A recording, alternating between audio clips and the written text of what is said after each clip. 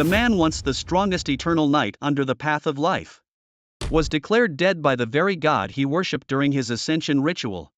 Despite his ability to endlessly acquire life force and enjoy immortality, he couldn't fend off the nine gods' curse buried within him. At that moment, the close companions who once shared life and death with him chose betrayal, and the projections of the gods obstructed his ascent. In despair, the man could only self-destruct his divine persona and retrace his path. But this time he no longer chose to protect life. Instead, he joined the path of death, once his adversary. Little did he know, in this divine game all followers were merely pawns in the hands of gods. When I opened my eyes again, time had returned to the day the prayers began. This was the effect of the temporal anchor's descent, a divine artifact that, once triggered, would cause time to reverse. I initially intended it as a life-saving measure for Lu Ruxue, but didn't expect to be forced to use it in such a manner. Since I had returned, I presumed they did as well.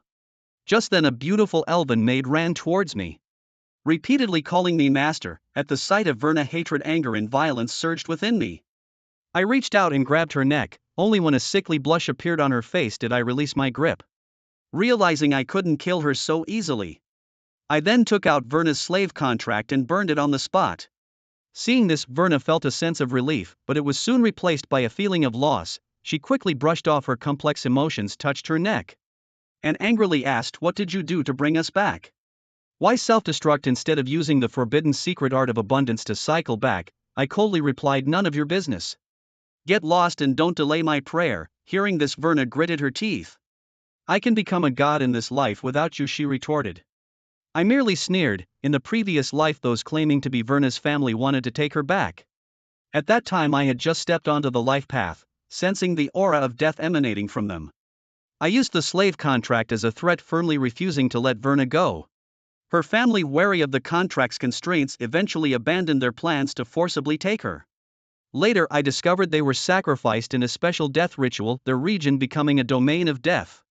If things went as expected, Verna's primary goal would be to seek out her so-called family. Watching Verna's departing figure, I coldly chuckled. "You think you can become a god? Survive first, then dream." At the Wish Plaza of Xingha Academy, countless individuals about to embark on the god-chosen path stood. Under the influence of the divine game, a universal trial era commenced, requiring all 18-year-olds to complete their prayer on this day. The so-called prayer ceremony involved reciting the prayer to the god of fate. Those who received a response could join the righteous faith. At that moment, Dean Wang announced the start of the prayer ceremony from the podium, and stated that everyone stepping onto the god's path would receive 10 first-level celestial crystal coins as aid for their job trial. This statement instantly sparked cheers from the crowd.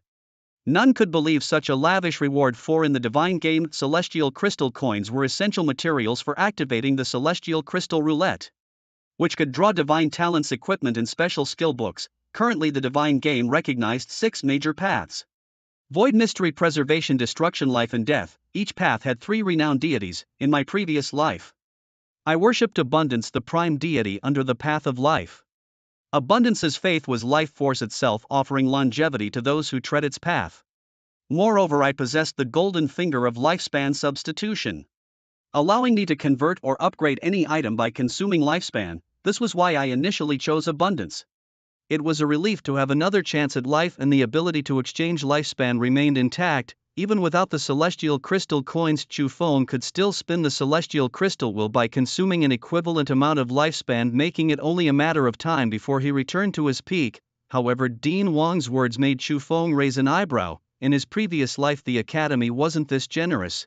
Could his return have altered the world's course? As the first to make a wish, before Dean Wang could finish his sentence, Chu Feng stepped forward. This action immediately drew jeers from the other students. Even Dean Wang felt a hint of displeasure. Who was this person? Why did he go up before the dean had finished speaking? Exactly, even the top student Su Changqing hadn't moved yet. Who did he think he was? A reckless fool. Did he believe that merely completing a prayer would earn divine attention? Even though our Galactic Academy has an affinity with life, a slight misstep could lead to death. On the other side of the Wishing Plaza, Su Zian gazed at Chu Feng with a mysterious look. Our return must be due to Feng brothers meddling, but there's no need for the teacher to worry too much. Feng brothers should choose the fertility of life. When the time comes, I can persuade him to use his life force to help the teacher fend off the invasion of death. Lu Rushua's expression remained cold and silent. She never imagined she would return to Galactic Academy this way and how she should face her relationship with Chu Feng.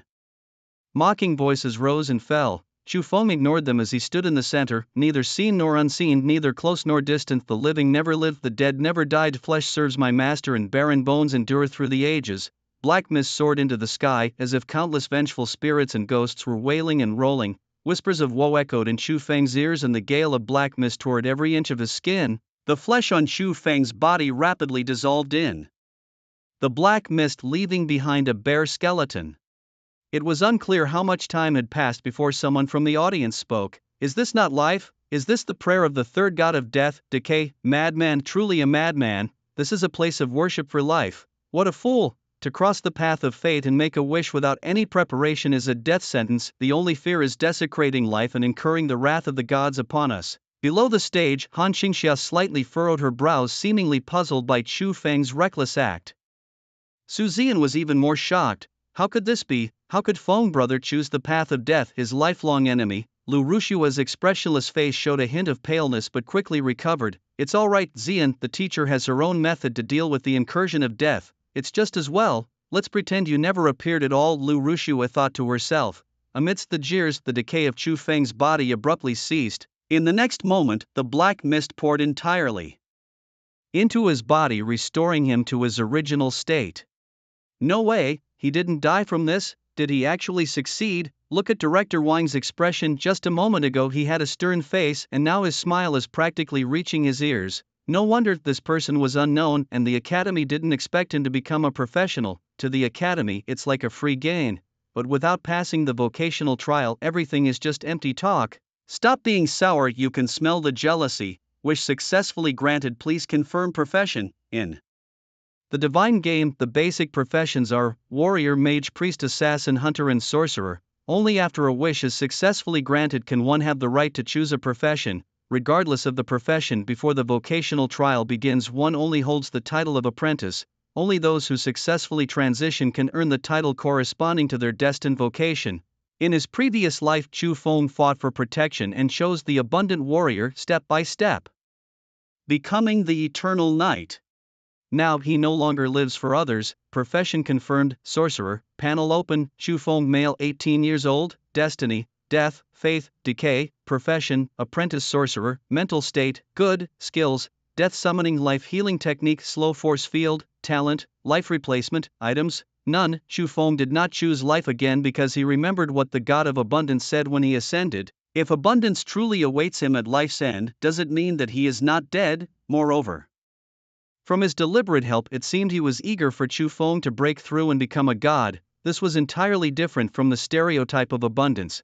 Recalling the period of the divine burial when no one succeeded in treading the divine path, Chu Feng sensed there must be some hidden secret. The decision to self-destruct his divine persona was not only to sever ties with his confidants but more importantly to cut off the connection with abundance. Why did Chu Feng ultimately choose to embrace decay? Under the influence of the old divine burial, annihilation and shadow appeared, but decay was nowhere to be seen. Chu Feng speculated that decay might actually be the god who truly fell. On the ascending path to godhood, without the influence of a true god, he could proceed more peacefully. Furthermore, the sorcerer of decay essentially resembled the knight of abundance in nature, control over life. From the initial skills on the panel, it was evident that the sorcerer of decay could follow three paths: summoning, blood exchange, and control. The healing ability of the decay sorcerer was achieved through exchanging life, and this exchange was not limited to oneself but could also involve one's summons. As the periodic summoning trials became increasingly difficult over time, the resources an ordinary person obtained could only support one path, leaving no energy for others. Ironically, in his previous life during a star system traversal to seize a planetary level treasure, he encountered such an enemy. It was a night watcher from the long night star. Chu Feng spent 10 days and nights barely managing to eliminate his foe. From the remnants of the foe's memory, he glimpsed a rogue technique that suited his needs perfectly. Ahem, this student's name is? The Dean Wang coughed lightly several times. Chu Feng. Student Chu, may I know who your teacher is? Lu Rushua. Ha, so you're a student of teacher Lu. Take these 10 Tianjin coins. I'll be eagerly awaiting your performance at the job.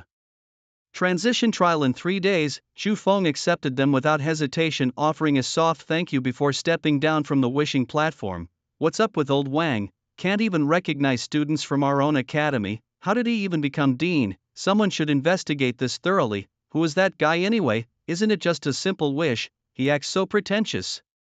Buddy, let me tell you, if you were the one who passed, you'd be even more pretentious, believe me. Wad, don't expose me, I'm about to shed tears. Just as the students below discussed, getting a wish acknowledged in an academy was a rare occurrence. Even if a wish failed, resulting in death, it was a common affair. But the first formal invocation was only the beginning. Even without obtaining a profession, surviving the invocation could still present an opportunity to tread the divine path during future trials.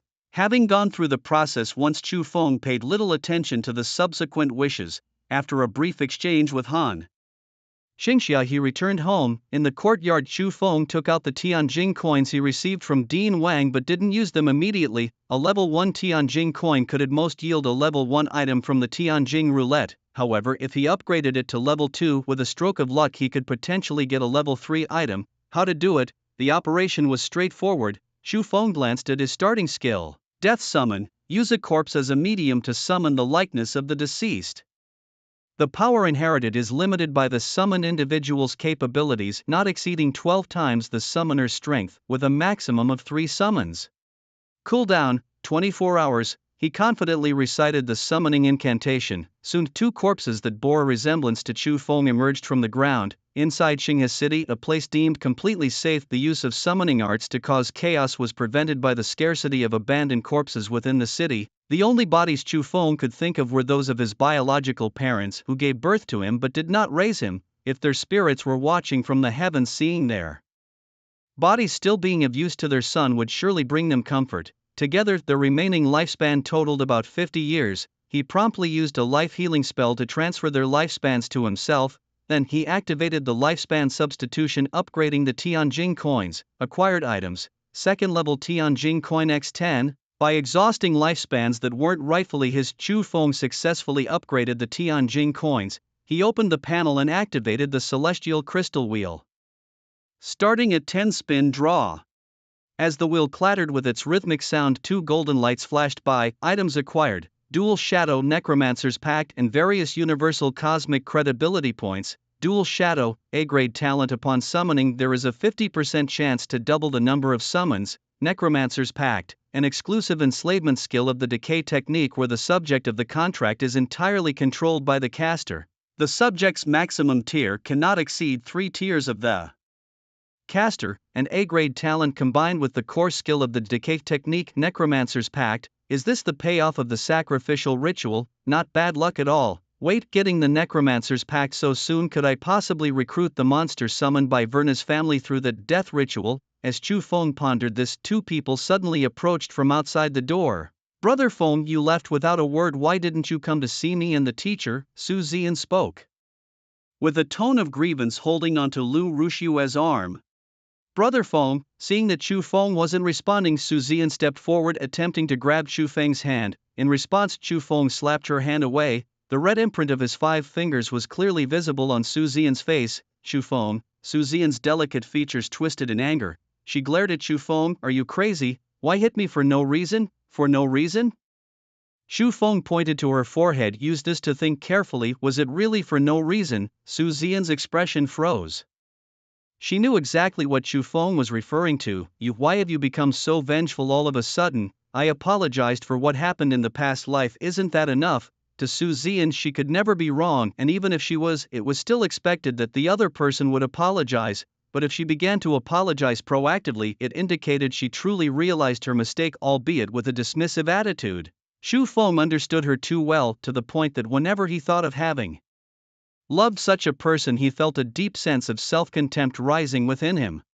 Fortunately, it wasn't too late for him. Alright, I forgive you. Su Ziyan's face lit up with a smile. She reached out to grab Chu Feng's hand again, but Chu Feng effortlessly slapped it away once more. Chu Feng, she exclaimed, if you have something to say, just say it. No need for all this hand-slapping nonsense. Fine, if there's nothing else, don't block my way, I'm leaving. Su Ziyan was furious, but, mindful of the upcoming career change trial, could only hold back her emotions. You can go, but give me a life essence. after the trial we can talk properly. Life essence is an exclusive item of the life path, capable of reviving the dead and regenerating bones and flesh, a surefire life-saving asset. In the past life worried about Su Zian's safety, Chu Feng had sacrificed more than half of his lifespan to coalesce a single life essence. The audacity of her request almost made him laugh in disbelief. After the breakthrough, what gave her the confidence to think he would still provide that for her? Did she think she was made of diamonds or something? Foolish. Chu Feng couldn't be bothered with Su Zian any longer and pushed her aside. As he passed by Lu Rushue, he noticed a streak of white at the roots of her hair. Just like in her past life, the encroachment of death was about to commence at this very moment. Let's see how you handle this on your own, dear teacher. Lu Rushue felt a shiver run through her heart. In this world overshadowed by the divine game, both cognition and personal abilities could be inherited, making teacher-student relationships highly valued. However, Chu Feng didn't even bother to greet her, signaling that he no longer cared for her. This feeling left her both relieved and a little disappointed. Su Zian, looking pitiful, ran back to Lu Rushue's side. Teacher, he actually scolded me. Can't you say something to him? Lu Rushue replied calmly, it's normal for him to be upset. Maybe try not to bother him for the time being, feigning composure. Lu Rushue noted that Verna was not present at the moment, and Chu Feng's hurried demeanor suggested he was off to find her. I recall she thought Verna intended to search for her family at this time, and Brother Feng had mentioned there would be danger. Perhaps he's going to stop her now. Su Zian's eyes sparkled. So Brother Feng still cares about us. Meanwhile, in Alien Star City, beyond the city limits, Verna was racing along. After nearly 3 days, she was finally about to see her family. Father, mother, brother, sister, how have you all been? I've missed you so much, Verna thought to herself. In her previous life, a very wicked master had imprisoned her, preventing her from meeting her family, leading to their eternal separation. But this time, she vowed not to let history repeat itself. Wiping away the tears at the corners of her eyes, Verna knocked on the door before her. Who is it? A slightly impatient young girl's voice came from inside. Through the sliver of light streaming through the door crack, one could vaguely see a resemblance between her and Verna. Sister, it's me, Vigas. Shock, bewilderment and joy flickered across Vigas's face in an instant. But this joy seemed less like a reunion and more like the relief of surviving a calamity. Vigas hurriedly grabbed Verna's hand as if afraid she might escape. Father, mother, sister is back, sister is back. Verna's parents and brother quickly rushed over. They surrounded her, hugging tightly and crying tears of joy. Immersed in the reunion with her family, Verna couldn't hold back her tears. Come with me, Verna, let mother take a good look at you. It's been tough for you all these years, said Verna's mother as she led her inside. As they walked, Verna looked around curiously and asked, Mother, why don't I see any of our other kin in the yard? We can't return to our home planet for the time being, and the expenses here on Blue Star are too high. We had to let the others go out to work to help with the family expenses, Verna's mother explained, handing her a cup filled with tea. It's not easy coming back alone, is it? Here, have a sip of water. By the way, that human, did he give you any trouble? I remember there was a slave contract between you and him. Has it been dissolved? If not, I should speak to your father and have him find a way to handle it. To Vilna, her mother's words were only expressions of concern without realizing they were full of probing intentions. She downed the water in her glass, immediately feeling waves of dizziness. No, that human, he already dissolved the contract with me. Mother, my head feels a bit dizzy, I'd like to rest a little. Vilna's mother's lips curled into a smile. That's good, dear child, sleep. Once you sleep, you won't know anything at all. With a thud, Vilna's relatives burst into the room, the once hypocritical smiles now twisted with malevolence. Are all life elves such fools? Just a bit of memory crafting and she really thinks we are her family? Vilna's father patted his son's head. Mind your words. This is an item bestowed by my lord, not to be desecrated. Thanks to this fool, if she hadn't willingly come back to sacrifice herself for this ritual, it would have been me. Her sister patted her chest in relief. I find it odd that human seemed so determined to protect her. Why did he let her go so easily in the end? Why think so much? Stop wasting time, take her to my lord's sacrificial altar now, lest we delay any longer. Father, mother, can I have a moment? I want to leave the dark elf seed within her. Her brother licked his lips, his eyes greedily scanning Vilna's body. Her sister cast a disdainful glance at her brother. If you want to do something vile, just say it, but don't tarnish the name of dark elves, can you? Idiot, look at the time. This ritual was already postponed. If we hadn't encountered someone with life elf royal blood, you and your sister would be the ones dead by now. Her father roared. Enough, a moment won't make a difference. Let's step out, her mother indulgently suggested. Her brother was overjoyed. Once they exited the room, his eyes were filled with lewd intent. Vilna trembled with anger, once a deity-level being. She realized something was wrong the moment she drank the water. The slight poison-inducing drowsiness was quickly neutralized by Vilna. Are they deceiving me? The intentions of the family were now completely exposed. This reminded Vilna of her past conversations with her master. Master, my family has come for me. They are fake. I am your only family. Master, I secretly went to see them and spent some time with them. They really are my family. From today I forbid you to leave the house. Master, that direction is my family's home. There is a black mist descending. It's the aura of death. Please save them. Don't worry, I will go. Vilna gazed at the devastated land in despair. My family, they were all killed by death. They did not die from death, they themselves were death. Memories surged into Verna's mind like a frenzied carousel. The master had always been right, but why didn't he tell me the truth? No, Verna, you fool. The master had told me from the start they were not my family. It was my own wishful thinking, never taking the master's words to heart. A powerful wave of regret washed over Verna. I was wrong, master. I'm sorry. I truly made a mistake. I shouldn't have treated you like that. No, it's not too late. The master loves me the most. If I go apologize, he will surely forgive me. Before the fake brother could approach, Verna instinctively unleashed the procreation power that the life spirit naturally possessed, directly purifying the dark elf in front of her. But Verna forgot she was no longer the procreation demigod from her past life. Struggling to eliminate the fake brother, a weakness spread through her entire body. The screams alerted others outside the door, and several people rushed in, shocked and furious at the scene they witnessed. Verna, in a panic, broke through the window and fled toward the back of the house. However, Verna hadn't run far when countless black chains swept toward her from all directions. The pursuing Vigus and others halted abruptly. Master, we have retrieved your sacrifice, they announced. A ghostly figure, neither human nor not, approached the group step by step. Too slow, it said. As punishment, I'll consider this a little appetizer before my arrival. Vigus and the others turned pale, intending to flee, but the black chains firmly bound the family together. The ghostly figure conjured a pair of hands, waving them gently as countless souls gathered around from the garden. It became evident that everyone else here was already dead. Verna stared blankly. Although she had never seen what this ghostly figure was, it was undoubtedly the monster that had turned this place into a desolate land in her past life. What should I do? The master had always stood in front to protect me. What should I do now? Pfft! A black chain pierced Verna's heart. The vitality belonging to procreation was greedily absorbed by the black shadow. The taste of procreation is as unpleasant as Everett mused, but it provides me with quite a bit of recovery energy, enough to enjoy. Under the dual pressure of the black chain's torment and the loss of vitality, Verna became barely conscious. No. I haven't received the master's forgiveness yet. I can't die. Verna's pupils dilated, her eyelids grew heavier until she could no longer open them. In a blur, she seemed to see a familiar figure. Master, is that you? Have you come to save me?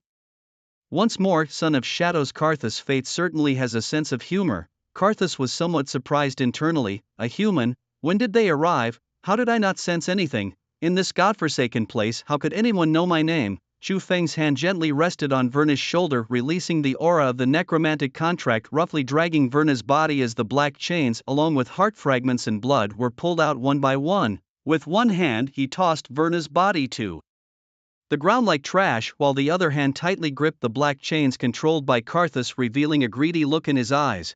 Karthus realized that the human in front of him was quite weak, yet somehow evoked an inexplicable sense of fear within him. This was good, as a third-tier professional's power was just within the control range of the necromantic contract. Chu Feng hadn't expected that the one who caused the absolute realm on Blue Star turned out to be the shadow apostle Karthus, who had perished by his hand in the previous life.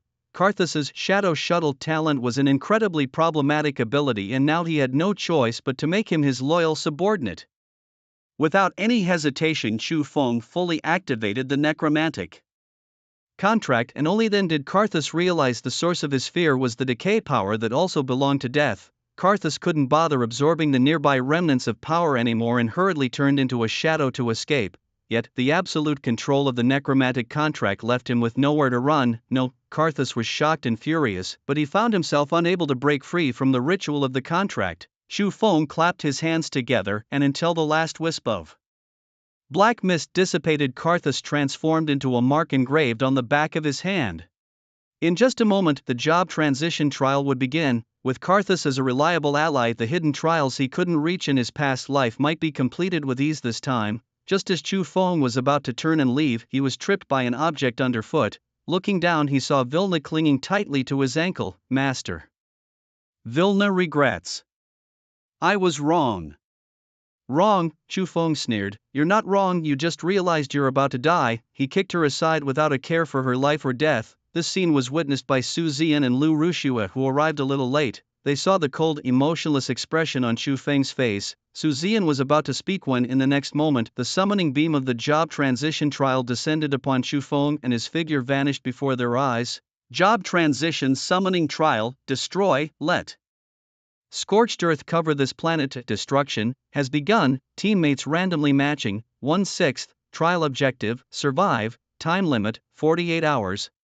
Matching successful, 6 out of 6. When Chu Feng opened his eyes again, he found himself amidst a sea of blood and shattered corpses. Destruction? Was it really a trial of the Ruined Fate Path? Chu Feng frowned slightly. The job transition trial of the Ruined Fate Path was known as the most challenging among the 6 major fate paths. Moreover, this trial had the highest mortality rate. The destruction, the ruined path, lacked the eerie nature of the death path and the unfathomable essence of the mystery path. Instead, it was characterized by nothing but slaughter. However, despite the dangers, the rewards related to destruction trials were never stingy. A few beams of light flashed and Chu Feng's teammates were transported over one by one, 2 men and 3 women, and among them was Su Zian. In the dimly lit room, Chu Feng stood with a dry wooden staff in his left hand, glancing at the short-haired boy who seemed naturally friendly. He spoke with a casual smile. According to Academy rules, let's all share our destinies and professions. Remember, this is just a trial for changing professions, not a formal summons, so there's no need to hold back. To show sincerity, I'll start.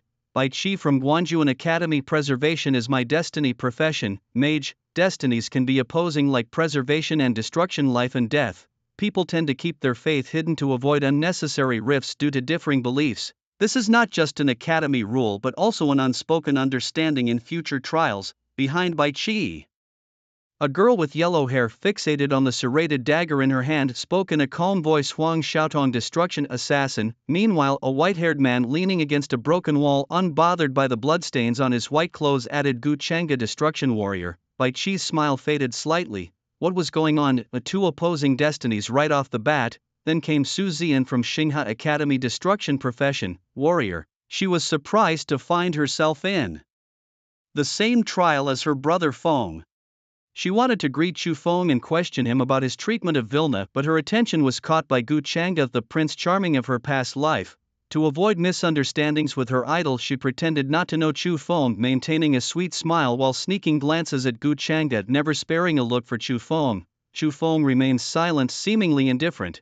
But Bai Qi was different. His face fell, regretting speaking first. Had he inadvertently stirred a nest of destruction? Fortunately, the words of the next girl brought Bai Qi some relief. The purpose of the trial is to become true professionals, hoping everyone can set aside their opposing destinies and work together. Her voice was gentle, yet her tone left no room for objection. She tucked her hair back, whispering softly, Yang Nian from Tianshang Academy, destiny, death, profession, priest. Apart from Su Zian, everyone else turned their gaze to Chu Feng. It was his turn to introduce himself. Chu Feng, decay magician.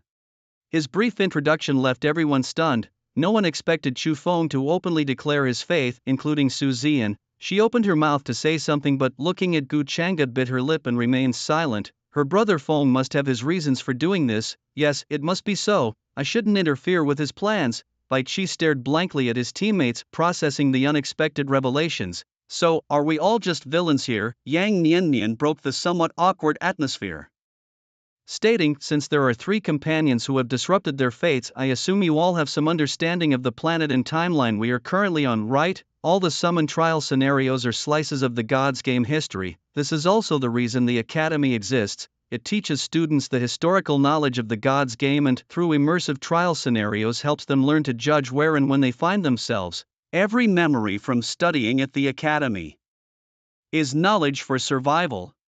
And in this precarious God's Game, sometimes staying alive is more important than gaining rewards. As Yang Mianmian asked her question, Su Zian and Huang Xiaotong remained silent. Huang Xiaotong, you could tell from her appearance, was a person of few words. As for Su Zian, she simply didn't know. In the past, with Chu Feng around, she never had to think about these things. Even if a summon trial failed with the life essence given by Chu Feng, she could survive the trial. Gu Changde habitually flicked his white hair and said, I've been observing since I arrived. If nothing unexpected happens, we should be on the war star Mochelius. The destruction of this town and the massacre of its inhabitants were most likely carried out by the slaughterers, the most common destruction followers of Mochelius. As soon as slaughterers were mentioned, everyone understood. In terms of faith level, the slaughterers rank at the bottom among the many destruction followers and are not even worth mentioning. The leader of the slaughterers, Mad Dog Ramos, only has the strength of a third-order professional. However, for those of us who are not yet formal professionals, this is an insurmountable chasm. But don't worry, slaughterers generally don't return to the same place shortly after a massacre. Seeing everyone a bit demoralized, Gu Changde added, we just need to find a place to get through these 48 hours and passing the trial will be no problem. Su Zian looked at Gu Changde, her eyes filled with little stars. Is this my Prince Charming? Although in a past life she only spent a short time with Gu Changde in a secret realm and did not go through a summon trial with him, it wasn't hard to see from this analysis that he was indeed an outstanding person. Su Zian's frequent glances finally caught Gu Changde's attention. He quietly observed Su Zian's appearance, youthful, lively, sweet and cute. She's quite a beauty. What's with this expression? Does she seem to have a crush on me? A prey delivering itself? Interesting. At this thought, Gu Changde couldn't help but let the corners of his mouth curl up slightly. After hearing Gu Changde's analysis, Yang Mianmian found it hard to believe. Is it really that simple? Everyone knows that the destruction trial is the hardest. If what Gu Changde says is true, do they really have nothing to do but find a place to hide and wait for it to pass? Bai Qi was a bit confused. Wait, buddy, isn't this method just like our preservation? When in doubt, just lay low. Huang Xiaotong, who couldn't stand it any longer, reminded them to first look at the back of their hands. The group looked down, and there on their hands were markings. Silver Dragon Kingdom, Vanguard Army, Level 1 Earth Soldier, followed by a string of numbers. What do these symbols mean? Su Zian asked timidly. I see. Yang Mianmian patiently explained. Mochelius, Silver Dragon Kingdom, combined with the Slaughterers, this is the third era of the rise of war, the chapter of empires. Now, we are in the phase where the Silver Dragon Kingdom is expanding towards the Tianlan Kingdom. The leader of the slaughterers, Mad Dog Ramos, is a hound kept outside the kingdom by Tianlan, and we are now Earth soldiers of the Silver Dragon Kingdom's vanguard army, likely tasked with hunting the slaughterers. Gu Changde laughed awkwardly but politely. I was afraid you wouldn't notice, so I thought I'd test you. Indeed, under the will of destruction there is no room for hiding. Bai Qi's mouth twitched. Don't try to save face, bro. After all this, you're a Mr. Wolong, aren't you? Su Zian was still a bit unsure. Wait. I still don't get it. Does this mean we can't just hide until the trial is over? Bai Qi shook his head, covering his face. Come on sis, it's all been explained so clearly. Do you still need to ask? What's that saying? Where there's destruction, there's war. Oops, I mean where there's Wolong there must be Feng Chu. Bai Qi thought for a moment and felt that someone like this embarking on a path of destruction might not be such a bad thing. At least his trial path might encounter fewer idiots like this. Yang Mianmian didn't expose the truth. She patiently nodded. Since we've confirmed the current situation, let's each pray and reconvene here in 10 minutes. Praying is the preparatory ritual before each trial begins. Those favored by the gods might receive gifts beneficial for the trial, but this prayer is not as simple as reciting a prayer on a wish platform. To receive a response, one must first offer something, sacrificing certain items that align with the faith can easily gain the favor of the gods. Although Chu Feng believed that the true god of decay was dead, it didn't stop the divine games from still being able to wield the power of decay to deliver divine decrees. Yang Mianmian approached Chu Feng, inviting a fellow follower of the death path, classmate of the earth element. Would you like to pray together? What do you seek? Chu Feng inquired. In the midst of destruction, without a formal profession and with only me as the healer, naturally we seek augmentation power.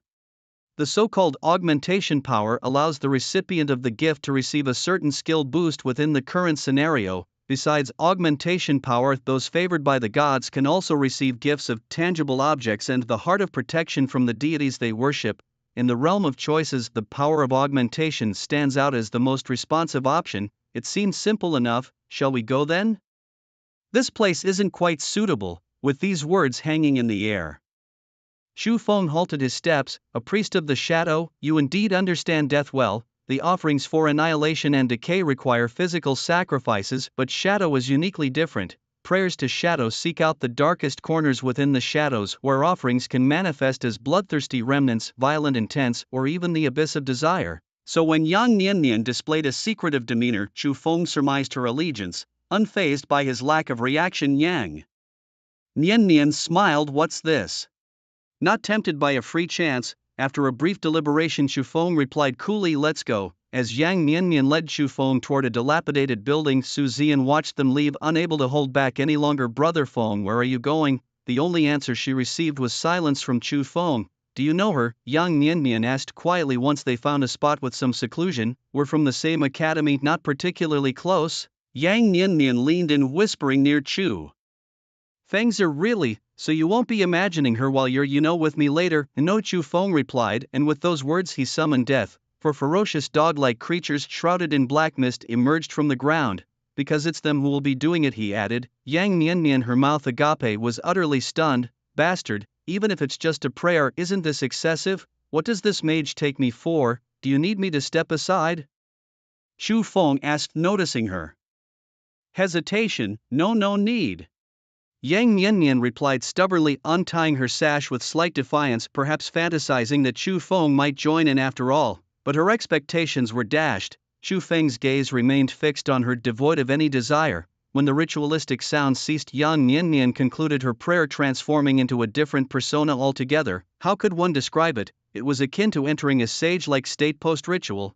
"I'm done. Would you like me to step aside for your prayer?" she asked. "Yes, it's needed," came his curt reply. Yang Niannian hadn't expected such coldness after their close encounter. She stormed out without looking back. Only after Yang Niannian left did Chu Feng summon the creatures to his side. Casually tugging at the dog-like figures, several strands of shadow essence appeared in his hand, interwoven with faint traces of life energy.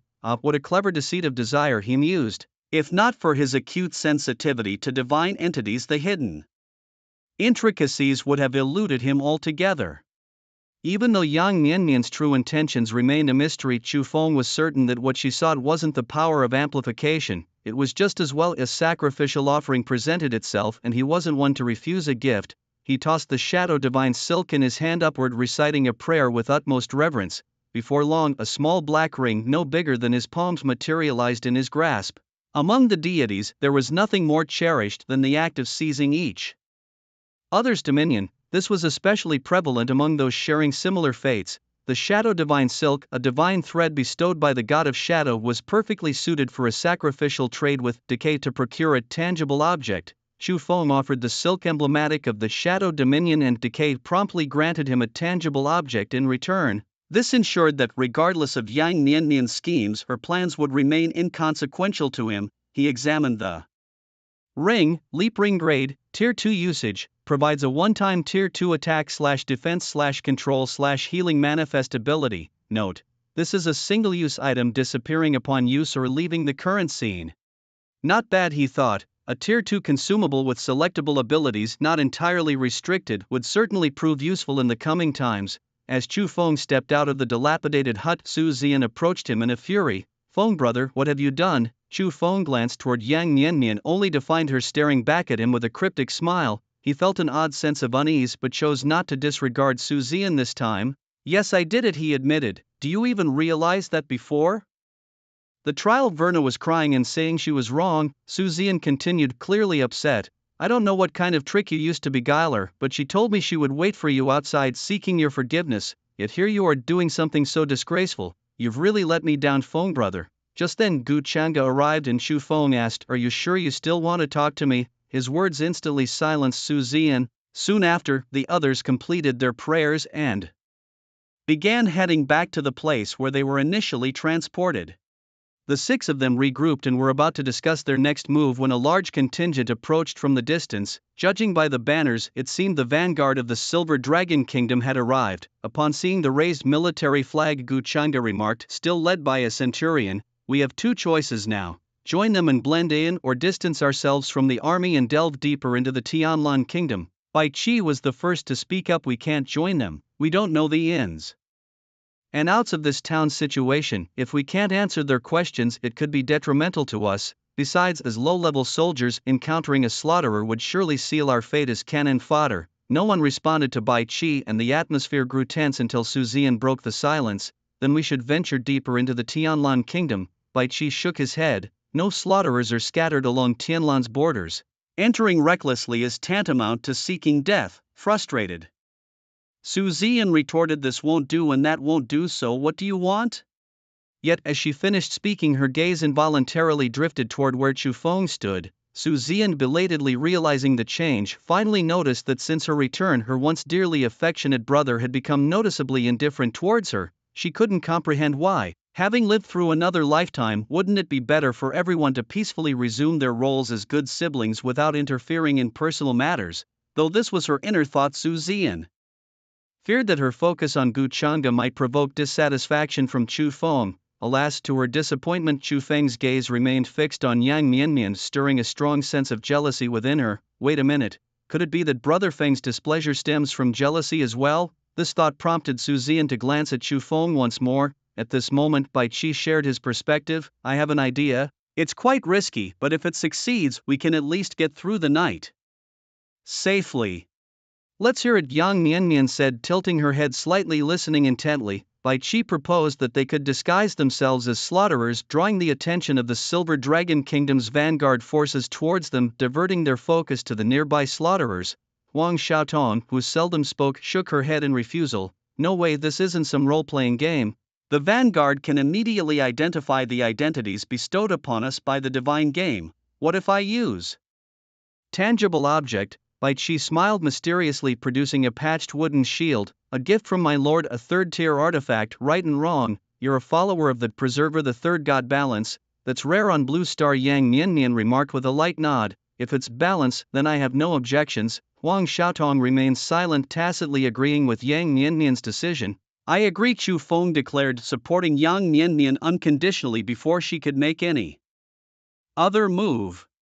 Gu Chang'e shrugged, acknowledging the majority's decision over the minority. It's 4-2, so I'll go along with it. Then what are we waiting for? Gather around me. Bai Qi raised the wooden shield high, enveloping the group with the power of balance. You have entered the state of right and wrong. Mental state recovery efficiency increased by 10%, defense increased by 20%. When near ally teammates, they will perceive you as an enemy. When near enemy foes, they will perceive you as an ally. This effect lasts for 12 hours and cannot be reinstated for 3 days after expiring. Even the rabid dog Ramos of the slaughterers would have to come over and pat my back with the third-tier artifact's effect. Buoyed by the balance buff, the group followed Bai Qi's plan, quickly catching the attention of the vanguard forces. Everything went according to the initial plan as they fled wildly towards the borders of the Tianlan kingdom with the vanguard in pursuit. However, just as they fully entered the territory of the Tianlan kingdom, another team of the Silver Dragon Kingdom's vanguard suddenly appeared on their right flank. Despite being led by a centurion, the 6 individuals found themselves encircled due to their proximity, effectively trapped. Brother Bai Qi, what do you think we should do now? Gu Chang'e called out, questioning Bai Qi, who had just opposed his decision. Bai Qi calmly responded, no need to worry, we're nearing the borders of the Tianlan kingdom. Given the wartime conditions, there must be defenses in place. Even without the slaughterer, once the border troops of Tianlan kingdom notice us, we can make our escape. He concluded by urging everyone to show their true skills, as even the centurions and officers leading the Silver Dragon Kingdom troops were only of the second tier, while their soldiers like Chu Feng and the others were merely first tier. 15 minutes passed and the group's morale began to visibly decline, yet neither the anticipated slaughterer nor the troops from the Tianlan Kingdom had appeared. Bai Qi started to panic, realizing that despite the effects of positive and negative, they couldn't sustain this much longer. At this rate, we'll collapse from exhaustion before the advanced troops even make a move. Yang Mianmian observed the dire situation and suggested, let's widen our combat circle and break through separately. Whoever escapes first must draw the slaughterer and the Tianlan Kingdom's troops here. Only war can fend off destruction. I don't need a healer, Bai Qi, you come with me. Like a shadow, Huang Xiaotong stealthily vanished, and in the next moment a soldier attempting to ambush Bai Qi fell with his throat slit by her serrated dagger. Su Ziyan hesitated, her gaze darting between Chu Feng and Gu Chang'e. Come to me, Gu Chang'e offered first. Seeing that Chu Feng paid her no attention, a frustrated Su Ziyan moved towards Gu Chang'e. Why am I so troubled? She pondered. Isn't this the moment I've always hoped for? Being with Gu Chang'e should make me happy. Why am I feeling so agitated? A thunderous noise erupted as the ground cracked. Before they could split up, the advance troops leading centurions summoned a massive beast from beneath the earth. Kill them, leave no survivors from the Tianlan kingdom, he commanded as Yang Mianmian's face showed a hint of surprise. How can a second-tier centurion summon a third-tier earth lizard dragon? Chu Feng glanced at the situation and remarked, it's just a one-time summoning scroll lasting no more than 5 minutes. Despite the short duration, he acknowledged, with the earth lizard dragon attacking we won't last even 5 seconds. Just then a sudden change occurred. Bai Qi and his companion unexpectedly made their way through the crowd, escaping without any Soil soldiers attempting to stop them. Sorry, everyone, we'll go ahead and bring back reinforcements for you. Hold on, Bai Qi called out as they fled. Despite her slow reaction, Su Ziyan finally saw through Bai Qi's plan. That's silly, she exclaimed in disbelief. Unexpectedly, he managed to cancel the positive and negative buff effect on his own. He must have planned this all along, intending for us to face danger while he survives alone. Su Ziyan was somewhat intelligent, but not overly so. Indeed, Bai Qi did cancel his buff effect, but he made sure to bring Huang Xiaotong along, and the buff on her was still active. Although it was unclear how the two of them managed to confuse the advanced troops and avoid their attacks, it was undeniable that Bai Qi had intended to bring reinforcements for them. Whether they could hold out until then was another matter entirely. The earth lizard dragon lashed its tail, and the deafening sound was more distressing to the remaining few than the attack itself. Su Ziyan, quickly hide behind me. The Gu Chang'e spread his arms wide, shielding Su Ziyan. This act moved Su Ziyan deeply, instantly alleviating his worries. Su Ziyan, you really didn't misjudge him. For Gu Chang'e, this was our first meeting, yet he selflessly shielded me. In the previous life, during their battles within the secret realm, they had fought side by side for such a long time, but never had he been so direct as today. Could it be that he had developed feelings for me? Su Ziyan's heart was filled with joy. Perhaps this was what mutual pursuit felt like. Chu Feng shook his head in secret. To him, Su Ziyan looked as ridiculous as a clown. The reality was far from Gu Chang'e standing in front of Su Ziyan. Rather, Su Ziyan had spread her arms wide to protect Gu Chang'e, a B-level talent. Disguise? Gu Chang'e has nothing to do with destruction at all. He's actually a follower of deception. Did you see it? 2. I have a small gadget that protects against followers of deception, Yang Nianmian said to Chu Feng beside her. Everyone knows that among the 3 gods of the void, the deception group is even more repulsive than pleasure. Yang Nianmian asked, are you sure you won't save her? In Yang Nianmian's view, the relationship between the two was far from as simple as Chu Feng claimed. Save her? No, she deserves to die. Chu Feng recalled how many times he had saved her in the past life, yet she never showed any gratitude. In Su Ziyan's eyes, it was something he was supposed to do. He once loved her, so he didn't mind. But after Gu Chang'e used his deception talent to falsely save her once, she hopelessly developed feelings for such trash. Just thinking about it made him feel nauseous. But shouldn't you give me an explanation? Chu Feng, changing the subject, suddenly said. Yang Nianmian was momentarily stunned. Me? Initially you tried to unite others, giving me a positive impression. But during the prayer, the desire that fell into the shadow abyss was completely different from your previous behavior. After the prayer you stirred Su Ziyan's emotions, trying to provoke a dispute between her and me. Don't you think you have a strong sense of contrast? Chu Feng lightly twirled a strand of hair between his fingers. Or are you just a natural at playing the contrast role? Yang Nianmian wasn't angered by the derogatory words coming from Chu Feng's mouth. Your sense of smell is indeed sharp, but you can trust me, I have no ill intentions. Someone without ill intentions wouldn't leave shadow threads on my summon, Chu Feng retorted. Chu Feng crushed the long hair in his hand, a faint breath of life slowly rising from it. This strand of hair had fallen from Yang Nianmian. By the way, could you also tell me why, while walking the path of death, you are favored by life? A streak of darkness coiled around the back of Chu Feng's hand as he prepared himself. If Yang Nianmian's words displeased him, he would summon Karthus immediately. During their conversation, the surrounding attacks seemed to be isolated, unable to touch the 2 of them. Shadow of the Void. Indeed, it was the A-level talent Shadow of the Void of the Shadow Path. It was peculiar. How could someone like Yang Nianmian, destined for death, emit the aura of life? After a brief silence, Yang Nianmian finally spoke. Have you heard of the Twin Souls? Twin Souls? Even in his past life, when Chu Feng had nearly reached the pinnacle of the divine game, he hadn't heard of Twin Souls. One soul embodies life and the other death, which is why you sense both destinies from me. Xu Feng organized his thoughts. So within your body there's another soul that believes in life? Yang Niannian nodded gently. Yes, my sister Yang Nuonyuo, we share this body. During the prayer earlier, she was the one in control. A blush appeared on Yang Niannian's face as she spoke. Life, a priest and blushing. Could it be a fertility priest? Alarmed, Xu Feng quickly pulled his summoned creature closer. The reason Xu Feng felt fear was because a fertility priest, when healing, could sometimes cause pregnancy. This passive talent was not limited by species and was highly infectious. If his summoned creature were seated, it could very well spread to him, its master. After confirming nothing was amiss, he finally relaxed. Yang Niannian, observing the usually composed Xu Feng's flustered reaction, couldn't help but cover her face and laugh softly. She suddenly leaned in, whispering seductively, little brother mage, are you worried about having my child? Actually, it wouldn't be a problem. You could give birth and I'd raise them.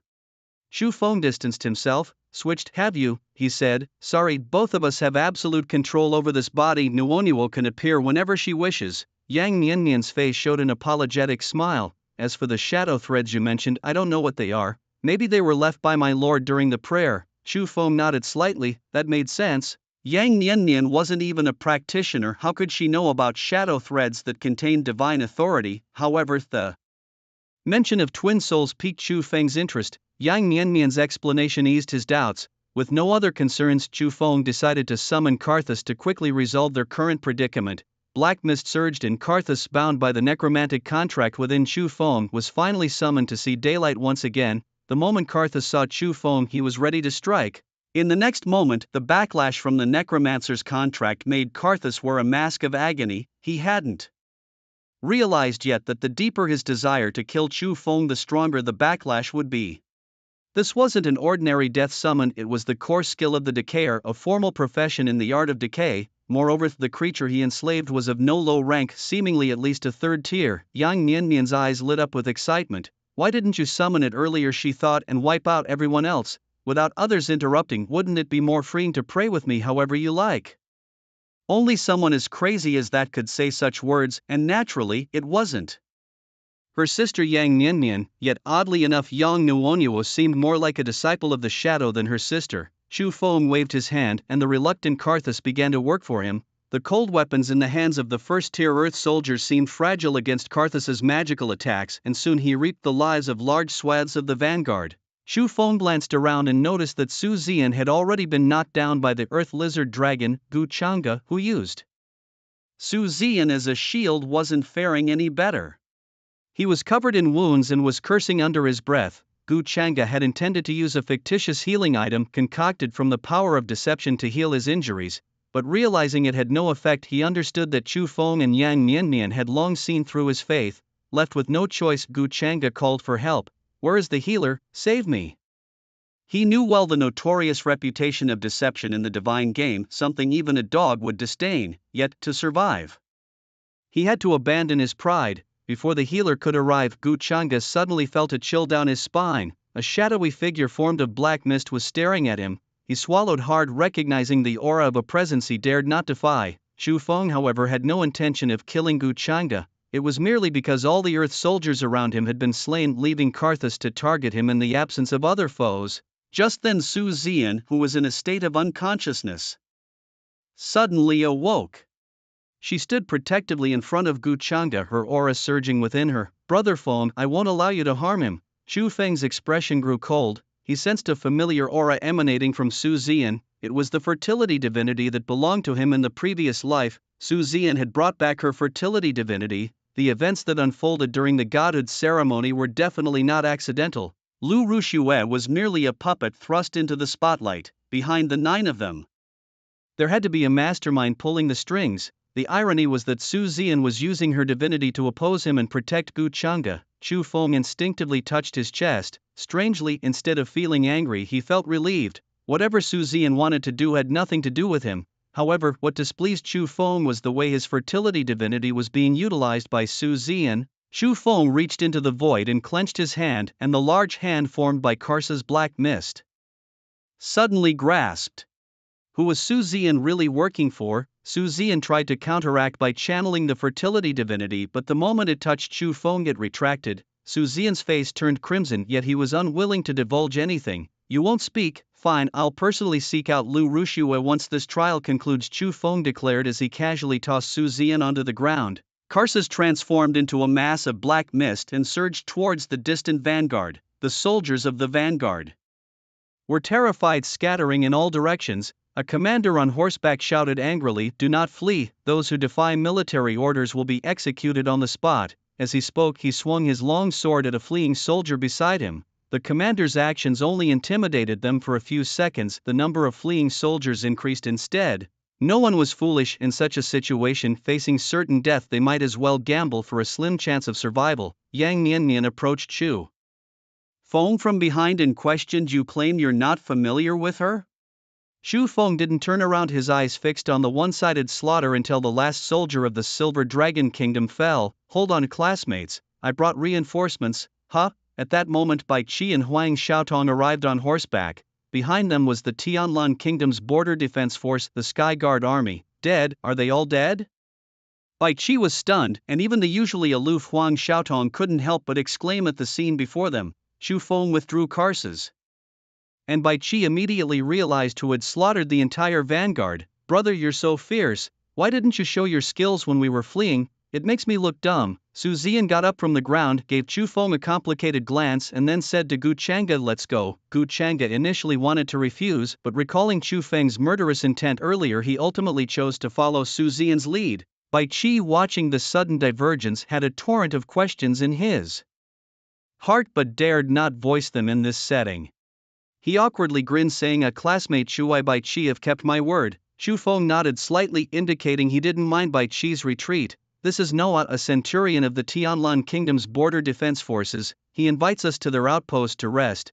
Under the escort of the Tianlan Kingdom's army, the four of them safely arrived at the frontier. "Brave warriors, thank you for your contributions.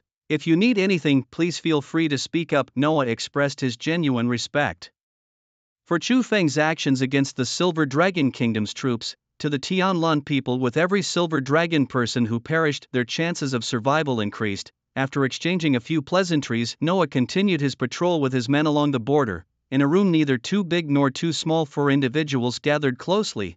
With nearly 40 hours left until the trial ended, but only 10 hours remaining on my buff, lingering here was merely a temporary measure. It was time to consider the path forward once the buff expired. Bai Qi, leaning against the bed, expressed his concerns. Chu Feng patted Bai Qi on the shoulder and suggested he shouldn't sit down yet but instead go and gather information on the current war situation between the two kingdoms. Bai Qi was instantly invigorated. "Are you trying to replicate my previous plan?" "Perhaps," Chu Feng replied. "Whether it succeeds depends on how much information you can gather." "All right, I'll go right away." Yang Niannian chuckled lightly. Why is he suddenly so obedient? Huang Xiaotong, who rarely spoke, chimed in. "If you could summon a Tier 3 demon without an official job title, Bai Qi would listen to you too." Before the wish, she had heard plenty about how various big shots led battles during the summoning trials at the academy. If following orders could ensure victory in the job-changing trial, she wouldn't mind either. Clearly Chu Feng, having demonstrated his strength, had unconsciously become the leader of their quartet. Amidst sporadic chatter, Bai Qi returned to the room 15 minutes later.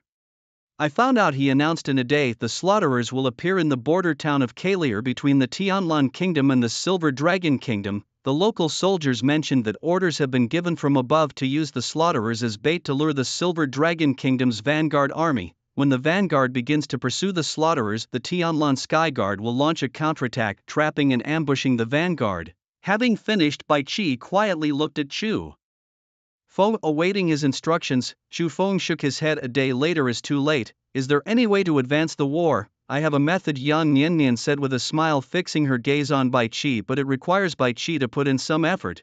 "Go on," Bai Qi replied. "It's simple," Yang Niannian explained. "The balance buff of right and wrong can only be turned on and off by you. All you need to do is head to the Silver Dragon Vanguard's camp now and act as an informant." Bai Qi was taken aback.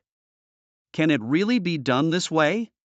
"Of course," Yang Niannian replied. "Leaking the whereabouts of the slaughterers would achieve the purpose of starting the war early. If time permits, you can return to inform the Sky Guard, and it's best to notify several places. The more chaos, the safer we are." Bai Qi gave Yang Niannian a thumbs up, as expected of a follower of death. Your mind is truly wicked, what do you think of my suggestion? Yang Niannian, or rather Yang Nuonuo, looked at Chu Feng with an increasingly wide smile. It was unlikely Yang Niannian could come up with such a plan in a short time. Let's do it, Chu Feng decided. Bai Qi nodded, heading out once more. The responsibility of instigating the war was placed on him, and as for what to do next, that was Chu Feng's problem to solve. Once Bai Qi left, Chu Feng did not sit idly by. He activated the necromancy contract, directing his mental energy into the consciousness of Karsus. Karsus was rather frustrated. He had inexplicably been bound by a contract ceremony conducted by someone he had never met but who seemed to know him very well. Now he was compelled to serve this stranger unwillingly. Don't even mention that he's the so-called son of shadows. Anyone in his place would find it hard to swallow such an insult. So when Chu Feng appeared before Karthus, he lunged at him almost instantly. Karthus stared at Chu Feng with a burning desire to devour him alive, yet Chu Feng remained unmoved by Karthus's murderous intent. Oh, you're still digesting the spoils of your recent battle? The floating souls of the Earth soldiers. Under Karthus's unique manipulation gradually merged with him. With a grim face, Karthus demanded, who exactly are you? Who am I? Chu Feng replied with a hint of arrogance, I am of course the one who will change your fate. Karthus remained silent, refusing to respond. Chu Feng interrupted his actions. Stop wasting your efforts. These souls of the Earth soldiers are merely fragments of history and will soon vanish. Moreover, your current power influenced by me cannot surpass Tier 3. Gradually Karthus halted his actions, realizing the truth in Chu Feng's words. The influence on him must be due to that cursed contract. What exactly do you want? Karthus inquired. Chu Feng replied calmly, hand over the souls you've collected. Karthus sneered, in your dreams. What if I choose to remain at Tier 3 forever? With an icy tone, Karthus retorted, I am the son of shadows, undying and eternal. How long can a short-lived being like you outlast me? Once you die, the contract will naturally dissolve. Chu Feng shook his head with a hint of exasperation. Truth be told, from his past life's knowledge, he knew the sky was indeed a tough nut to crack. I knew you'd say that. Here's the deal. I only need 3 years from you. During these 3 years, no matter what demands I make, you must comply. After 3 years, I will willingly dissolve the contract. Karthus was tempted. Really? Chu Feng swore solemnly, by the name of the god of shadows, I mean every word. To Karthus, 3 years was merely a blink of an eye. Without much hesitation, he agreed. All right, 3 years it is. Karthus handed over all the souls to Chu Feng. While Chu Feng could have forced Karthus to comply using the absolute obedience of the necromancy contract, doing so would likely result in any future souls being destroyed immediately. To maintain a good master-servant relationship, Chu Feng chose to respect Karthus's dignity. With the batch of souls in hand, Chu Feng immediately used life force to extract the souls' nether lifespans. He intended to spin the celestial crystal wheel within the trial. The items obtained from spinning with celestial coins, which didn't belong to the real world, were like prayer offerings and couldn't be taken out of the trial. However, they could still be used within the trial. Chu Feng was well practiced in these matters from his past life. The nether lifespans extracted from so many souls were more than enough to upgrade several spins of the Tier 2 celestial coin. 10 spins. Several hours later, Bai Qi finally returned just before the buffs of the group were about to expire.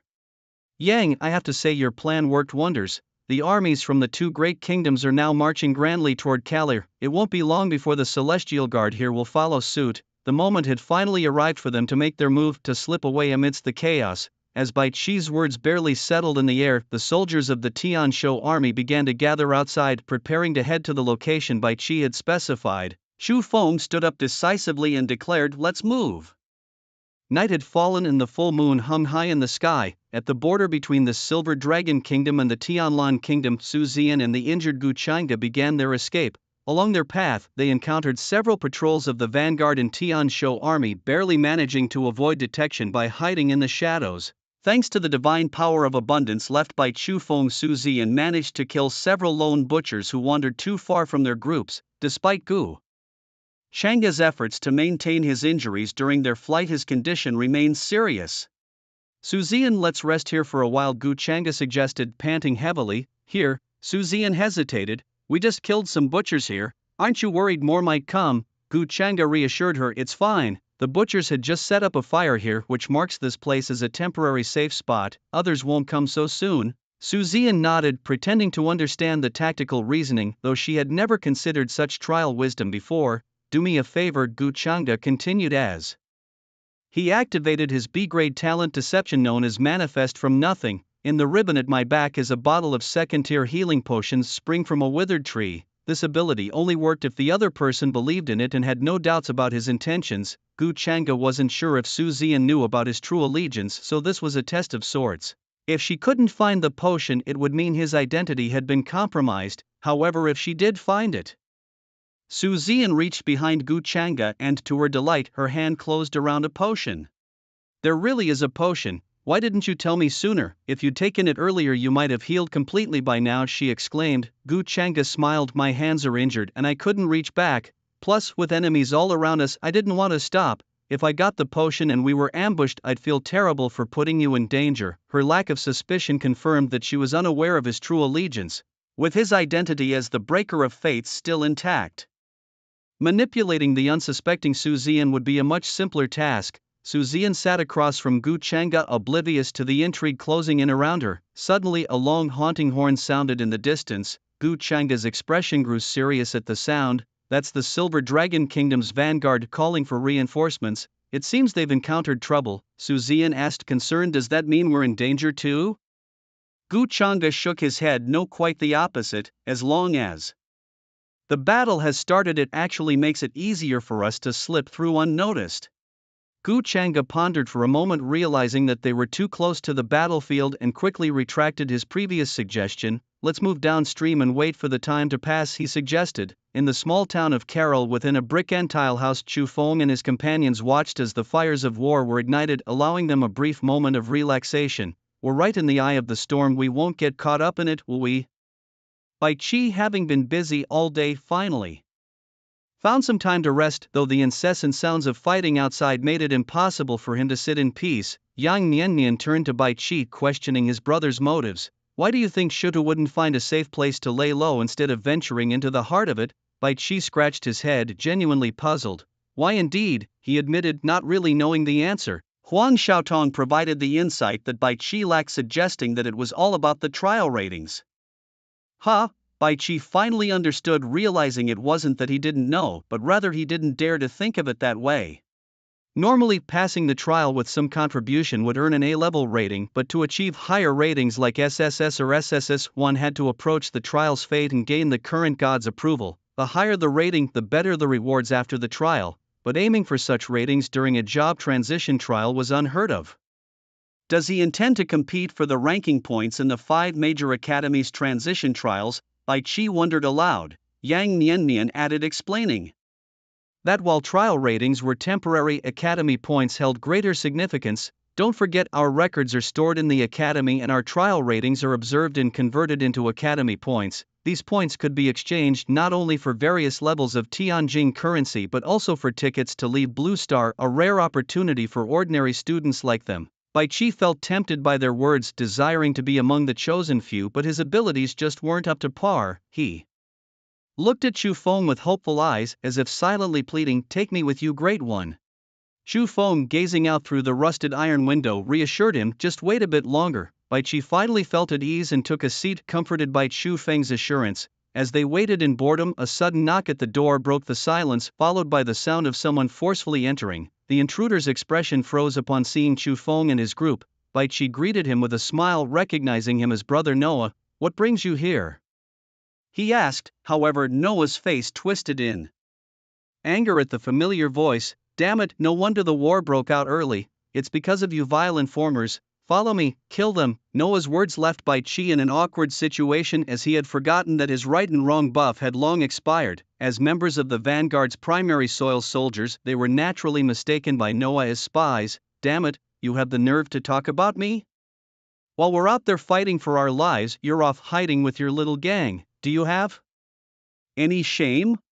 Coward, Bai Qi retorted, thinking of how Noah and his crew had been sneaking around. Noah's face flushed with embarrassment, as if fueled by a burning rage. Kill them all, he shouted, resolved to eliminate every last one of them. The battlefield was ablaze and the sound of the horn rang out again for the 5th time, signaling that reinforcements were enough. Chu Feng murmured softly, let's go, it's time to end this trial. With a casual flick of his wrist, the small trinket in his hand expanded into a blood-stained spear. He hurled it with force, and upon striking Noah, it exploded, splattering blood-like liquid onto the surrounding soldiers of the Heavenly Guard. In mere moments, Noah was entirely eradicated, as if he'd never been there. Bai Chi swallowed hard, realizing the power of a second-tier disposable artifact, the explosive blood spear of destruction. Chu Feng offered no explanation as he tossed out 6 or 7 defensive artifacts, the second-tier defensive artifact of order called I Refuse and the third-tier defensive artifact of memory known as Savor were among them.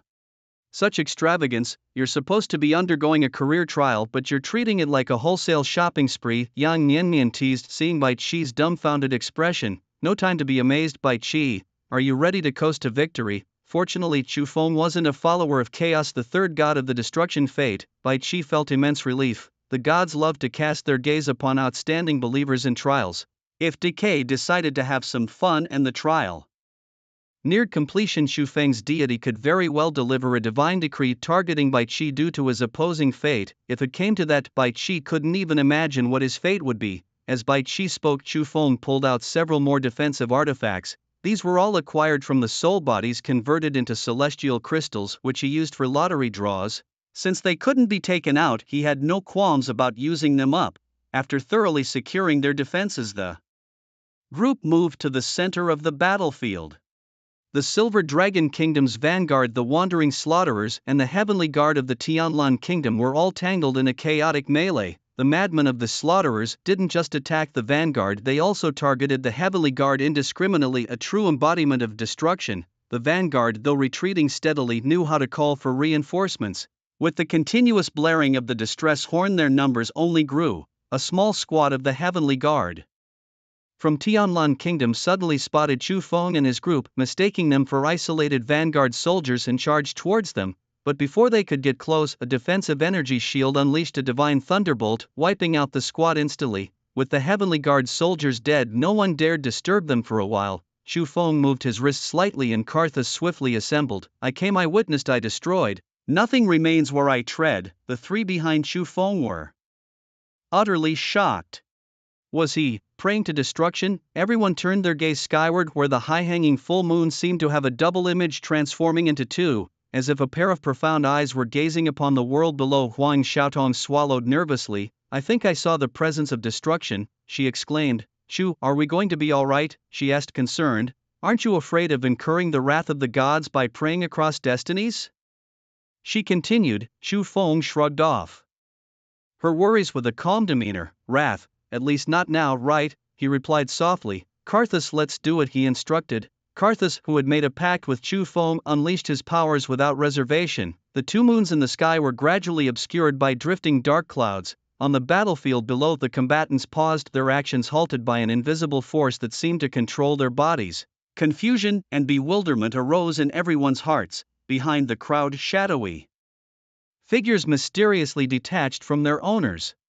The shadows' hands transformed into sharp blades, precisely piercing the hearts of their masters. Thousands fell simultaneously. The battlefield, once filled with cries and shouts, plunged into an eerie silence. A deathly quiet pervaded the air. Karthus stared at Chu Feng's back, a chill creeping into his heart. He knows about my shadow traversing talent and that I can control the shadows within the domain before I traverse.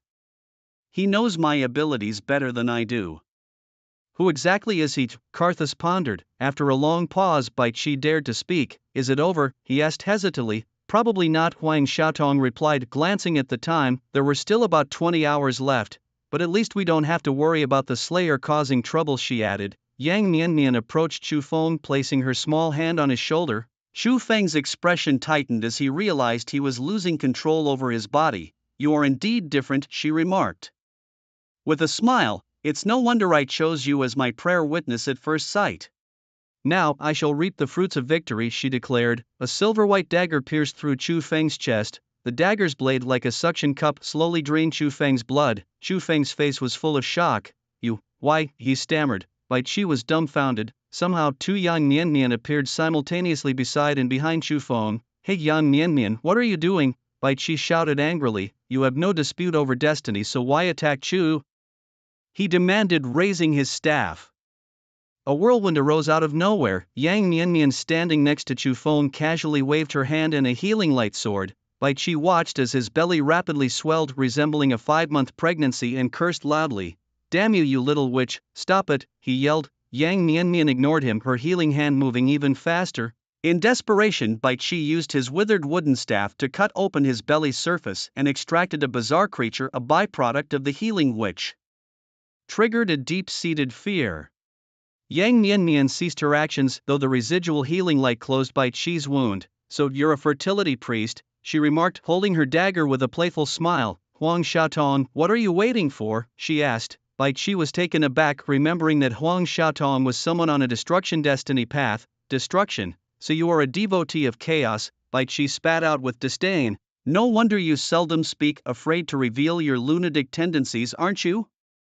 Huang Xiaotong remained silent, but her dagger continued its relentless assault toward Bai Qi. At this moment, no one felt more wretched than Bai Qi. He had thought he clung to a powerful ally, riding effortlessly to victory in the trials, yet fate's cruel twist had thrown everything into disarray. Just moments ago they had been comrades, bonded by camaraderie, only to find themselves now in such dire straits. As a mage faced with a close-up assassin, Bai Qi had already done exceptionally well to withstand so long. Bai Qi's mental state began to falter, unable to keep up with his evasive maneuvers. He let out a desperate cry to the heavens, lamenting his doomed fate. Meanwhile, Yang Niannian held Chu Feng from behind, whispering tauntingly in his ear, "My benefits aren't so easily taken, you know, so leave your life behind as compensation. Only then will the events in that dilapidated hut remain a secret." Chu Feng struggled to turn back. "You stop cursing, just go in peace," with a gentle push from Yang Niannian. Chu Feng's life force was extinguished in that moment. Done. Yang Niannian clapped her hands clean and approached Huang Xiaotong. "What's the matter?" Feeling reluctant to kill Bai Qi, "You even spared him a breath." Huang Xiaotong sheathed her weapon, retorting, "You're overthinking it. The trial ends in 18 hours and his blood is enough to last that long. I'm merely adhering to my lord's will, choosing the path of chaos." She glanced at another Yang Niannian and questioned, "What's going on with that?" "Just a tangible illusion," said Yang Niannian, pulling the other version of herself back into her body, but in an instant her expression changed dramatically. Huang Xiaotong frowned. "What's wrong? How?" The backstab blade clearly absorbed his life force, so why isn't Chu Feng dead? Something must have gone wrong. In the shadows, Chu Feng's body gradually rose from Yang Niannian's shadow. "You didn't make a mistake."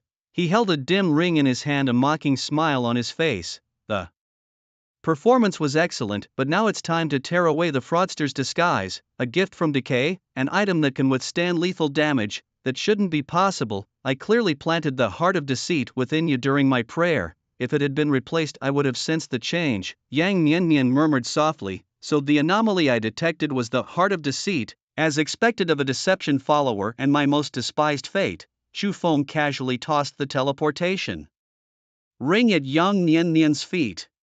"Though my lord's gift was only a second-tier item, it was comprehensive. When I sustained a fatal injury, the version of me you controlled was no longer truly me." As soon as Yang Niannian touched the jumping ring, its defensive effect, the substitute puppet, was automatically activated, allowing her to quickly hide in the shadows. Honestly, without this item, she might have really been in trouble. Yang Niannian gritted her teeth, unwilling to give in. Why were you prepared for me? When did I ever give you the impression that I trusted you?" she questioned, her expression slightly awkward upon realizing Chu Feng had been wary of her all along. Chu Feng chuckled softly. "Come on, it's a trial. From the start I haven't trusted anyone, especially someone like you who enjoys revealing your true feelings." Yang Niannian, with a hint of acting, rubbed her cheek, looking pitiful. "Brother sorcerer, since you've figured out my deceptive identity, and since we're not at odds, can you let me go this time?" This woman, she switched faces faster than flipping a book. "That's what I want to ask. You said we're not at odds, so why target me in the first place?" Chu Feng inquired. "If I tell the truth, will you let me go?" Yang Niannian replied hesitantly. "That depends on how true your words are," Chu Feng retorted. She pointed at Karsus. "Because of the third-tier monster you're controlling." Karsus protested. "Who's the monster? Have some manners." Chu Feng stroked his chin, signaling Yang Niannian to continue. "The moment I entered the trial, I received an oracle from my master. He told me there's a monster within you that can help me complete the hidden trial." When she spoke, Chu Feng realized that the deceptive believer was finally being honest. Ordinary people couldn't know about the hidden trial. In his previous life, Chu Feng only learned about it after reaching a high position. Unfortunately, the hidden trial could only be unlocked during the job transfer trial we entered. The trial of destruction, which is all about killing and cleansing. As long as one is more destructive than destruction itself, the hidden trial can be completed. Realizing this, Yang Niannian understood that Chu Feng had always been aware of the hidden trial. She continued, once you complete the hidden trial, I will destroy you after you've completed your task, leaving me as the sole victor. Huang Xiaotong's lips twitched. So I became part of your mission, huh? Chu Feng nodded slightly. Not bad, you didn't lie. Yang Niannian meekly said, I wouldn't dare lie to you again. Chu Feng pointed to Bai Qi, who had been lying on the ground for a while. Wake Bai Qi up. Huang Xiaotong immediately stepped forward to block her. No, if you save Bai Qi, he might kill us at any moment. Yang Niannian gave a bitter smile. Haven't you seen it yet? Even if we don't save him, he can still kill us. Despite Huang Xiaotong's attempt to stop her, Yang Niannian's healing light had already descended upon Bai Qi's head. Bai Qi opened his eyes groggily and saw Chu Feng standing intact in front of him. Classmate Chu, you're alive, he asked in confusion as he hurried to his feet. Of course, but someone else will soon die here, Chu Feng replied ominously. Huang Xiaotong glared at Yang Niannian with intense resentment. The sudden notification announcing the completion of the job transition trial and the premature end of the trial, alongside the unexpected hidden achievement titled More Destructive Than Destruction Executor, filled both Yang Niannian and Huang Xiaotong with immense joy. As the portal opened, the two swiftly made their escape. Just before stepping into the portal, Yang Niannian seemed to regain her composure and confidence. Turning back, she adopted her initial demeanor of assured victory. Thank you, Master of Arts, she whispered. The hidden achievement, More Destructive Than Destruction, witness is mine now. My objective has been fulfilled. This round is my victory. If you want my life, you'll have to wait for the next opportunity. Until we meet again, Yang Niannian blew a kiss as a sign of farewell and threw a flirtatious glance towards Chu Feng before vanishing into the portal. Witness, Chu Feng was left speechless. Did she really think that with this hidden achievement she could claim the ultimate reward of the hidden trial? Beside him, Bai Qi was equally ecstatic. You got it too, Bai Qi nodded enthusiastically. Although unsure of its utility, Bai Qi's excitement mirrored Yang Niannian's confidence in its significance. It seemed that all three of them had obtained the witness achievement. With a reassuring pat on Bai Qi's shoulder, Chu Feng encouraged him. You're a good person. I hope you can maintain this purity of heart. Bai Qi felt slightly embarrassed by Chu Feng's compliment. Thanks to you this time, Chu, he replied. I hope we can meet again on Blue Star. As Bai Qi departed, Chu Feng proceeded to press the settlement button for the job transition trial, scoring and progress rewards being calculated. The notifications continued. Performance score, SSS items acquired, Decay Tier 3 Equipment Stinky Mud, Decay Tier 3 Potion Ability Amplification, Decay Tier 3 Consumable Lifelong Lamp, 13 Level 1 Celestial Coins, 6 Level 2 Celestial Coins and 134 Universal Cosmic Currency. Furthermore, he obtained a special item, Special Profession Certification, Malleable. The Stinky Mud was described as a personal defense equipment capable of withstanding a full force attack from a Tier 4 professional, with the downside of emitting a foul odor when worn. The Ability Amplification Potion allowed for the enhancement of a current state with the amplification coefficient fluctuating between 5% and 30%, with the risk of explosion if consumed improperly forcibly deducting 10% of the user's current mental state. The lifelong lamp could burn for an hour, allowing the user to be resurrected on the spot should they die within that time frame. However, the lamp's wick would become unusable if the resurrection was activated early, with the downside of a 90% reduction in the user's capabilities for 72 hours post-resurrection. Such were the items of decay. Though seemingly only Tier 3, their practical effects rivaled those of Tier 5 or 6, especially the lifelong lamp, whose resurrection ability was something even a Tier 9 priest could not achieve. Among the assortment of items, what Chu Feng needed most was the Special Occupation Certificate. Upon completing the normal job trial, he would transition to a decaying spellcaster, a Death Whisperer. With this Special Occupation Certificate, he could become the unique special class in the Divine Game. When Chu Feng opened the scroll of the Special Occupation Certificate, he finally understood what the note about plasticity meant. The profession combinations available were Balance plus Decay equals Judgment Lexiconist, Fraud plus Decay equals Fate Master, Chaos plus Decay equals Heavy Hammer Spellcaster, Destruction plus Decay equals Eternal Night Witherer. Note: only one special profession can be selected and the scroll disappears after use, just as he suspected it was indeed possible to transcend fate. The appearing deities corresponded to Bai Qi and the other three witnesses, as well as to the trial theme of destruction. Among the four deities, the most vexing one was undoubtedly fraud. Although fraud was annoying, it was also one of the most powerful deities. Unfortunately, Chu Feng didn't like the style of fraud and decisively gave it up. Chaos would cause occasional loss of thought, essentially rendering one brainless, so it was also dismissed. Balance belonged to the protection fate path, focusing on guardianship. Just hearing the word protection made Chu Feng uncomfortable. Finally, he set his sights on destruction. The main theme of this trial, slaughter and death, seemed quite fitting. After pondering for a while, Chu Feng finally chose the profession of Eternal Night Witherer. Job transition successful. Current profession, Eternal Night Witherer. Acquired special profession exclusive weapon. Cards. They didn't initially seem very powerful, but after reading the description, Chu Feng quickly changed his mind. 56 cards similar in size to tarot cards, each with a blank face. Each card could record any information, yes, any information. No wonder there were no additional exclusive profession skills gained after the transition. The compensation lay in this exclusive weapon. With this, Chu Feng could record skills, equipment and items from any fate path, disguising himself as any fate path's person. It was quite an impressive tool.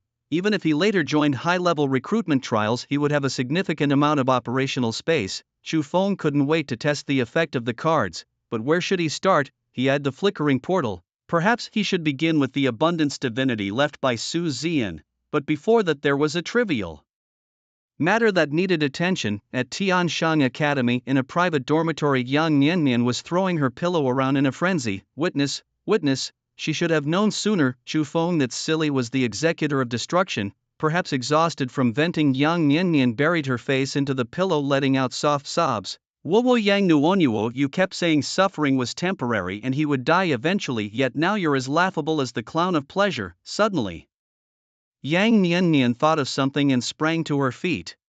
It all began with an unexpected friend request for Yang Niannian. She wiped away her tears, still reeling from an earlier humiliation directed at her twin sister Yang Nuonyuo. The timing was odd and curiosity got the better of her as she opened the message to find none other than Chu Feng's request. The audacity of him reaching out at such a moment made her blood boil once again. She pondered his intentions. Was he planning to cause trouble at the academy? Despite the chaos in her mind, she accepted the request, eager to uncover his motives. The moment she approved the request, a new message alert appeared. It was a video from Chu Feng. Hesitantly, she clicked play only to discover footage of herself during her prayer. The infuriating part was that Chu Feng had only obscured his own face, leaving hers completely visible. Her fury was palpable as she typed a furious response, cursing him under her breath. Yet her anger turned to frustration when she saw the dreaded red exclamation mark. Her message couldn't be delivered. Chu Feng was still in the trial realm, playing games with her from afar. Meanwhile, the anguished cries of students echoed throughout the Tianshang Academy. Chu Feng, satisfied with his small prank, sat calmly by the portal waiting for Su Ziyan's arrival. To him, documenting his journey through the trials with a camera didn't seem unreasonable. His eyes scanned the horizon, his mind drifting back to the moments before the trial ended, waiting for the next phase to unfold. At the lower reaches of the Khalil town, under the shelter of a stone house, Su Ziyan and Gu Chang'e found refuge. The smallness of the space forced them to sit side by side, the firelight casting a warm glow on Su Ziyan's cheeks. She felt an odd mix of comfort and disbelief at their proximity. Was this real? She had only returned for a week, and yet here she was sharing an intimate moment with Gu Chang'e. Her thoughts drifted to Chu Feng, wondering if he would interrupt her again, but she dismissed the idea, knowing he wouldn't spare her a second glance now. Lost in her musings, Su Ziyan was startled when Gu Chang'e spoke softly. The sounds of battle outside are relentless. We probably won't get any rest tonight. How about we play a little game? His gentle suggestion caught her off guard. She fumbled with her hair, stealing a shy glance at him before quickly looking away. Sure, how do we play? She asked, her curiosity piqued. Gu Chang'e smiled reassuringly. It's simple. Just give me your hand. Su Ziyan was momentarily unsure whether to comply with Gu Chang'e's straightforward request. Gu Chang'e's tone had a hint of frustration and apology. I was too abrupt. I thought when you pulled my hand while we were escaping you wouldn't mind such details. Su Ziyan extended her hand. It's just a game, no worries. She smiled lightly, watching Gu Chang'e's expression turn dazed. What's next? Su Ziyan asked, puzzled by Gu Changa's stillness. Gu Changa quickly replied, next I'll hold your hand and you need to relax a bit, okay? But it feels a bit strange. What kind of game is this? Gu Changa reassured her, don't worry, I won't deceive you. Soon we'll enter a very interesting world. Wait, Su Ziyan suddenly halted, causing Gu Changa's heart to tighten. What's the matter? With a deep breath of relief, Gu Changa realized she was merely asking a question. Your faith, what is it again? Su Ziyan nodded thoughtfully, not saying much else. When Gu Changa saw Su Ziyan cooperating by closing her eyes, he couldn't help but smile. He quickly chanted an incantation, mastering swift and agile steps, aiming an arrow towards the heart's abyss. In the name of my master, deception, engrave cage of lies. As Su Ziyan's body began to float, Gu Changa laughed maniacally, his expression slightly twisted. Surprised, aren't you? I'm not some warrior of war, but a hunter of deception. Have you heard of a deception hunter? I don't tame beasts, I tame people. It's surprising how gullible you were, believing my words so easily. If it weren't for your cooperation, controlling you wouldn't have been so simple. Praise my master, the power of deception is indeed useful. Now be a good slave to my mind. As Gu Changa stared at Su Ziyan's delicate figure, a wicked thought slowly arose. However, Gu Changa was a person capable of controlling his desires well. He took a few deep breaths, knowing that once he had complete control over her, she would have to obey his every command. Su Ziyan's eyes remained shut, her brows slightly furrowed. She suddenly realized she couldn't move at all, yet she heard every word Gu Changa uttered, not war but deception. Gu Changa deceived me. This phrase, she felt like she had heard it a long time ago, somewhere in the distant past. Suddenly a flash of green light burst from her chest, freeing her body. Meanwhile, Gu Changa, waiting nearby, was hit by this unexpected light, unable to dodge, and got swept up in it. When he opened his eyes, he found himself standing beside Su Ziyan. Ignoring Gu Changa, Su Ziyan's expression was grave as she stared at the scene ahead. Gu Changa, on the other hand, was filled with heightened vigilance. Where is this place? Gu Changa wondered. His surroundings felt nothing like the real world. Floating bubbles drifted past his eyes, triggering a distant memory. Dream bubbles. Was that light the power of memory? It seemed he had stepped into a recollection. As he scanned the area, he noticed a familiar scene unfolding before him. Wait, is that Su Ziyan and Brother Feng fighting? This looks like the battle at the sunken Jade Valley secret realm. Su Ziyan's brow relaxed as she recalled. The thought dawned on Gu Changa, me and Chu Feng, a great battle? How is that possible? He was bewildered. Though he knew of Chu Feng's prowess, he never imagined he would qualify to duel with him. Staring at the fierce combat before him, Gu Changa confirmed it was indeed himself fighting. What kind of bizarre memory is this? It looks like something from the future. As the battle intensified, the unimaginable happened. Chu Feng was defeated by Gu Changa and died by his hand. How am I this powerful, to surpass Chu Feng and even kill him? Gu Changa held his breath, feeling as if he was truly the person in this memory. But in the next moment, Chu Feng stood up again and scathed. This time he didn't give Gu Changa another chance, and Gu Changa was slain. Su Ziyan stared blankly at the scene. Reversal of heaven's cycle, she murmured. No wonder he didn't use it earlier. He had already used it long ago to save me. Seeing himself dead and feeling a chill run down his spine, Gu Changa desperately wanted to escape. He yelled at Su Ziyan, what is this place? Let me out. Su Ziyan turned to him, her eyes devoid of the admiration they once held. She spoke to herself, I was so willful back then, entering the sunken Jade Valley with you against Brother Feng's wishes. It wasn't until I was in danger and losing consciousness that I sent him a distress signal. So much time has passed that I've forgotten my true memories. All I remember is Brother Feng telling me he was too late to save you. Su Ziyan's lips trembled as she continued, now I finally understand the full truth. The danger I faced was you. You were a follower of deceit aiming to enslave me, yet Brother Feng chose to hide this truth to preserve your image in my heart. To save me, he even used the forbidden art, reversal of heaven's cycle. I spent my life hating him for saving only me and letting you die in the valley. Worse, I unknowingly helped kill him. Su Ziyan, you deserve to die. Gu Changa was shaken. Sensing Su Ziyan's unstable emotions and growing intent to kill him, Su Ziyan calmed down. It's not real. Chu Feng is still alive, isn't he? None of us are dead, right? Please, let's wait until we're out of this false world to discuss everything. Su Ziyan remained silent. False world? If this is considered false, then what can be deemed as truth? She tilted her head, fixing her gaze on Gu Changa. Do you want to leave? Gu Changa nodded frantically. A green light flashed and the scene shifted, bringing the two back into the stone house.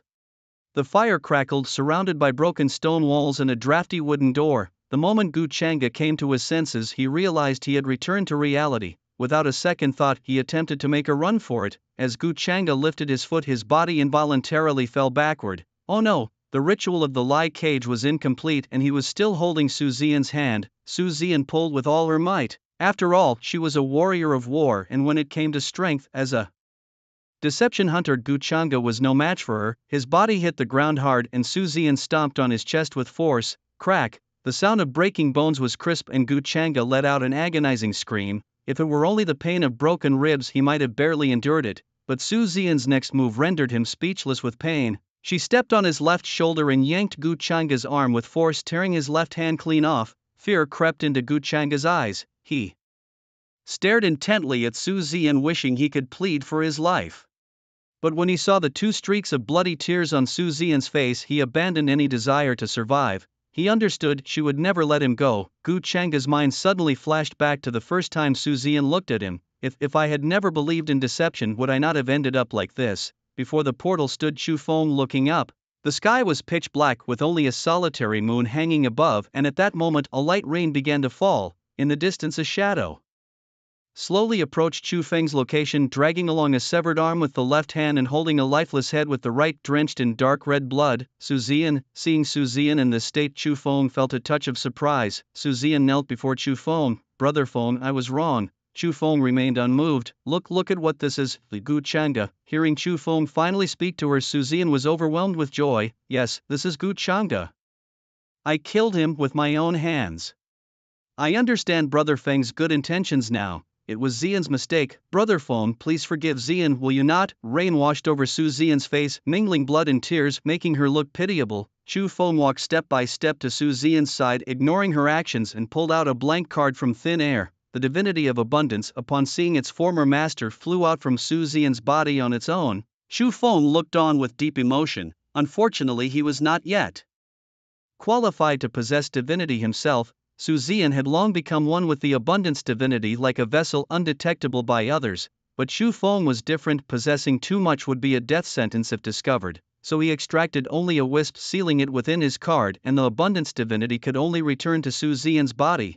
In that fleeting moment of encountering the divine essence of abundance, Su Zian's past experiences all surged into his mind. So it was merely the activation of the memory source within the abundance divinity, allowing him to glimpse into his past memories.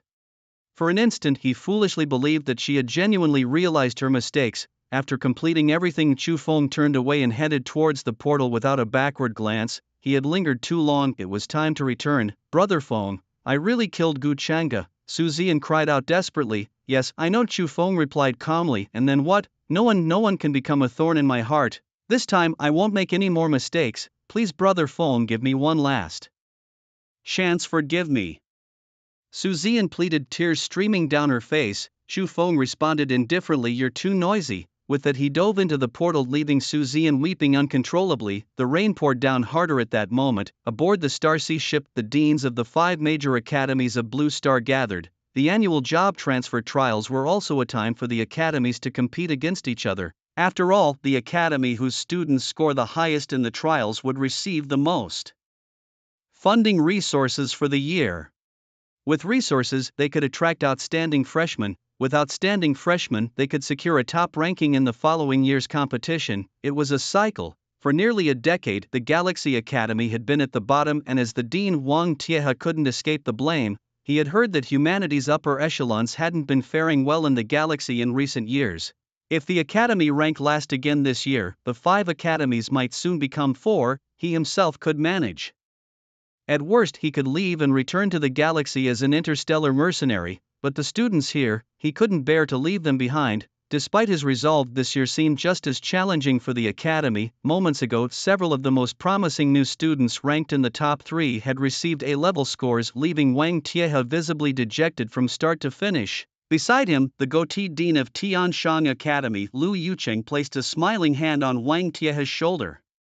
Old Wang, why don't you apply to disband the academy and merge the students into ours? Wang Tiehe brusquely brushed Lu Yucheng's hand aside. Lu Yucheng stopped pretending. Wang Tiehe snapped, his irritation evident. Lu Yucheng maintained his cheerful demeanor. You're just as outspoken as when you were young. it's one reason you've shown no growth since returning to Blue Star, Wang Tieha retorted stubbornly. I don't need a lecture from you. The trials are not over and the outcome is still uncertain. I've heard that for a decade now, Lu Yuqing quipped, grinning. The few promising youngsters you had are gone. What hope is left? Ha ha. With a mocking laugh, Lu Yuqing darted away, making his quick escape. Wang Tieha felt utterly helpless as he gazed at the scrolling display on the starship, his heart sinking with each passing moment. Up to now 11 students had achieved the prestigious S-level rating, yet not a single one hailed from Xingha Academy. Just then the screen flickered with new updates indicating another student had completed the trial. Wang Tieha dared not look directly, but through his fingers he glimpsed the name of Xingha Academy. Could it be? With cautious hope he inspected it closely. The screen read Han Xingxia, Xingha Academy, trial score, S+. Overwhelmed with joy, Wang Tieha rushed over to Lu Yuqing, grabbing him by the collar and shouting, "What are you playing at? Did you see that? It's S+, S+. Higher than all of yours combined. You see that you S-level rookies." Lu Yuqing cast a calm glance at the screen and gave Wang Tieha a knowing look. Wang followed his gaze only to find the name Yang Nianmian Tianshang Academy, trial score, SS. His grip loosened and he gently adjusted Lu Yuqing's collar with a sheepish smile, coughing a few times as he spoke. Ahem, old Lu, I admit maybe I was a bit loud just now. I told you it's better to disband your academy and make a good impression on those above. We've been brothers for years. Come be my vice principal and I won't treat you unfairly. Wang Tieha sighed deeply, his resolve wavering. This consideration was his final act of defiance, for in his heart he had long since abandoned hope. Just as Wang Tieha was about to turn away, the screen flashed once more with the words Chufeng Xingha Academy, trial score, SSS. The other academy heads, who had been sitting upright, sprang to their feet as if propelled by springs. Lu Yuqing's mouth dropped open wide. He tugged at Wang Tieha, who was trying to escape the inevitable outcome. Wang shook his head. Brother, I promised you. Didn't I? His peripheral vision caught the sight of that familiar yet unfamiliar name. His chest involuntarily puffed out. Lu Yuqing, tell me, why were you shouting so loudly earlier? Lu Yuqing was taken aback. No, brother, I didn't say anything, he replied. Wang Tieha retorted, your silence is deafening. Lu Yuqing was left speechless. Su Xinji, the head of Guolong Academy, rushed over, urging them, enough fooling around, hurry and report this. Have you forgotten who was the last to get an SSS? In the career transition trial? The two paused, their shock evident. It was Sikomlan, one of the Galactic Alliance leaders, humanity's current pinnacle of combat, the apostle of the mysterious fate's second god, memory. Wang Tieha and Lu Yuqing, wide-eyed, echoed in unison, that's an apostle level. In the divine game, novice professionals are ranked from level 1 to 9. Beyond the 9th level's limits, the growth path progresses to planetary, stellar, domain lord and realm lord, each with sublevels of beginner, intermediate and advanced. Becoming a planetary level professional allows one to survive beyond the confines of a planet. Achieving a stellar level means withstanding the gravitational forces of interstellar travel and freely exploring various galaxies. Reaching the high-level domain master signifies the attainment of mortal limits. Once surpassed, possessing divinity, one is no longer considered mortal but becomes an apostle of the gods. Humanity's journey from the Blue Star to numerous galaxies owes much to Sikomlan's contributions. He was a pioneer of the Blue Star and a beacon for humanity in the interstellar realm. Now, another professional with potential akin to his has emerged. What does this signify? It signals the opportunity for humanity's rise has arrived. With this in mind, Wang Tieha hurriedly left the starship. Before departing, he reminded other academy deans, the reward for ranking first in this trial, you old fogies better not be stingy. If you dare to skimp, I'll give you hell. In Star River City, at Xu Feng's home, Vilna awoke from a nightmare. She sprang up abruptly, only to find she was alone. Her heart had returned to normal and there was no trace of the previous injury on her chest, but inside she still felt empty, just like the room at that moment. Master. Thinking of Chu Feng, Vilna felt deeply distressed. The master treated her so well, yet she failed to cherish it. Only after losing him did she regret it immensely. No, Vilna, you must find a way to earn the master's forgiveness. Right, the master loves the meals I prepare for him. He's not home now, but when he returns to find a table full of delicious food, his mood will surely improve. Wiping away her tears, Vilna got up and started preparing. Xu Feng spent a little money to hastily return from the alien city. As he opened the door, Vilna, wrapped in a white kitchen apron, rushed to meet him. She softly said, Master, you're back. Vilna made your favorite boiled shrimp and the seasonings are ready too. This time, it's a unique flavor, you once mentioned that since we entered the Starry Sea we haven't tasted the flavors of home. Don't worry about the taste, I just bought fresh ingredients from the nearby market. Chu Feng asked puzzledly. Who are you? Master, you're joking with me, right? I'm your most loyal slave Vilna. Proof. I have my slave certificate here.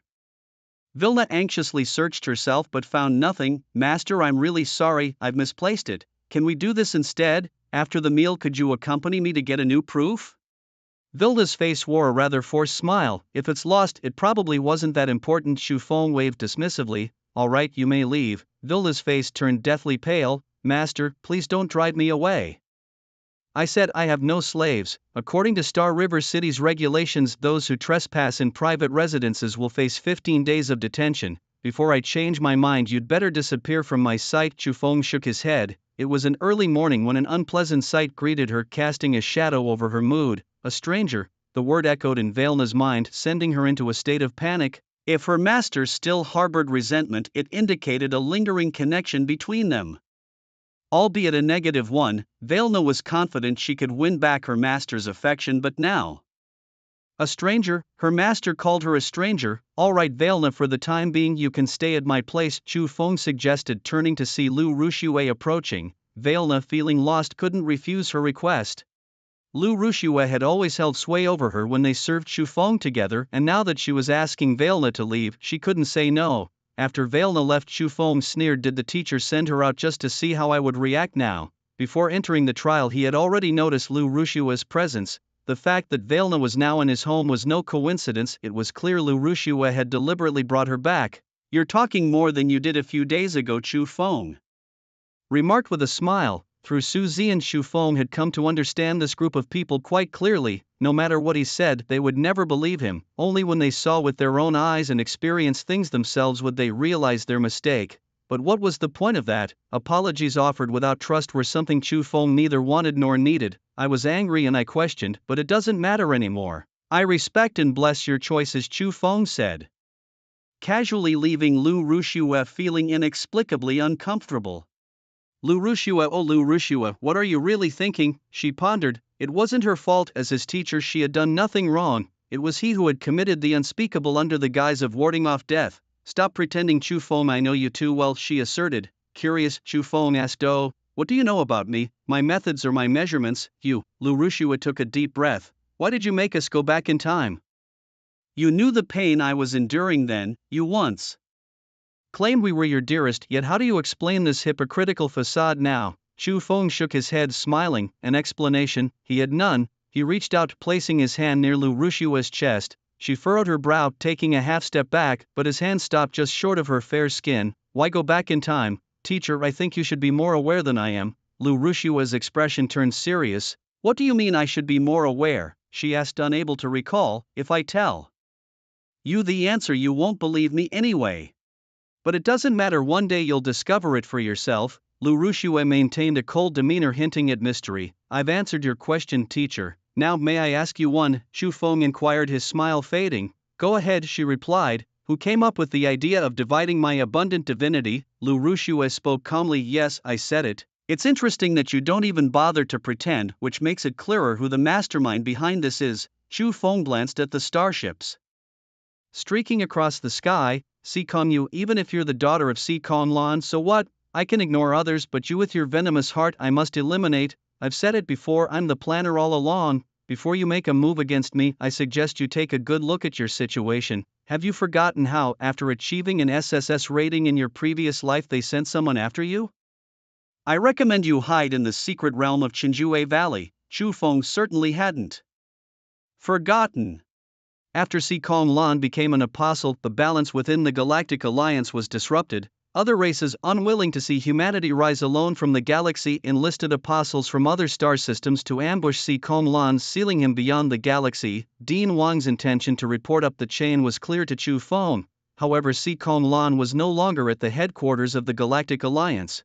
At this moment, revealing Chu Feng's SSS clearance in the job trial to the headquarters was Like announcing to other races, "Look, our human race has produced another genius. Teacher, you suddenly care about me, but isn't it just because you fear that if I die no one will help you with your death invasion?" Lu Rushua's lips pressed into a thin line. Her student's guess was spot on. In recent days, she had tried every method she could think of to imitate the posture Chu Feng used to help her repel the death invasion, but she couldn't even delay its onset. "Unfortunately, your calculations were wrong. I had already left a message to stop Dean Wang. As for your death invasion, I'm sorry, but I don't have that ability." Lu Rushue fell silent. At this moment, Wang Tiehe descended from the sky covered in dust. "You rascal, the moment you rushed to the wishing platform to pray, I knew you weren't ordinary," Chu Feng replied. "When did you realize that? I remember you looking quite displeased when I got on stage." Wang Tiehe patted Chu Feng's shoulder the moment he saw him, looking at him as if he had found a long-lost son. "By the way, where's your teacher, Lu Rushue? You've achieved an SSS rating, why hasn't she come to find you? If I were your teacher I'd have rewarded you heavily by now." Chu Feng pointed to Lu Rushue standing nearby. Teacher Lu, did you just get here?" "Sorry, I only just noticed." Wang Tiehe cut to the chase without further ado. "The message you left me, is it true? Are you really the child of time?" "What child of time? How did Chu Feng become the child of time?"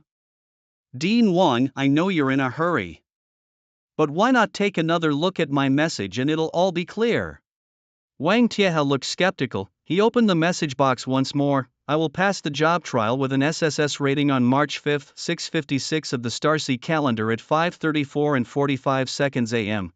Please meet me at my courtyard then, for I am the child of time and death is just my mask." Although you left this message 3 days in advance and the time you achieved the SSS rating matches it, it doesn't rule out the possibility of you using the tricks of time skill on me. It seems he's quite the sly old fox. No, more like an old horse ready to gallop. Still not right, an old fellow. He guessed it right with just a hunch. Indeed, Chu Feng used the level 1 heavenly crystal coin he acquired from clearing a level to make a tenfold draw, and it just so happened to grant him this skill. Although it's only a first-tier skill, its deceptive quality is at max level. It's called Time's Trick, a basic skill of time. Dean Wang forwarded the email to my mentor asking her to verify whether there was any deception involved. Without hesitation, Wang Tiehe sent the email to Lu Rushue. Lu Rushue glanced at the sending time and found it outrageous. The message was sent while she was having a conversation with him. He actually used Time's Trick. But wasn't Chu Feng supposed to have switched to decay? How could he use a time skill? Despite having many questions, Lu Rushue calmly stated yes, it was indeed sent 3 days ago. Wang Tiehe nodded slightly. Teacher Lu was a significant figure from higher up. Unlikely to deceive an old man like him. "Alright, student Chu, do you have anything to say to an old fellow like me?" Chu Feng replied, "Please Dean Wang, do not report my case to the Galactic Alliance, because the human leader of my race is currently in a crisis sealed by other races of the Galactic Alliance along with apostles from other galaxies." Wang Tiehe's expression changed dramatically. "Is this true?" Being an old hand himself, Wang Tiehe instantly grasped Chu Feng's implication. If true, reporting it would expose Chu Feng to the entire Galactic Alliance. However, considering the gravity of the matter, he felt it was unreliable coming from a newly transitioned professional, leading him to question Chu Feng's real identity. "No, I must visit the Galactic Alliance myself," Wang Tiehe insisted. Chu Feng stopped him, saying, "There's no need to hurry, Dean Wang.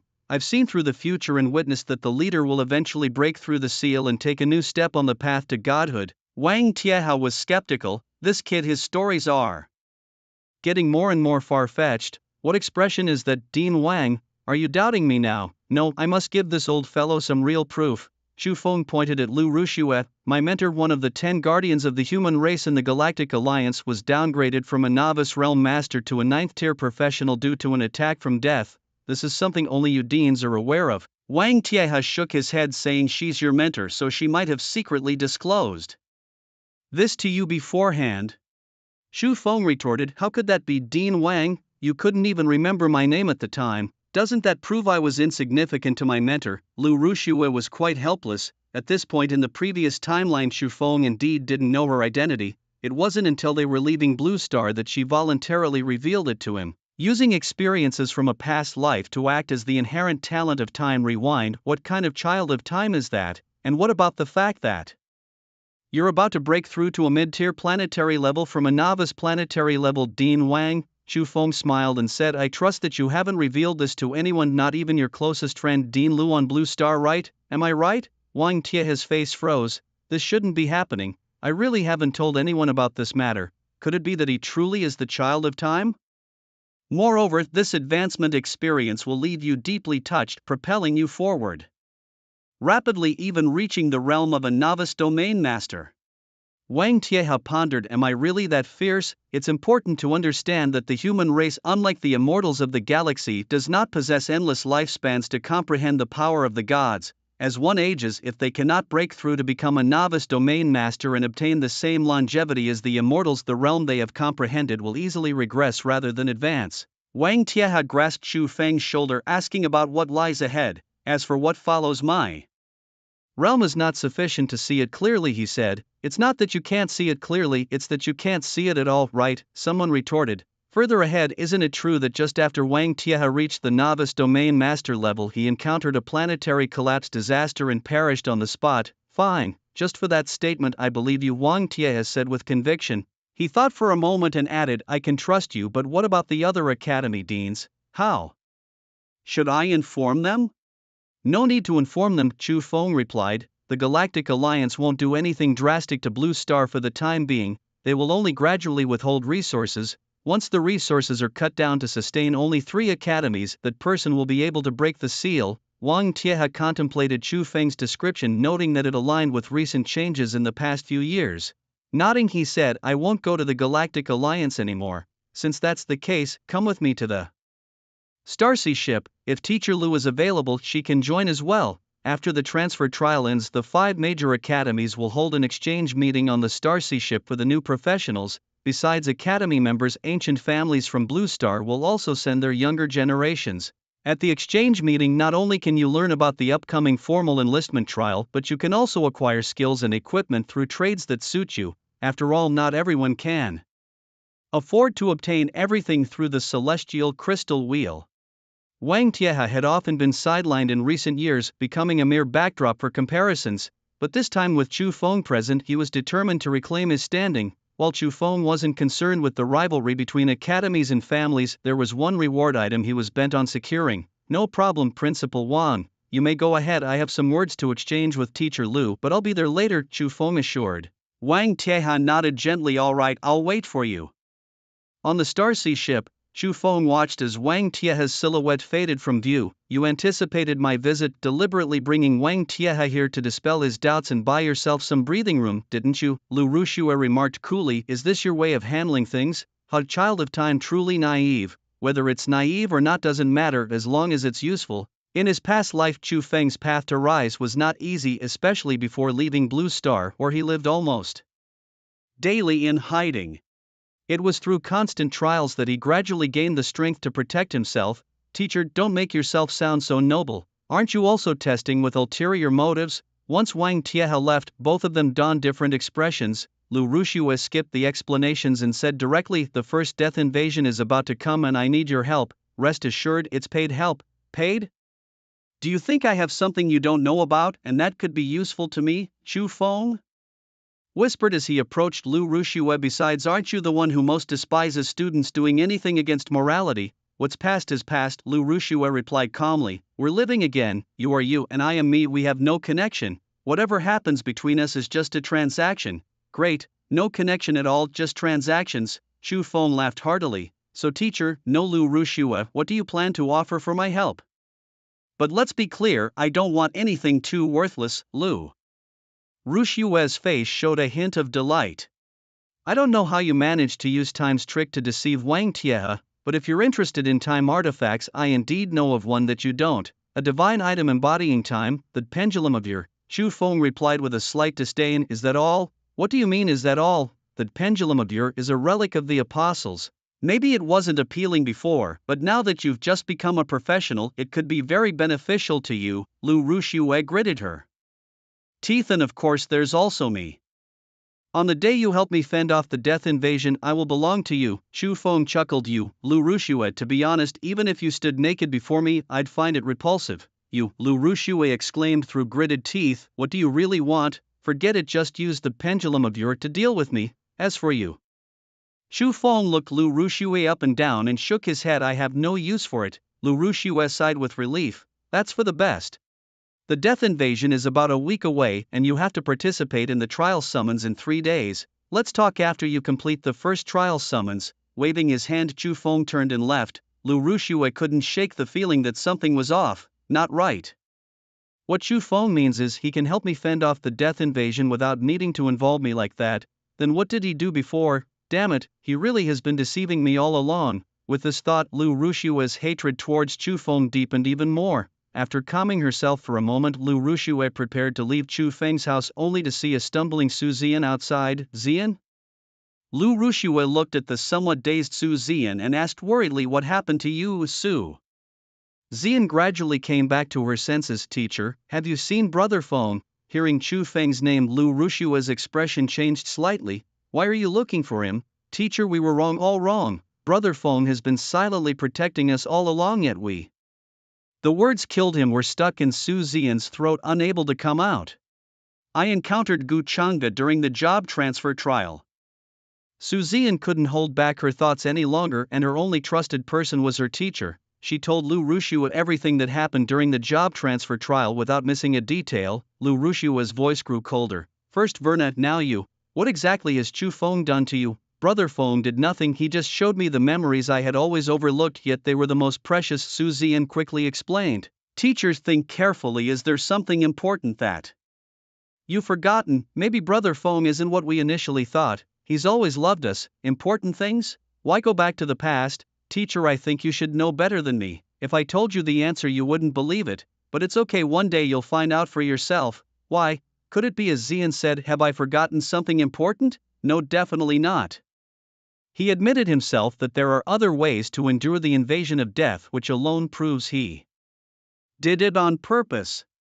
Divinity, that's it, he must have used the abundance divinity to alter Zian's memories. Inside you is Chu Feng's abundance divinity, where his memories are sealed. It would be easy for him to tamper with them. You've been deceived by him. Su Zian was stunned. It's not like that, it's not like that. Where's Verna?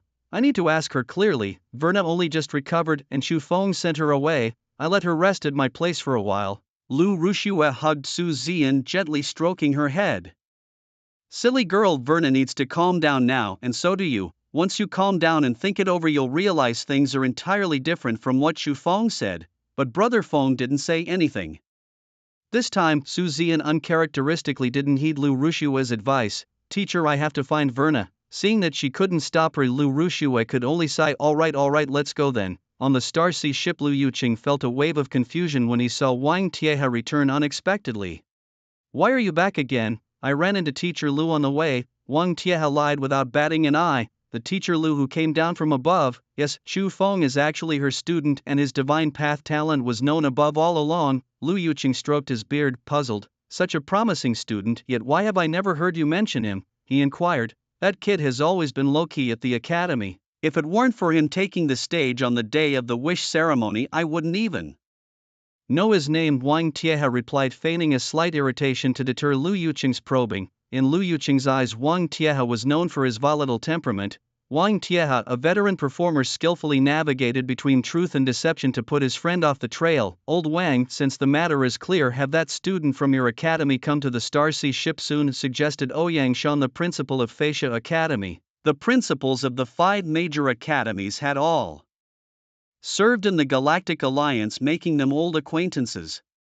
Chu Feng, that young fellow, will be here shortly, Ouyang Shan said with a smile. The families led by the Su family have all arrived to meet the student with an SSS rating from your academy. Wang Tiehe sneered. Meet him? More like they want to humiliate him. The family members always behaved arrogantly, as if their ancestors had personally pioneered the galaxy with Sikon Lan. Lu Yuqing also shared the disdain for the families. Ha ha, old friends, long time no see, he said just as the heads of the Su Zhang and Luo families approached. Hey, why aren't the principals of Gulong Academy and Quanghua Academy here? Wondered Su Mo. Lu Yuqing mocked Su Mo. Do you think they didn't want to show up because of someone? He had always had a grudge against the Su family. Every time there was a friendly exchange between the academy and the family, someone from the Su family would seriously injure students from Tianshang Academy, although his students had also claimed victories against the Su family, they were mostly defeats. Suemo smiled indifferently. Oh, Principal Lu, planning to send another student to their death this year? I'm actually quite worried about the parents looking for us if someone dies. It would be embarrassing if the Su family had to contribute to the funeral expenses, he said pointedly. Lu Yuqing snorted, about to retort, but Ouyang Shan intervened. This is the world for the young now. We old folks should stop bickering, he suggested. All right, let's go with Principal Ouyang's suggestion, Su. Mo agreed, shifting his gaze to Wang Tiehe. Principal Wang, is your student here yet? My youngsters are eager to spar with him. Wang Tiehe, surprisingly less annoyed, replied, so eager for your kids to suffer? Don't rush after the Academy's award ceremony, they'll get what they deserve. Su Mo chuckled lightly. If your student can give my youngsters a hard lesson, I would be grateful for Principal Wang's educational contribution. The group walked towards the already set up venue where the stage awaited their presence. The top 10 students in this trial, except for Chu Feng, had already arrived. Dean Wang, what's going on? Could it be that your student is too scared to show up? Su Mo seized the opportunity to mock. Wang Tiehe's expression remained unchanged, yet internally he cursed. What on earth is that little brat Chu Feng up to? If he doesn't show up soon, my reputation will be in tatters. Just then the sky was obscured by blazing flames, and a massive bird engulfed in fire descended from above. Standing calmly was Chu Feng, accompanied by Lu Rushue and 2 others. Su Mo's contempt vanished upon seeing the iconic bird. Is it her? Witnessing this, Wang Tiehe couldn't help but marvel, thinking, this little rascal, he's really pulled off a grand entrance. Arriving last and escorted by Teacher Lu, he's turned the awards ceremony into his own spectacle. Dean Wang. Chu Feng greeted Wang Tiehe respectfully upon approaching him. Wang Tiehe felt quite pleased. You've pulled off a grand stunt. But you're still a student of our academy. Doesn't that mean it's a win for me too? He discreetly glanced at Su Mo, whose serious expression was quite satisfying. Very good, quite gratifying. Wang Tiehe leaned in and whispered, why so late? Chu Feng, equally secretive, replied, well, Dean Wang, I couldn't get up here. Wang Tiehe was momentarily stunned. The Starsea ship hovers 10,000 meters above Blue Star, making it impossible for ordinary people to board without academy guidance or transport. I completely forgot about that. Wang Tiehe berated himself silently. Luckily, my teacher decided to come at the last minute and brought me along. Wang Tiehe's face darkened. You couldn't send me a message? Chu Feng gave him a knowing look. Didn't you already send one? Wang Tiehe quickly glanced at his messages. Dean Wang, I'm here, can you come and get me? Dean Wang, please check your messages. Dean Wang? Seeing the screen filled with question marks, Wang Tiehe managed an awkward yet polite smile. Dean Wang is busy with many affairs, it's understandable he didn't see it. Chu Feng appeared magnanimous, but his tone carried a hint of sarcasm. If it weren't for him, would he have had to seek out Lu Rushue's help? It's good you understand. Wang Tiehe pretended not to catch on and pointed to the stage. Hurry up and don't waste time. Chu Feng reluctantly nodded at Lu Rushue, who acknowledged him with a nod in return. In some respects, Lu Rushue was still his temporary backing. In such situations, Chu Feng had to play along. As he stepped onto the stage, he quickly scanned the familiar faces in the audience. Han Qingxia enthusiastically waved at him. Bai Qi called out classmate Chu, and Huang Xiaotong turned her head away timidly. Yang Niannian looked at him with a cheerful grin, as if they were old friends reunited after a long time. Chu Feng responded to each of them, taking his place at the center of the stage. To his left was Yang Niannian, whose smile didn't quite reach her eyes, and to his right her only friend Han Qingxia. Well done, Chu Feng, he thought. You've certainly pulled off something big. Han Qingxia spoke with sincerity, showing not an ounce of jealousy. It's a pity we didn't get paired up. I really wanted to fight alongside you. Please, before we leave Blue Star, let's not talk about fighting side by side, sister. In a past life you got dragged into trouble by me, she responded, her voice tinged with a hint of regret. Although the immediate pressure from above had eased, who could tell what tomorrow might bring? After all, life's uncertainties are unpredictable. Next time I promise. Chu Feng smiled gently, changing the topic to her current trial. Where's your career trial this time? With a dismissive wave, she replied, I don't even mention it. It's in the Outlaw Beast arena of the second era on Arid Cage Star. He clicked his tongue in admiration. While that's full of big shots. Getting an S+ there is impressive as expected from you. Chu Feng's words were genuine praise, not mere flattery. Arid Cage Star was notorious as a place of exile for super prisoners during the second era, where each resident possessed extraordinary talents. Some had even survived to the present day, becoming apostle-level beings, the most famous being Claris, the apostle of emotion. Surviving in such an environment was no small feat. With a chuckle she added, I was lucky, ended up in Claris's faction and coasted through most of it. Really, that's possible? Chu Feng asked, genuinely surprised. Winning by doing nothing is a skill too, unlike some people who can't even manage that, she teased, casting a glance at Su Zian standing beside Lu Rushue. This foolish woman, even if she did nothing, could at least ride his coattails to get an S or higher. Yang Nianmian, who mistakenly thought the comment was aimed at her, glared at him fiercely. Chu Feng felt her gaze but was baffled by it. And you, which planet? She asked, shifting their focus back to him. The war formation star Menkalios, he replied. Third era? Han Qingxia inquired. Yes, he confirmed. Oh, the fall of the old gods and the rise of the new, the last dance of the old deity roar seems to have occurred there. Considering the depth of your career trial, your experience probably falls somewhere between the phases of war and destruction, she analyzed thoughtfully. The old gods referred to deities outside the six fates whose names had become rare in current times. Han Qingxia's astute analysis from Chu Feng's brief words showcased her deep understanding of the god game history. Even Yang Nianmian, who was nearby, couldn't help but eavesdrop on their conversation. If I recall correctly, during the Third Era, part of Roar's authority was seized by order, Chu Feng asked, seeking confirmation. Han Qingxia nodded lightly. You make my endless nights of teaching worthwhile. But aside from order, emotion and oblivion were also involved. Order took over the authority of rules, oblivion seized the authority of embers, and emotion managed to grasp part of the wrath authority. Authority can only be wielded if you possess the foundational condition of divinity. Right now I hold a trace of fertility divinity. If I encounter such a situation, do I have the right to contend for it? Chu Feng pondered aloud, his mind clearly turning over the possibilities. What were you thinking about? Han Qingxia asked softly, noticing Chu Feng's sudden silence. Chu Feng sighed. I was just thinking, it's fortunate to have you by my side, allowing me to learn so much about the history of gods. Knowledge in this world can truly change one's destiny. From now on he must not repeat past mistakes and watch Han Qingxia die beside him. Meanwhile, Wei Erna and Su Zian, standing next to Lu Rushue, observed the scene where the two shared laughter. Wow, is this a confession to me? Aren't you afraid your beloved sister will get angry? Han Qingxia pouted in annoyance, directing her gaze to Su Zian behind Lu Rushue. It's that Han Qingxia, she used to badmouth me in front of Brother Feng. What a terrible woman, Su Zian fumed, clenching her fists in frustration. Wei Erna, after all this time, have you remembered anything? Wei Erna remained confused. No. It's all so chaotic right now. Yang Nianmian widened her eyes, looking towards Su Zian's direction. Chu Feng, that's silly, flirting all over the place. But wait a second, why does this sound odd? Yang Nianmian, you're the victim, not a pursuer. Why care if he's flirting or not? Remember your goal. Make sure Chu Feng deletes that video.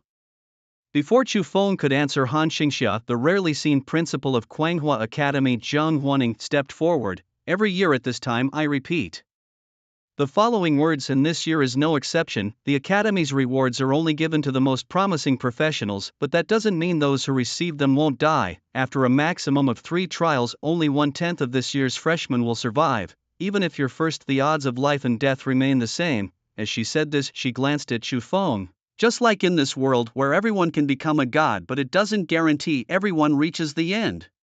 Remember, the god's game is unfair, yet at the same time fair. At every point in time, who you become is the result of a series of choices. Time will eventually reveal the answer to you. Praise my lord. Jiang Huaning's speech was as cryptic and abstract as ever. The first time Chu Feng heard it, he summarized it plainly. Only by staying alive do you have the chance to become powerful.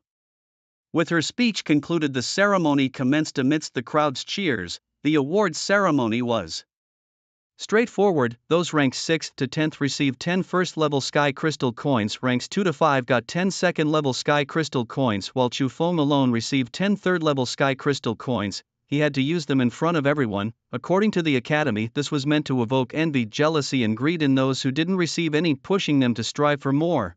Falling behind in the divine path without a bit of desire, one might perish in obscurity. Chu Feng took a third-level Sky Crystal coin and inserted it into the Sky Crystal disc. At minimum, a third-level coin could yield a third-tier item with the potential for a fifth-tier item. In his past life, he acquired the Guardian Knight's fifth-tier core skill, Sacrifice, from this very place. However, Chu Feng knew that all outcomes had changed since his rebirth. In the world of divine game, there's a peculiar phenomenon to be noted. Whether it's skills or equipment, the highest grade is not always the best. Often, the most valuable assets are those that suit an individual's needs perfectly. Take for example the core skill of a sorcerer Necromancer's Pact. Although it is only a third-tier skill, it is undeniably crucial. Without this ability, Chu Feng wouldn't have navigated the trials of destruction with such ease. Who knows what he will gain this time? As the familiar sound of the spinning wheel begins, 5 beams of golden light dazzle the eyes of the new students below. Holy cow! Not only is Chu Feng a war god, but he's also incredibly lucky. Unbelievable. That's 5 gold items in a 10 spin. Wailing, someone exclaimed. I'd kill for luck like that. Honestly, I didn't envy him for his SSS clearance rating, but seeing him hit the jackpot like this, jealousy overwhelms me. The rewards were announced. Skill acquired: 5th tier skill Wraith Servant, Summon; 4th tier skill Corrosive Chains, Control; talent acquired: 5th tier talent Overheal, S grade; 3rd tier talent Splitting Robe, A grade; Twisted Force Field, A grade. Items acquired: Endless Sea Admission Ticket X1. Universal Cosmic Credit Points X326, Wraith Servant, summon. Sacrifice part of your vitality to summon 2 loyal Wraith Servants with a 10% chance to double the summon count. Duration: 5 minutes. Cooldown: 5 minutes. Corrosive Chains. Control when used on enemies links all units on the field, causing them to take 30% extra damage. When used on allies, linked targets receive 30% reduced damage. Duration: 15 seconds. Cooldown: 30 seconds. Overheal, S grade. When at full health, the target of healing receives a shield worth 50% of the healing amount, with shield durability influenced by the target's health status.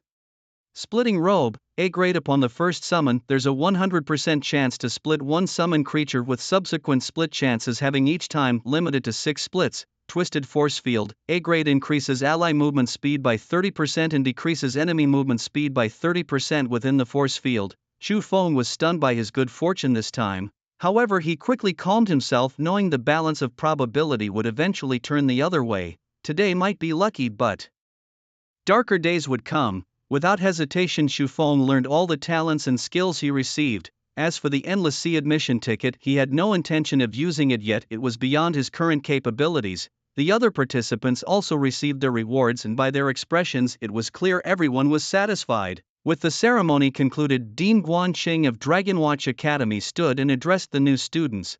Raise your right fists, prepare to officially enter the divine game and connect to the galaxy. In the context of connecting with the galaxy, it essentially means integrating the student data archived by the Academy into the Galactic Alliance. As Earth is just a minuscule planet without significant power, it forms only a part of the Galactic Alliance. Only by merging their data into the Galactic Alliance can their identities as professionals be recognized by the divine game. Chu Feng was the first to raise his hand, unafraid of his information being leaked. Although personal information becomes part of the Galactic Alliance, this isn't some RPG game. Only the individual can access their own data. However, when Chu Feng connected with the galaxy, a strong sense of discomfort surged through his entire body. This sensation was reminiscent of the god-making ceremony when abundance cleansed the curse buff that obscured him. Chu Feng's anomaly quickly drew the attention of everyone aboard the starship. A dense aura of death surged from within him, manifesting as an eternal skeletal throne. Chu Feng, Han Qingxia, observing Chu Feng's painful expression, attempted to approach but was tackled and stopped by Yang Niannian from the other side. Are you insane? This palpable aura of death is something we can't touch. She swiftly dragged Han Qingxia away from Chu Feng, and soon there was no one around him. Rumors circulated that Chu Feng was a follower of decay, but this deathly aura resembled obliteration. Guanqing curiously questioned. Zhang Huaning nodded in agreement. The space around Chu Feng seems to be collapsing, indicating the mighty power of obliteration. Although connecting with the galaxy sometimes causes variations, Chu Feng's situation is extraordinarily extreme. Old Wang, do you have any idea what's going on? Lu Yuqing turned to his friend for answers. Wang Tiehe shook his head. I'm not sure. We probably need to ask Teacher Lu. Lu Rushua, with her back to the other deans, widened her beautiful eyes, her mind blank and completely engulfed in shock. Obliteration's divine curse dusk moment? How is this possible? Why would such a thing accompany Chu Feng back? If the dusk moment hasn't vanished, does it imply that other curses might? Su Zian and Lu Rushua exchanged a glance, both witnessing the fear in each other's eyes. Vielna clutched her mouth in shock, her body trembling uncontrollably. I remember now. It seems I really do recall everything.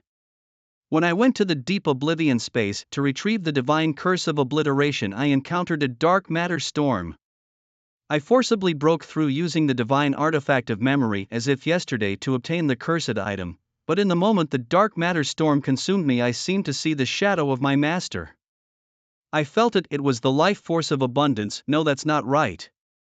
It felt more like the forbidden technique, cycle of return, as if yesterday didn't work and ultimately the master sacrificed a life to save me. Vielna collapsed to the ground, realizing that her master's cycle of return could only be used 9 times, each time peeling away a part of his divine nature of abundance. Upon my return, I confronted him about why he didn't use the forbidden technique of abundance. It turned out that he hadn't chosen not to use it, perhaps he had lost the ability long ago. The master had used a forbidden technique to save me, yet I repaid him by using a divine curse to poison him. At this revelation, Verna's mental state completely collapsed. On stage, amidst the murmurs of the crowd, Chu Feng's body suddenly twisted in an unnatural manner, his limbs contorted into his body, until an invisible force crushed him into a ball, releasing a powerful aura of death from within. With a loud explosion, Chu Feng's body was annihilated. No, Verna scrambled towards Chu Feng, disregarding the spatial collapse on the stage caused by the annihilation. Su Zian and Lu Rushue followed closely behind. The 3 of them reached the platform that no one else dared approach, only to find it empty. Han Qingxia stood in disbelief. Just a moment ago she had been talking and laughing with Chu Feng, and now he was erased from existence in front of everyone. She noticed the evasive look in Su Zian's eyes and pushed aside Yang Niannian, who tried to stop her, charging forward in anger. What happened to Chu Feng? Han Qingxia grabbed Su Zian by the collar, demanding answers. Under normal circumstances, Su Zian would have pushed Han Qingxia away without hesitation, but now her eyes were filled with nothing but endless regret. Meanwhile, in the audience, Wang Tieha sat in the headmaster's section, staring blankly at the scene before him, unable to utter a word. Lu Yuqing sighed, patting his old friend's shoulder, and said, "Accept my condolences." The other headmasters showed expressions of sympathy. At this critical moment, family representative Suemo shook his head mockingly. "I don't know what happened, but if he couldn't withstand even this level of annihilation, he would have died in the trial soon enough. Nothing to be pitied. What's unfortunate is that he didn't get to fight with my little ones. As for the trial scores, our family doesn't care about such meaningless evaluations." Wang Tieha, expressionless, replied, "Suemo, if your old mother at home wants to die, you can wait a bit. No need to rush here in mourning attire." Suemo scoffed. "Hit a sore spot, did I?" Wang Tieha stood up and the academy elites behind him followed suit. The family representatives were also riled up, readying themselves for a confrontation. The air was tense as both sides glared at each other, the noisy chatter fading into silence. Suddenly, there was a clear ringing sound, as if something had fallen from the sky, echoing across the scene. A burnt-out lamp body fell onto the high platform. Chu Feng's body, as if erased by an eraser, gradually reappeared before everyone. His face was pale, brows knit in pain, and his expression was one of suffering. "Master, Brother Feng, Chu Feng." The group was taken aback by the unexpected turn of events. The joy of reuniting with a lost friend softened Han Qingxia's anger towards Su Zian. As Chu Feng slowly regained consciousness, he heard a voice calling out to him and blinked his eyes open. Han Qingxia quickly crouched down to help him up, asking with concern, "Are you all right? What exactly happened just now?" Chu Feng, rubbing his throbbing temples, gently pushed her aside and said, "I'm fine. As for what happened, I wish I knew myself." He then accessed his personal interface to check his status. Displayed on the screen was Chu Feng, male, 18 years old, fate, death, faith, decay, occupation, Knight's End, fated, divine path level. First rank, professional, mental state. Terrible faith alignment, lawful evil affiliated force, galactic alliance, along with skills like death summon, life healing, heal, slow down field, control, necromantic contract, enslave, servant of the dead, summon, and corrupting chains, control. His talents included life substitution, dual shadows, A rank talent, excessive healing, S rank, splitting robe, A rank, and twisting field, A rank. His inventory contained items like Decay Tier 3. Equipment, Stench Mud, Decay Tier 3 Potion, Ability Boost, Decay Tier 3 Consumable, Death, Lifelong Lamp, Damaged, and various currencies. His exclusive weapon was labeled as cards. He also noted negative effects: Curse State, God's Curse, Dull Moment with the next outbreak in 72 hours, and ability reduction by 90% lasting 72 hours. So it's the Dull Moment curse, Chu Feng thought somewhat ironically. surviving the curse outbreak had somehow elevated his divine path level. He hadn't anticipated that the curse would follow him back. In the past, without interference, Chu Feng could withstand such trials, but now he clenched his fists tightly so much that his nails dug into his palms, drawing blood before he stopped. If not for his strong survival instinct triggering the death lifelong lamp before annihilation, he might never have woken up. I think I understand my body's condition now, he said, stabilizing his tone. Xingxia, could you step aside for a moment? I need to speak with the teacher. Han Xingxia considered his request and nodded silently. Once only Chu Feng and 3 others remained on the stage. He fixed his gaze on Lu Ruxue and asked, besides dull moment, joy and sorrow's predetermined fate and flesh divinity dissolution, what else is there? Master. Brother Feng. Lu Ruxue hesitated. Chu Feng closed his eyes and advised, before I change my mind, the 2 of you should disappear from my sight. The 2 felt a chill down their spines. Lu Ruxue signaled to Su Zian to take Verna away. This time, Su Zian complied fully. She knew Chu Feng well. This expression indicated he was on the verge of losing control. Lu Ruxue bit her lip and said, I only know that Yu's curse is related to memory, but for the others, there are some reservations. In frustration, Chu Feng snapped Lu Ruxue, if you don't want to speak, then don't. Chu Feng spoke calmly, give me a one-time dial pointer and don't tell me you don't have it. Faced with Chu Feng's demand, Lu Ruxue surprisingly did not lose her temper. With your current strength, entering the designated conscription trial voluntarily would be a death sentence.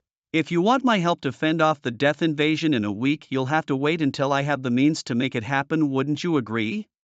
Lu Ruxue was momentarily stunned. How long until the next outbreak of the gloomy hour? 72 hours. Chu Feng knew the woman in front of him was only concerned about her own survival, so he cut to the chase. Will you give it to me or not? If not, I'll go to Dean Wang. Lu Ruxue silently took out the tool meant for returning to the last conscription trial, the dial pointer. Chu Feng accepted it without hesitation and walked straight towards Wang Tiehe without looking back. Wang Tiehe had yet to recover from the shock of Chu Feng's sudden disappearance and reappearance. It wasn't until Chu Feng stood before him that Wang Tiehe rubbed his eyes. Kid, am I seeing things? What's this all about? It's a long story, but I'll keep it brief, Chu Feng replied. That's it? What do you mean, that's it? Wang Tiehe was left speechless by Chu Feng's abstract response. It's hard to explain, but anyway, thank you, Dean Wang, for your concern. If it's convenient, could I have a consumable item?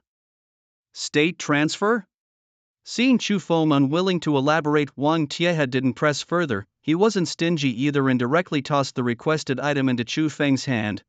The other deans, aren't you going to show some support? In fact, as the top-ranked participant, Chu Feng didn't need to ask. The other deans would soon present him with additional rewards, a perk reserved for the first place. But Chu Feng couldn't wait for later. Lu Yuchun laughed at Chu Feng's directness. Old Wang, this kid is just like you, shameless. If possible, I'd like Dean Lu to give me some items related to time. Shameless? I'm on the brink of death, who cares about face now? Wang Tiehe glanced sideways. Hearing Chu Feng ask for time items made him even more convinced of Chu Feng's identity as the son of time. Lu Yuchun looked at Wang Tiehe apologetically. I misunderstood, he's even more shameless than you. The deans laughed heartily. In past years, the first place indeed receives additional useful items from us. But time objects aren't something a decayed believer like you can use. Are you sure you want to exchange your hard-earned opportunity for this? Dean Guanxing kindly reminded him. Thank you, Dean Guan, for your concern. I have other uses for the time items which I cannot disclose. Please forgive me. Chu Feng was resolute. Seeing his determination, Jiang Huaning and Ouyang Shan refrained from persuading him further. They weren't bored enough to pry into a junior's secrets. Having obtained what he needed, Chu Feng couldn't wait to participate in the exchange meeting where he hoped to find a special item he had acquired in his previous life, the transdimensional one. This was an essential item for Chu Feng upon arriving at the Starsea battleship. Donning the other-faced one enables one to split themselves into 2 without any time restriction. Of course, this means that their personal abilities will also be halved. The advantage is that the split-off counterpart retains the same thinking and acting capabilities as the original. Having 2 versions of oneself means having a completely trustworthy companion to have one's back. This is a rare advantage in the highly vigilant recruitment trials. Moreover, when acting separately, it greatly aids in exploring the trial's environment. In his past life, Chu Feng often used this tool to split himself half and half to protect his beloved confidants. But today is different from the past. With the card in his possession, Chu Feng, descending as the other-faced one, means he could possess two different versions of himself with varying beliefs at any moment. This is far superior to ordinary duplication skills. With this item in hand, Chu Feng felt more assured about the upcoming trials. But then, as he was about to step forward, an elderly man with graying hair but a surprisingly robust physique blocked his path. "Since you're here and unharmed, why not have a match with the younger generation of my family before you leave?" The old man's face was familiar to Chu Feng. "Who are you?" Chu Feng asked. "Suemo, do you think you're the top card of the Red House like your mother and everyone must know you?" Wang Tieha mocked. "Old geezer, still living in your youth. Aren't you afraid of embarrassing the Su family by blocking the young one's way? You seem a bit touchy, Wang Tieha. Are you afraid he might lose to the youngsters of my family?" Suemo didn't take offense and continued to taunt. This man was Suemo, Chu Feng recalled. This old fellow had received orders from the elders of his family to deliberately provoke the 5 great academies. The aim was to incite anger and start a war during the time when Sikonlan was sealed, thereby seeking to control Blue Star. Sikonlan's easy sealing couldn't have happened without the betrayal of some family followers. The Su family was at the forefront of this betrayal. If Chu Feng remembered correctly, the other faced one tool seemed to be in the possession of a junior from the Su family. Just as well it saved him the trouble of searching for it. "So Elder Su wants someone from your family to compete with me," Wang Tieha said sternly. "Chu Feng, this isn't your concern, don't get involved." Simultaneously he sent a message to Chu Feng. "This old guy has been acting very strangely lately, trying to incite a conflict between the family and the academy. I'll handle him, you don't need to worry." Wang Tieha, having returned from the higher-ups, was well aware of Sumo's petty tricks. There's always something suspicious about unusual behavior. And Sumo's recent provocations likely stemmed from some newfound information from above, possibly even with some authorization. Since he wants to use the young ones to cause trouble, I'll take the opportunity to teach him a lesson. Chu Feng quickly replied.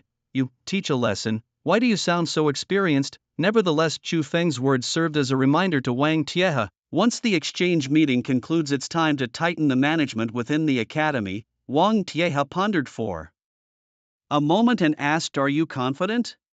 "Rest assured I've got him," Chu Feng replied with such confidence that Wang Tieha couldn't help but feel a sense of anticipation. "Alright, the people from the family are quite unscrupulous. When training the younger generation they often steer them in that direction, so if you're not their match it's understandable. If you can't hold on, don't let pride get in the way, surrender if you must." "Surrender?" Chu Feng couldn't find those 2 words in his dictionary no matter how hard he looked. The young ones have some spirit, unlike you old bones who have been down there so long you've lost your backbone." Suemo chuckled at this. "Su Ming, you've just turned 18 this year, why don't you meet this classmate?" "Alright, grandfather." Out of the Su family crowd emerged a burly man with a mature face and a scruffy beard. Judging by his appearance you wouldn't argue if someone said he was 80, let alone 18. "Wait a moment, what, are you scared?" Su Ming's tone was an exact replica of Sumo's, naturally full of mockery. "Scared? Not quite." Ignoring the man in front of him, Chu Feng looked at Suemo and said, "Since we've agreed to compete, putting something on the line gives it meaning, don't you think?" "Oh, interesting. What do you want?" Suemo asked with a laugh. "Simple. For every one of you I defeat you must pay me an item below the 5th tier, and if you lose..." Chu Feng pointed behind him. "If I lose, the items you need can be collected from the deans behind me." Wang Tieha was at a loss. "If you win you take the spoils, if you lose we bear the cost, so no matter what you don't lose out, right?" "Ha ha ha, alright, you're quite an interesting young one." Suemo laughed heartily. "We'll go with your terms. Since that's settled, no need to take turns, you little trash, come at me all at once." Chu Feng nodded slightly and added, "And the Zhang family, Luo family, whoever's willing to fight feel free to step forward." Su Ming felt insulted and glared. "What do you mean?" "What do I mean?" Chu Feng said calmly. "I'm not just talking about you, I'm referring to everyone here. Each and every one of you is trash." "Got it, hurry up, I'm on a tight schedule." His words stirred the crowd from the families, leaving them unsettled. "All at once, I alone can take you down. The academy dogs love to bark, don't cry and beg for mercy later." "All at once, great, I love a good brawl." Lu Yuqing shook his head helplessly. This brat was much more provocative than Suemo. Upon hearing Chu Feng's words, instead of getting angry, Suemo agreed immediately. After all, his goal was to stir trouble. The young fool likes to show off, and if he accidentally gets himself killed, he can't blame me. If a life is lost as expected, the balance between the academy and the family will inevitably be disrupted, and the task assigned from above would be halfway complete. With this thought, Suemo not only refrained from stopping the chaos but even encouraged the group skirmish. Before long, led by Su Ming, the number of family members intending to participate in the contest reached 20.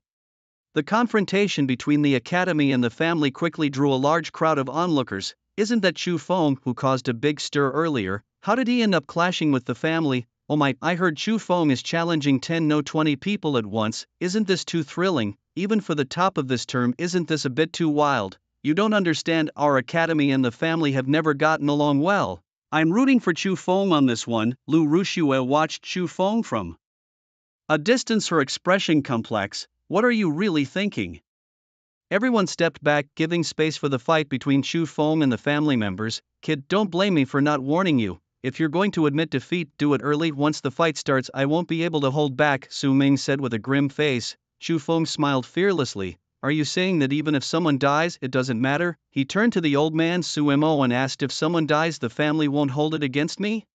Su Mo sneered inwardly. What kind of storm could you possibly stir up alone? Naturally, he replied. Very well, let's begin. As soon as Chu Feng finished speaking, the family members rushed forward. Chu Feng displayed a sinister smile, gently raised his left hand, and then with his right he yanked hard. His movements made the onlookers gasp.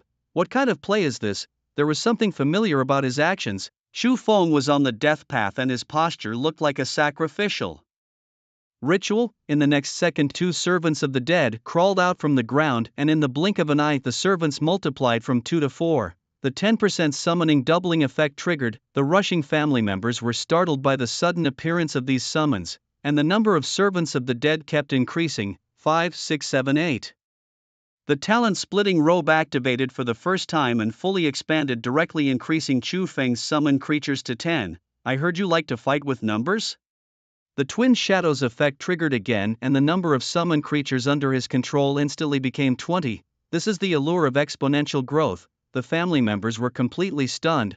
Wasn't this supposed to be a group fight? How did it turn into you alone fighting against a group of us? This is unfair. Everyone present was merely a formal professional. The combat power they could exert was limited. Chu Feng's servants of the dead, summoned as a 5th-tier skill, were clearly superior. Su Ming wiped the cold sweat from his forehead. Luckily he had stopped in time. If he had charged forward, he would have been torn to pieces. Su Ming, don't say I didn't warn you. If you're going to admit defeat, do it early. Once we start, I won't be able to hold back. Chu Feng teased him while selecting a lucky servant of the dead for a state transfer, instantly removing the negative effects left by the deadly lantern.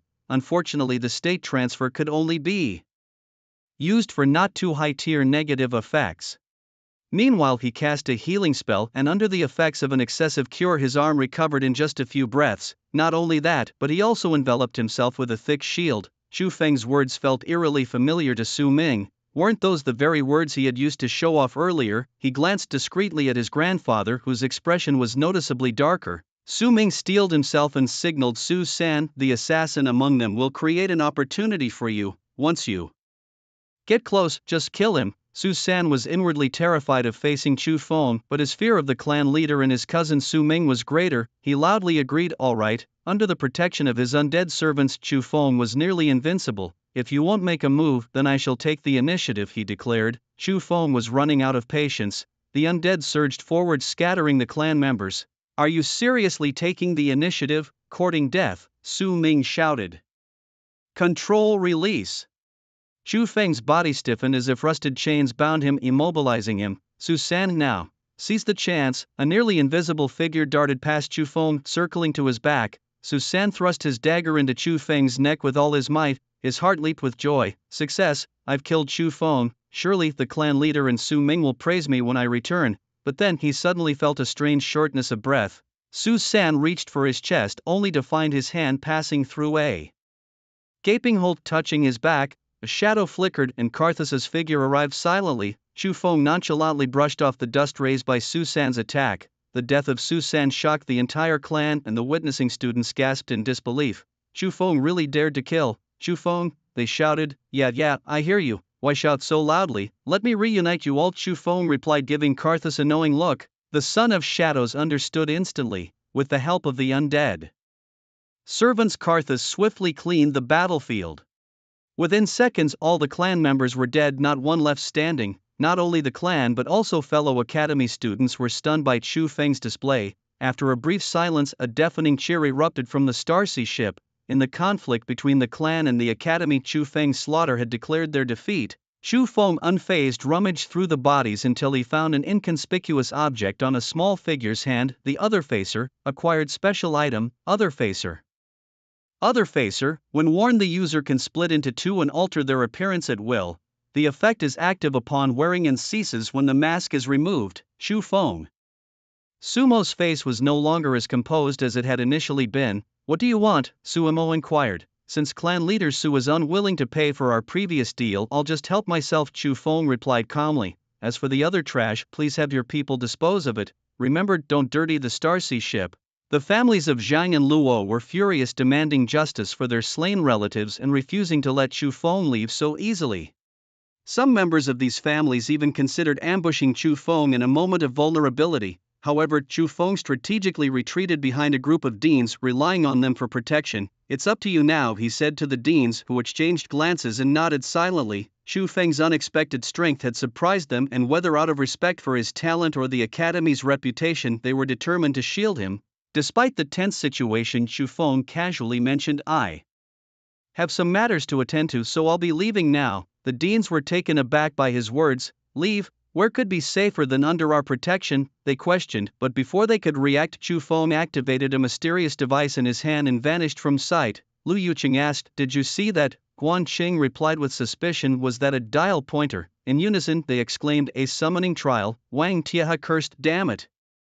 That brat willingly entered the trial. As night fell, a light rain began to sprinkle over the land, turning the black and yellow earth into a muddy mess. On a narrow path, 6 figures suddenly appeared. What kind of weather is this? Complained one dressed in dark blue denim with a pair of revolvers at his waist, the typical cowboy look. He adjusted his hat to shield his cigar from the rain, but a sudden gust extinguished it. Damn, bad luck. The cowboy, biting his unlit cigar, glanced at his silent teammates. Everyone acting all mysterious, huh? Chu Feng adjusted his black hood, his anomalous mask fitting naturally on his face. He drew a card from his hand and flicked it, creating a gray barrier that shielded the 6 of them from the rain. Mystic, he introduced himself. Call me Darling. The cowboy scoffed. Darling? What a weird name. Where were you earlier when my cigar got drenched? Slightly annoyed, he glanced at Chu Feng. Death, said another hunter. Albert. Most call me Big Al. Big Al, Chu Feng retorted, and I have a weird name. With a touch on the card, Chu Feng ignited a dim flame in front of Albert, lighting his cigar before fading away. A planet level, you say? Chu Feng mused, hinting at the power they were about to unleash. Then let's bring the heat. Beside Albert stood a woman with blue hair, gently wiping a long sword in her hand. Her eyes were blindfolded with a red ribbon, and she whispered softly, Void. She introduced herself as a mid-level planetary warrior, asking to be called Red. She coughed slightly, apologizing for the rain and requesting permission to wet her throat. The speaker wasn't human, it was a robot, which elegantly retrieved a bottle resembling a liquor bottle from its black evening suit pocket. Upon unscrewing the cap, a pungent odor quickly spread. In a few gulps, the robot finished the liquid. It mentioned having brought a bottle of Mechanical Star pure-grade Morag oil, inviting others to try it if they had the chance. The robot then introduced itself again in mystery, a mage with the serial number 648791, suggesting the nickname 91. Alright, Mr. 91 Machine. But Mr. 91 Machine, how did we end up colliding here? Mystery and Void were quite different. Their paths were oppositional, and these two seemed to enjoy internal strife, especially considering the 91 robot had concealed a divine-level realm. Well, even if it didn't, the current me probably wouldn't be a match for it. This kind of retrospective trial summons was indeed a high-level game, jumping straight into a major rank. Chu Feng cast a glance at Brother Dio, hoping that in the spirit of lighting up a cigarette he would be a bit more amicable later. Destruction, a priest named Hule, a novice planetary level, introduced himself simply from the farthest corner. It wasn't hard to tell from his appearance that he was a wolfman beastkin. His muscular build and scarred body seemed at odds with the priestly profession. Just then, the last person spoke, and Chu Feng's previously calm heart was instantly filled with anger. Brothers and sisters, I'm Yuer, a mage of the Void Path. My divine path realm is quite low, only 9th level, so I hope everyone will help me in the upcoming exploration. Yuer is afraid of pain, so please don't let me get hurt, okay? The girl was not very tall, just over 5 feet, dressed in a white gauze dress. She looked like the girl next door. She placed her hands behind her back, blushing shyly. Xu Feng hadn't expected to encounter her here so soon. Why is this little brother staring at you? Si Kongyuer tilted her head slightly, a look of puzzlement on her face. Xu Feng took a deep breath, calming his inner turmoil. With the otherworldly being present, it was impossible for her to recognize him. Sorry, I've never seen such a cute little sister before, so I couldn't help but take a few more looks. Does darling brother also think Yuer is cute? Thank you for the compliment. Si Kongyuer playfully stuck out her tongue, but only Xu Feng knew the malevolence lurking beneath that adorable facade. Out of her 80 pounds 79 were pure mischief.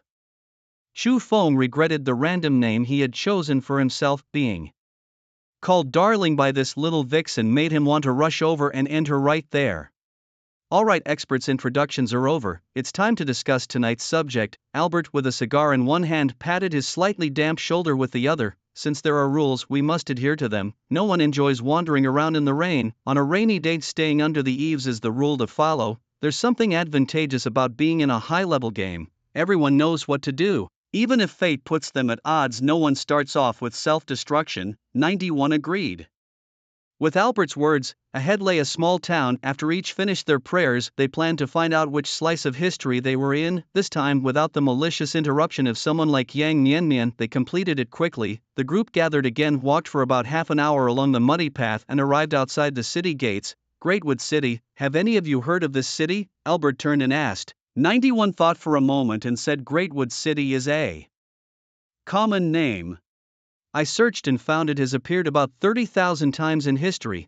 After filtering for the more famous historical records, only 3 instances remain. One is a city on a planet called Wasteland in the Second Era, which fell under the spell of desire due to propagation and became a puppet city. The second is in the Second Era Zeto, a famous dwarf kingdom with a royal city called Greatwood. The third is in the era of war uprising during the Third Era, where a city governed by an ancient god was also called Greatwood City. Impressive mechanical beings have such an advantage over humans when it comes to historical records. Just install a knowledge database in their brain and any information they need is at their fingertips. If it weren't for Xu Feng using the pick pointer to return to the historical slice of the career trial, obtaining such information would have taken a significant amount of time. Regardless of the situation, they decided to enter the city first. Once inside, since it was already nighttime, there weren't many pedestrians on the streets.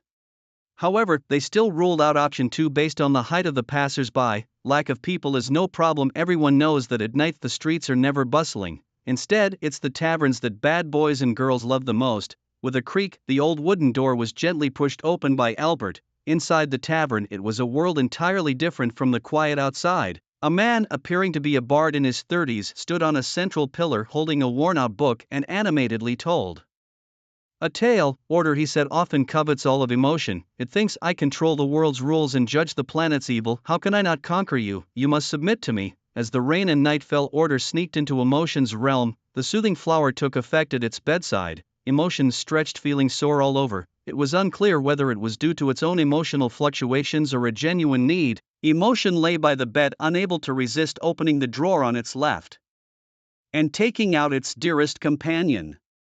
In the shadows, order watched with wide eyes. In a realm where emotions and order clash, a powerful voice thundered, halting everything in its domain. The very essence of emotion reached its peak at the sound of this furious outcry. A soft whimper escaped as a long staff slipped from the hands of emotion. Order found itself overwhelmed as the fervent chaos clouded its judgment. Seeking solace, it yearned for the presence of annihilation. Yet, despite this longing and unsettling discomfort lingered. As order lay engrossed in its own world, a sudden crack of a whip brought it abruptly back to reality. Mr. Clown, if you keep this up, my stable might just topple over, laughed the circus ringmaster, retracting his whip.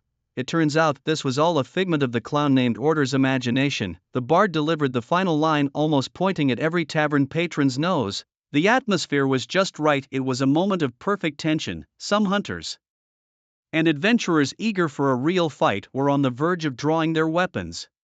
But that last statement caused the patrons who were engrossed in the tale to suddenly relax. Vitas, I'll kill you. Haven't you learned your lesson yet? Someone exclaimed amidst the charged atmosphere. The unique scent of excitement filled the air as the patrons indulged in their fervor. Look at that chaotic bunch over there. What are they up to? Albert remarked to Red, who stood beside him. Red, with a calm demeanor, cradled her long sword and replied, I can't see. Oh, I thought that was Just for show, Albert quipped, taking a deep drag from his cigar and exhaling leisurely. You don't mind, do you? He added. The blade in Red's hand moved just a millimeter from its sheath, causing a slight tear in the brim of Albert's cowboy hat. Hey, take it easy. Albert quickly hushed, wary of Red's swift reactions. After a brief pause, he rationalized, doesn't anyone find it strange? What kind of place can freely script the tales of gods? In the realm of the elder gods, deities were mere pawns crafted into colorful stories that drew attention and fame, something bards loved. The air here is too stifling, Albert noted, adjusting his jacket. I'll head to the bar for a drink and maybe gather some information. Why the bar? Why not ask the bard? C. Comuer curiously inquired. Albert chuckled. Don't be fooled by the bartender's robotic demeanor, they've got their own little tricks. The daring bard's ability to weave tales of these proud adventurers without backlash suggested they were not to be trifled with. Brother, you've seen a lot, show me the ropes, said a curious onlooker. Meanwhile, unnoticed by the crowd, the silent thunder moved quietly toward a secluded corner. The lone wolf's too unsociable, someone remarked. Now it's just the four of us. What should we do next? The question hung in the air as they pondered their next move amidst the lively chaos. C. Comuer looked at Albert with a hint of grievance in her eyes and said, let's get this straight, I don't want to be alone. All right, kiddo, come with me and I'll show you what adults do. For fun, Albert replied with a mischievous grin.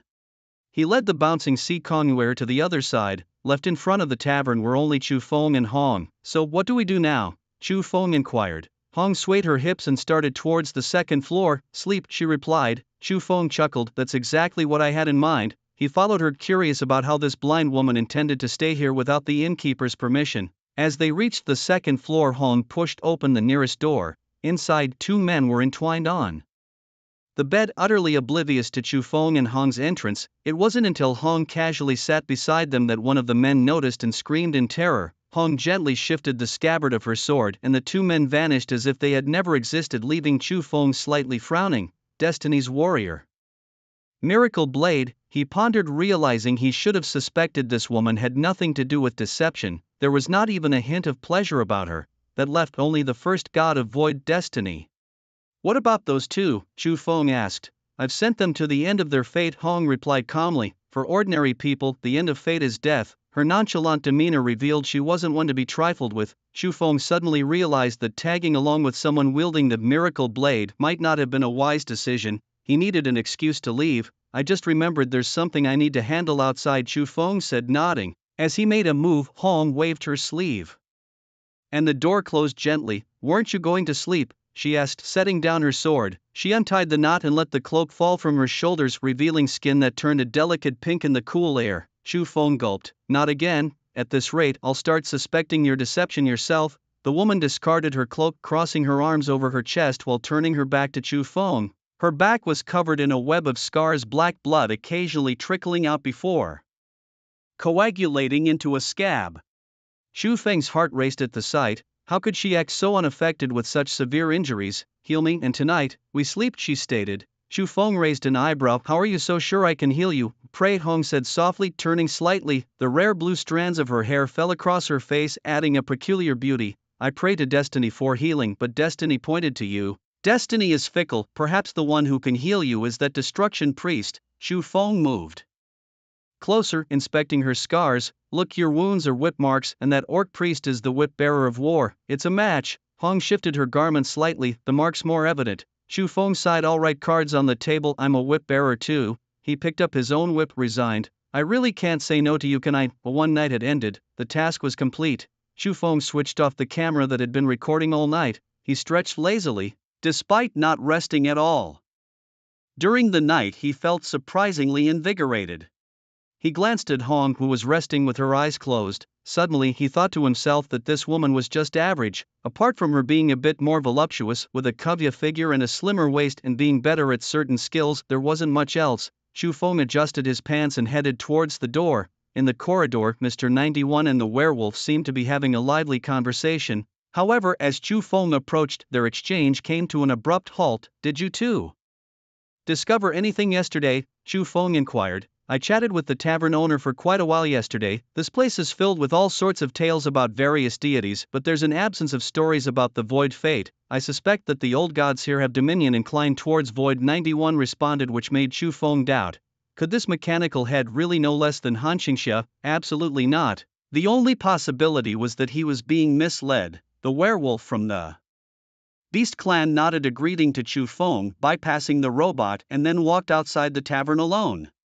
Darling, where's that void lady you were with last night? I'd like to have a chat with her, the mechanical gentleman inquired. No way, she spent the entire night playing with Darling and she's probably still asleep, Si Kongyue replied, bouncing down from the first floor. Uncle Beard, and I listened to the hums and ha all night, the old man grumbled. You listened all night, don't drag me into it. He scrutinized Chu Feng. You've got some skills, young man. 91 shook his head. What a pity.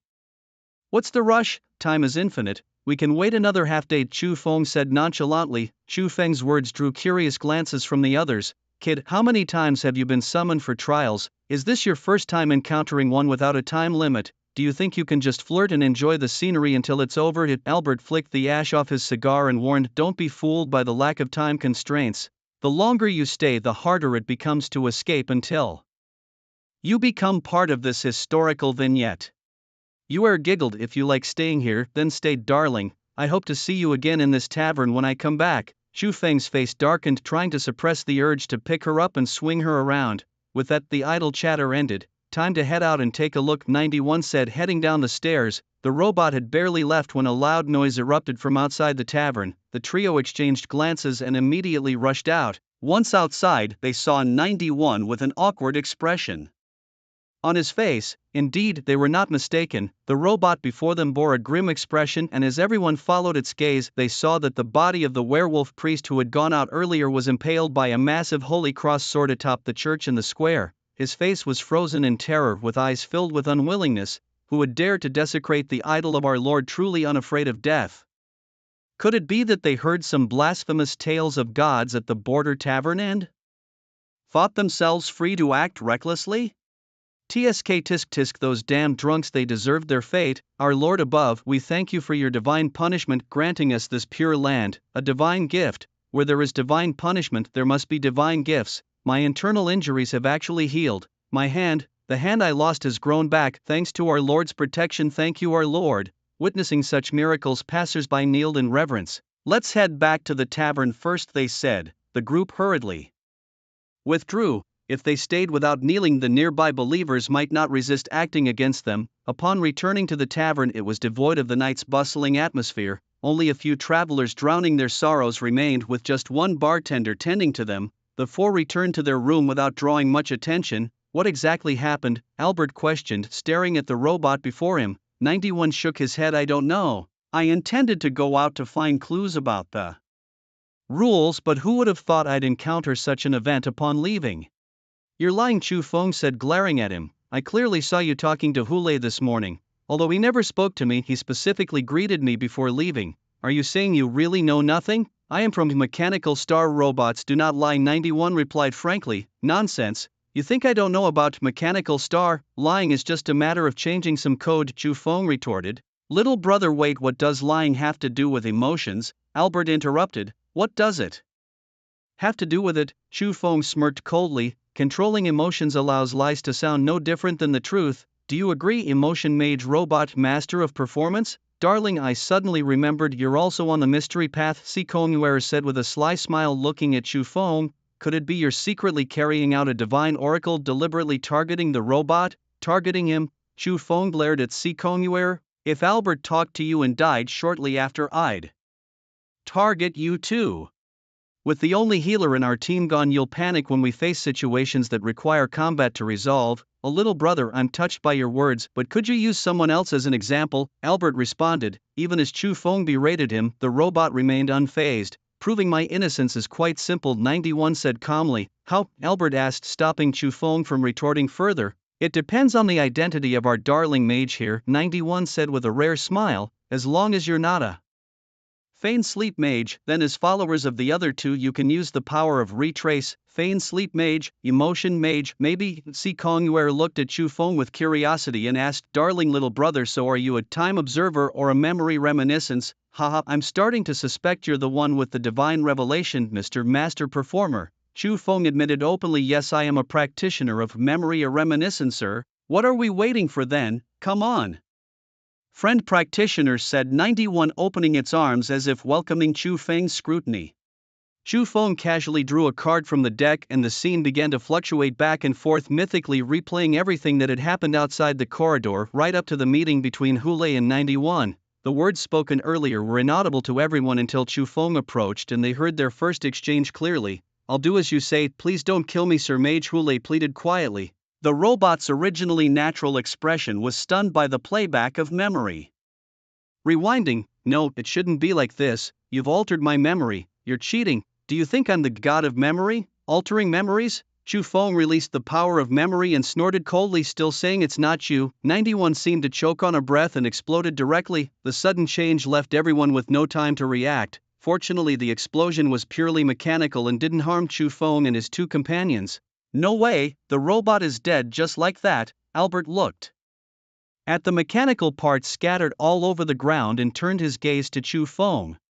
Hey, little brother, what did you do to him? Chu Feng bent down and started searching through the scattered parts but couldn't find the item that should have been there, the unique courtship of the mechanical clan. Just as he finished speaking, Chu Feng suddenly remembered something and took off running wildly outside. Not understanding the situation, Albert and Si Kongwei followed closely behind. When they reached the square, the body that had been nailed to the church with a cross sword had vanished. Passers-by laughed and chatted as if nothing had ever happened. Damn, we were tricked, the two realized immediately, so they ran away. Albert laughed in exasperation. Those two selfish guys found a way out of this place bound by rules and didn't tell us how. Chu Feng shook his head in frustration. How does the saying go? Those who are not of our kin must have a different mindset. Who would have thought the robot gentleman seemed so noble yet had so much cunning in his heart?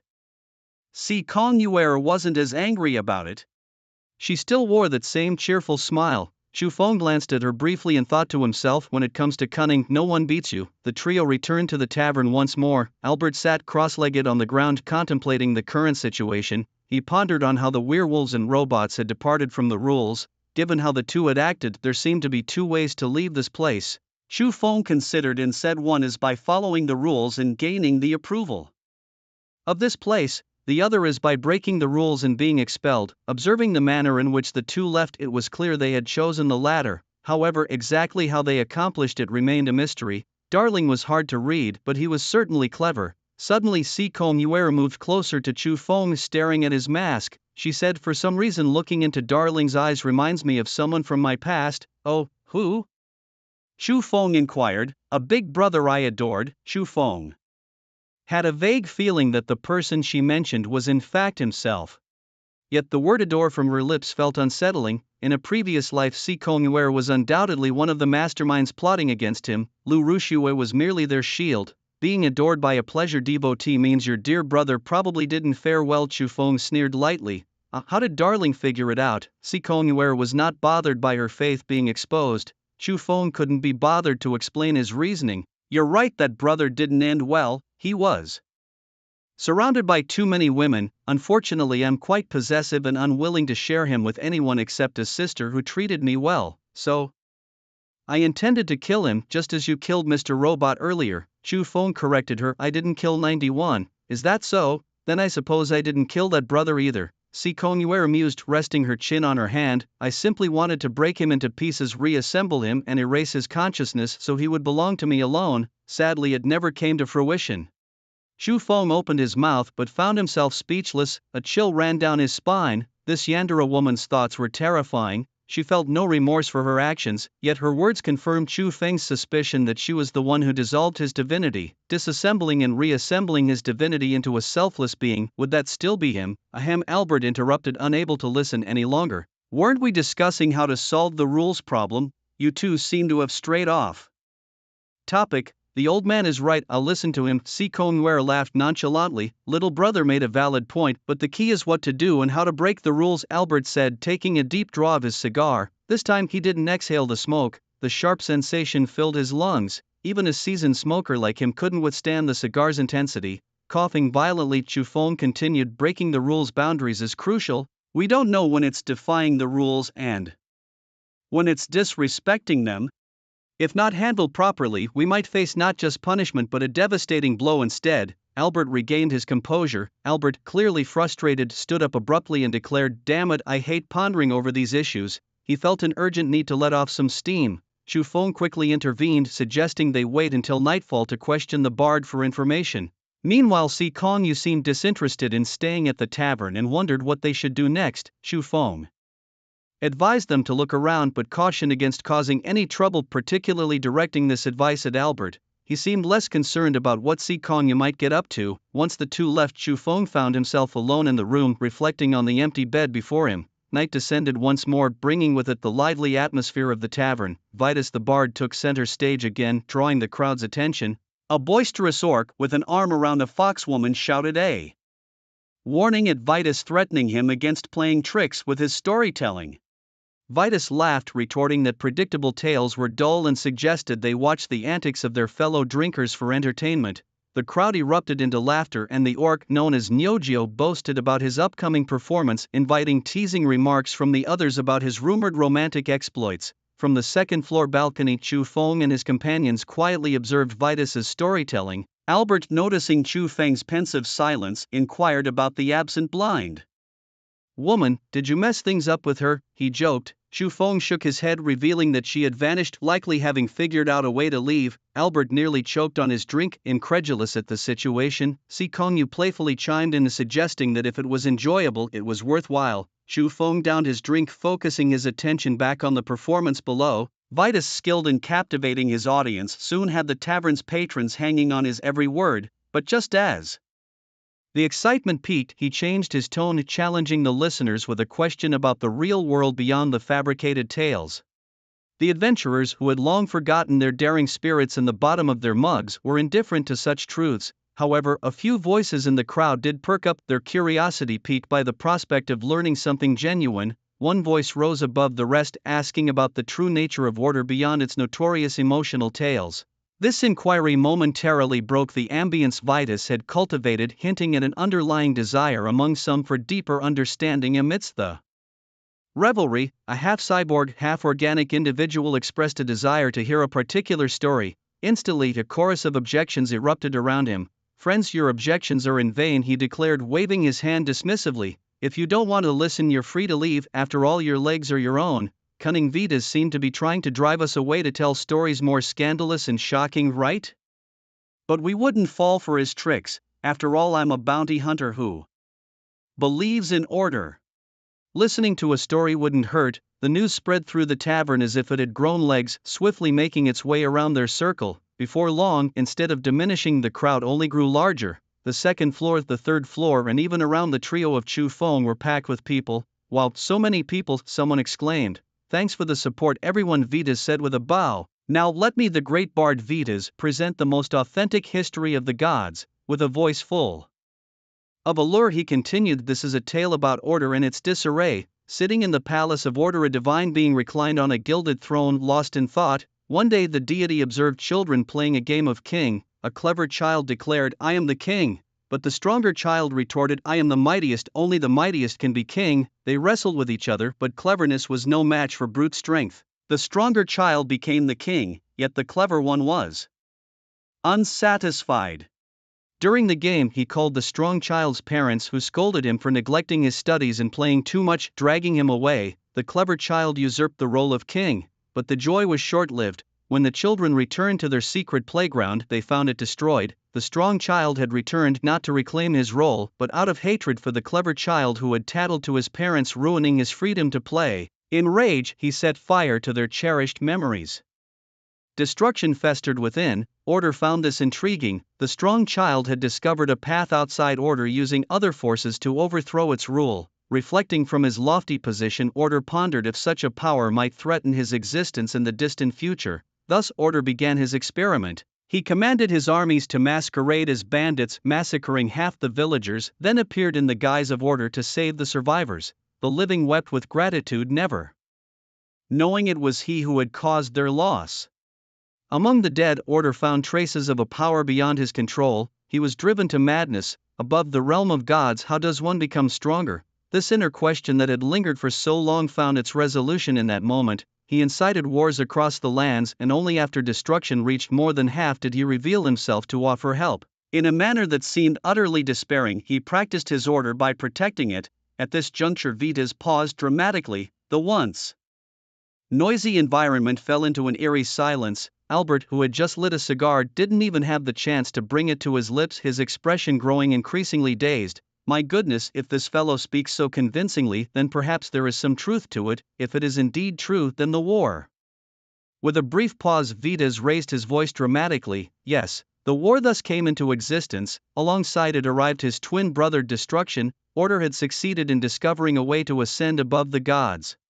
But Order also failed, as he had inadvertently created two adversaries that opposed him, ultimately leading to the end of his reign. They concluded the epic of the Second Era and heralded the glory of the Third. Chu Feng remains silent. This narrative closely resembles the most common divine struggle, authority usurpation. Albert seemed to have a revelation and turned to ask little brother before the blind girl disappeared, "What exactly did you do? I mean, aside from what happened between the two of you?" Chu Feng nodded slightly. "She was injured and needed my healing." Albert grabbed Chu Feng's shoulder and probed further, and then, Chu Feng continued, "I told her that Hu Lei was the pastor, but she said it was fate that chose me." Albert slowly let go of his shoulder. Fate chose you.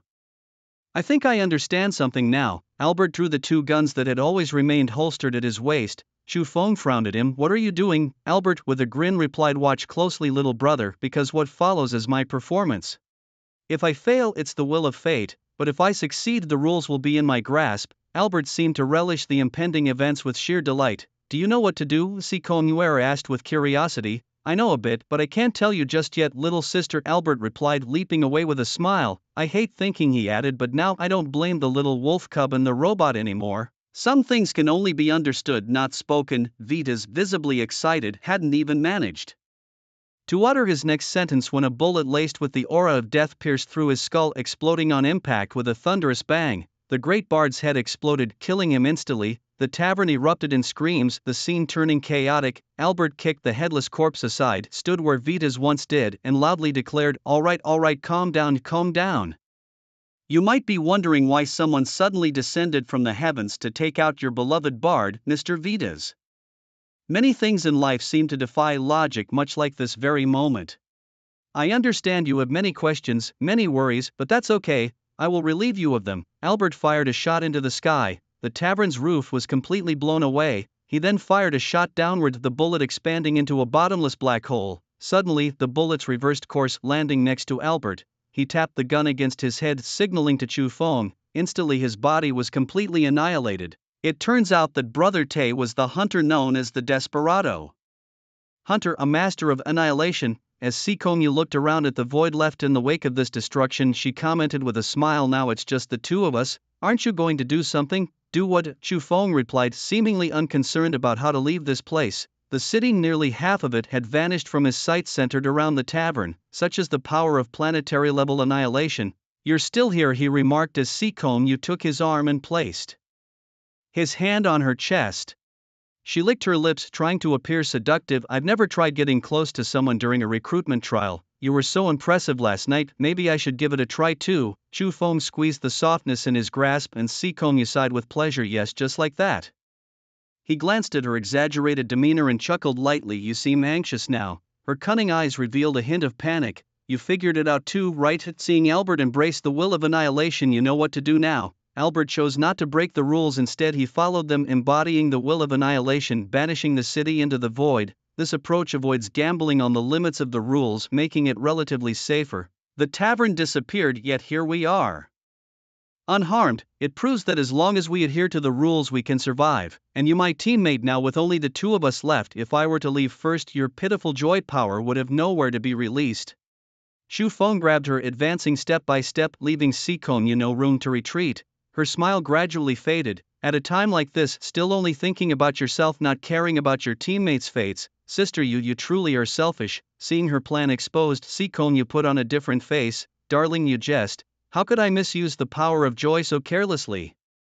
Chu Feng pulled forcefully, causing her to cry out in pain, tears welling in her eyes. "You really don't understand how to treat a lady gently." At that moment, Si Kongyu recalled last night with Chu Feng. Indeed, if he knew how to be gentle, he wouldn't have driven others crazy all night long. "This is merely a small punishment for your selfish behavior." Chu Feng spoke with a calm demeanor. "If you want to leave here alive from now on, you must listen to me." Si Kongyu, her eyes blurred with tears, questioned, "Then tell me, what should we do?" She seemed to become more docile, but Chu Feng knew all too well that this woman might still be plotting something sinister.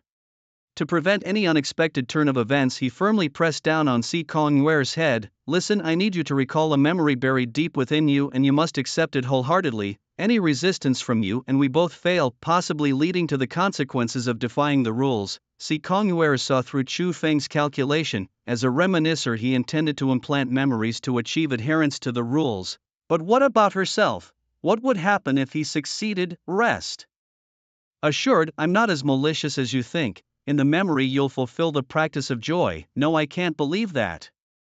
Don't trust me, is that it? Chu Feng chuckled lightly. You have no choice, either I kill you and find another way, or you cooperate and gamble on me giving you a chance to survive. Si Kong-yuer hesitated. Chu Feng revealed a hint of divine power concealing the aura of abundance. It seems I forgot to mention my divine path realm during introductions. Let me reintroduce myself. You are reminiscer darling high-tier planetary level.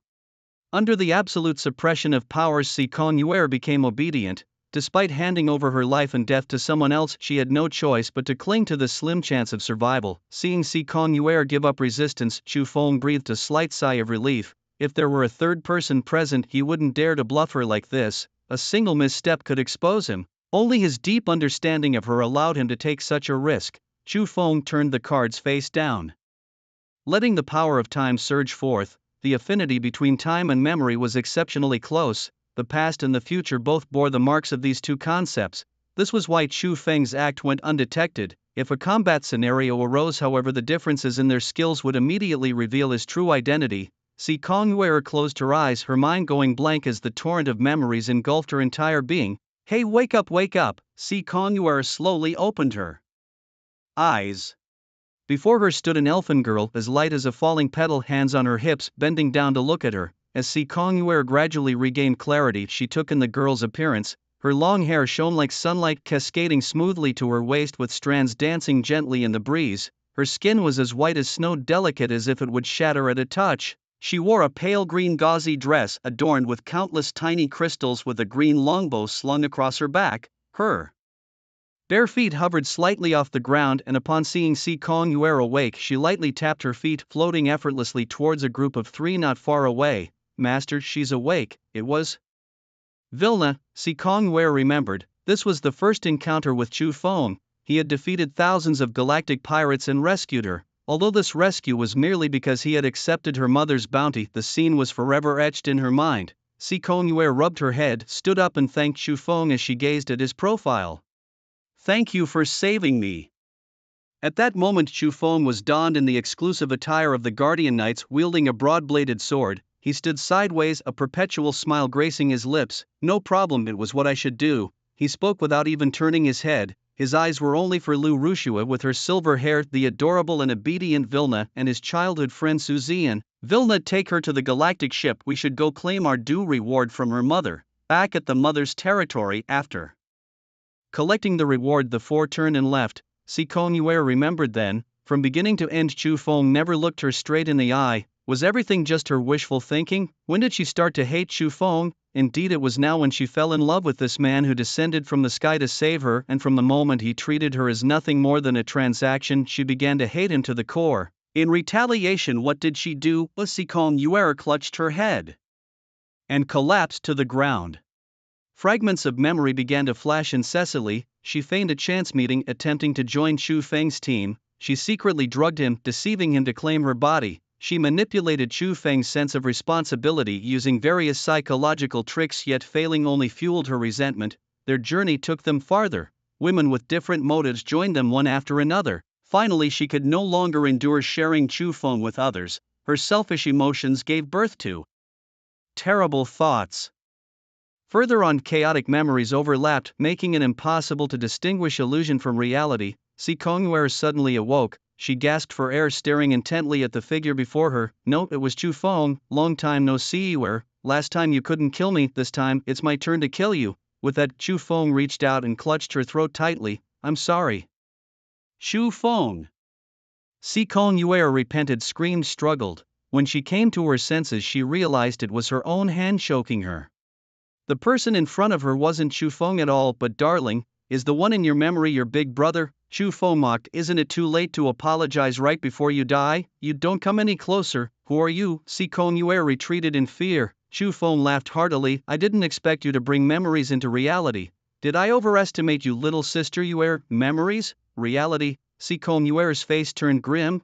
There was no Chu Feng at all, it was always Darling behind the mask. Alright, let's go. Chu Feng's words left Sikong Yue momentarily stunned. Where to go? Of course, it's time to leave this place. Haven't you noticed that you've already passed the trial of the rules? Situyue touched her own body, only to find she couldn't grasp anything. As she lifted her head, her entire being seemed to vanish before Chu Feng's eyes. Situyue's mind was blank. Did she muddle through just like that? But thinking of herself, a devotee of delight, becoming a laughingstock was a feeling more unbearable than eating dirt. Wait. Delight. As a disciple of delight, becoming someone else's delight, isn't this a way of breaking the rules? Could it be that Darling foresaw this? No, that's impossible. How could he know my memories? Chu Feng.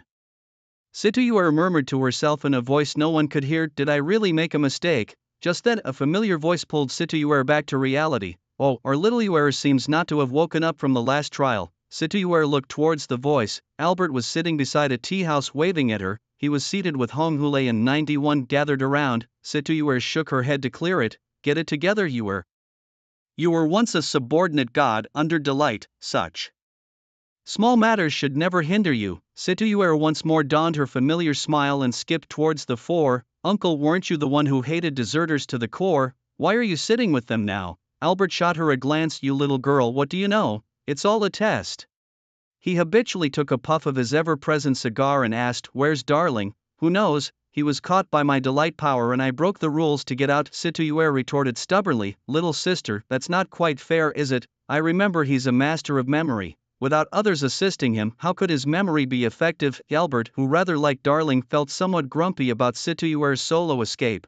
Uncle, is it fair for you to say that, if it weren't for your obliteration power turning Giant Wood City into a mess, would I have had to make a move on my teammates? Situyue retorted disdainfully. Albert coughed a few times. So it's my fault, my fault. His gaze shifted towards Hong. Hey, your temporary friend seems to be in a bind, don't you feel anything? Hong moved his sword sheath. Seeing the familiar motion, Albert wisely kept his mouth shut. Alright, I won't say anything. But Hong surprisingly spoke. He will be fine. 91 nodded silently.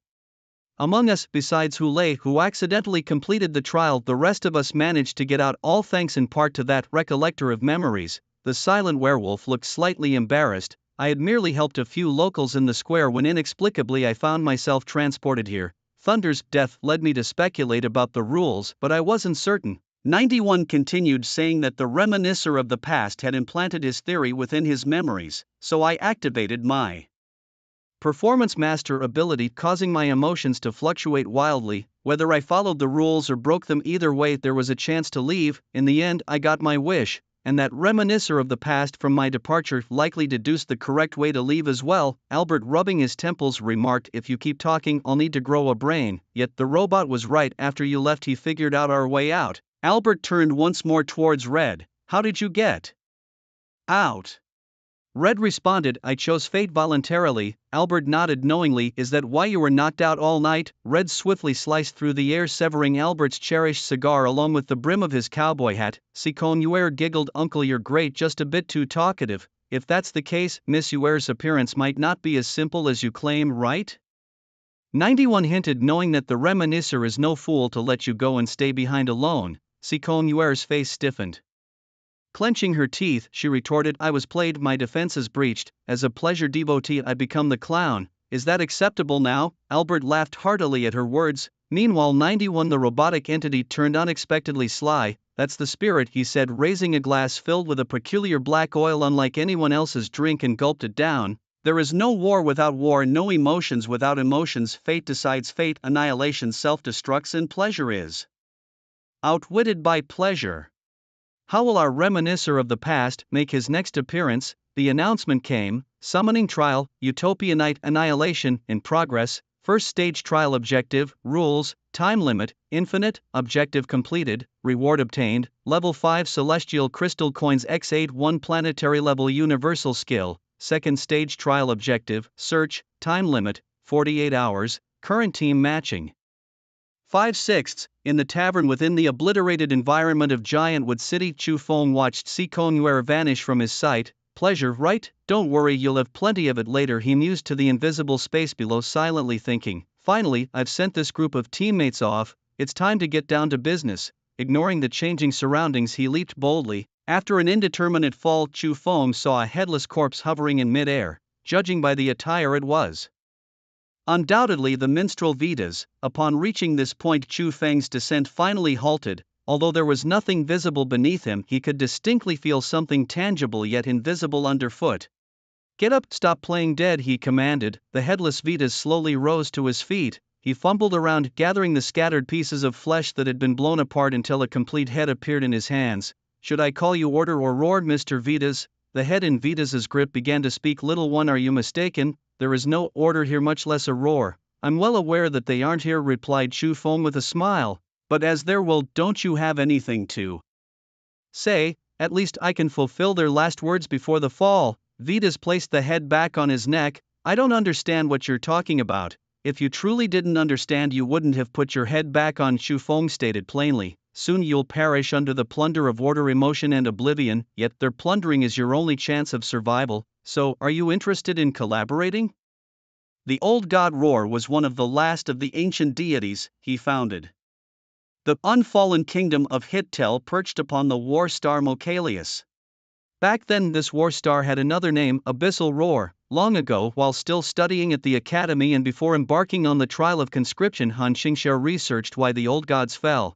However, due to the incomplete knowledge system of Blue Star, she only derived one conclusion: the loss of authority over their domains. To become a god, one must first possess divinity, which serves as a cornerstone. When divinity is seized, the cornerstone collapses and the divine position naturally crumbles. Although the old gods ascended to godhood early, their domains were manifold and not as singularly focused as the new gods. Once order found a way to further advance, the gods followed suit, causing the old gods to fall from their pedestals one by one. Vidas fell silent. Chu Feng's words had struck a long-buried nerve in his heart. Why so quiet? Are you thinking, how dare a mere mortal like me discuss such matters? Chu Feng once again revealed a strand of divinity. This time he did not hide the aura of abundance. Before my Lord Verdant was consumed by abundance, he bestowed this divinity upon me. Seeing this, do you still believe you can escape disaster by fragmenting your will? Vidas murmured. Verdant. The Verdant assimilated by abundance 300 years ago. Indeed, you know the name of my Lord Verdant, being an old god yourself. Chu Feng chuckled. Why not walk the same path as my Lord Verdant? Is this an invitation? Vidas asked, a meaningful expression crossing his face. Invitation sounds too formal, Chu Feng replied. If you join us, we'll be allies, watching each other's backs. Finally, Vidas showed some interest. What must I do? It's simple. You are now the fragmented will that is split from Roar, possessing the power of order. There is an intrinsic attraction between divinities, and before order seeks you out, transfer this divine nature to me. Upon hearing Chu Feng's audacious request, Vidas was engulfed by a wave of anger. You call this simple? Vidas retorted. You have no choice, Vidas replied Chu Feng as he tossed 13 cards into the air. These swiftly spinning cards formed a gate of time. Inside the gate, shortly after their conversation, order arrived. The gate of time displayed two outcomes, one where Vidas accepted the invitation and one where he refused. With acceptance, Vidas managed to evade assimilation with Chu Feng's help. In refusal, order absorbed him. Not long after, Vidas' expression shifted subtly, his eyes trying to discern the truth in Chu Feng's display. Is this that observation of time? Chu Feng nodded, confirming. Time is here, I cannot bring it nor take it away. I admit I lack the ability to confront order directly, even if it's just a minuscule remnant soul, but the divine nature of fecundity, capable of embracing all things, will aid you in evading order's pursuit. Vidas hesitated. The all-encompassing nature of fecundity could indeed assist him, but could he trust this follower of fecundity standing before him? Chu Feng saw through Vidas' struggle for survival and continued, in your quest to survive, you've tried to discredit order and diminish its influence, but it's all too late. Vidas clutched the tattered book in his arms, his expression growing fierce. Yes, it is too late. He indulged in his belief too much, leading to this situation today. Still haven't made a choice, Vidas? Chu Feng asked, a hint of disappointment in his voice. So be it. What my master needs is an ally of like mind, not a broken will too cowardly to grasp its own existence. consider this visit as if it never happened. With that, Chu Feng turned to leave. Vitus was finally moved. If we are to be allies, surely I am entitled to know the plan of the Verdant One, right? A barely perceptible smile flickered across Chu Feng's face, quickly returning to normal. Of course, he proclaimed, invoking the name of his master. The Verdant One shall establish the old gods' council, reviving the long-lost deities of old, to share power together. As for order, the tyrannical god can go to hell. One day the name Old Gods Council shall resound throughout the cosmos. Chu Feng's voice, though calm, carried a fervor akin to that of a devoted zealot. The Old Gods Council. Vitus murmured, "All right, I agree." Whether it was the grand vision painted by Chu Feng or his own glimpse of survival amidst a dissipating fate, these factors propelled Vitus to make his decision. "Very well, my master will await your presence in the hall." The divine radiance of fecundity shone forth, and Vitus returned to his original divine nature of order. After the divine convergence, the essence of order was thoroughly overshadowed by abundance, leaving behind nothing but a tattered book on the ground. Chu Feng bent down to pick it up. Acquired unique item, the ancient law of the Howling Star. The ancient law of the Howling Star. On the Howling Star, the bearer of this item shall equally possess the power of order's rules. Oh my goodness! It seems I've obtained something truly remarkable. Initially, I only intended to use this part of Order's power from Roar to deceive Annihilation into joining the Old God Assembly, and then seize the opportunity to use the divinity of abundance to control him and lift the curse of the gloomy moment on myself. With this item in hand, the vigilance of Annihilation, which also belongs to Roar towards me, will undoubtedly be greatly reduced. This way my goal will be much easier to achieve. Sorry Vitus, please forgive me for weaving a small lie in the midst of real events. The matter of Verdant is true, and his intention to establish the Old God Assembly is also true. The only falsehood lies with his followers. The inherently suspicious Verdant, before being assimilated by abundance, absorbed all his followers to resist this great power. The ones who died the fastest were his most loyal followers. If he had left himself a way out, perhaps today it would truly be a reviver of the Old God Assembly seeking you out. Chu Feng bowed in the direction where Vitus disappeared. Also, there's a small detail you overlooked. Although this body bears the power of time, it's still too immature to observe the divine. Perhaps the divinity of abundance made you overlook my original divine path, or maybe you just yearn to live.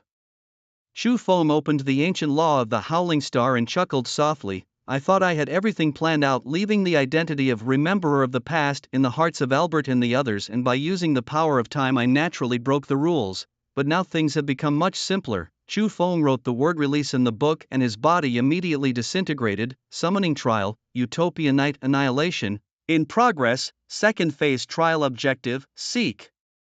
Time limit, 48 hours, current teammate matching. 5 out of 6, matching successful, 5 to 6. As the waiting mechanism concluded, the 5 individuals sprang to their feet upon seeing the prompt. Damn it, seen a ghost. I've matched in so many trials and never seen one start with just 5 people. Albert reignited his half-finished cigar, took a few puffs and said, "Can anyone answer my question? Darling little brother died." Among the 5, only Si Konware was smiling as she spoke. From her perspective, Chu Feng's death was like popping champagne. After all, only this way means no one can delight her. But one sentence from Han made her instantly wilt. "No, the line of destiny between him and me is not yet severed," 91 said. The second phase's trial objective is seek, and Mr. Rememberer has mysteriously disappeared. Perhaps the second phase's trial objective is to find him. Hule shook his head in confusion. I've never seen a summoning trial that encourages us to support each other. Not having divine orders to fight amongst ourselves is already a blessing. Whether it's for the trial's goal or Mr. Ija himself, he helped us get through the first stage. This time, it's our turn to lend a hand. As 91 looked at the bustling street, he remarked, speaking of the trial's goal, have you noticed that the time phase we're in now is different from the giant tree city we were in before? Albert took a careful look around but didn't notice anything different. Can you tell just from the emotions? He asked. In the giant tree city we were in before, even though everyone lost their adventurous spirit, their faith was unwavering and their emotions were high. But now everything seems lifeless. 91 continued to share his insights. After meeting that bard Vitus, I think I know the name of that old god. His followers like to defame other deities but don't promote themselves. The only one with such a peculiar hobby is the last old god to rise from Roar. The others showed curious expressions. 91 pointed to his own head. History is too vast and the chaotic information makes it hard to connect every part. Thanks to Albert annihilating the former giant tree city, we now have what we see. Albert, holding a cigar between his fingers, questioned in confusion. Wait, are you saying we're still in Giant Tree City? 51 nodded. Correct, to be precise, it's the new Giant Tree City. 100 years later, history has been rewritten by you. What? Albert exclaimed, stunned. I changed history?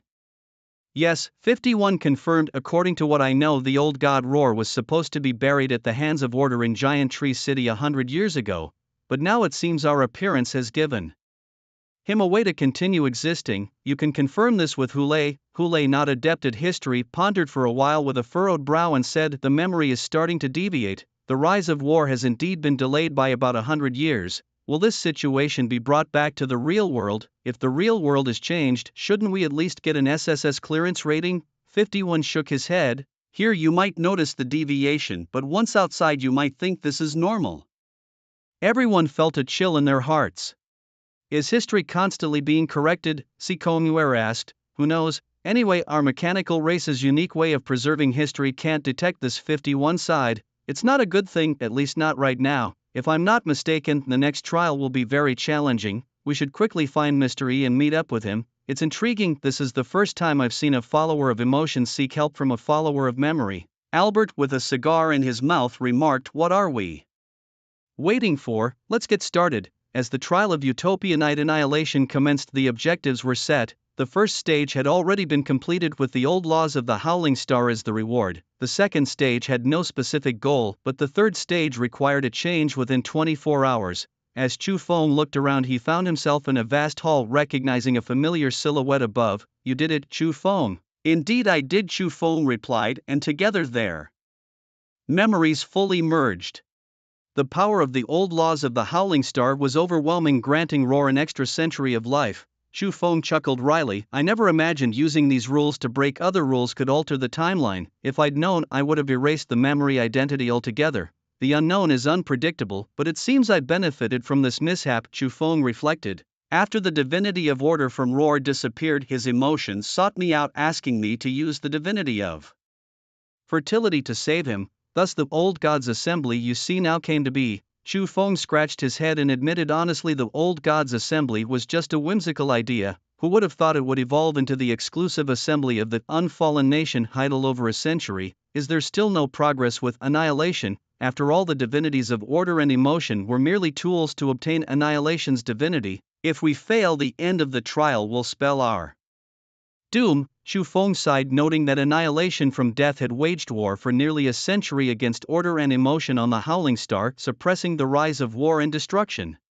There is another way though. We could gift these temporarily useless divinities to their respective gods, asking them to help us truly confront annihilation. But Chu Feng hesitated. No, not yet. If the balance is broken, we might end up with nothing. Chu Feng pondered. Return for now. Our teammates are still in the second stage waiting for us. Chu Feng nodded silently, the mask slipping to the ground. Chu Feng picked it up and put it back on, choosing to leave the version of himself mastering time within the team while splitting up with his duplicate had indeed been the right decision. There was an unexpected turn of events when a deal involving the powers of order and emotion overseen by Roar was made with the formidable entity known as Annihilation. Once order and emotion vanished, Roar in its annihilation form gained unprecedented strength on the Howling Star. This was due to the transformation of the old gods' assembly into Roar's exclusive domain, inadvertently consolidating the scattered powers of Roar. On the Howling Star, the presence of order and emotion had previously restrained annihilation, providing a temporary safe haven for Roar. However, Chu Feng knew these conditions were only temporary. Should annihilation fully descend, Roar would inevitably be defeated and his own plans would fall through. What could he do? Chu Feng paced back and forth in the great hall, deep in thought, until his eyes glimmered with realization upon reviewing the trial's objectives. There was still a chance. Chu Feng gently tapped the sleeping Karsus on the back of his hand, waking him from his slumber. Time to get to work, he said. Karsus, disgruntled by the disturbance, retorted, I told you I was in the middle of digesting. Why call me out now? Go tell Prince Campbell that there's a matter of life and death he needs to discuss with me, Chu Feng instructed. Karsus sneered, do you really think I'm your errand dog? Don't forget our agreement expired long ago, Chu Feng replied. With a knowing smile, of course, I am well aware even our contract was mutually dissolved. Do you really need reminding of that? Due to changes in history, Chu Feng's main body had indeed been present in this trial for a century. He chuckled and continued, if you're unhappy you're free to leave any time. In the shadows without the contract's connection, Chu Feng couldn't discern any expression on Karsa's face. Of course, if you're not interested in the annihilation divinity, that's your choice. Karsa clenched his fists, frustrated by hearing this phrase yet again. 3 years ago Karsa had planned to leave, but Chu Feng used the annihilation divinity as leverage, abruptly altering Karsa's plans. Am I just something you use to break curses and then discard? You don't want that, Chu Feng argued. Come on, once we leave the trial you'll be free. How could I possibly keep you tethered? It's just a trial period, how long can it be? At most a few years, then we can leave, he continued. Look here, you're provided with the best, your divine path level skyrockets. What difference does it make if you go back or not? Each time Karsa considered escaping, Chu Feng had a way of persuading him to stay, but this time Karsa chose not to compromise anymore. 100 years, an entire century. How much longer would Chu Feng keep him tied down? Hey buddy, you can't put it like that, Chu Feng said, steadily moving closer to Karsa. Your divine path level rose from the 3rd tier to the planetary level. That's undeniable progress, right? Apart from not obtaining the annihilation divinity, which promise have I not fulfilled. If you hadn't encountered me you'd probably still be scavenging for inferior god souls on Blue Star, wouldn't you? Chu Feng reminded. Haven't I told you that time is fair? We've spent 100 years here, but outside only a day has passed. Karsa's breath caught, stunned by the revelation. Here it comes. Every time I want to rebel the lecture begins. The fatal part is I actually think Chu Feng makes sense. He had long known that Chu Feng was cursed with the divine curse of annihilation set to erupt within 3 days. Yet the curse hadn't manifested, and it had to be time meddling with changes here. Karthus closed his eyes. In any case, this time I won't listen to you anymore. Go ahead, leave then, Chu Feng replied nonchalantly. Karthus felt a pang of tension. What are you planning? What am I planning? I'm a man about to die, what do you think I'm planning? Chu Feng chuckled. Since Roar refuses to cooperate and even tries to use the legacy power to hide, I'll have no choice but to let him accompany me in death. Karthus displayed a look of sudden realization. He scoffed. Just you? Of course not. Don't forget I have teammates, and among them there's a follower of annihilation. Chu Feng gazed mysteriously at the high seat in the hall. Guess if I send him up the divine ascension stairs to meet the real annihilation and tell him everything happening here, would he rush over regardless of the cost? I remembered the relationship between time and annihilation isn't bad. If he's willing to pay the price, returning to the 3rd era is a mere trifle. Are you insane? As the son of Shadow, Karthus is well versed in the relationships among deities. Chu Feng's wild words almost made him lose his grip on his black shadow form. I'm not insane, I'm just dying. Chu Feng mocked. If I had pushed you to this point back then, tell me, wouldn't you have chosen to destroy your soul to resist me? Forget it, you don't need to answer, you definitely would have. Karthus remained silent. You can go, I won't stop you. After all, for the past century we've helped each other out. My divine path has grown from the 1st tier to the 9th tier without prayers of faith, thanks in no small part to your assistance. We're even now. Karthus hesitated to refuse, but Chu Feng's determination was unwavering. This made Karthus doubt himself a bit. Alright, I'll leave, but before I go I have one question. Ask away. Chu Feng didn't refuse. Back then, how were you able to accurately call out my name and guess my abilities? This question had lingered in Karthus's mind for 100 years. He couldn't fathom how a human could accomplish such a feat. You mean that? I got it from your mind. What did you say? Karthus was stunned. Chu Feng revealed a cryptic expression. Of course, from your mind in your previous life, extracted bit by bit using the purification of abundance. It took me a lot of effort. At that time, you were about to step into the envoy level, but you insisted on standing up for a decay friend of yours and provoked me, a person on the verge of entering the abundance divine realm. I had no choice. Now that you mention it, I remember the methods I used against you back then were indeed quite cruel. However, at that time, who could blame us for being enemies? Karthus's face was filled with terror, a stark contrast to the fear he felt earlier upon hearing Chu Feng's outrageous ideas. What he said was true. It was true. No wonder a person with a death fate possessed the divinity of abundance in his hands. No wonder he looked down on the old gods. No wonder he never showed respect when referring to the gods. Karthus recalled the first words Chu Feng said upon seeing him.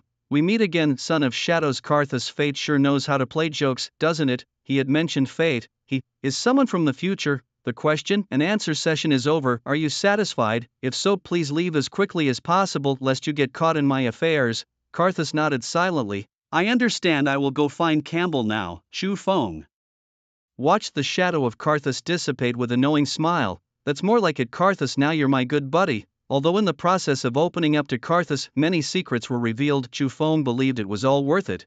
Over the past 100 years, Chu Feng had been contemplating the relationships between the gods. Thinking back, he realized he had underestimated these deities. The so-called era of gods' burial was probably a ruse. Apart from a few who might have truly fallen, the vast majority of gods were certainly still alive. As for why they chose to hide, there must be deeper reasons behind it. After a long while, Karthus returned to the Grand Hall with Campbell. Father, Lord Karthus said you were looking for me. May I know the reason? Looking at Campbell kneeling before him, Chu Feng felt a wave of emotion. In the past, he had discussed with Roar about using the powers of order and emotion to establish the Old Gods Assembly to reclaim the scattered divine power in the name of godly will, allowing it to find a balance among the three deities. The unfallen kingdom, which had long lacked successors, saw the birth of Campbell in the second year after Roar took control of the Star of Howl. In Hitlerian language, Campbell means rebirth, and indeed he was a rebirth after despair. People once thought they would be guided by a great god, but in recent years, the supreme god Lord Roar began to change. Campbell, do you know why I became the god lord of the Old Gods Assembly? Campbell kept his head down. The father is a symbol of authority, a totem of Hitler, and the only one who could make his father bow. Bow? Chu Feng let out a laugh. You are wrong, he is not bowing, but fearing. Fear? Campbell was puzzled. I know you find it strange. You must be wondering, how could your esteemed father as a deity fear a mortal like me? It's normal to have doubts. Campbell dared not question. No, you should question me, just as you should question your father. Campbell was bewildered. How come the father today is so different from before? You might wonder why the once prosperous Hittel has become so lifeless in recent years. You should question why your father, the esteemed master of the Howling Star, has suddenly rushed to pass on this title to you with the ceremony set for tomorrow. More importantly, you should question whether you will remain the same person after tomorrow. Campbell pressed his head against the ground in fear. Father, do you mean that he... Hush. Chu Feng gestured upwards, indicating that some things were best left unsaid. You know deep down better than I do that you are far from ready to become the master of the Howling Star. So why would he make such a decision? I watched you grow up and I can't bear to see you become another him, so I decided to stop him. Campbell was no fool. Raised by Chu Feng, he was taught much about the knowledge of the gods, including the struggles for power in Hittel's current situation. Campbell hesitated for a long time, taking a deep breath. Please, teach me. Chu Feng took out a photo of himself with 5 others. Bring these people to me. Fortunately, I have a habit of using the camera function, or else finding them based solely on their appearance would be challenging in a short time. Remember, act quickly before your father takes action against them. Or that you. Campbell still had questions in his mind. The people standing with the priest in the photo, who exactly were they? Do not ask questions you shouldn't. Campbell's expression tightened. I will follow the priest's orders faithfully. In the bustling streets of New Giant Wood City, Albert said, let's get started, and the group, once full of energy, now felt lost. How to proceed and where to begin, they had no clue. Where should we go now? This way. 91 pointed towards the northwest.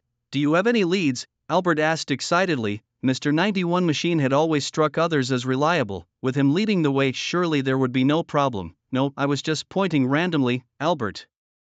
Next to him, Hong removed the red ribbon she had tied. Opening her eyes, everyone saw her pupil-less, completely white eyes. Hong used the tip of her scabbard to point in the opposite direction to where 91 had indicated. He is there.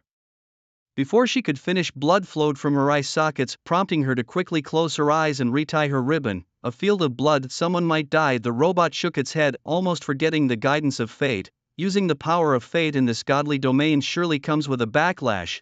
The direction is toward the royal city, so let's go. Hey, big robot, didn't you hear her? People might die. Si Conmuer shouted. Do we really have to find him? Little sister, big brother here needs to give you a few words of advice. We are undertaking a trial mission, not playing house. If you have a better mission guide, I'm willing to follow you, but if you don't... Albert, usually light-hearted, said calmly, then stop causing unnecessary trouble. Si Conmuer was stunned. I advise you not to act irrationally anymore. Enough. Si Conmuer, have you had enough of your antics? What's wrong with me? Why, in this situation, do I remember what Chu Feng once said to me? Albert thought he might have spoken too harshly, leaving Si Konguer speechless. He coughed lightly, adding, "Well, what I meant was we should hurry to find the little brother so we can proceed to the next task." Damn it, brother can't stand women. Si Konguer suppressed her excess emotions and chuckled, "Uncle, you're too funny. Did you think I was fragile or something?" 91 glanced at her and said, "Hurry, there's no time to lose." During their brief exchange, the only healer, Lehu, had already begun casting various buffs on the group.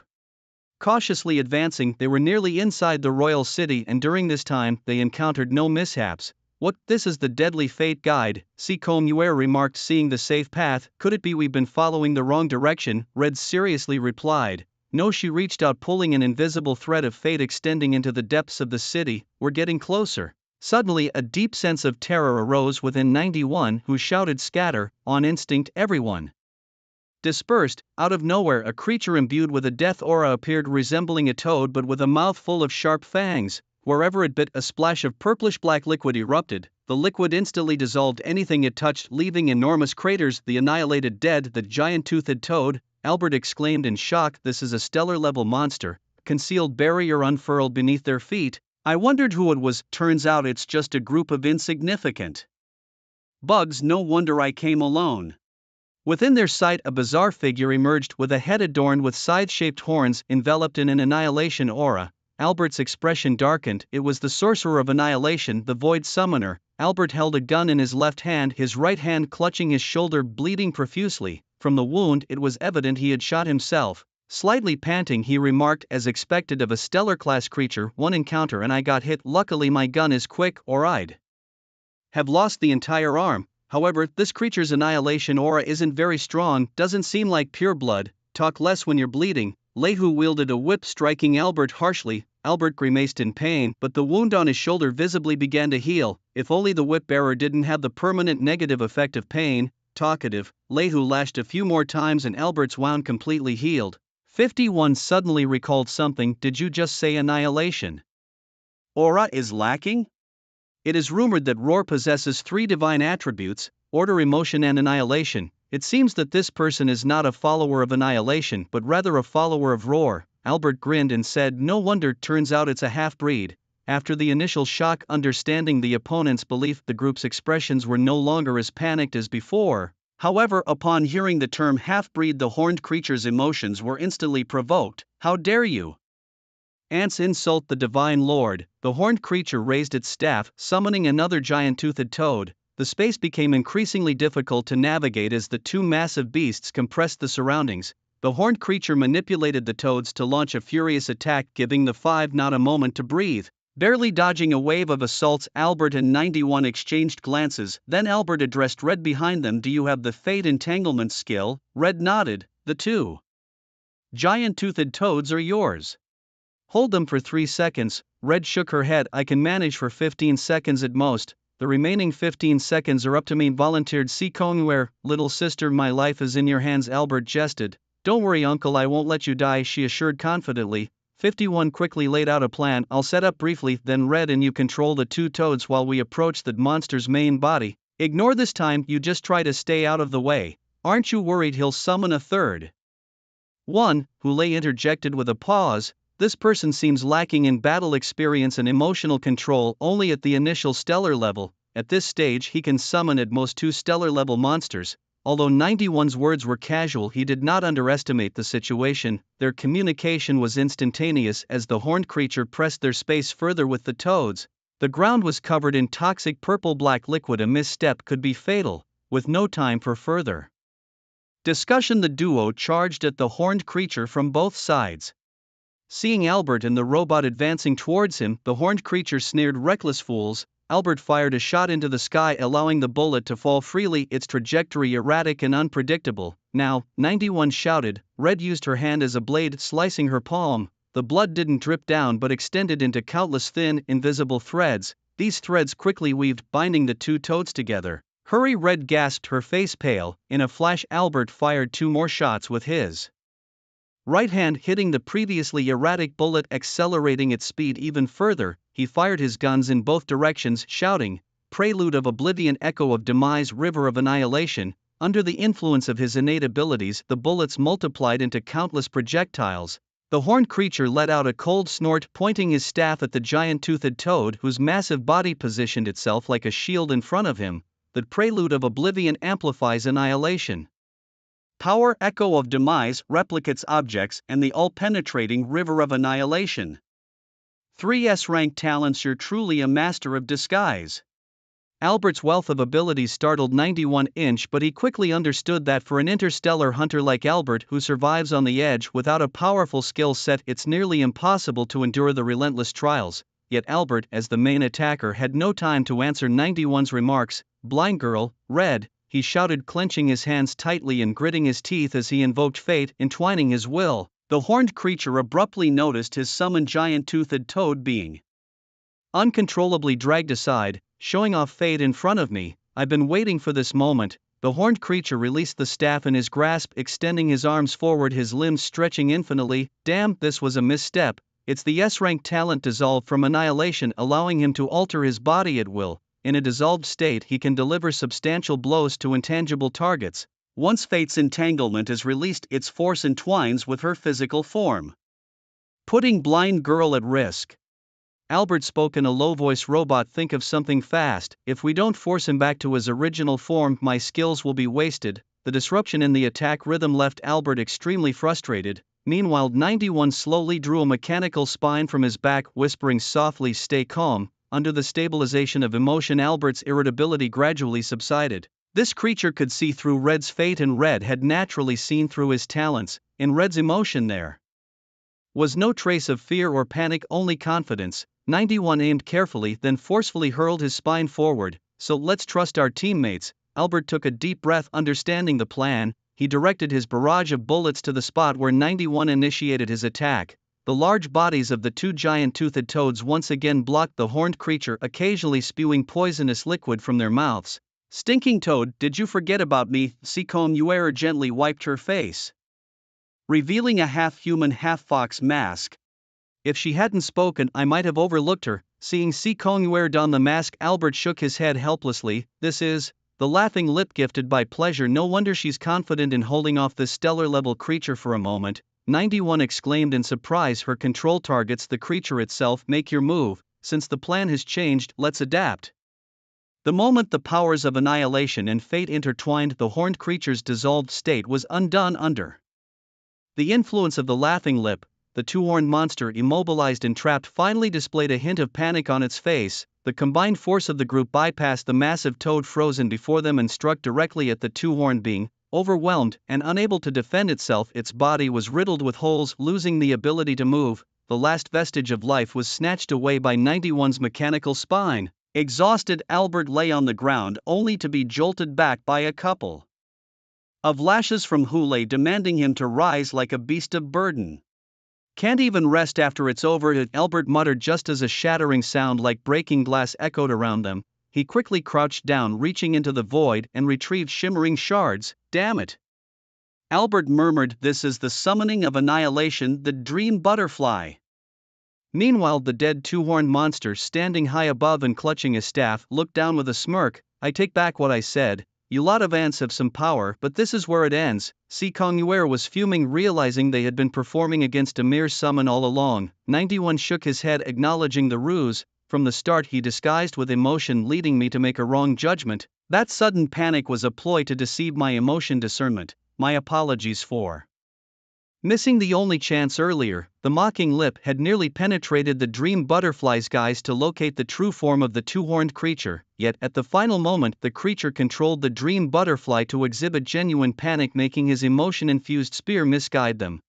All attacks targeted the dream butterfly instead. 91 sighed, admitting, "I was too arrogant. Followers of the old gods have an understanding of emotion far beyond mine." Albert, frustrated, fired a shot at 91's head. The bullet ricocheted off his metallic skeleton. "Idiot, is this really the time for this? Think of something." The two-horned monster grinned, revealing a row of interlocked, jagged teeth. Biting his own fingertip, the giant toad emerged from the depths, latching onto 91. 91 ceased resisting, allowing his mechanical frame to be consumed. The toad quickly turned, aiming to devour the remaining parts. Hule's whip lashed out, hooking onto 91's mechanical head, yanking it away just before his body was swallowed. you've been hit," Hule remarked. A purifying light shimmered above 91's head, bringing him back to his senses. "I can't believe he used despair on me." He realized, a follower of the old gods surviving this long couldn't possibly lack battlefield experience. From the very first encounter I was swayed by his presence. There's no point thinking too much now, we've lost any hope of turning the tide. Suddenly Hule transformed into a wolf, clamping onto 91's head with his jaws. "We had to escape, even if just one of us. But escape, none of you will get away." The venom from the giant toothed toad sprayed like rain, sealing off all routes of retreat in almost no time. "Watch out." A thick purple-black liquid fell from above, leaving Sikong Yuer with no place to hide. Albert leaped from the side, knocking her out of harm's way, but in doing so he was splattered with the poison which corroded the flesh on the entire left side of his body. Hong stood in front of Hule.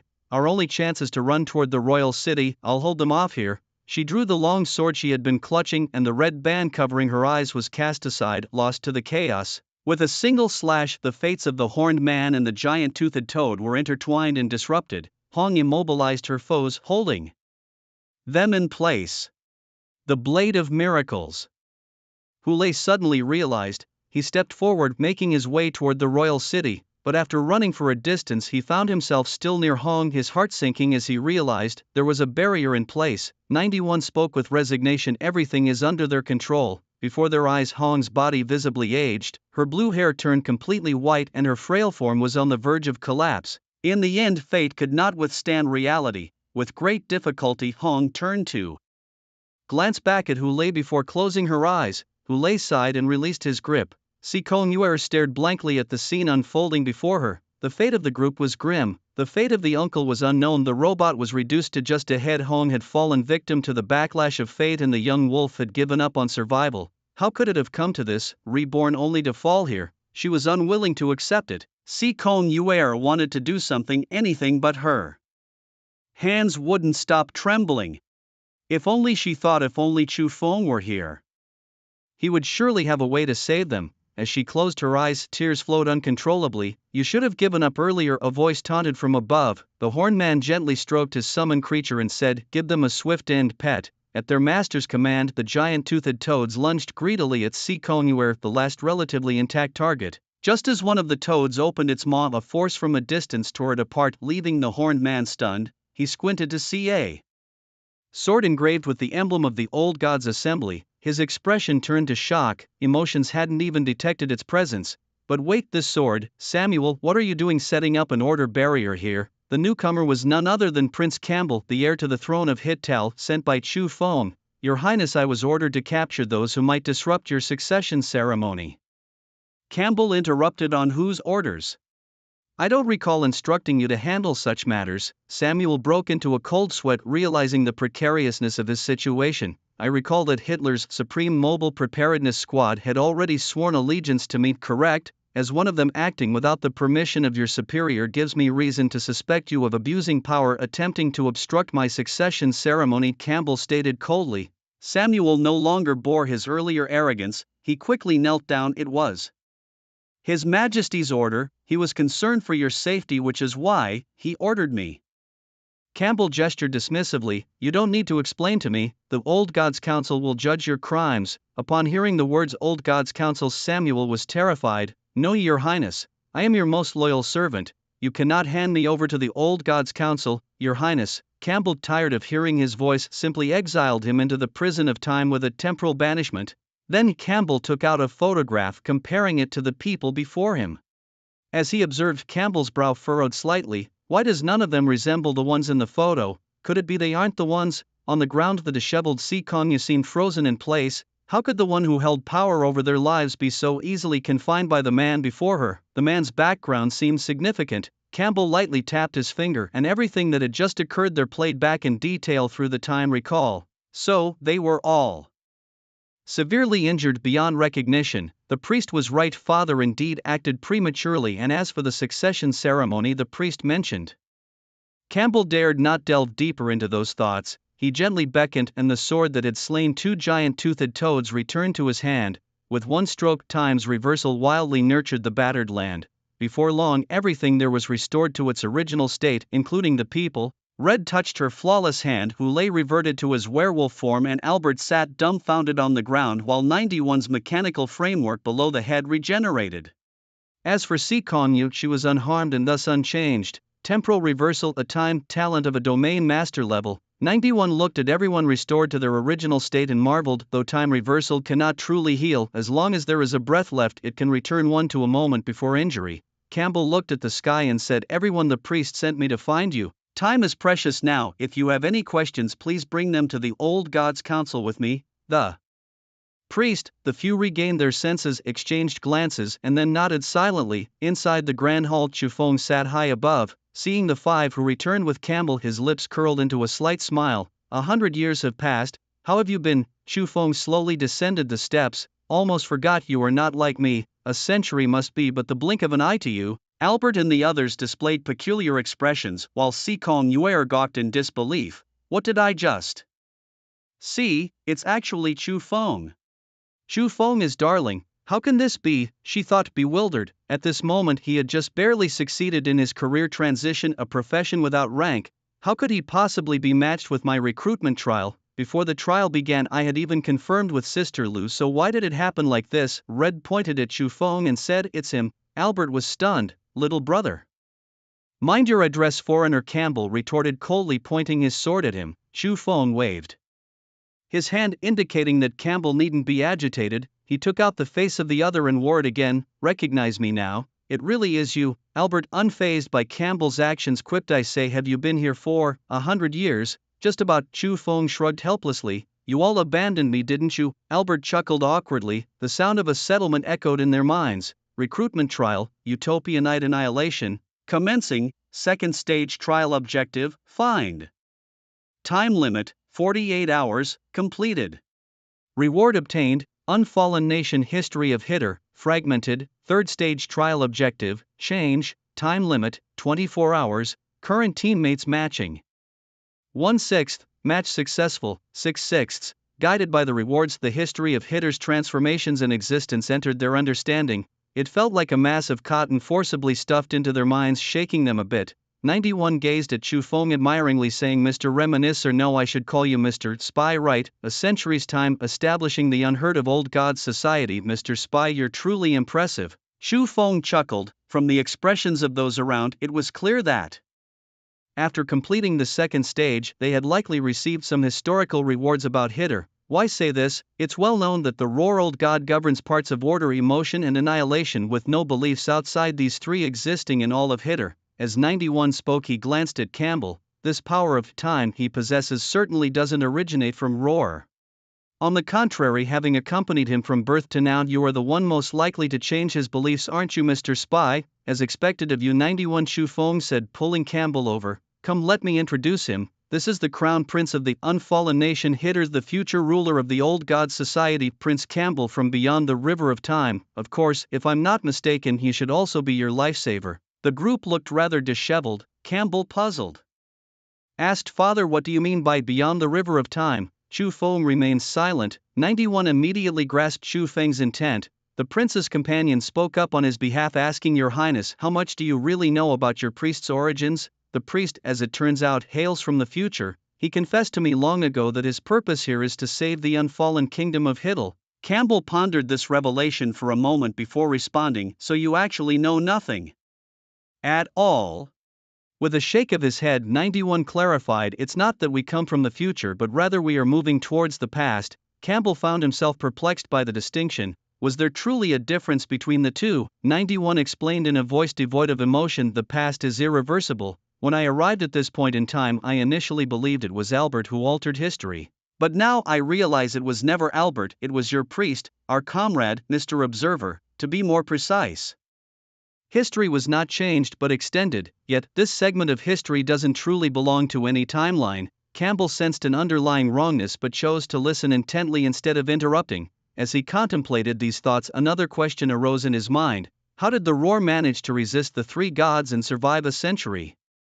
It was only when I felt the power of emotion and the constraints of order within this grand hall combined with the founding process of the Old God Society that I speculated it was due to absolute control over authority.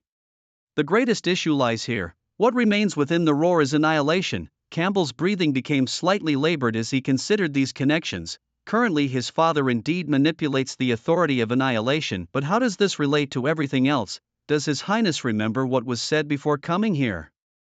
In just one day, through the succession ceremony, you will become the absolute ruler of the unfallen kingdom of Hiddle. But have you considered that this ceremony wasn't intended for you, but rather for your father? By occupying your body and leveraging the identity of a time follower, it is the only way for him to evade the tides of history. Finally, Campbell grasped the priest's cryptic warning, you should question whether the you of tomorrow will still be you. The realization dawned on him, what if I am not myself anymore? Unfortunately, his father misunderstands, he is he and you are you. He could never become you through such means. The only outcome awaiting him is to annihilate everything, resetting a history that should never have existed to zero. Campbell turned to Chu Feng and inquired, priest, did you always know this would be the conclusion? Of course he knew, but judging by your expression you seem unaware that he orchestrated this to save someone from this illusory history. Who? My father. Considering their close relationship, he must be trying to save him.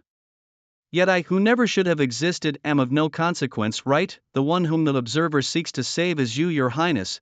From the moment of your birth your belief system was altered, you do not belong to this slice of history nor to any specific point in time, yet none of this truly matters. As long as you believe in time you can exist at any moment. Campbell looked up bewildered. Father, did you think I did this for your father? If he had been braver it might have been a different story, but he lacked the courage. He chose to control your body, forsaking his divine power just to cling to life. With such a mindset survival was impossible. Chu Feng sighed and continued, after all you are my adopted son whom I raised with my own hands. These words nearly made Chu Feng lose his composure. To an outsider it might seem as if he genuinely intended to save Campbell. Mr. 91, I must concede you are indeed the ultimate mouthpiece. Of course Chu Feng did consider saving Campbell, but only if the circumstances allowed. After all, even a dog raised for years would evoke feelings, let alone someone he spent 100 years with. That biological father roar truly deserved to disappear. Campbell knelt on one knee in front of Chu Feng. Father, I know what needs to be done, I will prepare now, but before that, what should be done with this individual? With those words, Campbell threw Samuel, who had been imprisoned in the temporal exile realm, in front of them. Seeing Chu Feng standing before him, Samuel's face turned to sheer terror. He prostrated himself on the ground. Lord, I'm not sure what the prince told you, but it wasn't my intention, please. Chu Feng gestured toward his companions. Do you see the hatred in my friend's eyes? After tomorrow night, none of this will remain. Kill him, let my friends vent their anger. No, Lord, listen to me.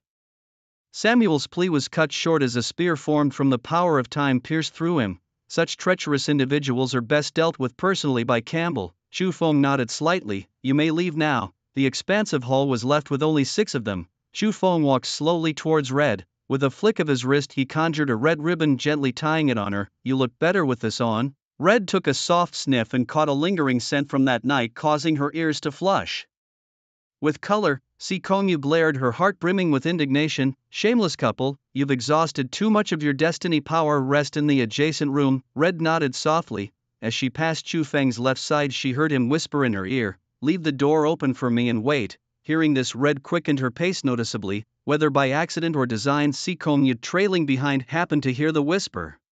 Scoundrel, rogue. Yet throughout, Chu Feng's gaze never once settled on her, not even for a moment. Si Kongyu recalled the final trial of the first phase, realizing it was all Chu Feng's deliberate doing. How laughable that she only saw it as a well-intentioned prank to exit the first phase. As Si Kongyu thought about it, she couldn't help but compare how differently Chu Feng treated others.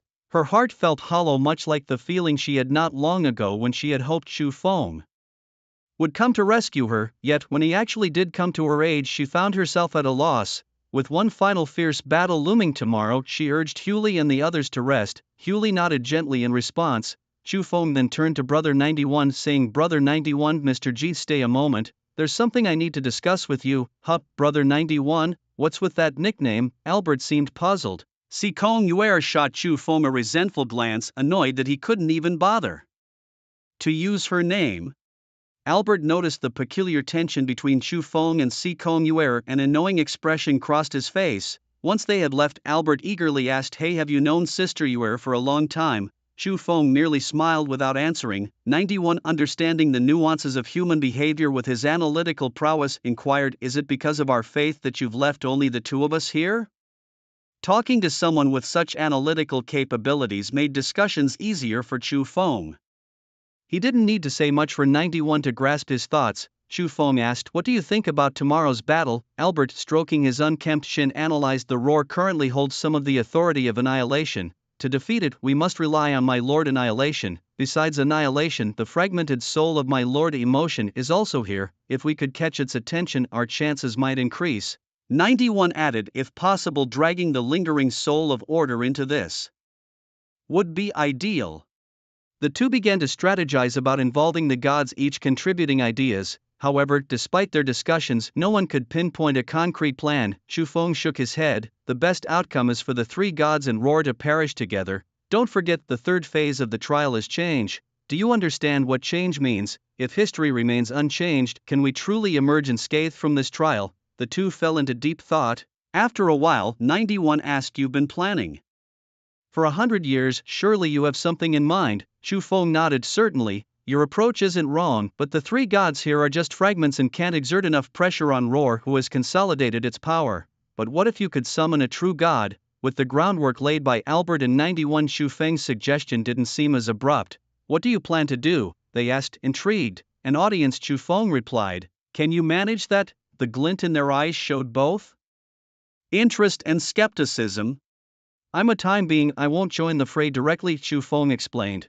"But I can enable you to do it." He motioned for them to come closer. The three whispered among themselves, and after hearing Xu Feng's strategy, Albert and 91 agreed in unison, "It's feasible." With their strategy set, Albert, feeling the onset of fatigue, decided to rest alongside the robot. Soon after, the grand hall was once again left with Xu Feng alone. He glanced over at the room on the left where the red hues dominated and let out a sigh. Without hesitation, he turned and walked in the opposite direction with a hardened expression. Si Kongyu lay on her bed, exhausted from the battles of the day. Though she felt incredibly weary, sleep eluded her. It was all because of him, the damn Xu Feng. He wouldn't let her off easily. What if he came looking for her? Si Kongyu was consumed with anxiety. Just as her thoughts spiraled, the tightly closed door burst open with a loud bang. She recognized the intruder immediately and retreated to the corner of her bed, clutching her blanket. "What do you want?" she demanded. Xu Feng strode forward, stopping by her bedside to retrieve something. What is it?" she asked, bewildered. "Still playing dumb, are you?" he sneered, pulling back the covers and dragging her towards him. "You silly, what exactly do you plan to do to me?" she cried out. With disdain, Xu Feng looked at her. "Do to you? You think too highly of yourself." He reached out his hand, plunging into her, searching and finally reclaiming the divine essence that belonged to him. "You can't take it." Si Kongyu protested weakly, her lips stained with blood. "I'm merely taking back what's mine," Xu Feng retorted coldly. "Now that it's back with its rightful owner, do you have any objections?" Previously, he hadn't taken the divine essence from Su Zian, fearing exposure, but now, with the Old Gods Society providing cover, Xu Feng had no such worries. "I don't have time to waste on you right now," he continued, "but you better tell me what curse you put on me." Si Kongyu's face was briefly stunned before she burst into laughter. "You're still holding on to grudges from the last life, Xu Feng. You're a petty man." "No, you're not even a man," she taunted. "Petty am I?" Xu Feng chuckled dryly. "Then what do you call this?" He released a fraction of the curse's power onto her, watching as she writhed in agony. The effects of the gloomy moment curse were reclaimed by Xu Feng, leaving Si Kongyu's eyes hollow and lifeless. "No, it can't be. Why, did the curse return too?" she gasped. "You can't handle such a little pain." Xu Feng lifted her chin. "For the past 100 years, I've borne this torment every moment. Si Kongyu, if I were truly petty, you wouldn't have survived the first stage of trials under my hand." "Impossible, you're lying," she screamed. "You must have used memory techniques like in the first stage. How could you withstand the gloomy moment curse, which erupts every 3 days for so long? It's all fake, every bit of it." Xu Feng waved a damaged long lamp before her, a symbol of his previous death. "Thanks to you all, I've already died once. Over the past century, had it not been for the favor of time halting real time, I might have indeed perished in the unknown annals of history, just as you wished." Xu Feng tossed Si Kongyu aside like a piece of garbage. "Speak, what curse did you use on me that day?" Seeing the three damaged characters, Si Kongyu believed most of what Xu Feng said. "If I tell you, will you let me go and not kill me?" she asked fearfully, curling into a ball. Chu Feng sneered. When did I say I wanted to kill you? Killing you would only dirty my hands. Si Kongyuer was half convinced, half in doubt. It's the god's curse of pleasure, the body of skin, the wish of banished joy, not memory. Chu Feng questioned. Lu Rushue told me directly. Are you still trying to deceive me? I haven't finished speaking. There's also the memory curse, momentary cycle in the mortal world. Si Kongyuer, do you think I'm not dying fast enough? You placed 2 godly curses on me at once, didn't you? Seeing Chu Feng's expression darken, Si Kongyuer hurried to console him. I only placed 2 curses, there are others who did more. Only 2 curses, and there are others. Si Kongyuer, thank you for your comfort. Chu Feng laughed in exasperation. Who else are you talking about, Shinsushi or that evil dragon? Si Kongyuer shrank back, thinking to herself, stupid dragoness, you always like to joke about me. Don't blame me this time, it's Sister Hela. But I don't know what curse she placed. Chu Feng's expression remained indifferent. You all work together so well when dealing with me, but when it comes to things like this, everyone keeps secrets. Si Kongyuer dared not respond. Chu Feng had no interest in wasting more time on this matter. Having confirmed the curses, Chu Feng refocused his thoughts on the fertility divinity in his hands. To his surprise, this bit of divinity was remarkably similar to the strand extracted from Su Zian. Let's talk about the divinity issue again. Si Kongyuer's face changed dramatically. I don't know, I know nothing. Oh? You don't seem like someone who knows nothing, Chu Feng observed, watching this suddenly flustered Si Kongyuer. Just tell me about the plan to divide my fertility divinity. It wasn't me who arranged it, really, it wasn't me, Chu Feng, you have to believe me. Si Kongyuer was terrified, but she understood that the fertility divinity had touched Chu Feng's bottom line. Go on, I believe you. Initially, Chu Feng suspected Si Kongyuer was the mastermind, however the divine power contained in her fertility divinity was indeed not much different from Su Zian's, both being scarce. If she were truly the mastermind, she wouldn't have kept so little for herself. Words can deceive, but divinity cannot. Lu Rushue, could it really be her? No, probably not. If she truly possessed the majority of the fertility divinity, she wouldn't fear the threat of death so much. Even though her divine path level had dropped significantly, her life force from the fertility divinity should have been enough to help her withstand the initial threats. The fact that even Lu Rushue with her thin skin was pleading for help indicated that the fertility divinity she had was insufficient and of little help against the encroaching threat. It was Sister Shin. There was a time when I told Sister Shin that your abundance divinity is different from others. Every thread of divinity could be used as a sacrificial material. Even gods beyond the fate of life, once they accept the offering of divinity, would grant a wealth of items beneficial to one's growth. Chu Feng shook his head. Si Kongyuer, did I ever tell you that you are the only one who knows this secret? You wouldn't be using this to test Shinsushi to see if I was lying to you, would you? Si Kongyuer's intentions were immediately seen through. Yes, but Sister Shin said you were lying to me. She knew all along. Then why don't you think again about why I told you this? Chu Feng asked with a hint of exasperation. Si Kongyuer's small mouth opened slightly as she tried hard to recall. Chu Feng, my mother is injured, could you help me take a look at her? She had once pleaded. Chu Feng, could you share a bit of your abundance divinity with my mother? We often shift, and I'm always worried about her safety when we're not around. She had persisted, just a little. After all, my mother is the light of the human race. If she were bullied, where would you put your face?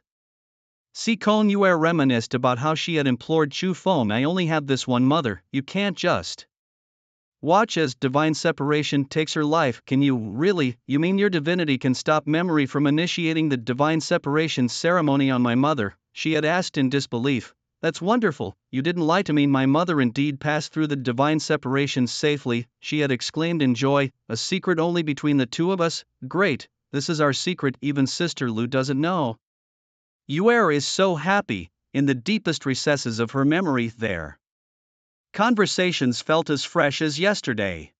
Could it be that Shinsushi deceived me? Witnessing Chu Feng's look of disdain, Si Kongyuer realized her naivety. In order to help her mother withstand the dreadful divine separation ceremony, Chu Feng had risked damaging his own foundation to assist, even revealing the sole secret between them. Yet she, in disbelief, had turned to test other sisters, disrupting the unique bond between them. Si Kongyuer, you foolishly forced your way into his life and then blamed him for having too many women around him. Instead of feeling remorse, you shifted the blame onto Chu Feng. What kind of ignorant, hateful woman are you? She chided herself, reflecting on their journey which had gone through so much From the initial city star of Manchester to being hunted by death on the God of Darkness star, saving the extreme ice star of Florence, and bidding farewell to one of the oldest planets, the ghost Helium star.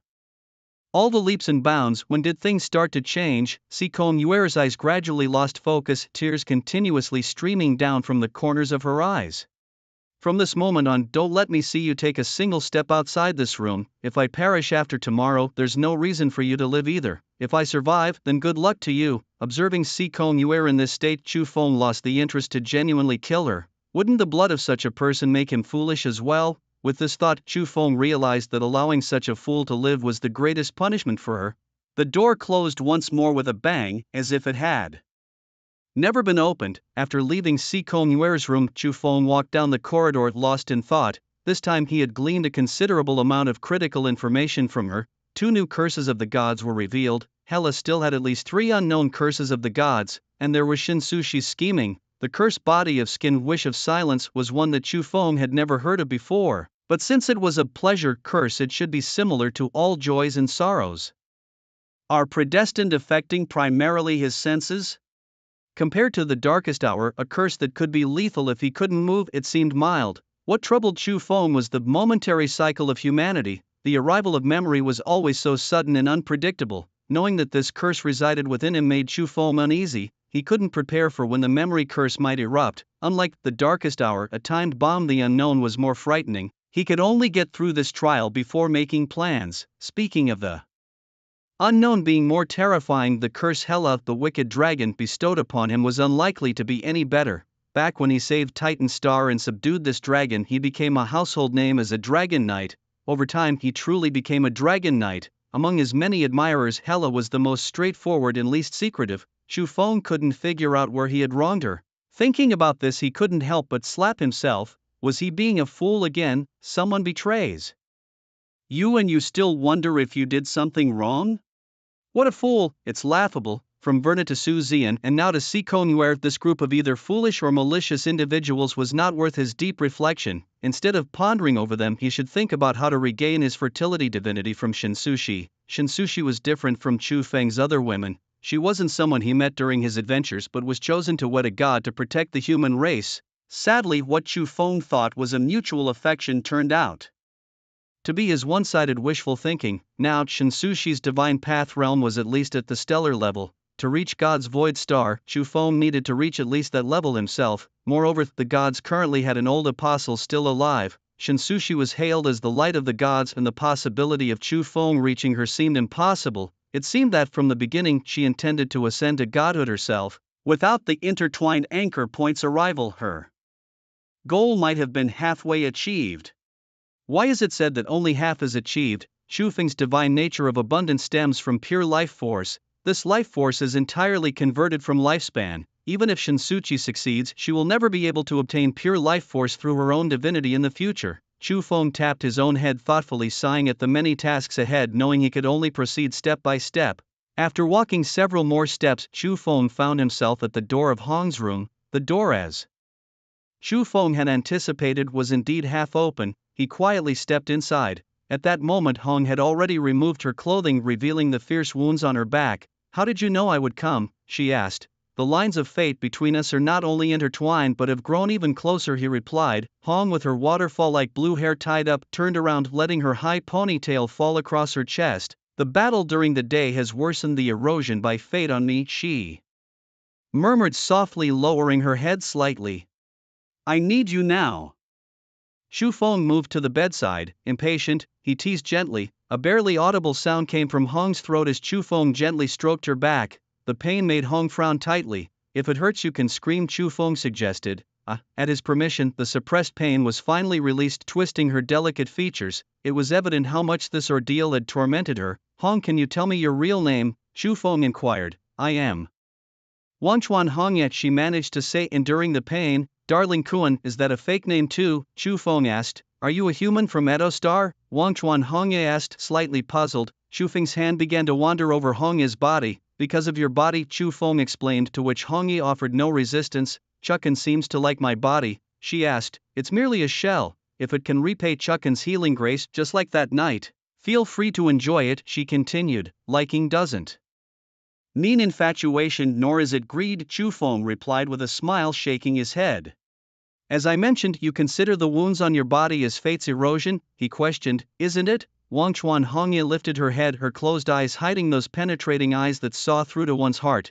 Chu Feng didn't answer her directly. Did you know that the humans of Edo Star originally came from Blue Star? He asked. Wang Chuan Hongye slightly shook her head. Understandable, since there are probably few living people on Edo Star now, you naturally wouldn't know, Chu Feng continued. Wang Chuan Hongye opened her eyes, staring blankly at Chu Feng. Are you from Blue Star, Chukin? How do you know this? She inquired. To be honest, on Edo Star, except for those capable of escaping the planet, everyone else is dead. The entire planet, only I remain. You don't need to open your eyes, just keep them closed, Chu Feng said softly. Chu Feng's hand lightly grazed over her eyes, prompting Wang Chuan Hongye to slowly close them. The upcoming treatment will be more painful, he warned softly, but I'll try my best to make you comfortable. His hand moved gently downwards, sending a strange sensation rippling through her body. This peculiar feeling, combined with the stinging pain from before, made her senses less acute. Your wounds are not a gift from fate. Fate treats all its followers equally. Why would it single you out for suffering? Yet she could sense the presence of fate's aura, and an involuntary scream escaped her lips as a reaction to his rough touch. Apologizing for his unintentional harshness, Chu Feng explained that only through such measures could he momentarily sever her connection with it. Though Wang Chuan Hongye was rendered speechless, she squeezed his hand gently to show her understanding. The true cause of your plight isn't fate, but rather an ancient god who usurped fate's power, decay. As he held her chin, he bit down firmly, releasing a thread of fecundity divinity into her, akin to the essence residing within Chu Feng himself. Her body convulsed briefly, but she regained her ability to speak, albeit confused. The ancient god. Decay? Yes, it's strange, isn't it? How could an ancient god survive in our current fifth era? Chu Feng responded. But such was the reality they faced. Feeling the erosion recede, she was immensely grateful. Don't be too relieved, he cautioned. It's merely a temporary suppression. It will target you again eventually. Wang Chuan Hongye shook her head, not out of joy, but because in her moment of despair he was there, helping her dress and fastening her sash. Chu Feng mentioned, I just planted a time anchor within you. This way I can locate you in the real world when needed. I hope you don't mind. You want to help me? She inquired. Helping you is tantamount to helping myself, Chu Feng admitted, sensing a shared destiny between them. Wang Chuan Hongye questioned, but how could you possibly, against an ancient god? Chu Feng contemplated the information relayed through the fecundity divinity, sensing it was nearing its end. It's merely clinging to life, he mused as a bold idea began to form. Edo Star is within the Galactic Alliance's control, not far from Blue Star. Wang Chuan Hongye sighed, but the coordinates of Edo have been hidden by the Alliance. You might not. Just wait for me, he reassured her, not disclosing how he planned to find Edo Star. Watching Chu Feng's retreating figure disappear, she silently nodded and returned to the Grand Hall. Chu Feng reclined in his designated chair. Before him on the bronze table, 56 cards lay face down. Slowly, the word aging etched itself onto the surface of one blank card, joining others labeled decay, time, abundance, oblivion, emotion, and roar. The next day at dusk, the succession ceremony commenced. At the center stood a towering, formidable figure, the current master of Hitter, the ancient god known as Roar. By his side was Sarek, the chosen god's chosen, tasked with leading the proceedings. In accordance with the will of my master, I hereby declare the inaugural succession ceremony of Hitter officially open. With Sarek's command, the high-ranking officials and nobility of Hitter entered, prostrating themselves in homage, chanting prayers to praise Roar. The citizens of Hitter felt deeply honored. To be able to praise our Lord in his presence during our lifetime is a blessing. May our Lord conquer the vast starry realms and let the name of the unfallen kingdom of Hitter echo throughout the starfields. The glory of Roar shall endure forever. Amidst the prayers, a dissonant voice suddenly emerged. Grandfather, why does no one mention the decline of Hitter in recent years? A young girl around 13 or 14 whispered to the white-haired elderly man beside her. The seemingly ordinary elder was in fact Thurum, the current prime minister of Hitter. Thurum's expression changed dramatically at his granddaughter's words. He quickly covered her mouth, warning her not to speak recklessly. The girl broke free from Thurum's hand, protesting, I'm not speaking recklessly. The number of deaths in recent years nearly matches those during wars with the Silver Dragon Kingdom and the Tianlan Kingdom. Does everyone really disregard life so much? Child, haven't I told you? Thurum attempted to reason, that's because the extra-dimensional gods are invading now. Our Lord is wholeheartedly resisting the descent of the evil gods, unable to attend to every detail. Thurum explained that Prince Campbell's succession was a means for their Lord to focus entirely on battling the evil gods without distraction from Hitter. The girl pointed across the distance to Chu Feng, who stood to Roar's right and questioned what about them, as the divine Council of Hitter they have never contributed. Is it justified for them to idle away? On stage, Albert, standing beside Chu Feng, noticed her and whispered, I must admit this little girl is quite adorable, somewhat resembling Yuer. However, the moment Albert heard her accusation he was taken aback. Still adorable, Chu Feng mocked. All right, I take back what I said. This girl is not adorable at all, Albert conceded, spreading his hands in resignation. Are you really not planning to let them come this time? 91 inquired, suggesting actually we should have invited Hule to help. With him at least we'd have a healer. In the realm of divine affairs the presence of order loomed as an ominous possibility. If it were to manifest, Hule, a devout follower of war, would scarcely have a moment to draw breath before finding himself strung up on the judgment scaffold. Chu Feng cast a knowing glance at his companions, questioning if they truly believed they could confront such deities head-on. The divine power was such that a mere glance could erase them from existence. Understanding the gravity of the situation, they resolved to ascend the divine steps as instructed by Chu Feng, leaving the rest in his capable hands. Albert raised his hands, content to play the part of a tool, agreeing to follow the plan they had devised the previous night. The fate of many, their lives and even his own survival, lay in the hands of Chu Feng and his comrades. With a solemn nod, Chu Feng drained his cup of tea, a symbol of their shared resolve not to disappoint the expectations placed upon them. Meanwhile, the murmurs of discontent began to ripple through the crowd below, stirred by the presence of a young maiden. The roar of Roar, who had been resting with closed eyes, suddenly opened, directing a gaze at Chu Feng. With a slight raise of his hand, Chu Feng commanded silence, exercising his authority over the old gods' council with practiced ease. His simple directive quelled the dissenters, leaving them prostrate on the ground, a testament to the ignorance that made them so easily swayed by emotion. With a gentle gesture, Chu Feng summoned the granddaughter of Thurum before him. Her eyes brimmed with fear, her earlier defiant stance now a shadow of its former self. People of Hittel, Chu Feng addressed her, as the leader of the old gods' council, I grant you the right to voice your earlier doubts. Look into my eyes and repeat your words. Trembling, she stammered, as a member of Hittel's divine council, we have never contributed anything. Chu Feng laughed, appraising her.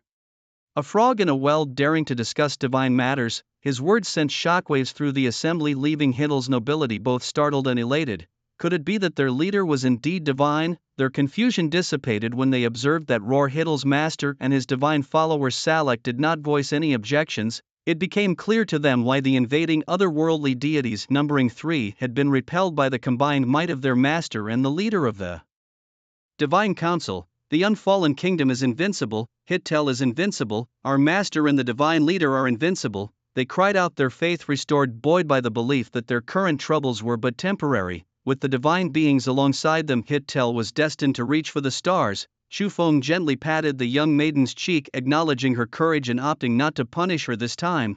Tell me your name, young lady. Lyra, she exclaimed, initially bewildered but then filled with excitement. Divine leader, my name is Lyra.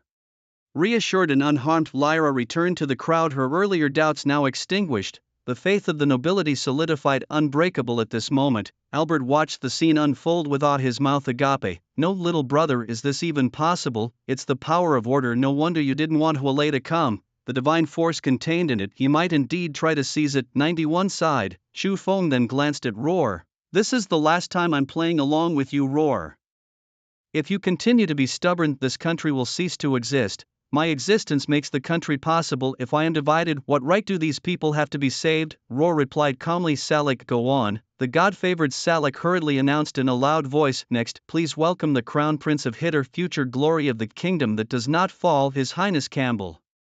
Campbell, draped in the regal attire of a king, was supported on both sides by maids. He slowly walked to Roar and touched his left fist to the ground, kneeling on one knee. Father, Roar looked up at the sky. They are coming. He struggled to suppress the urge to tear apart his own son's soul. He knew he couldn't do it yet. Without the ceremony, suspicion would surely arise. He sought to evade, not to make his followers stray. Roar descended step by step, carrying his majesty until he stood before Campbell. he removed the crown from his own head and placed it on Campbell's. From this day forth, the kingdom that does not fall shall welcome its new king. The people of Hither cheered, "New king, new king, new king."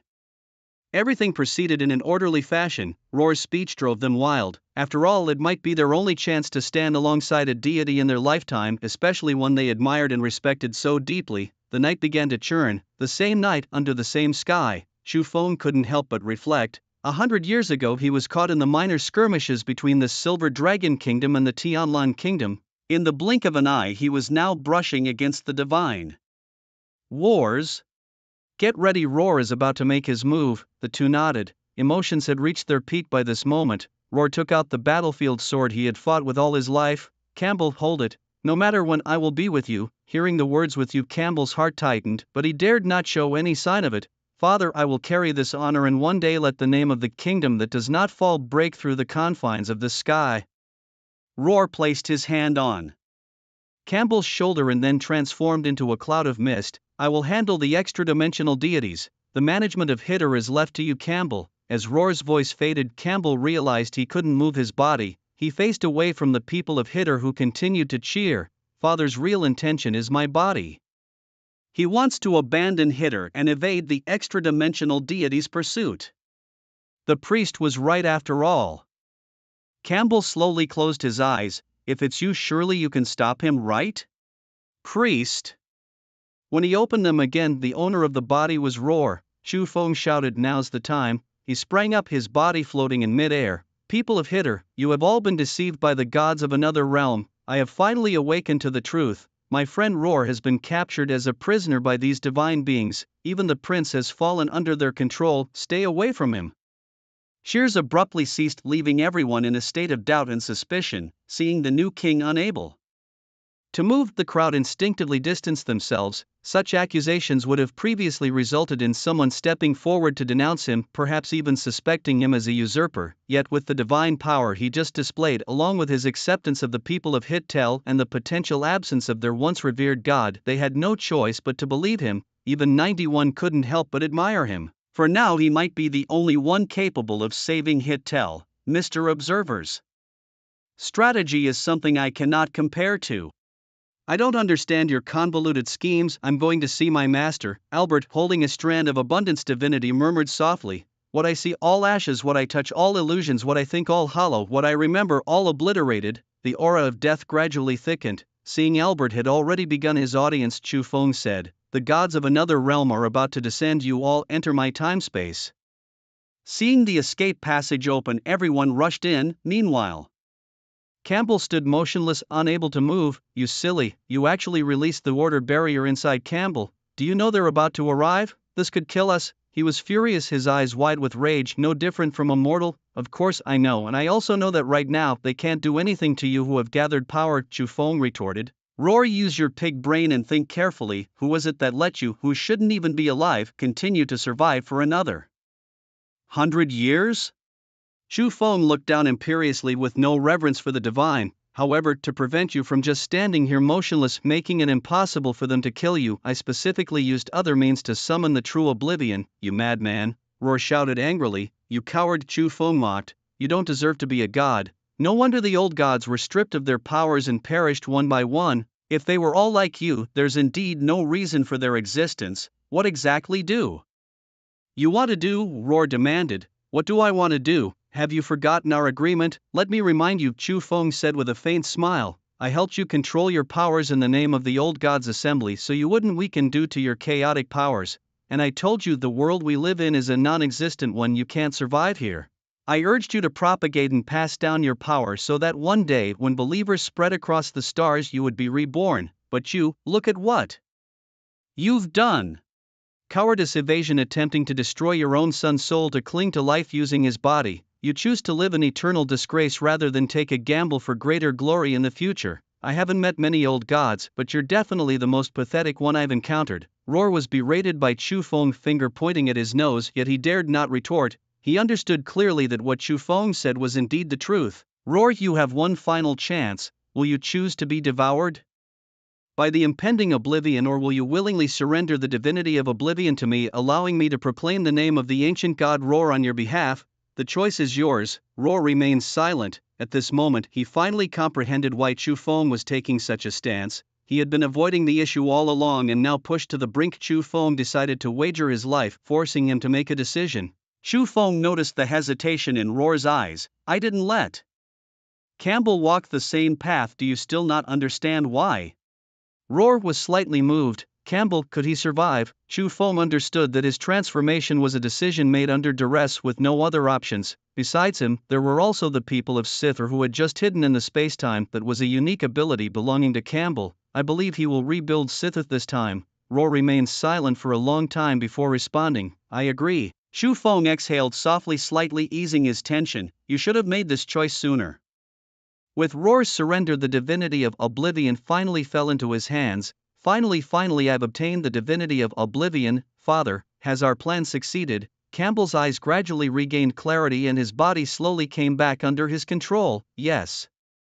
Chu Feng began to speak, but suddenly the divine essence within him started to surge and merge chaotically. His expression changed drastically. Is it Roar? How dare he do this? As the fragmented authority began to merge, what means did he have to face the true oblivion that was coming? Watching the relentless assault of Roar within, Chu Feng suddenly understood. You want to use my body to follow me back to the real world? Roar's voice echoed within Chu Feng's mind. By controlling your body, I won't have to wait for those elusive moments anymore. This is the only chance for me to truly survive. I can't let it slip away. Truth be told, Roar's actions had a real possibility of succeeding. The third stage of the trial was all about change. All along Chu Feng believed that the change referred to altering the history of Sithor. If he could prevent this history from being obliterated by the gods, he and Albert could reasonably pass the trial. However, Roar's words gave Chu Feng a new perspective. Even if I don't alter the history of Sithor, could merely changing the existence of Roar open the gateway to completing the trial? No, it couldn't be viewed so narrowly. Roar was the deity of Sithor. Any alteration to Roar would inevitably lead to changes in Sithor's history. No matter which direction the change takes, the outcome should be the same for me. Now that I have acquired the divinity of annihilation, I no longer need to be cautious. Chu Feng, clutching his face distorted by the fusion of divinity, said, Roar, do you think you've got me figured out? All the divinity is in your body, and it's only a matter of time before it naturally fuses. Don't forget, it was originally mine. But what if I strip it away? Roar, unafraid, retorted. You can't do it. You and I have been closely connected due to the existence of the old day gods. Can't do it? Chu Feng questioned, putting on the face of the other mask, splitting himself in two. Order and emotion remained in the avatar of time, while annihilation was absorbed by his true self, devoted to decay. Impossible. This time Roar was genuinely panicked. Thanks for the reminder. You see, I just need to split myself in two and your plan falls apart. Why can you? Roar's voice gradually diminished under the suppression of the fertility divinity until it completely silenced. Chu Feng felt the tug of divine fusion within him vanish as well, letting out a long breath. This should be enough to end it, right? Although he thought so, the absence of a clearance signal made him anxious. Could his earlier guess have been wrong? Chu Feng glanced at Campbell, who stood by in a daze, and said, Open your gate of time and space. The temporal spatial abilities he used earlier were set up by Campbell here. Father, you. No time to explain, do as I say. Campbell activated his innate ability and Chu Feng sent the avatar carrying order and emotion divinities inside. Just then 91 fell clumsily from the sky, hastily reattaching his scattered legs, and ran over to Chu Feng. I failed, the emotion didn't accept. Chu Feng shook his head. When arranging everything initially, Chu Feng anticipated a failure might occur, which is why he had both of them pray and seek an audience together. It's okay, what I needed is already in hand. Campbell, unable to close the gate of time and space for a prolonged period, asked in surprise, Father, what's going on? Why can't I control the gate of time and space? Chu Feng frowned slightly, confirming the root was still with Roar. Though the divinity had been completely split, it will continue to resist. Roar, don't think that I have no means against you now. Holding his breath, Chu Feng released a dozen cards simultaneously. For a century, due to the limitations of the divine realm, Chu Feng focused all his efforts on enhancing personal skills. Countless summoned entities appeared around him. 91 with his mechanical face expressionlessly astonished watched Chu Feng's 9th-tier summons: Rotten Crawler, Abomination, Mutated Dead Servant, and Headless Horseman. Are all of these summons of decay? Mr. Peeping Tom, who exactly are you? Could it be that you are the dying one, a decaying sorcerer? 91's mind was about to crash. Can't I just believe in both? Chu Feng wiped the contents from one of the cards and softly recited, "The passing of time, a gift to the non-human." 91 was completely stunned. Is this the gift of time? How could it be? You truly have dual faith. He had heard from clan records about the rumored existence of apostates of the abandoned god. These were individuals who forsook their original deities and chose new ones as their faith. But a follower with dual beliefs was unheard of. How could any deity allow such a follower to serve them? The impossible was blatantly occurring before him, causing 91 to question his entire understanding of the world. This must be recorded, such a divine miracle. The robot's mind raced as it captured every move of Chu Feng. Under the influence of the time talent, Chu Feng's summoned creatures momentarily wielded the power of time. They all set to work, attempting to manually close the gate of time and space. Father, will this really work? A moment later, the scene unfolding before them shattered Campbell's doubts. Could this really close the gate? Chu Feng, however, was not surprised. It's your father. He can control the gate of time and space through your body to prevent its closure.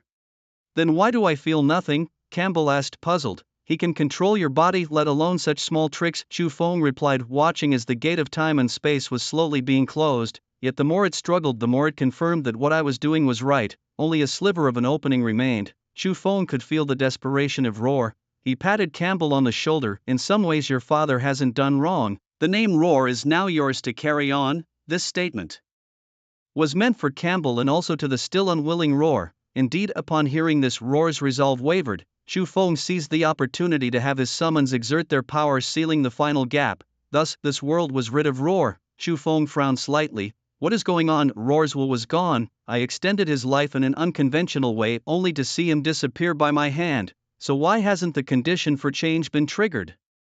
I've plundered everything Roar was, replacing his existence. Could it be that in the divine game these still count as the same outcome? Chu Feng glanced at Campbell. Or perhaps allowing Campbell to live on in this history that shouldn't exist is the real change. But 91's sudden remark plunged Chu Feng into deeper confusion. I received a level completion prompt. No way, brother, that's not fair, is it? Before long, everyone except Albert gathered around Chu Feng. Did you all receive the level completion prompt? The crimson leaves of the river of Oblivion gently nodded in agreement. Sikon Yuer pursed her lips in disdain and turned her head away, refusing to look at Chu Feng, who lay chuckled and remarked, thanks to Mr. Watcher, my divine path has ascended another level. My understanding underwent a profound transformation the moment I cleared the trial, opening up new horizons. Wait a minute, understanding? Transformation? Could it be that the requirement for clearing isn't a change in history but a change in oneself? Chu Feng began to scrutinize the others around him.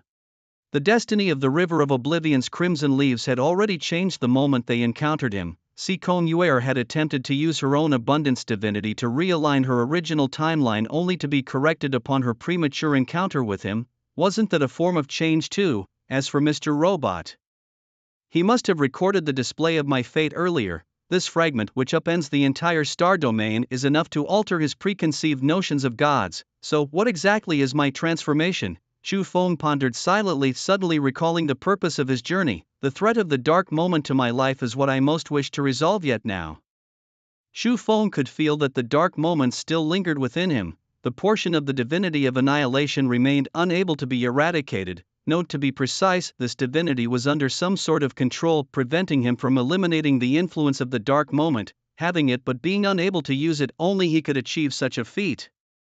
Chu Feng glanced upward to see a figure free-falling from above. As the figure grew larger, it became clear that it was Albert. Just as he was about to land, the dual revolvers in his hands unleashed a barrage at the ground, serving as a buffer for his stable return to Earth. Little brother, thanks to you, I've completed my audience. From now on, I am one of my Lord's divine favorites. The scruffy, childlike older man, who loved to act young, was as elated as a 200-pound child at that moment, although 91's mechanical face betrayed little emotion. One could easily imagine how envious and resentful he felt. You've all cleared the trial, so why haven't you left? Were you waiting for me? 91 wanted to say more, but the annihilation aura overhead made him extremely uncomfortable. Not just him, but the others felt a strong sense of oppression as well. Mr. Watcher, if you ever have the chance to visit Mechanical Star, I will be sure to extend a warm welcome. 91 gave a slight bow before stepping into the portal. The crimson Leaves of the River of Oblivion drew near to Chu Feng and whispered in his ear, "Next time we meet, I hope you can call me Hongye." With just a few words, the distance between them narrowed once more. Beast King Star, the Sirius clan, if Mr. Watcher ever passes by, don't forget that you have an ally here who once cleared the summoning trial by your side. Hulei revealed his identity before departing, signifying his trust in Chu Feng. Chu Feng gave a slight nod in acknowledgement. He couldn't help but let out a bitter smile in his heart. The looming presence of annihilation, like a sword hanging overhead, rendered him immobile. Sikongyuer, without uttering a word, threw herself into the portal, her face a mask of anger. This little girl didn't even bother to say goodbye. Albert shook his head repeatedly, saying, "Little brother, I'll be on my way first too." Unfortunately, unlike them, he had no permanent abode to return to. He was used to wandering. "Hopefully, the next time we meet, we won't find ourselves on opposing sides." It was clear Albert received some sort of command from Annihilation, prompting his swift departure. In the blink of an eye, the grand ceremony was left with only Chu Feng and Campbell. Annihilation descended slowly. During the past Divine Ascension ceremony, Chu Feng had caught a glimpse of this entity. Now, it appeared exactly the same as it did then. Long gray-white hair draped naturally down, and its face bore an expression of disdain, indifferent to all beings. Intricate and mysterious runes adorned its bare arms, extending to its chest. An impenetrable dark mist wound from its neck down to its thighs. It lounged casually on a throne of bones, its bare feet resting among several black skulls. Gazing down at Chu Feng from above, Campbell immediately broke out in a cold sweat, daring not to look directly. Freed from his constraints after being glanced at by Annihilation, Chu Feng slightly bowed, addressing it as Your Excellency. This title was one of respect from a junior to a senior. Although not a follower of Annihilation, as a participant in the divine game, this form of address seemed fitting. "I have seen you," Annihilation stated, "not in the present nor in the past, but in the future." Chu Feng was momentarily stunned. It was likely referring to the fleeting glance during his own Divine Ascension ceremony. These deities, their intuition was truly terrifying. However, Annihilation was less pretentious than he had imagined. Unlike Roar, who was often caught up in dramatic displays, Chu Feng found himself at a loss for how to respond to Annihilation's words. To claim it was mistaken would be to question the power of a deity. To agree would risk further inquiries he couldn't explain. Ultimately, Chu Feng chose to remain silent. "Decay will perish, why not become my divine favored?" Annihilation's words startled Chu Feng. Reflecting on his own suspicions, it seemed decay would indeed cease to exist in the future. As for becoming Annihilation's divine favored, he had no interest in that. Not to mention that Annihilation had countless divine favored. All those with a bit of talent were granted the title.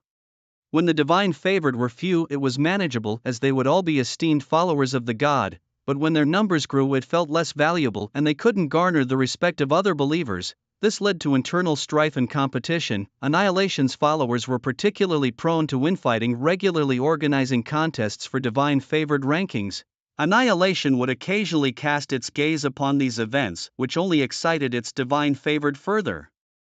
Treating these contests as sacred activities of Annihilation, apart from his lack of interest, Chu Feng also had no desire to be under the constant scrutiny of Annihilation. Faced with insurmountable pressure, Chu Feng could only muster the courage to refuse the entity known as Annihilation. "My faith is unwavering," he declared, "even you cannot shake it." To his surprise, Annihilation showed no hint of displeasure. With a slight nod, it seemed to acknowledge his resolve. Chu Feng sighed, realizing he couldn't escape the inevitable outcome of being plundered. "May I make a few requests?" he asked. Annihilation responded with a question of its own. "How many?" Wiping the cold sweat from his brow, Chu Feng ventured, "3, just 3. The entity's already world-weary expression deepened to "just 2, it stated plainly. "Speak." Chu Feng's first request was straightforward. "Can he leave this non-existent history?" He gestured toward Campbell, who was already on his knees gasping for breath. "That's a matter for time," Annihilation replied, which brought a flicker of hope to Chu Feng. Campbell would be safe, but what of Hitler's people? "Don't even think about it, they will perish," Annihilation declared. Chu Feng's mind raced to the granddaughter of a prime minister who dared to defy injustice. Clenching his teeth, he pleaded, "Just one, the girl named Larella." "State your second request," Annihilation prompted. With gratitude, Chu Feng bowed and continued, "That obscure moment within me." Annihilation nodded gently. With a deep breath, Chu Feng willingly offered up the divinity within him. Annihilation waved a hand, and in an instant Xu Feng's entire being vanished from the space. Relief washed over him as a revelation came through. Your divine curses, obscure moment, and flesh divinity dissolution have been lifted. Was annihilation truly this generous, even lifting the curse of decay? But wait, Xu Feng sensed a trace of decay's power from the encounter. Could decay's death be the work of annihilation?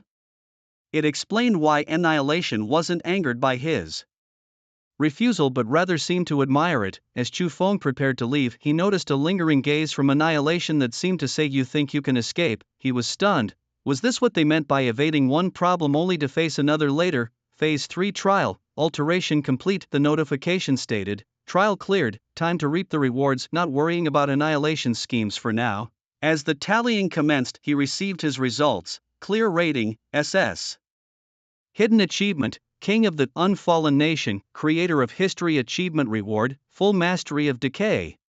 The reward list included items like Level 4 Sky Crystal Coins x 16-inch, Level 5 Sky Crystal Coins x 7, Universal Cosmic Currency x 4038. Xu Feng was slightly disheartened by the rewards. While Sky Crystal Coins are rare for ordinary people, for someone with the lifespan replacement talent like him, they weren't of much consequence. The Universal Cosmic Currency was generous but not immediately useful. His attention turned to the hidden achievement reward, Full Mastery of Decay. With this title, you can comprehend all talents and skills related to decay within your current divine path stage. Xu Feng glanced at his own status panel. Xu Feng, male, 18 years old, fate, death, faith, decay, occupation, eternal night, wilting 1, divine path realm, 9th tier professional, mental state, excellent, alignment, lawful evil, affiliation, galactic alliance, talent, life substitute, exclusive weapon, cards, title, master of all abilities, decay, items.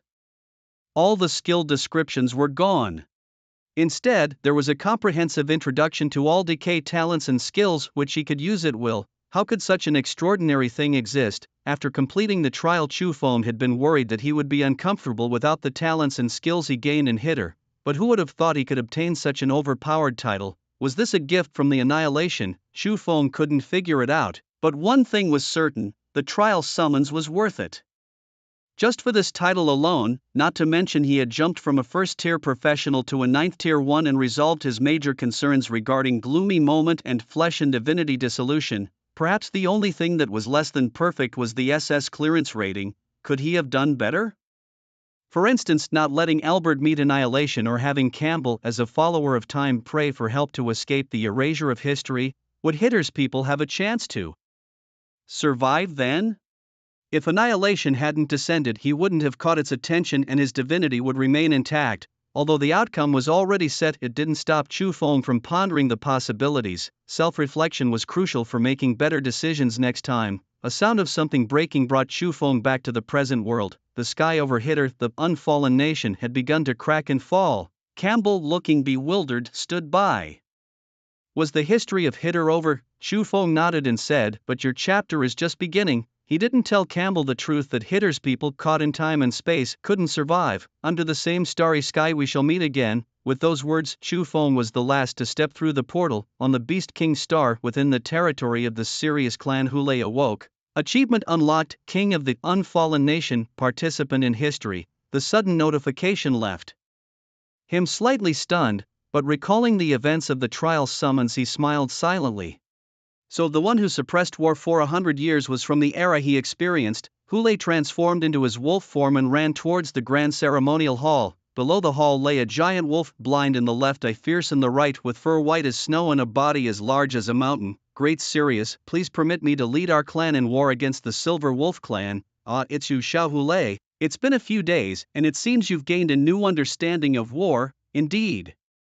This time, it's a war of justice. Hulei reverted to his werewolf form before the trials could extinguish him. In the Electronic Museum of the Mechanical Star, home of the mechanical race, 91 held a cup of pure-grade Moride crude oil in one hand while exploring the conductive racks with the other. Each segment of compiled information his mechanical fingertips touched was a part of history. Until he read a segment related to him, the ancient god Roar aimed to lead the indomitable country Hitler out of the planet's shackles, clashing with order, emotion, and oblivion.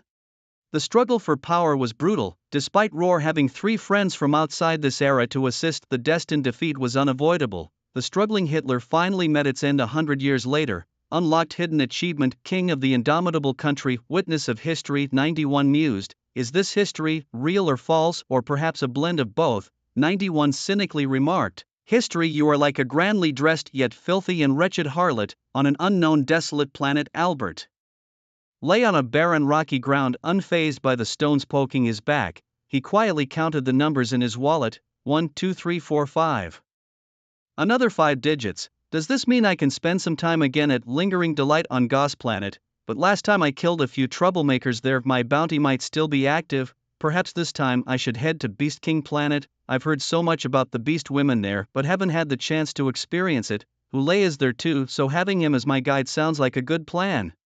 Unlocked hidden achievement, King of the Indomitable Country, Achiever of History. It's got to be you, little brother, boosting my sense of involvement. Albert stood up, brushed the dust off himself, and checked the bullets in his twin guns. He's always been a man of action. Target Beast King Planet, here I come, ladies. On Edostar, in a small fishing village, the black rain fell incessantly. The river was deathly silent. Forgetful Red Leaf held an oiled paper umbrella, quietly conversing with the grave before her. Granny Forgetful, the knot of my fate might be unraveling, but this knot seems tightly linked to something else. Him, he's strange, outwardly fixated on my appearance, but inside he's a kind gentleman. What feelings do I have? Our relationship is simple, mutual seekers of needs. Unlocked hidden achievement, King of the Indomitable Country, Silent Observer of History. Is that what you think too, Chu Jun?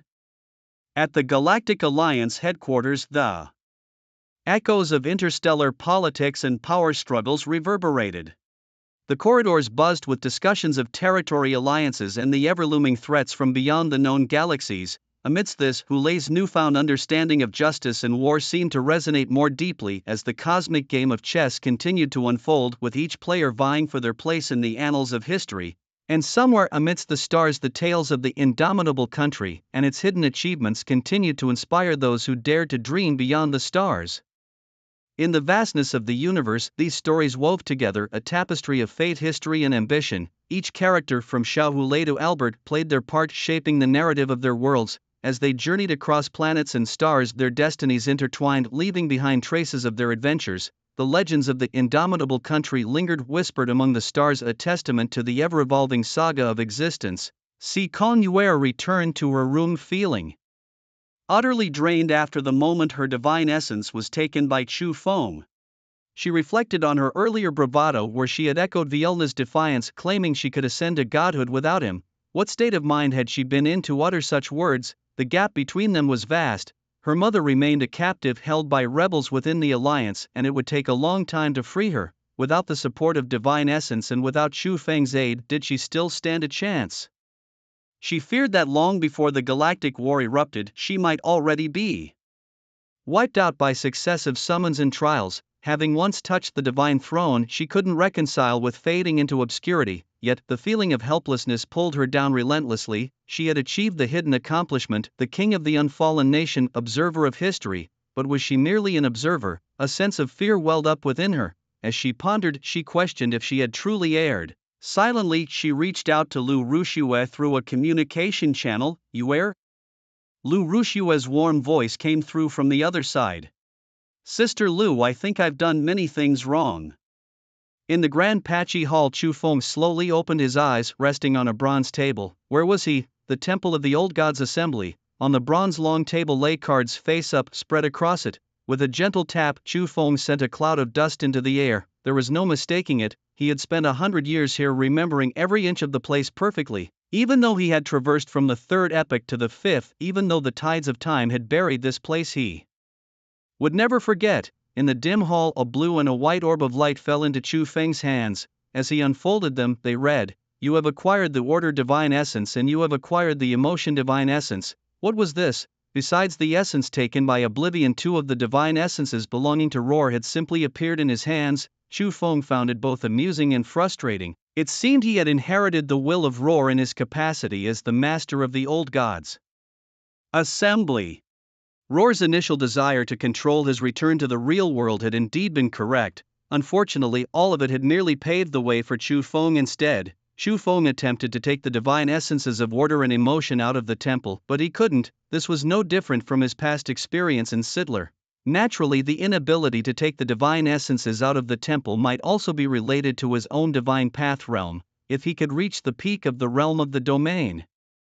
Lord, perhaps he could use these divine essences to become the apostle of the corresponding deity. In the past, Chu Feng would have been ecstatic, but now he had long lost interest in becoming a deity's apostle. Leaning back in his chair, Chu Feng lightly tapped his fingers on the table. The appearance of the old god's assembly was unexpected yet inevitable for him. That day during the trial, when he sensed the aura of decay from within Red Leaf, Chu Feng had vaguely perceived that history and reality were intertwined by countless invisible threads.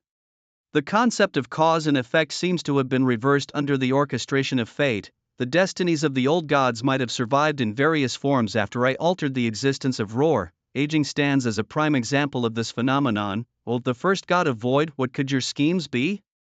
As Chu Feng pondered, his gaze unintentionally fell upon an icon resembling a grand hall at the lower left corner of the interface. He gently clicked it open. Temple, Old Gods Assembly.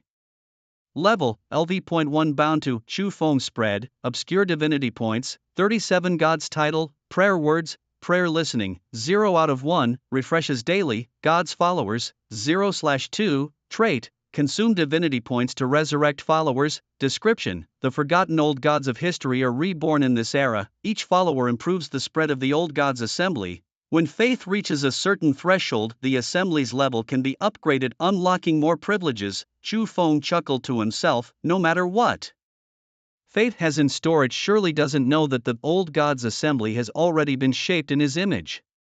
This prayer listening feature seems like it mimics the act of a deity selecting prayers from its followers, doesn't it? No, it's not just an imitation. Possessing the old gods assembly makes him almost a demigod now. However, before choosing to listen to prayers, he needs to decide on his god's title and the words of invocation. Chu Feng had already thought of a title, Old Day. As for the words of invocation during prayers, he certainly didn't want something cumbersome and tongue twisting like decay or annihilation. Simplicity was key. How should one pray to leave a lasting impression? After some thought, Chu Feng wrote on the panel, Old Day arises, new gods must fall. Having done all this, Chu Feng attempted to activate today's prayer listening. Countless murmurs frantically flooded his mind from all directions, yet most were insubstantial, mere daydreams. It took Chu Feng quite some time to adapt to the rhythm of these prayers. How could he filter out these weak voices to hear the proclamations of the strong?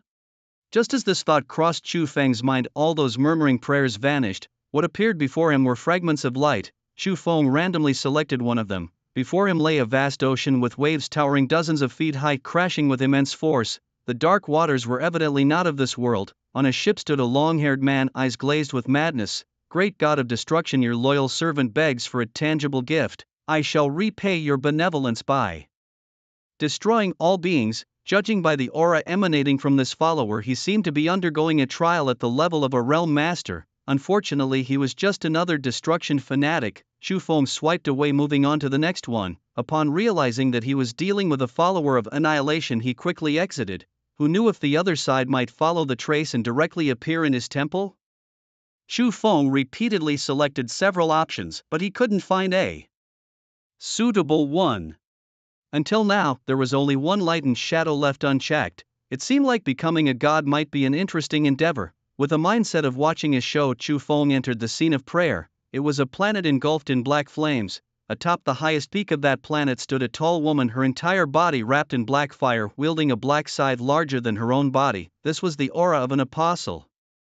At her feet lay the corpse of a young girl, pale and long since stiff. I was born yesterday, immortal today, eternal tomorrow. May my body be exchanged for my sister's everlasting existence. Praise fertility, another apostle of fertility. For someone, even fertility's apostle couldn't save, only the descent of fertility itself might offer a chance. The woman prayed repeatedly, yet fertility did not respond. In Chu Feng's eyes, this was perfectly normal. Trading an apostle-level believer's life for a weak girl was not a worthwhile exchange. Chu Feng watched with interest as the woman attempted to sacrifice her own life, reminding him of his past. Wasn't he also once gambling his life to save those dear to him, only to receive venomous curses in return? The woman persisted tirelessly. From day to night she never paused. Chu Feng pondered and gently tapped the bronze table. The praying woman suddenly looked up. Praise fertility, Chu Feng slowly spoke. I am not fertility, but unlike him, I will not ignore a believer's prayer. The woman, being an apostle-level entity, immediately noticed something amiss in the words, other gods never respond to voices that do not worship them. But some gods, according to legend, are different. They are. Does it matter what they are? As long as I can save my sister, what does it matter if I fall into the abyss? Taking a deep breath, the woman addressed him. O great deity, I Carol offer all I have in exchange for a chance to heal my sister, a simple plea from your most humble servant. Indeed, it was a simple plea. Chu Feng softly replied, recite my name and serve me. In the next moment, a line of prayer was etched into her mind. The old shall awaken and the new god shall be slain. Carol was taken aback. Just a glance left her ears ringing. He was the old one, a self-proclaimed old one. Could it be one of the old gods active during the Second Era? Weren't they supposed to be extinct? The new god shall be slain? Such a prayer, if recited before followers of other deities, would undoubtedly brand her as a heretic, but what of it? For her sister's healing, Carol hesitated not a bit. Even if it meant becoming an abandoned heretic, she was willing to pay the price. The resurrection of the old days demands the fall of new gods. Praise the old days. Kneeling on the ground, Carol presented herself before the divine presence. A colossal hand of gray mist descended from the heavens, the eternal black flames extinguished upon touching the mist as Carol was enveloped by the divine power. In a daze, she regained her senses only to find herself inside a dust-laden grand hall. Before her stood the mysterious figure of the old days, cloaked in black and hidden behind a peculiar mask, making it impossible to discern its true form. A mere glance caused her eyes to sting, leaving her unable to look directly. Chu Feng, resting his chin on his hand, spoke casually, choose a card that suits your identity. Cards. Carol glanced at the bronze table. Decay, time, emotion, oblivion, all were paths associated with other deities. Her attention was drawn to the name abundance. She walked over slowly and picked it up. From now on you will be my favored. Though you will still remain an apostle of abundance. Carol was taken aback. My lord, I don't understand. I had resolved to become a renegade, yet now I'm a follower of two gods. You might not mind, but abundance might. Chu Feng saw through Carol's concerns. Abundance won't know. The proof of the card's power was already shown on the avatar of time. Carol couldn't help but inquire, are you deception? It was the only deity she could think of that would act so recklessly. Deception, Chu Feng chuckled, dismissing the notion. A self-deceiver who adorns lies and weaves folly dares to call itself a god? A fa ade of indifference masked his inner anxieties stemming from being duped by deception in his past life as an apostle. This past grudge was the reason for his animosity. However, his words reassured Carol that he wasn't here to toy with her. No deity would degrade themselves so. If this self-proclaimed god of the old days was a lying, then perhaps this meant he wielded power surpassing that of other deities. Carol, now bowing, dared not speak recklessly. From now on, proceed to the Galactic Alliance. Upon arrival I have a task for you. Chu Feng spoke softly, looking at the girl's corpse lying on the ground. As for her, I will entrust her to a favored one on the blue star within the Galactic Alliance for healing. Once you complete the task I have for you, you will be reunited with your sister. A strange feeling lingered in Carol's heart. This divine lord, why did he lack the haughty demeanor of other gods? Of course she dared not voice such thoughts. She nodded silently. I am currently on the Black Flame Star in the Leo constellation. It will require 6 jumps to reach the Galactic Alliance in the Virgo constellation, and it is estimated to take a month, Carol informed, preparing for her journey. Take your time, Chu Feng gestured to her, inviting her closer. Carol lowered her body, obediently standing before Chu Feng. A thin mist tinged with dust swirled around Carol and then ascended, entering her brow. Carol silently sensed the changes within her body. It seemed that her divine power of fertility had been enhanced. Without any effort, her understanding of the divine path of fertility deepened. Besides, a mysterious, ancient and indescribable divine force emerged within her. Could this be the power belonging to the old days? The number of divine followers increased. Old Day Divine Assembly, divine follower +1, divinity value +3, current number of divine followers 1/2, current divinity value 40 points. The original 37 points of divinity came from the Roar's order and emotion, and some fertility divinity he obtained from Si Kong Yuer. The new 3 points of divinity were contributed by Carol, who recently became an apostle. This meant that he could enhance his strength by converting other gods' believers. In a word, brilliant. It was said that gods like to seize power from each other. Sorry, I just steal your believers. This sensation gave Chu Feng an unparalleled thrill of stealing. The increase in divinity value made Chu Feng roughly understand what the characteristics of divine followers meant. Theoretically, as long as there were enough divinity points, he could resurrect his divine followers indefinitely. From this moment on, as long as the old days did not fade away, you would be immortal. Carol's heart trembled. Thank you for the gift, mighty God. Chu Feng gently waved his hand, and by the time Carol regained her senses, she had returned to the mountain peak of Black Flame Star. The difference was her sleeping sister was left inside that mysterious grand hall, old days above. Carol shook her head. No, that's not right. The mighty God said I am a follower of fertility. Inside the grand hall, Chu Feng quietly gazed at the girl with closed eyes before him. An ordinary person would have long been dead if they were as stiff as this. Chu Feng placed his hand on the girl's forehead. Familiar divine power danced at Chu Feng's fingertips. It's you again, aging. There's still some fertility divinity suppressing it.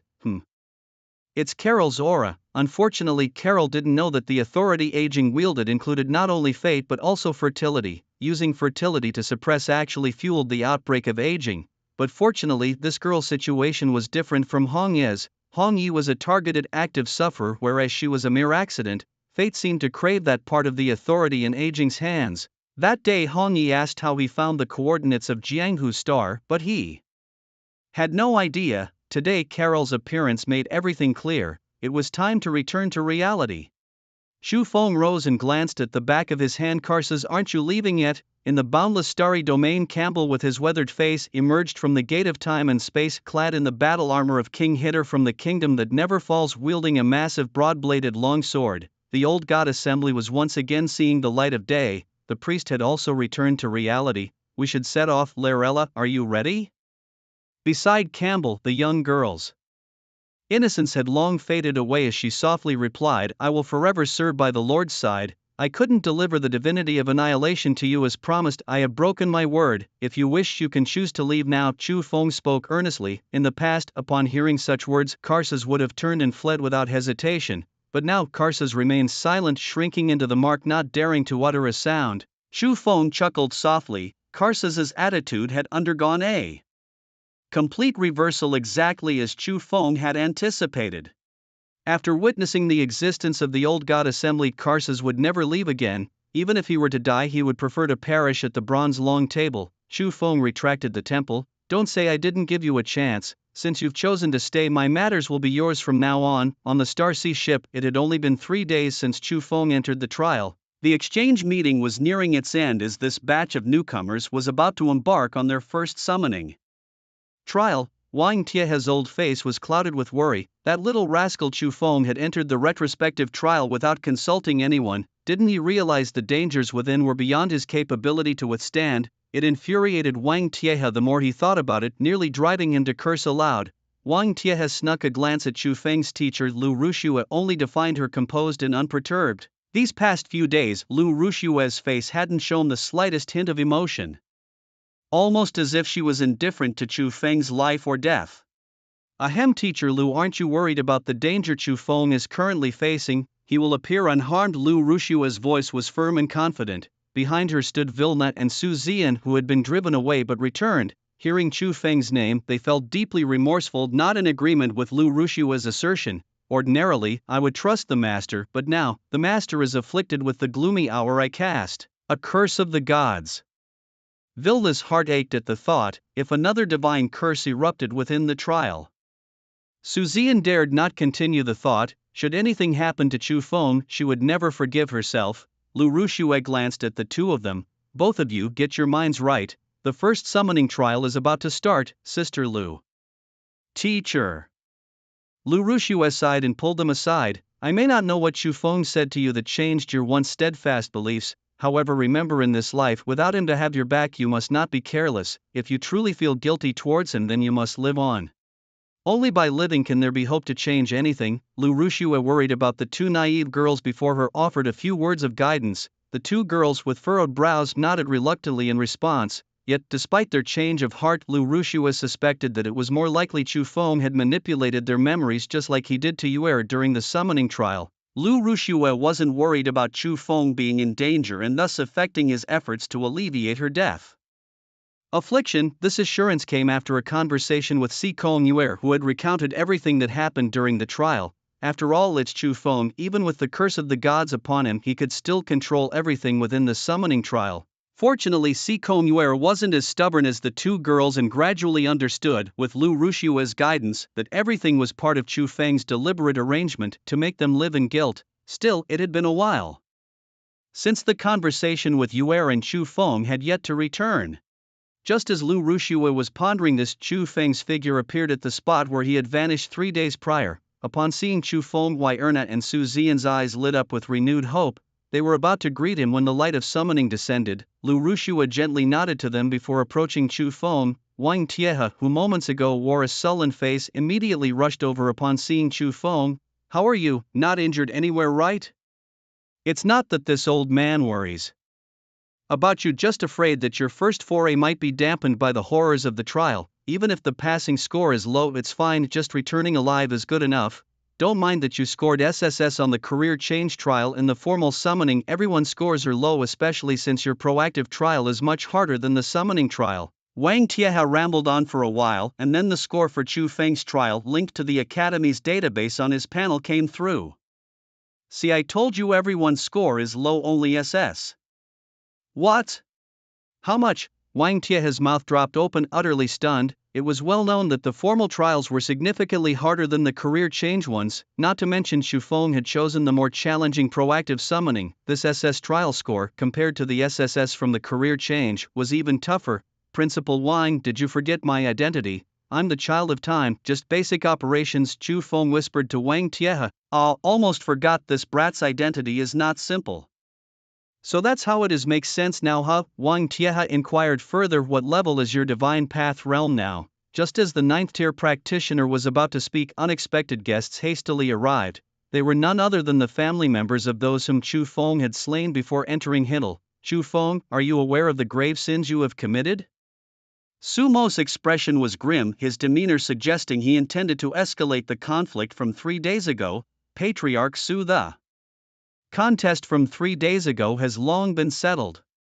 What is your intention in bringing it up again?" Lu Yuqing, who had just sent off the new recruits for the formal trial, hurried over, accompanied by 3 other academy deans. "It was merely a contest, yet you were so ruthless. Such a person could never be a good-natured individual in the future. Today I shall rid humanity of this malignancy to prevent harm to the entire Blue Star. Do you like to label me so much?"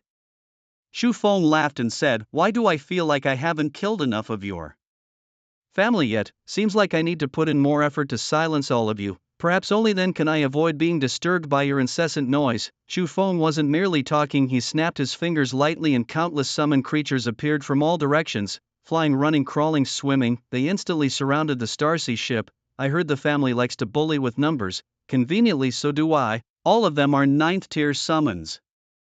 Just a trial and he went from an ordinary professional to a 9th tier one? And he only used the decay ability, keeping everything about time in reserve." Wang Tiehe murmured, "This isn't a human malignancy, he's practically the light of humanity." The deans realized the situation was not simple and quickly dialed their communication methods, preparing to summon all the teachers still in the academy. The Su family suddenly realized things had become complicated. They never expected that an ordinary professional would grow to such an extent in just a few days. "Patriarch Su, what do we do now?" Su Mo snorted coldly, "They're just some 9th tier summons. We have over 10 planetary level beginners here. Why should we fear him?" Chu Feng felt this wasn't enough. He tapped the back of Karthus's hand. "Didn't you say my affairs are your affairs? Why are you playing dead now?" Karthus silently shook his head and had to reveal himself. After the baptism of the Hitler confrontation, Karthus's divine realm had reached the mid-level planetary stage. Once Karthus's shadow appeared, the belligerent Su Mo immediately fell silent. Once reaching the interstellar level and becoming planetary level, even a beginner and intermediate level difference is an insurmountable chasm. "Look, we're all humans here, there's no need to fight to the death. We all breathe the same blue star air under the same sky, why create such a fuss?" Su Mo laughed awkwardly. "I suddenly remembered the family has some matters to attend to, so I'll be leaving now." As Su Mo took a step, all of Chu Feng's summons surrounded him. "Patriarch Su, you command. Go as you please. Do you really think the Academy's Starsea ship is your living room?" Chu Feng blocked his retreat. "Even if I allowed it, the 5 deans wouldn't agree." "Wang Tiehe? Lu Yu Chung. The other three. You finished our sentences and now you're dragging us into this humiliation, is that it? Young friend, what are you saying? This old man merely wanted to see if the Academy's genius is truly as Dean Wine claims. Parting for 3 days indeed calls for a change in perspective. Su Mo, with his long years of experience, truly embodies the old saying of being as flexible as a wily fox. Clan leader Su. What we just discussed, wasn't that what we agreed upon? Whispered the head of the Luo family in his ear, trying to remind him. Stop your nonsense, Su Mo retorted sharply. What happened before and what is happening now are two different matters. If a conflict arises, can you handle a mid-tier planetary summon? His expression turned dark and foreboding. He continued that Chu Feng, being from the Academy faction, will surely be taken back by them once he truly rises. We need to inform our superiors to send reinforcements. Now is our chance while he's trapped to wipe out the Academy faction and unify Blue Star. Chu Feng, with a nonchalant smile, remarked. Clan leader Su seems to be muttering his last words. Su Mo quickly forced a smile and replied, what do you mean, young friend? Didn't I just say it was all a misunderstanding? Oh, so it was a misunderstanding. Chu Feng nodded. That's easy to resolve then. Since it's a misunderstanding, why not offer something as an apology to calm my startled heart? The 5 deans exchanged glances, thinking, here we go again. This guy really has no concept of shame. Lu Rushue watched the farce unfold quietly, noting that Chu Feng's personality had completely changed since the day he returned. Su Mo, eager to return and have his superiors deal with Chu Feng, readily agreed with a smile. Indeed, it seems I'd been at fault as an elder.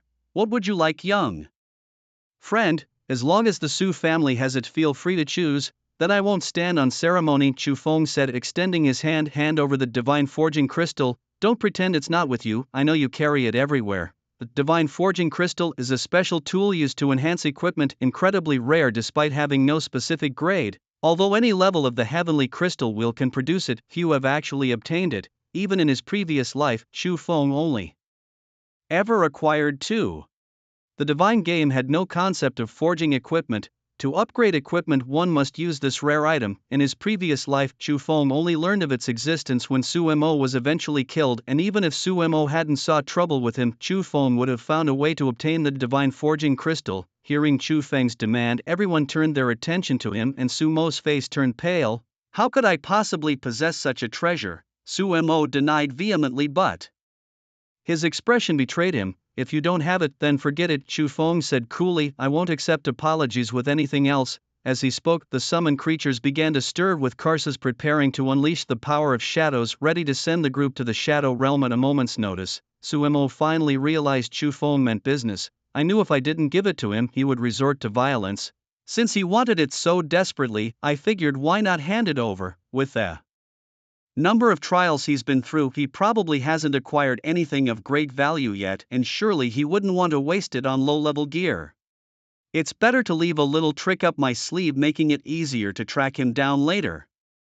Besides, once he's gone, the item will naturally return to me. After some contemplation, Su Mo reluctantly said, since you fancy it, young friend, why not take it? He casually tossed the coveted divine forge crystal into Chu Feng's hands. Chu Feng grinned and said, Su clan leader, you truly keep your promises. He took out his weapon card and attempted to use the crystal immediately. Current equipment cannot be upgraded. As expected, his weapon was too extraordinary. The inability to use the crystal didn't surprise Chu Feng. Among his possessions apart from the card, the only suitable match for the divine forge crystal was the Aliener. In his past life, Chu Feng had used his only 2 divine forge crystals on the Aliener. Usage complete. Aliener successfully upgraded. The Aliener had advanced from Tier 3 to Tier 6 with no significant changes otherwise. One more use and it could create an additional avatar. Chu Feng wasn't in a rush, as such opportunities were rare and precious. While Chu Feng was pleased, Su Mo's expression was as if he had swallowed something foul. He used it right in front of me. If you're going to use it, at least use it on something worthy. Su Mo's heart ached, but he dared not harbor any resentment. If he showed any malice, Chu Feng might very well kill him. He was certainly capable of it.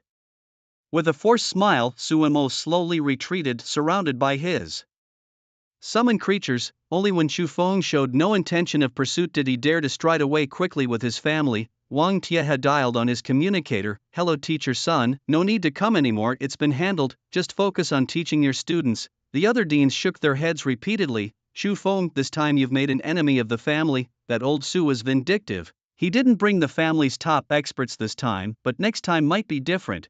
Better lay low for a while. If they come looking for trouble, just stay out of their way. Chu Feng chuckled, aren't you all here to back me up? If anything happens to me and ordinary people find out, they'll think the academy is incompetent for failing to protect its students. Who would dare enroll then? Wang Tieha retorted, I knew you'd say that, old Wang. How about we let Chu Feng join the Galactic Guardians recruitment? This might not be appropriate. Wang Tieha hesitated. Why not? Do you doubt his abilities?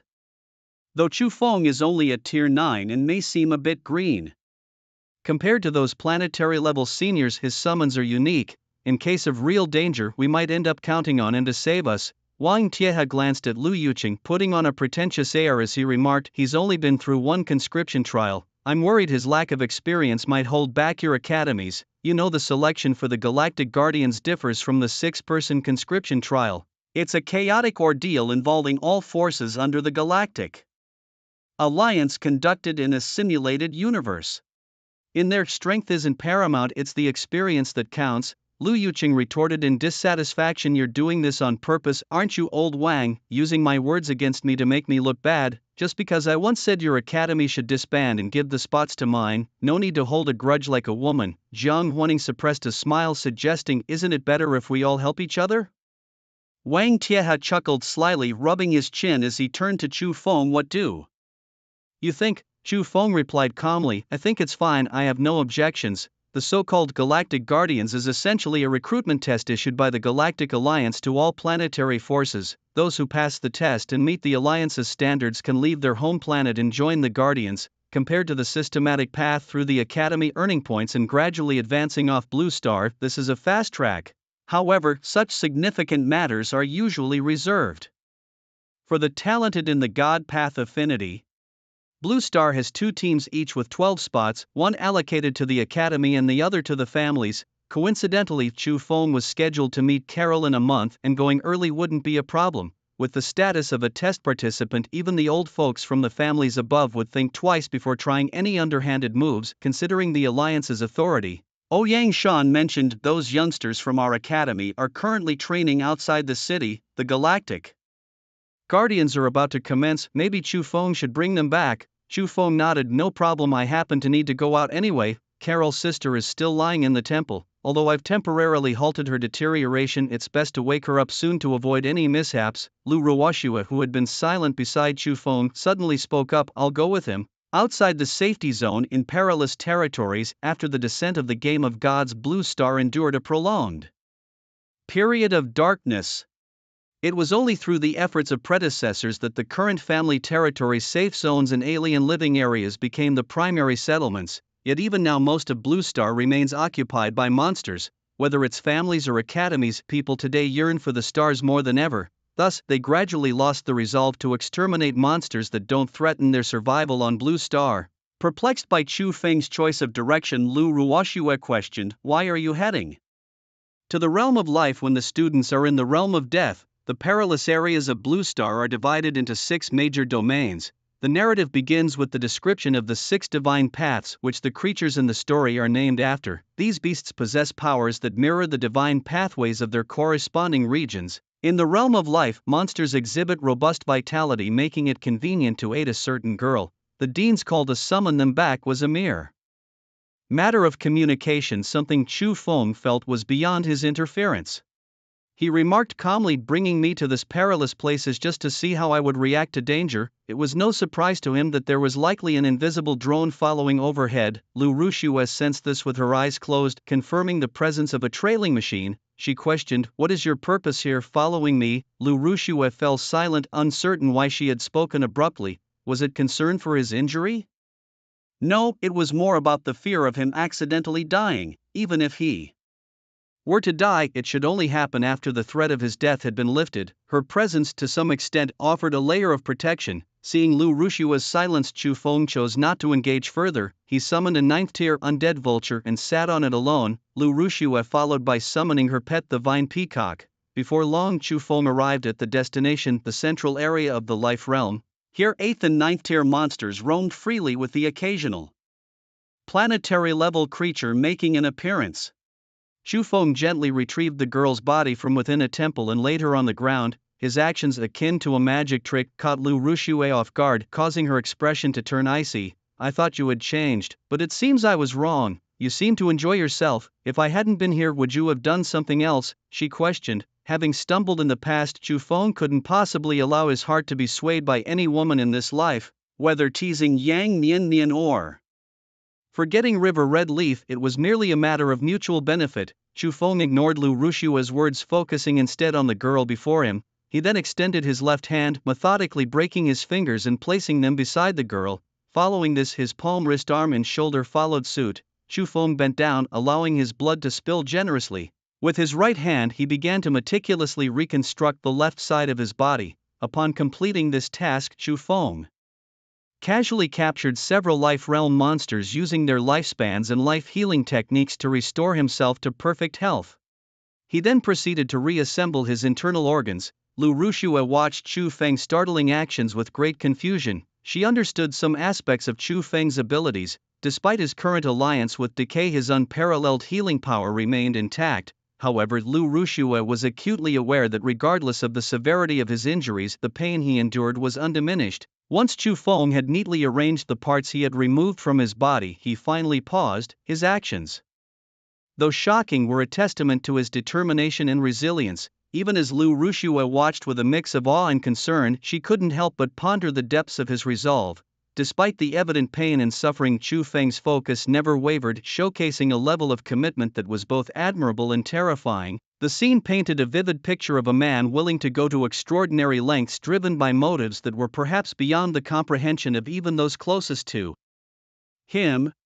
In the dimly lit chamber, Chu Feng extended his hand and with a slight gesture summoned creatures of equal or lesser rank from the surrounding area. This was the undeniable power of his innate ability, life substitution. No creature of equal or lower rank could resist his call. With one hand drawing in the life force, he placed the other above a young girl who began to levitate in response to the life force's call. Observing the pair of black wings on her back, Lu Ruxue instantly realized her true identity, a member of the demon clan. She thought, more specifically, the demon royal family. Chu Feng remarked nonchalantly, the demon clan possesses a fascinating gift, extremely accommodating blood. As he spoke, he gently made a cut on the girl's wrist. The girl's blood, flowing freely, had the remarkable ability to absorb and integrate anything, be it deadly toxins or overwhelming life energy. Chu Feng watched as the blood from the girl's wrist trickled over to the body he had disassembled and laid nearby. Slowly, the body began to reassemble and connect itself. However, the downside was evident: the assimilated blood had to be completely expelled before their innate gift could heal them back to their original state. Under the nourishment of the blood, the disjointed parts gradually formed a humanoid shape. Consequently, the demon clan highly valued a soulmate who could offer protection during their vulnerable times. Across the galaxies, many revered the demon clan, for each member was a paragon of beauty and charm, perfect for servitude. As the girl's body started to wither, Chu Feng drew a mysterious symbol on her with his own blood. Lu Ruxue frowned. What have you done to her? Chu Feng's response was almost dismissive. Isn't it obvious? I need a servant to tend to me. This time I'll be sure to train her well to ensure she understands the master's authority is not to be challenged. His sarcastic tone grated on Lu Rushue's ears. Chu Feng continued, of course I'm a man of my word. So, I've crafted a little trinket for you to delay the onset of death, but those old geezers spying on us should take a hint and close their eyes now. From his sleeve, a card emerged, releasing a force of decay that shot skyward, destroying the invisible machine watching over them. Aboard the starship, the spying elders were taken aback. What just happened? Are we entering the payment phase? One muttered nervously. Could Chu Feng and teacher Lu possibly? Another speculated. Impossible. Someone retorted, their teacher and students, such rumors would ruin their reputations. In this day and age, a third chimed in, even the old prudes on Blue Star have been gone for ages. Why oppose someone else's romance just because you're an ugly old coot? Returning to the temple, Chu Feng retrieved the girl and tossed a doll resembling himself to Lu Ruxue. You've been following me just to prepare for the first wave of death, haven't you? Here, take this and handle it yourself. Finally, realizing what Chu Feng had been scheming, Lu Ruxue felt a mix of shame and anger.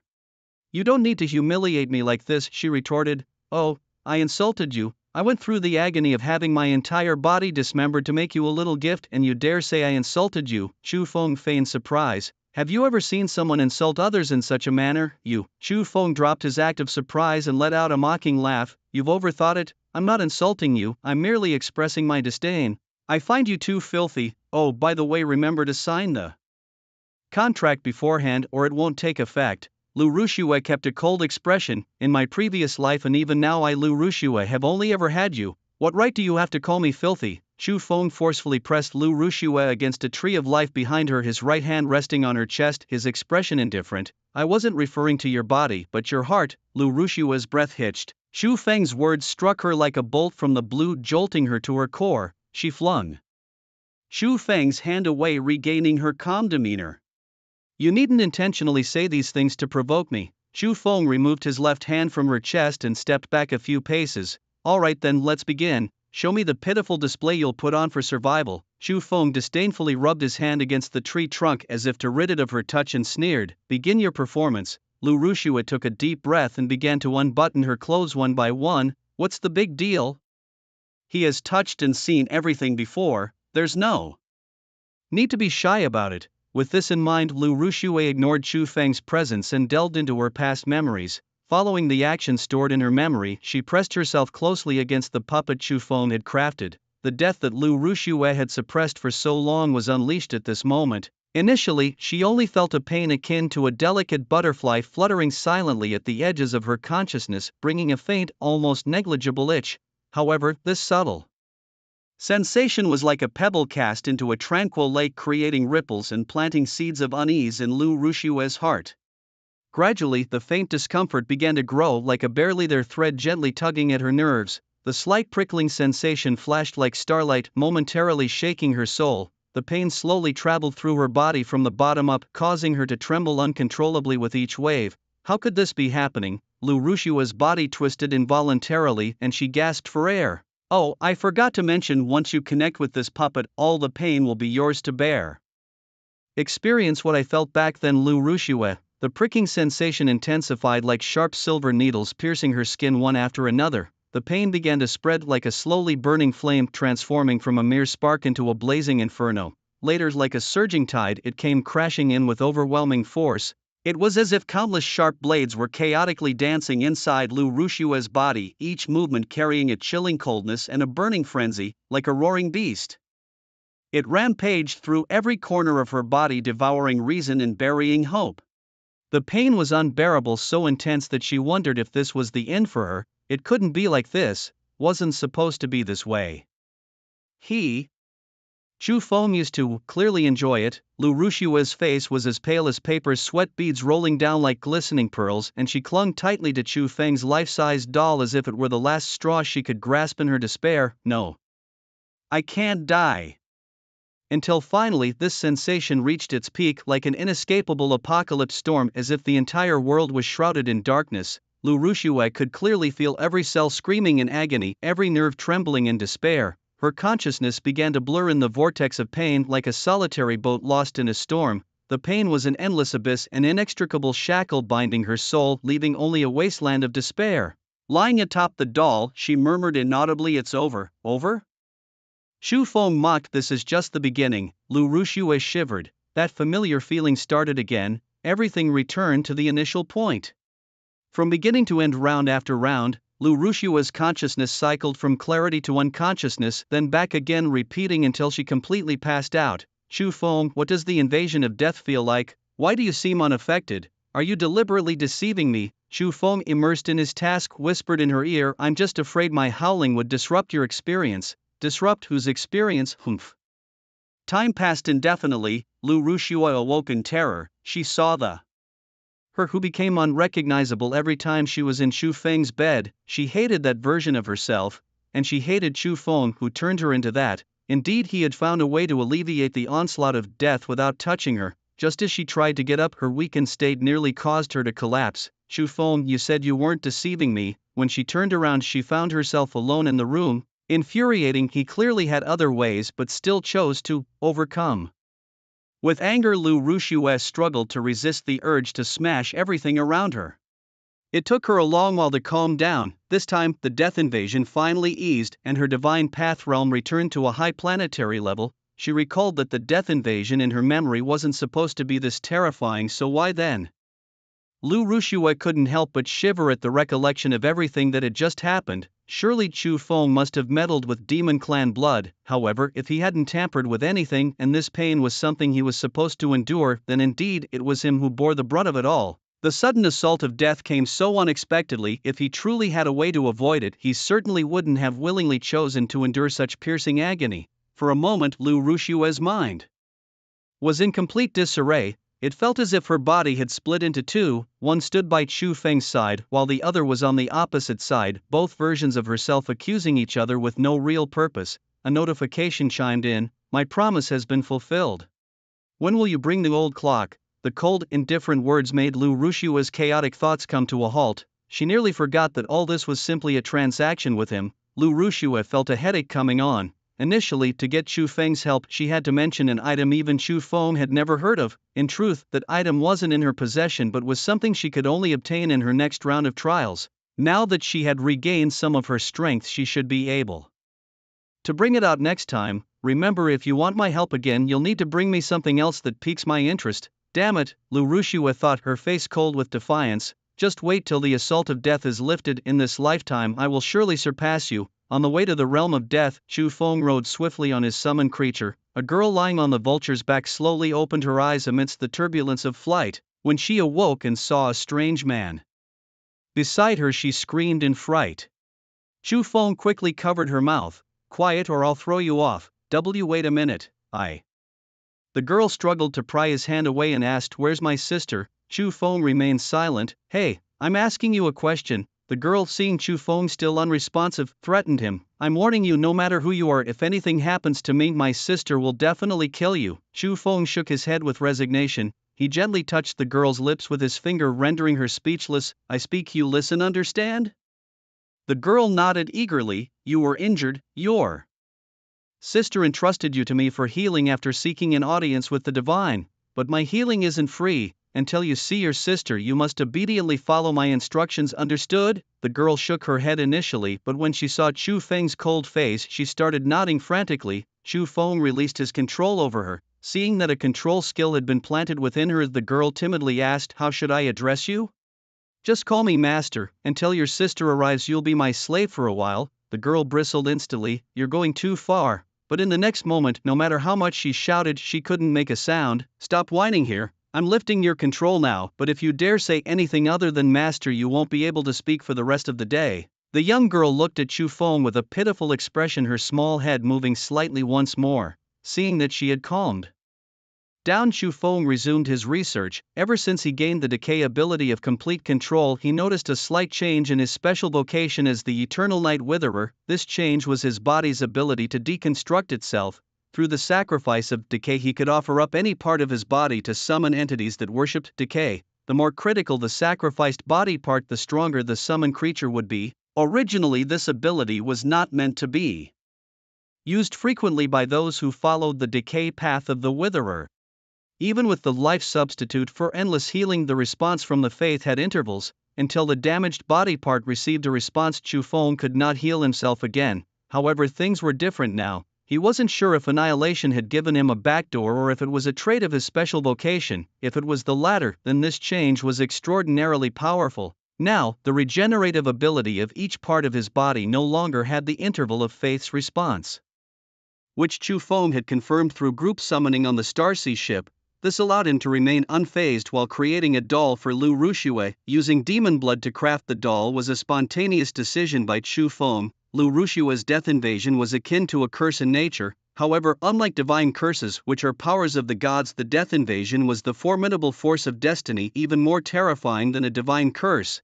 When Lu Rushue was initially struck by the death invasion, it was fortunate that her divine path realm was high enough to avoid immediate death. Chu Feng had intended to use the permeation attribute of demon blood to test if the death invasion could be stripped away. The experiment succeeded but also failed. Aside from a slight indication at the beginning, there was no further progress. However, this did allow Chu Feng to discover something. With proper control, he could create an empty shell to share the divine curse, reducing its risk. But for this, he needed the blood of the demon race. Looking at the girl in front of him, he Said, "Hey, I need to take a bit of your blood." Upon hearing Chu Feng's address, the girl could no longer hold back. "What do you mean, hey? I have a name, it's Qian Shen." Chu Feng didn't care what her name was and proceeded to draw her blood. Qian Shen was furious but dared not speak out. She could only mutter to herself, "Just you wait. I'll definitely tell my sister. When the time comes, I'll make you my slave, see if I don't get back at you." Although this was her plan until she saw her sister, she had to endure the humiliation. "Master, could you draw a little less blood? I'm feeling a bit dizzy." Xian Shen covered her head, looking woozy. In the demon race they lacked many things, but blood was not one of them. Chu Feng was not one to show mercy or tenderness. He intensified his efforts, causing Qian Shen to once again drift into unconsciousness. Without hesitation, Chu Feng tossed her into the temple. The blood from this one should last for now. As he drew closer to the core of the death realm, he knew he needed to exercise more caution. Putting away his summoned creatures, Chu Feng began to tread forward on foot. The death realm, in its core cluster stood a girl clad in academy attire holding a hefty tome. She spoke softly, "This place rejects death. Any creatures under the 9th tier with a death fate have been judged and fallen." The severity of Yue Wei's judgment terminology was apparent. She was nearing mid-tier planetary level in the divine path. A shirtless student beside her, his explosive muscles denoting his strength, remarked. He wielded a bright silver saber, his skin almost entirely covered in scars from monstrous claws and fangs. Yue slightly shook her head. "It's merely that the skill has a restraining effect on death. If it were creatures of the same life realm, it wouldn't be this effortless." Above, a planetary tier beaked chaos dove dived down, targeting Yue's head. The creature moved with such speed that Yue, having just used her skill, couldn't react in time. The bare-chested student shouted. Yue, duck! The saber in his hand was hurled with force. Slash! The bright silver saber extended into several meters, cleaving the beaked chaos dove in two. "You say that, but Senior Wu Jie is the one almost reaching mid-tier planetary level, right?" Yue adjusted her twin ponytails, unfazed by the situation. "Just got there the day before yesterday." Wu Jie chuckled. "I must say, there's some benefit to training here." Yue nodded gently. "Indeed, if we could stay a bit longer, I might break through as well. But the Galactic Guardians recruitment test is about to start, we have to return." She pondered aloud. "Aren't we still one person short?" Wu Jie noted. "The Galaxy Academy probably won't qualify this time, so the spot might go to your Tiansheng Academy. Who do you think might join? In our academy, there aren't too many planetary tiers this year, just a handful." Yue spoke softly. "But we shouldn't dismiss Galaxy Academy so soon. Someone might have broken through while we were away." "True." Wu Jie agreed, glancing ahead. "Let's go find those three." The two walked side by side, unaware that a shadow was trailing them closely. Chu Feng stepped on the ground of blackened twigs and decayed leaves. The silhouette of Karthus floated beside him. "Did you sense it?" Chu Feng inquired. "Yes, there's no mistake. It's a servant of the shadow, Smedley. If I can devour him, my divine path will undoubtedly advance further." Karthus responded eagerly. Karthus withdrew his probing black mist and remarked, "There are other people's auras. It seems they have been targeted by him. They might be students from the academy." Chu Feng replied simply, "At this time, those who can appear here are most likely my yet-to-meet teammates from the Galaxy Guardians recruitment test." Prey marked by Smedley doesn't last long. Even though the Academy's dean sent Chu Feng here for a simple test to find someone, his visit to the realm of death was not primarily to seek out these students. After solving CC's aging issue, he needed to find materials to create a shell to bear the curse of the gods. It was fortunate that Karthus emerged at this moment to inform him that a shadow servant had also descended with him to Blue Star. Smedley and Karthus were not on good terms, but Karthus was more severely injured at the time, which made him Smedley's target. Left with no choice, Karthus had to abandon his physical form to escape, hiding in the suburbs where aliens lived, leading to his encounter with Chu Feng. Smedley's body contained a wisp of divinity granted by Shadow, making it the most suitable material for creating a shell. The divine curse was invisibly pressuring Chu Feng, and to avoid sudden death one day, he needed to create the shell as soon as possible. "No matter, before he acts, we shall deal with him first," Chu Feng decided. Meanwhile, Yue's steps gradually slowed. She gently sniffed the surrounding air, her brows slowly furrowing. "Senior Wu Jie, don't you notice? It seems like we've been going in circles." Wu Jie, shirtless, scrutinized the surroundings carefully. "Now that you mention it, it does seem so. I've seen the tree 3 times already. I sense a faint trace of death, elusive yet not very obvious." Wu Jie subtly rotated his body, holding his large knife horizontally across his chest. In the distance, 3 figures approached them. Wu Jie's vigilance reached its peak. it's them, but I can't be sure if they're real or illusions. Wu Jie was no mindless brute. In the trials of the divine game, those without brains had long perished. Experience taught him that without certainty, he would not allow those three figures to approach them. What's the matter, Wu Jie? Why the battle-ready stance? Am I that terrifying? A boy in a brown jacket with a middle-part hairstyle and black-rimmed glasses looked at him curiously. We just separated a while ago and now you look as if you don't recognize me. It's me, Zhang Haobo. The other two girls remained silent, watching them intently. Yu Yue shouted, fake. Without hesitation, Wu Jie slashed forward, trusting Yu Yue completely. The moment Zhang Haobo's body made contact with the blade, it dispersed into a mist. Wu Jie swiftly turned his blade towards the other two girls. No, Long Wanqing and Long Wanning are real, Yu Yue exclaimed. Wu Jie forcefully retracted his knife. Yu Yue looked at their expressions and added, but it seems they've been controlled.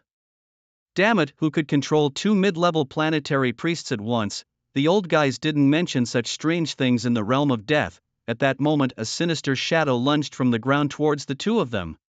Wu Jie's leg was suddenly entangled and violently pulled downward. Fortunately, Yu Yue quickly realized the danger and shouted loudly, let there be light here. With no shadows left, the sinister specter swiftly dissipated. Wu Jie, lying on the ground, let out a sigh of relief, narrowly escaping being snatched away by that eerie thing.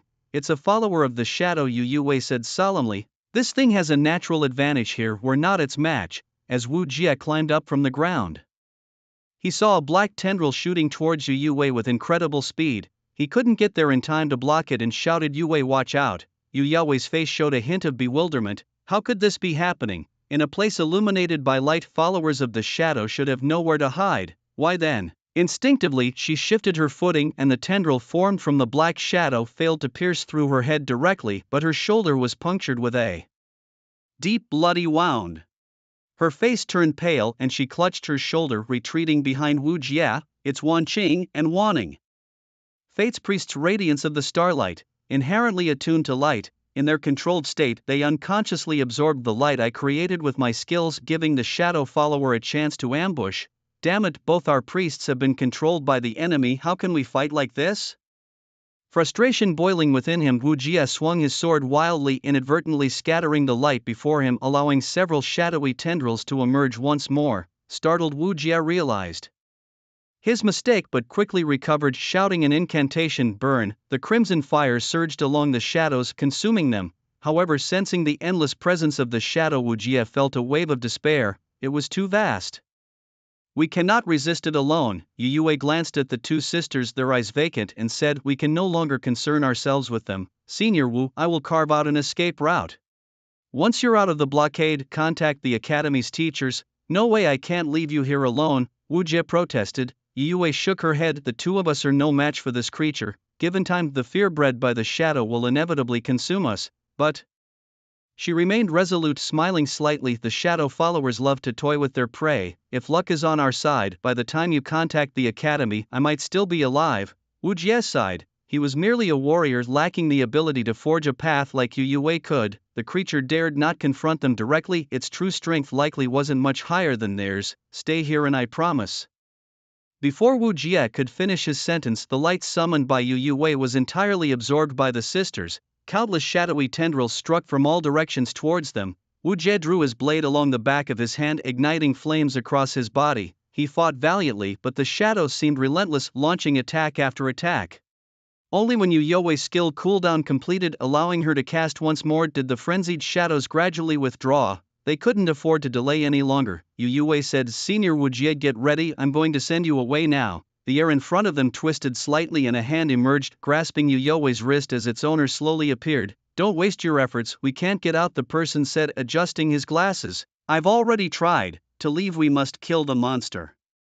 Hidden in the shadow, Yu Yue was momentarily stunned. Zhang Haobo, you're okay? She asked. If I wasn't, I'd be standing before you like the other two, Sun Haobo replied, cutting off the shadow creeping up from under his feet with a swift motion of his dagger. We have to settle this quickly. If it drags on, Long Wanqing and Long Wanning might both die. Wu Jie let out a wry smile. I've already probed around but couldn't find the true body of this shadow believer. I've been working on this since before you were targeted by him. Sun Haobo waved the mark in his hand. Is this a mark of time? Yu Yue asked in a hushed tone. That's right, I left this mark on him at the right moment before he attacked the sisters, Sun Halbwood explained. I intended to seek help from the teachers, but found that we can't leave. He continued, through the conversion of time I can teleport instantaneously to his side. I'm not yet adept at this ability, so I only have one chance. Truly worthy of being the time assassin, the time thief, Wu Jie remarked. For an assassin to appear at any moment before their target at any phase is a dream talent for all assassins. Sun Halbwa asked. We've been working together in the Death Realm for a while, Wu Jie. I need you to block an attack for me later. Can I trust you? Wu Jie nodded. No problem. Although their team was temporarily pieced together from various academies for the Galactic Guardians recruitment test, they had come to understand each other well during this time. To save the sisters, I would block 10 attacks, let alone one, Wu Jie affirmed. Yue chimed in. If there's anything I can do to help, Senior Halbo, please let me know. The light dimmed again. Sun Halbo reminded Yue, just maintain the light to prevent the shadows from constantly attacking. Also keep an eye on the sisters. Yue replied, feeling a bit embarrassed. Can you wait a bit? I need more time, the skill cooldown is a bit long. Before coming here, she worried that the temporarily assembled team might not cooperate well. Now, it seemed that everyone got along quite pleasantly. A sudden voice startled the three of them. Out of the shadows a figure emerged. It was Chu Feng, who slowly stepped forward. The group exchanged puzzled glances. Dear seniors, I am Chu Feng from Xingha Academy and the last member of your Galactic Guardians recruitment test team. He introduced himself. The dean sent me. They couldn't reach you and were worried something might have happened. Chu Feng's straightforwardness alleviated some of their doubts. However, the name Chu Feng was completely unfamiliar to everyone. Just now it seemed the senior wanted the surroundings to be a bit brighter. Despite his inexperience, the junior thought he might be able to help. Yue asked curiously, how do you plan to do that? Without a word, Chu Feng abruptly tore off one of his own arms. Blood splattered all over Wu Jie, startling him. But then he recalled a certain fellow who liked to play with fate and said, the Decaying One. Chu Feng nodded with a grin. The Decaying Warlock, the Witherer, in the name of Flesh and Blood, using belief as bait, appear fallen holy light bird. What on earth? Wu Jie's mouth hung open, utterly astonished. Everyone knew of the holy light bird, a creature of the life path famous for being bathed entirely in radiance. The fallen holy light bird, however, was something seen only after death. Chu Feng casually shook his regenerated arm. Before long, two birds, each twice the size of a person, materialized out of thin air. Although their forms hadn't changed much after death, a faint aura of death now encircled their bodies.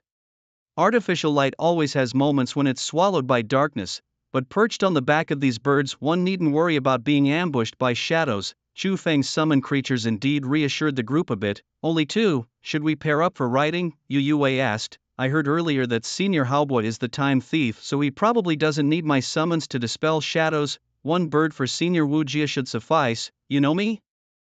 Wu Jie inquired. Yes, I made it a point to learn every senior's name from the deans before setting out, Chu Feng replied, glancing at Yue. Senior Yue, it seems I'll have to reluctantly share a ride with you, Chu Feng said. Reluctantly? Me? Yue tilted her head, feeling something was odd but couldn't pinpoint what. Karthus's voice echoed in Chu Feng's mind. You really do have a wicked sense of humor. I'm just conducting an experiment. Why are you more anxious than she is?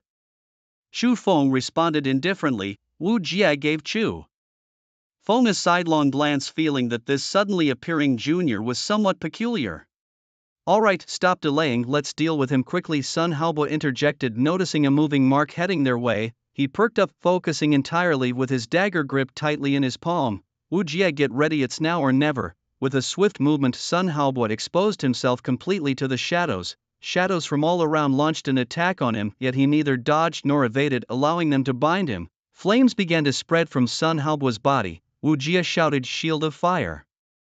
Protection. Under the protection of a shield of the same attribute, Sun Halbo remained unscathed. Seizing the moment, Wu Jie swooped down on the fallen holy light bird, positioning himself directly in front of Sun Halbo as a bizarre shadow approached. He used his own body as a shield. As the shadow touched his skin, Wu Jie's body suddenly enlarged nearly twice its size, reducing the shadow's power significantly under the influence of the fallen holy light bird. The shadow, unsuccessful in its attempt, retreated swiftly until it vanished.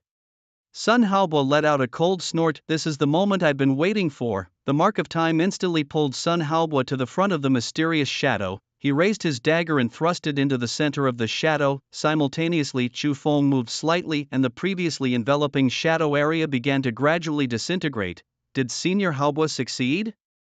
Yu Wei asked excitedly, observing the days-long Wanqing and Long Wanling, who seemed to have broken free from control. Wu Jie maneuvered the fallen holy light bird to fly beside Sun Haobo. You did it, kid. Sun Haobo stood rooted in place, puzzled about the sensation just moments ago. Something felt amiss, as if he hadn't struck the vital point, yet the shroud of shadow was indeed disappearing. Did I kill it? This was what I expected, yet why does it feel unexpected? Sun Haobo shook his head. It's nothing. I just tested it. We can contact the academy now. Let's pack up and prepare to leave. Meanwhile, Yu Wei managed to rouse the stunned sisters of the Long family.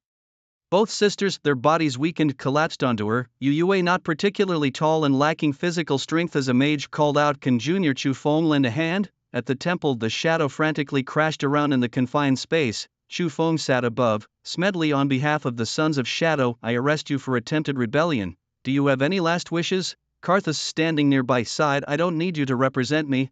The chaotic shadow paused upon seeing Karthus, revealing a slightly rugged face of a man in his 40s. A few strands of hair on the sides covered his balding head in a final act of defiance. Smedley, you're alive, he exclaimed, scanning his surroundings and eventually fixing his gaze on the suddenly appearing Chu Feng. Who is this? Was it him who said I was arrested? Smedley attempted to extend his shadow to investigate, but an overwhelming divine pressure prevented him from standing upright. His pupils contracted in shock. A god? How can this be? A god beside Karthus? Could it be the shadow? No, impossible. This feeling doesn't match the shadow at all, he murmured, his voice trembling. However, Chu Feng offered no time for talk, preparing to act directly. Karthus stopped Chu Feng, saying, "Let me handle this." He approached Smedley step by step. Do you remember the day we fell from the shadow god's domain? Smedley quivered, unable to respond, his fear palpable. Though there have been many disputes between us, surely we're not at the point where kin turns against kin, are we? In your selfish desire to replace me with my own identity, did you ever foresee this day? O Son of Shadow, your loyal servant Smedley has realized his mistake and humbly asks you. Karthus interrupted him. Any last wishes? Smedley looked up in shock at Karthus. You can't do this. Is that all? Karthus extended a hand, his finger transforming into a massive mouth formed of smoke, swallowing Smedley whole. After a few seconds of chewing, an empty shell of a corpse fell to the ground. Chu Feng watched the scene with interest. Karthus, you certainly have been hiding something from me, Chu Feng remarked, though in truth he knew nothing of Karthus's past. This was why he was initially surprised by Karthus's appearance on Blue Star. The notion that the Son of Shadow had risen from Blue Star was unbelievable, yet how much did Karthus know about the impending fall of decay?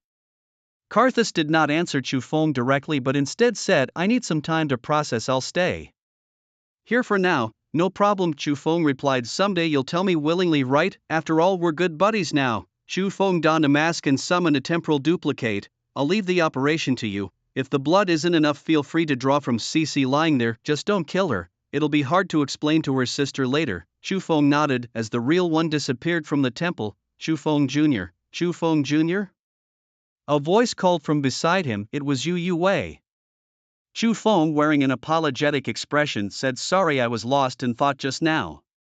Yu Wei waved it off. It's fine, could you help me with Wan Ning? Chu Feng took her hand, summoning several undead vultures to gently place Long Wan Ning onto their backs. Yu Wei's eyes lit up, realizing that having a summoner as a teammate might not be a bad choice after all. They used the same method to place Long Wanqing on the vultures as Sun Haobo and Wu Jie flew over from afar, their task complete. Wu Jie teased, no wonder the academy sent Chu Feng Jr. to find us, guess he's here for pickup and delivery. Chu Feng scratched his head while Yu Wei stifled a giggle. At that moment the Long sisters lying on the vultures' backs finally awoke. Long Wanqing glanced around. Is everyone alright? Her last memory was of being captured by shadows, and beyond that she had no awareness. Sister, who was he? Long Wanning, more cautious than her sister, pointed to the only unfamiliar person, inquiring. It's good to see you two are safe, Chu Feng said, introducing himself. I'm Chu Feng, a 9th tier professional, just completed my first trial.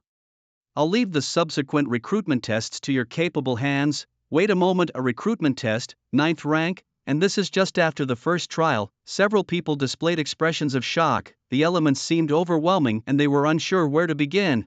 Does this mean you'll be our teammate on our journey to the Galactic Alliance? Long Wanning sized him up and down asking. Chu Feng nodded slightly, a 9th-rank professional. First trial. No way, brother, how did you manage to jump straight to the 9th rank right after your transition? This is unheard of. Wu Jie was incredulous. Sun Haobo stared at Chu Feng, deep in thought. If it weren't for this junior summoning the holy light bird to assist, they might not have dealt with that eerie shadow so swiftly. However, the fleeting sense of powerlessness felt earlier when dealing with the black shadow. Could it be related to him? Impossible, the opponent is just 9th rank and facing such a cross-dire challenge offering some support is already remarkable. I should confirm this with the Dean, Sun Haobo thought just as his communication device rang. After conversing for a while he said, the Dean just informed me that the starship heading to the Galactic Alliance is about to arrive at Blue Star. On the Star Sea ship everyone returned safely without incident. Upon landing, Chu Feng beamed at Wang Tiehe. Sensing Chu Feng's sharp gaze, Wang Tiehe coughed a few times, choosing to avoid eye contact. This kid still seems to remember us tracking him with a drone. To ease the awkwardness, Lu Yu spoke up. The Alliance starship has arrived sooner than we expected, and it should reach us by tomorrow. Tonight everyone should rest on the Star Sea ship to avoid missing it. The early arrival of the Alliance starship shows recognition of everyone here. After all, you are the most outstanding talents from Blue Star in decades. The last time someone received such treatment, it was us old folks. Although Guan Cheng appeared to be praising Chu Feng and the others, he was actually complimenting his own cohort, which made Zhang Huaning a bit embarrassed. Clearing her throat, Zhang Huaning turned to Zhang Haobo. Haobo, among everyone here you've progressed the furthest in the Divine Path realm. Can you handle the responsibilities of being the team leader? Zhang Haobo nodded. Chu Feng noticed the others' gazes fixed on him, instantly understanding. My Divine Path realm is the lowest, so of course I'll follow Senior Haobo.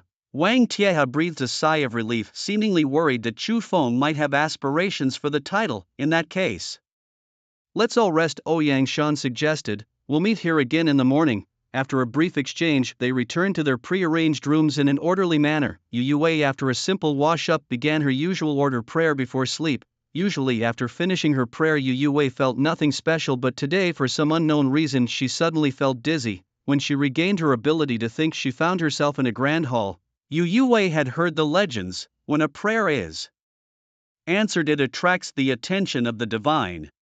I was praying in my room and now I'm in an unfamiliar place. Could it be? Yu Yue looked ahead with surprise. Before her lay nothing but a desolate bronze table devoid of anything else. She took a couple of steps forward and a card fell at her feet. Order. She read the word aloud from the card's surface. As soon as her voice ceased, a shadowy figure shifted on the chair in front of her. This is it. The divine power of order. Have I been chosen to witness it? Unfortunately. Before Yu Yue could recover from her shock, a beam of light enveloped her. When she regained consciousness, she found herself back in her room aboard the Star Ocean ship. Yu Yue sat dazed by the bedside. Everything had happened so quickly that she hadn't even processed it before it ended. It was unmistakable. The divine power she felt earlier had to be order. Yet, why didn't it leave any message before departing? Wait, did it truly leave nothing behind? Yu Yue pondered deeply. That beam of light, as she left the vast hall, a beam had entered her body. Hastily, Yu Yue checked her personal panel. Information: you have entered the watchful gaze of a deity. Deity in focus. Old days. Author of order. Current status: in an unknown state. Please resolve soon. Yu Yue swallowed hard. Not order, but old days? What kind of deity is old days? How come I've never heard of it? This unknown state, why don't I feel any discomfort, but instead feel more invigorated? Also, is the note at the end serious? The author of order. Could it be an even more formidable existence than order? Yu Yue quickly accessed the Blue Star Knowledge database and entered the words old days. The database interface only offered a brief introduction. I suppose you are searching for God of the old days, a deity active in the Second Era who gradually faded away in the early Third Era due to failing in divine conflicts. Yu Yue tried entering the term several times but found no separate explanation for old days. The knowledge on Blue Star is too limited. I'll have to ask Wan Qing about it tomorrow. She knows more about these things.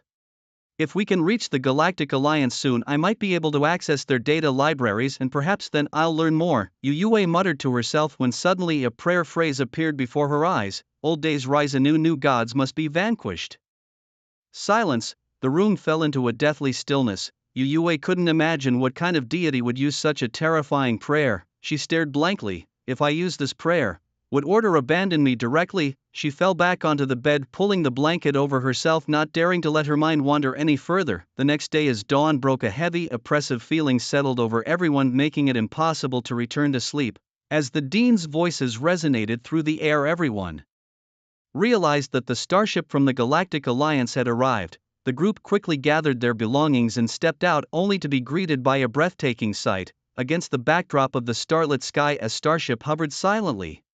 It was a marvel of futuristic engineering, a steel behemoth exuding an aura of awe. The sleek design of the ship gave it a sense of power, its elongated body resembling an arrow slicing through the cosmic void, with lines flowing seamlessly from front to back, leaving no room for any slack.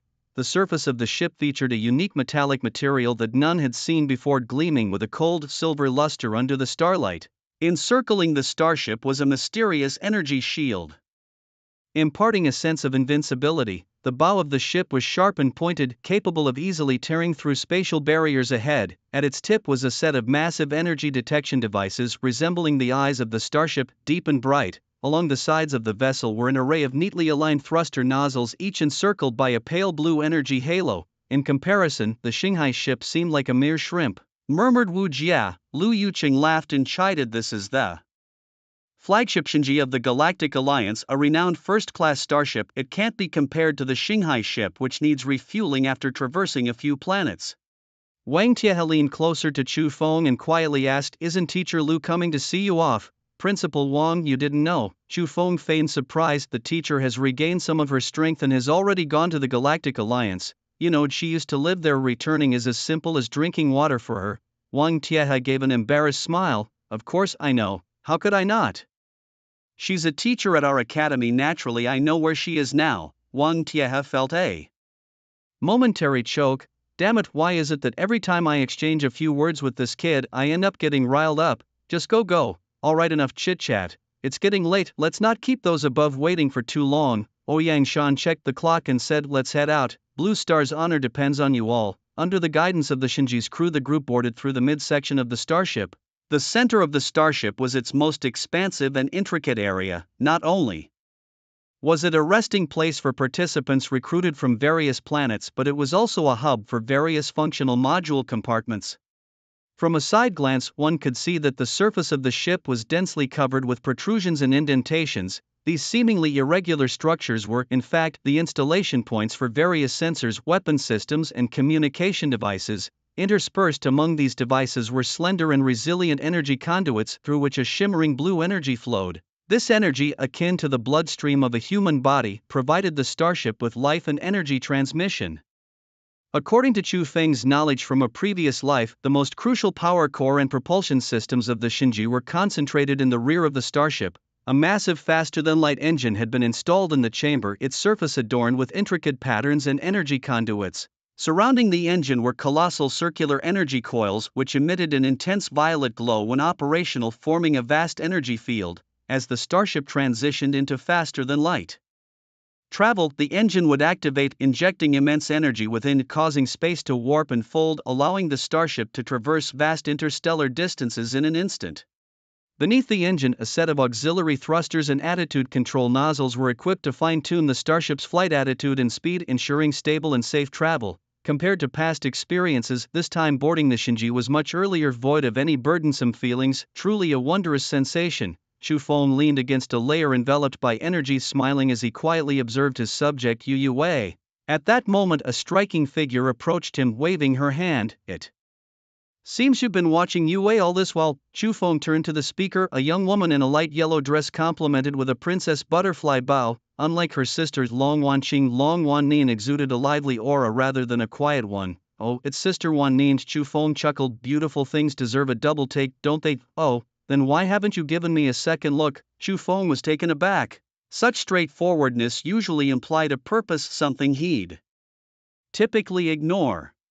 But now Chu Feng wished not to have his observations disturbed. With an awkward smile he responded, "Sister Wannin, you disappeared as soon as we boarded the Xinji. I didn't even see you." It turns out they were so in awe of the starship's grandeur that upon boarding they scattered to experience a life unlike any on Blue Star.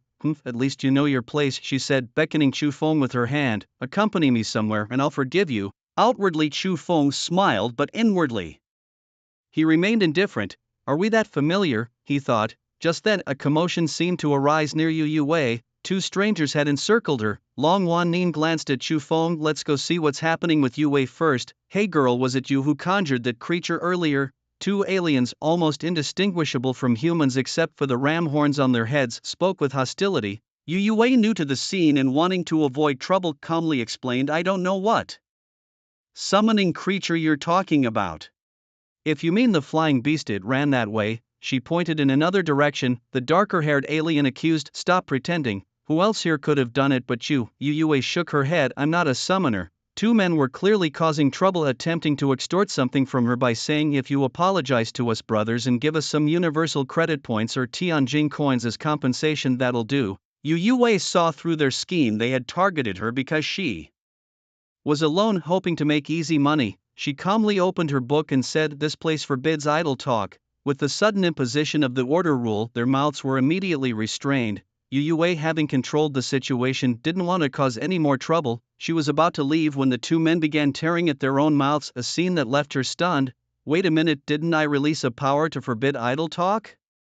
Why are they acting so bizarrely? The two men, in their struggle, ended up ripping out each other's teeth and parts of their upper lips.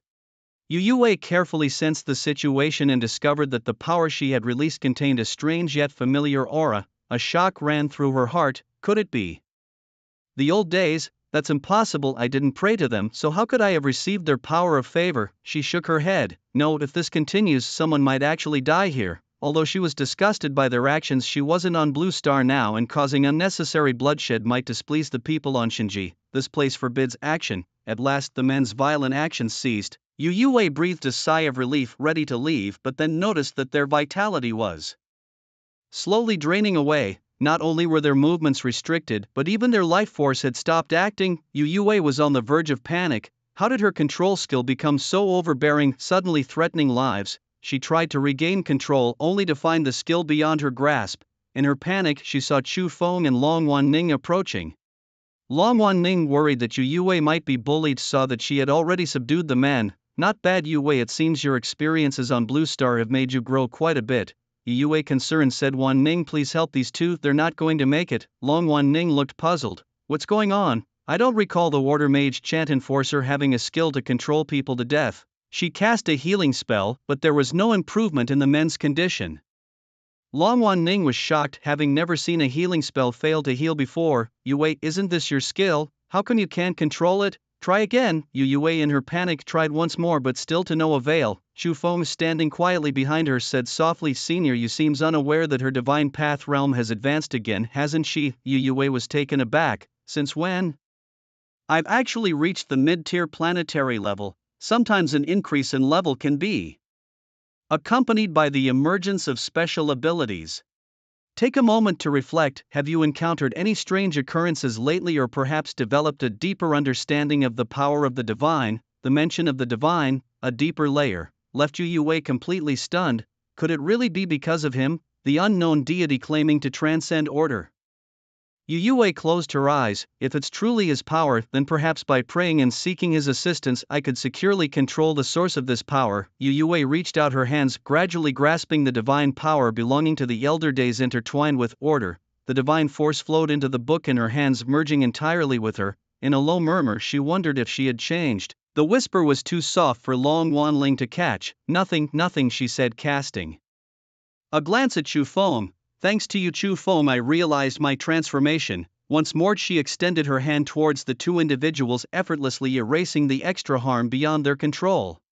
Chu Feng nodded with a smile, acknowledging that Yu Wei seemed to have mastered an impressive ability. For this recruitment test you better take good care of me, he joked, tugging at their sleeves. While these two are temporarily incapacitated, let's hurry away before their teammates arrive, which would be hard to explain. Yu Wei and Long Wan Ling nodded in agreement and moved away from the scene. As they left, Yu Wei mentioned hearing about a knowledge area on the Divine Machine connecting to the entire Galactic Alliance's knowledge base. She expressed her desire to visit and asked if they would join her. Just as Chu Feng was about to agree, Long Wan Ling declined for both of them, suggesting Yu Wei go ahead and they'd catch up later. Yu Yue acknowledged with a nod, noting their camaraderie, and decided not to intrude further. They watched as Yu Yue's figure vanished into the distance. Turning back to Chu Feng, Long Wanling asked if he could finally accompany her. Whatever you say, Chu Feng replied stoically. Shortly after they departed, the two individuals who had previously troubled Yu Yue vanished without a trace, leaving only a faint scent of decay in the air. As they walked, Chu Feng followed Long Wanling, his mind preoccupied with the recent transformation in Yu Yue. The fusion of divine powers from order and emotion resulting in the Elder Days force should have been weaker than pure order given its dispersed authority, yet Yu Yue's experience contradicted this, with the Elder Days power taking the lead, causing her inability to control her skills. If this is true, then the Elder Days divine power should dominate order. But why did the roar fear the opponent? Could it be related to faith? Chu Feng pondered silently. There was a connection to the power of faith here, but what exactly could it be? As he was deep in thought, Long Wanling's voice pulled him back to reality. We're here. Chu Feng looked up and saw the sign that read Shinji Amusement Park. Ha! What kind of place is this? Did I overthink things and misunderstand Long Wanling? But we've only met a few times, so why would she invite me to a place like this? What are you standing there for? Let's go in. Chu Feng forced a smile, feeling quite helpless. He shifted slightly and Chu Feng swapped places with him. Help me figure out what this woman is up to. I have other matters to attend to now. Time. Chu Feng chuckled. You really know how to pick a time. I've just finished crafting the shell. Oh, even better, Chu Feng replied. You've worked hard for so long, now it's your turn to enjoy it. So should I dig into her intentions? Make sure you only dig into her intentions and not touch what you shouldn't, Chu Feng cautioned. That's hard to say, he replied nonchalantly. Long Wanling didn't notice anything, but in the span of a single breath, the Chu Feng beside her had changed. As he watched himself and Long Wanling enter the Shinji Amusement Park, Chu Feng fell into contemplation. Yu Yue was currently investigating everything about the old days, but she was bound to find nothing. After all, old days was not the old days god, but him. The only thing worth his attention now was Karthus. Could these changes provide the information I need from other gods? Karthus mentioned the Shadow God's kingdom. Could there be clues there? Perhaps, during his breakthrough, I could spy on his mind for stories about the Shadow. If I could uncover some secrets about annihilation and decay, my journey on this divine path could be a bit easier. Chu Feng returned to the temple. Shen Shen was still in a deep sleep. In the room on the right side of the Great Hall, Karthus hovered mid-air like a blurry shadow. If it weren't for the changes in Yu Yue that piqued his interest in the connections between gods, he wouldn't have taken the initiative to probe Karthus's secrets. This was the first time Chu Feng felt intrigued. Good buddy, since you're unwilling to speak, let me see for myself what exists in the Shadow God's kingdom. Chu Feng manipulated the power within the temple to begin infiltrating Karthus's body. Under the cover of order and emotion, Chu Feng effortlessly entered the depths of Karthus's memories. Was this Karthus's past memories, or was it a fragment of history related to the Shadow God's kingdom? Time did not permit thorough contemplation. With the intention of resolving his doubts, Chu Feng stepped into the realm of shadows. In just a breath's instant, his body was engulfed by endless darkness. When he opened his eyes again, he found himself under the illumination of a dim gray light. Their only faint eerie glows flickered intermittently in the darkness like ghostly flames that could extinguish at any moment. The darkness was as thick as ink, flowing freely through the air and enveloping everything under its mysterious veil. The air was thick with the scent of decay and age, as if time had stood still in this place for ages, leaving everything shrouded in shadows. Chu Feng reached out to touch the ground, hoping to sense the changes through time, only to find that he could not touch anything.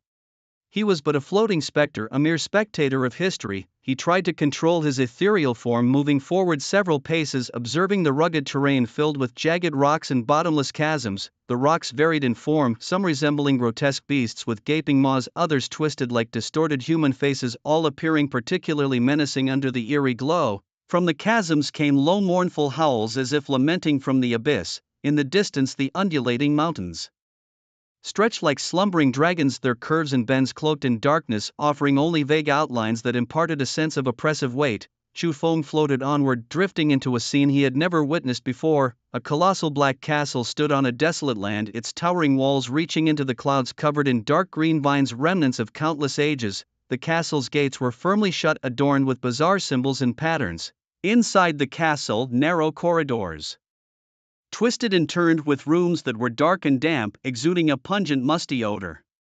Occasionally he glimpsed broken windows through which only endless darkness could be seen. Within this castle countless souls wandered, some appeared confused, not yet awakened from the shock of death, others wore expressions of pain as if they had endured immense suffering in life. Their bodies emitted a faint glow, yet it appeared weak under the shadow's embrace, as if ready to be consumed by the darkness at any moment. The souls drifted like phantoms, their forms ephemeral, releasing silent sighs into the air. The stone door exuded a chilling aura, slowly opening whenever a new soul arrived, releasing a powerful suction that drew the souls inside. Beyond the door lay a long passageway with walls glimmering with strange lights, guiding the souls into the unknown depths. At the center of it all was a vast square, the place of judgment for the souls. Around the square stood immense stone pillars etched with various forms of punishment. In the center was a high platform upon which sat a mysterious judge. Wait, a judge? Why did his mind automatically fill with this introduction? Chu Feng looked closely. The judge's visage was obscured by darkness, rendering their features indiscernible. Whenever a soul was brought to this place, the judge would pass judgment based on their actions during their lifetime. Guilty souls would be sent to the abyss of torment. Dark forces like a plague quickly spread to every corner, corrupting the land, rivers, and air. Trees withered, flowers faded, rivers dried up, and the land became barren. Black mist filled the sky, blocking out the sun, plunging the entire realm into eternal darkness. Have you seen enough? Karthus's voice echoed within Chu Feng's ethereal form. Oh dear, looks like I intended to take a peek at my empty shell but ended up in the wrong room, Chu Feng said, withdrawing from Karthus's memory. At that moment Karthus, having devoured Smedley, had moved a step closer to the divine realm. Do you believe what you just said? Facing Karthus's accusation, Chu Feng shrugged.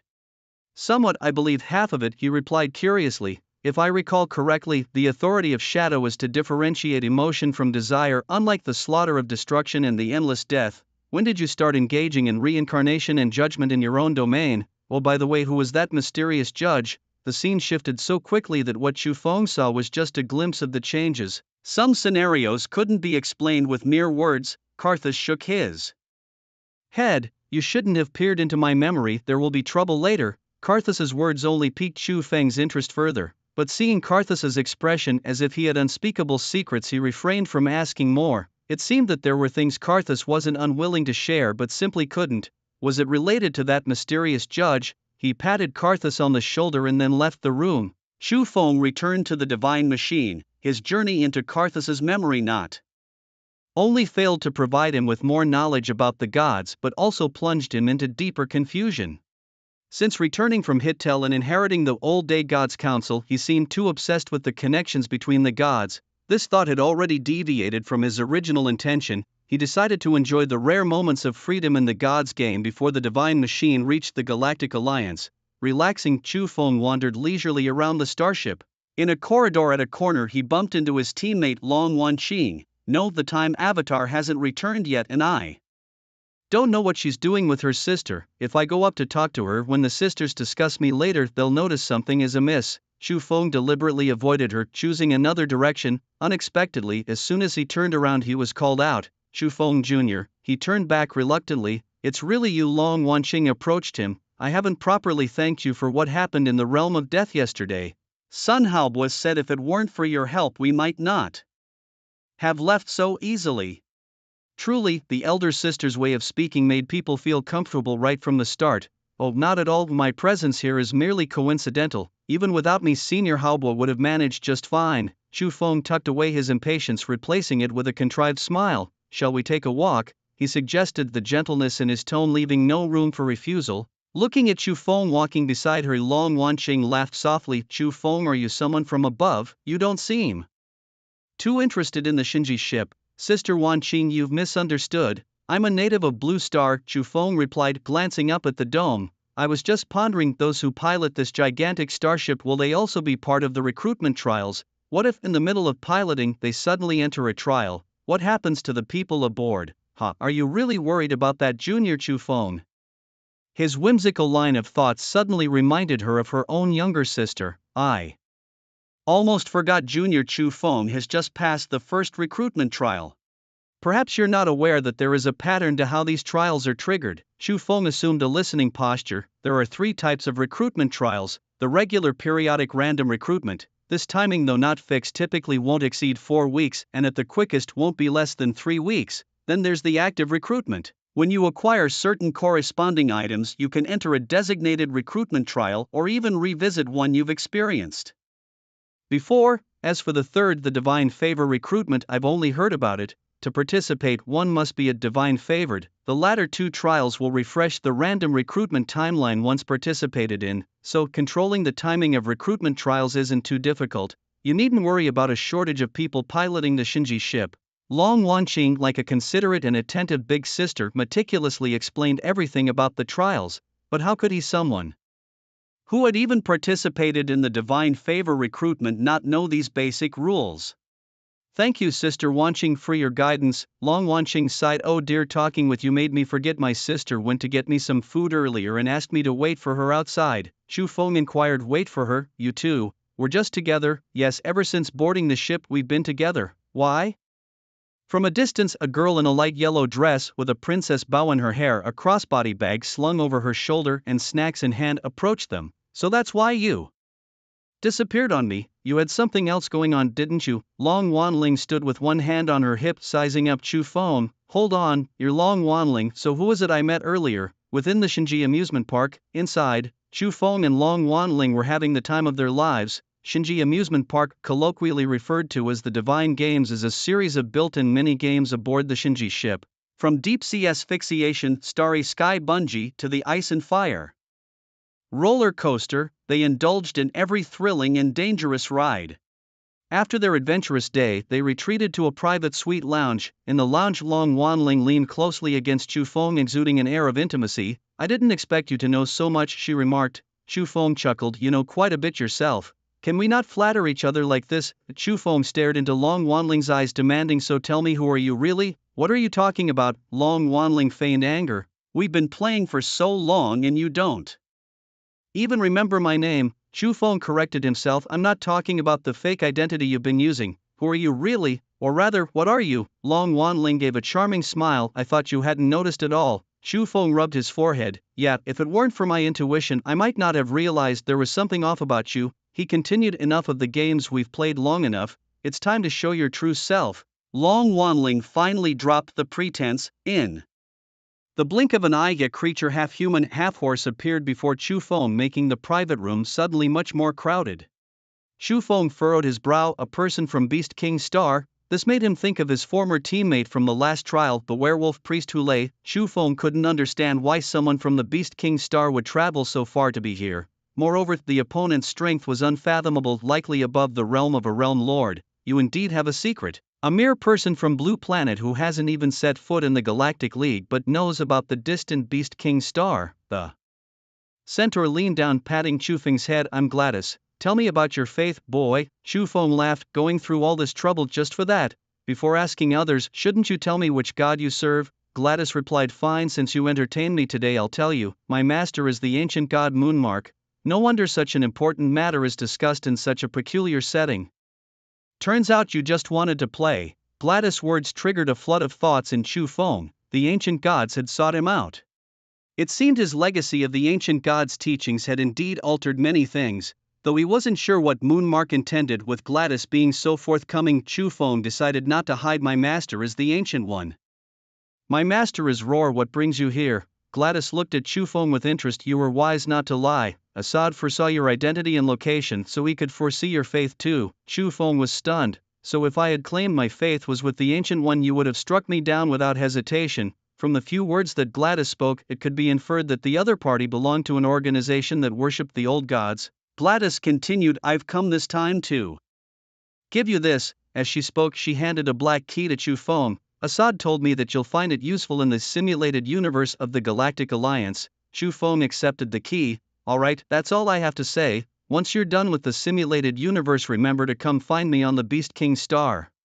With that, Gladys transformed into a tiny insect, vanishing from Chu Feng's sight. Chu Feng stood there contemplating for a few minutes before turning into a cloud of black mist. The room reverted to its empty state as if no one had ever been there. Long Wanqing smiled and reached out to take the food from Long Wanling's hands. Dear sister, you know how forgetful I am. Forgive me, I was chatting with Junior. Chu Feng and just forgot. Long Wanling sighed. Alright, let's go. Wu Jia just messaged me saying we're almost there. Junior. Chu Feng care to join us? Long Wanqing invited. Xu Feng touched the black key in his pocket and nodded. The Galactic Alliance, Central Port, testers recruited from various planets disembarked from the starships. However, before passing the tests, people were not allowed to move freely within the territory of the Galactic Alliance. Thus, all participants under the guidance of the Alliance's guides walked on a one-way path to the entrance hall of the simulated universe. As everyone stepped into the hall of the simulated universe, a grand and mysterious atmosphere enveloped them. The space was vast and boundless, with a towering dome that seemed to reach the edges of the universe. Countless stars twinkled above, resembling a brilliant galaxy casting a gentle glow. These lights added a dreamlike color to the entire hall. The floor was made of a special material that emitted a faint light, and with every step one could feel the immense power contained within. Intricate and exquisite patterns were etched into the floor, resembling the veins of the universe filled with endless mysteries. At the hall's center stood a massive circular platform on which runes beyond anyone's comprehension flickered, constantly changing shape and color as if guiding people into the unknown world of the simulated universe. Around the hall, gigantic pillars stood, and between them hung large crystal chandeliers. The walls were adorned with enormous murals surrounded by various precious gems and crystals. The murals' colors were vibrant yet profound, each stroke filled with artistic allure. These murals depicted conjectures about the birth, development, and destruction of the universe, as well as legendary hero stories from the Galactic Alliance. The entire hall of the simulated universe exuded a mysterious grandeur, making one feel as if they were truly within a universe. "Greetings, everyone," a voice drew the attention of all those marveling at the wondrous scene within the hall. "I am the rotating leader of the Galactic Alliance from Brokestar." During this period, the voice announced, "In the gathering today, only a select few will be able to complete the trials of the simulated universe. When that time comes, we will be colleagues working together, so you can all call me Old Sam. Though I may appear like an elderly man who can't withstand a breeze, my spiritual path has actually reached the level of a high domain lord." Originally, it was supposed to be Miss Sikon Landa, leader from Blue Star, to address you all, but she is occupied with pressing matters, thus she entrusted me with this task. Xu Feng let out a silent laugh. "Old Sam from the Breaking Star, isn't he the mastermind behind sealing Sikon Lan? No worries, it won't be long before you face the consequences. I assume those of you present have a general understanding of the simulated universe. Similar to the recruitment trials, it has its own randomness. However, there is one thing I want to make clear. Don't assume it's a simulation and treat it with disdain or indifference. Even in simulations, life and death are very real." Old Sam's words stirred a commotion among the attendees. Clearly, the majority were unaware that the level of danger here is equivalent to the recruitment trials. For those of you who didn't know before, it's not too late to understand now. Next, let me introduce the basic rules of the simulated universe. First, the simulated universe consists of 3 regular trials and 1 elite trial. Only those who pass all trials will qualify for the final test. Although you were sent here in teams from various planets, it's possible that you might not encounter each other once the simulation ends. Second, only those who enter the elite trial will regain the ability to communicate with their team members. Third, remember to revere the gods. Although the simulated universe replicates the recruitment trials, it doesn't mean the deities can't cast their gaze upon it, so always be cautious and respectful. Old Sam's speech was straightforward, without much elaboration. He concluded by saying, "I hereby announce that the Guardians of the Galaxy recruitment test is now open." With that, others began entering the simulation universe through the teleportation portals. As the team leader, Sun Haobo looked at his teammates and said, "The deans didn't explain the rules to us when we came, which seems to be a directive from the Galactic Union. Now that the plan has changed, we can only adapt as we go. Although we can't contact each other, if luck favors us and we're randomly placed together, please help each other out. I hope we all meet again in the elite trial phase." Everyone nodded in agreement, watching each other enter the simulated universe. As Xu Feng stepped into the scene, a familiar silhouette caught his eye. "Interesting," he thought. "See Kong Yuer, you've decided to join the fray too." The notification flashed. "Simulated universe, ordinary trial 1-inch night falls, please close your eyes. Shadow has commenced, random matching in progress. 136th, trial objective, leave the town, time limit, 7 days." Xu Feng's consciousness was the first to awaken. 36 people. He sighed at the prompt. This time, the simulated universe had randomly selected one of the most perilous large team trials. Matching successful, 36-36. the jarring sensation of the bus's movement allowed Chu Feng to gradually regain control of his body. Once he could see his surroundings clearly, he realized he was on an old bus, an outdated mode of transportation no longer in use on Blue Planet, yet it appeared here, indicating that this was far from an advanced civilization. On the bus, people sized each other up quietly, counting inwardly. There were exactly 36 individuals, confirming that the occupants of the bus were indeed the 36 players successfully matched for this trial. Soon everyone noticed something peculiar. If there were only 36 of them, who was driving the bus? A daring player lifted the curtains separating the passengers from the driver's cabin, only to find it empty. While the players were familiar with unmanned driving technology, seeing it in such a remote and backward area surrounded by wilderness was undeniably strange. A player next to Chu Feng suddenly stood up and said, "None of us know where this bus will take us. I'm not comfortable with a path I can't control. Does anyone want to join me in checking it out?" Someone sitting in the front was eager upon hearing this. "I feel the same way. Let's go, friend, let's get off together." The two companions opened the middle door of the bus. A biting wind rushed in. They jumped off together. In the next moment, a chilling scene unfolded. Before their feet touched the ground, countless gray shadows formed sharp claws, devouring their flesh within breaths. With a thud, two skeletal remains, devoid of any flesh, crashed heavily onto the grass.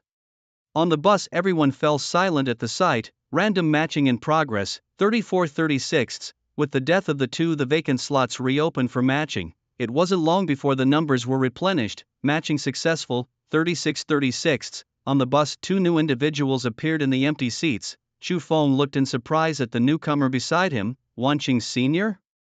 Long Wanqing's vacant gaze slowly regained focus. Chu Feng Jr., he gave a wry smile. Truth be told, Chu Feng wasn't thrilled about having acquaintances in this eerie and bizarre place, especially as replacements. "Were you waiting for matching all this time?" Wanqing Sr. Long Wanqing nodded slightly. "Yes." "Why do you ask?" "Because before you were matched, two people had already died." Long Wanqing's expression tensed. "Really? Replacement matching only occurred in large team trials, all of which were perilous.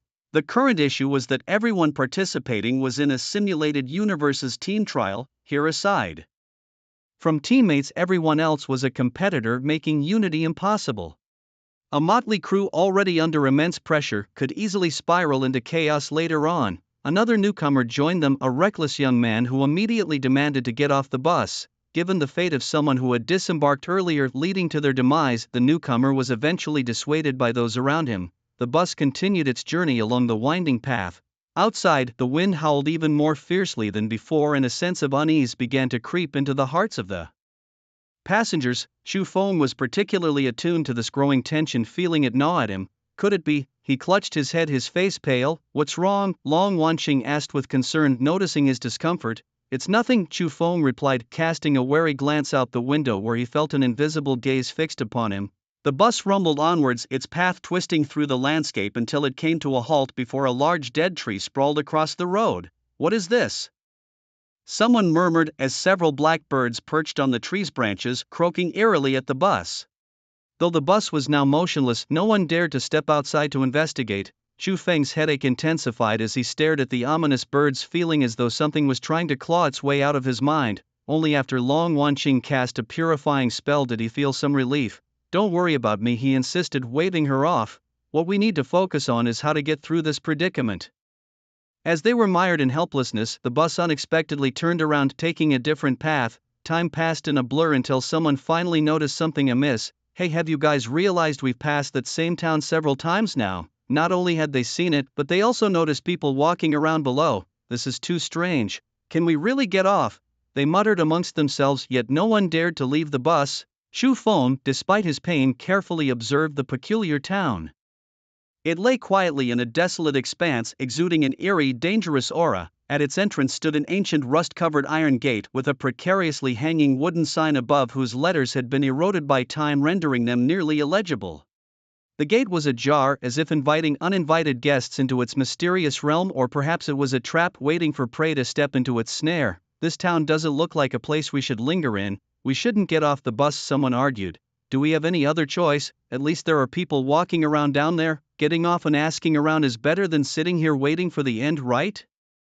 Unable to endure the ceaseless circling any longer, another person finally decided to disembark, and this time they emerged unscathed. Seeing someone successfully navigate the situation, others quickly followed suit, stepping off the bus. Xu Feng and Long Wanqing, realizing it was pointless to remain on board, also decided to disembark. They joined the others in the town, leaving behind the confines of the bus to confront the mysteries of the strange settlement. As one steps into the small town, the narrow streets wind and twist, lined with cracked and worn bluestone slabs from which withered wild grasses emerge. The houses along these streets appear old and eerie, their wooden windows tightly shut with curtains swing lightly in the breeze as if concealing countless secrets. Dark green vines creep along the walls of these buildings, resembling the tendrils of a lurking demon, wrapping tightly around them and creating an oppressive atmosphere. The architecture within the town varies, yet each structure exudes an ancient and mysterious aura. The roofs of some houses are peculiar, featuring sharp angles covered with black tiles reminiscent of a witch's castle. Others are low single-story buildings, their walls adorned with strange symbols and patterns that send shivers down one's spine. In the doorways of some houses, old wooden barrels and boxes are scattered, their contents unknown, exuding a putrid stench. At the town's center stands a square dominated by an ancient clock tower. The tower's walls are weathered and worn, its hands long since stopped, as if time itself has frozen here. The clock tower emits a dull chime with each hour, as if narrating the past and future of the town. The ground of the square is strewn with fallen leaves and dust, and an occasional breeze stirs up a cloud of particles, obscuring the path ahead. A figure dressed in black intercepts the group, urging them to halt their steps. As evening descends, he advises against wandering outside. Pointing to the eclectic assortment of houses, he suggests they choose a vacant one to spend the night, warning them not to open the door regardless of any sounds they may hear once darkness falls. One among the group steps forward, inquisitive about their location and the time period they find themselves in. The man in black shakes his head, explaining that this place belongs to no particular time or place. He then instructs them to meet him at the witch's church at dawn for answers to their questions. The man in black, like a guide through a trial, imparts a crucial piece of advice: do not venture out after dark. Yet he leaves his explanation incomplete, allowing them space for contemplation. Xu Feng, not insistent on immediate assurances, suggests they follow the advice given and find a vacant house for the night. Long Wanqing at his side questions whether this could be another trap, recalling the many pitfalls they encountered on their journey here. Xu Feng, rubbing his perpetually aching head, confesses his uncertainty but admits that the outside feels unsettling. Rather than remain exposed outside the town, he reasons it's better to find a safe place to endure the night. Long Wanqing nodded silently as they approached an uninhabited house. Hanging on the door was a shattered piece of black stone, which caught Xu Feng's attention. He squinted at it, feeling a sense of familiarity but decided not to dwell on it. Leading Long Wanqing inside, they found a simple layout: a living room, a bedroom and a bathroom. Apart from the living room's floor-to-ceiling windows veiled by curtains, all other windows were sealed shut with wooden planks blocking any light. The place was surprisingly tidy, as if someone had recently left. Long Wanqing was puzzled, wondering about the previous occupants. But Xu Feng had no answers, focusing instead on his own thoughts.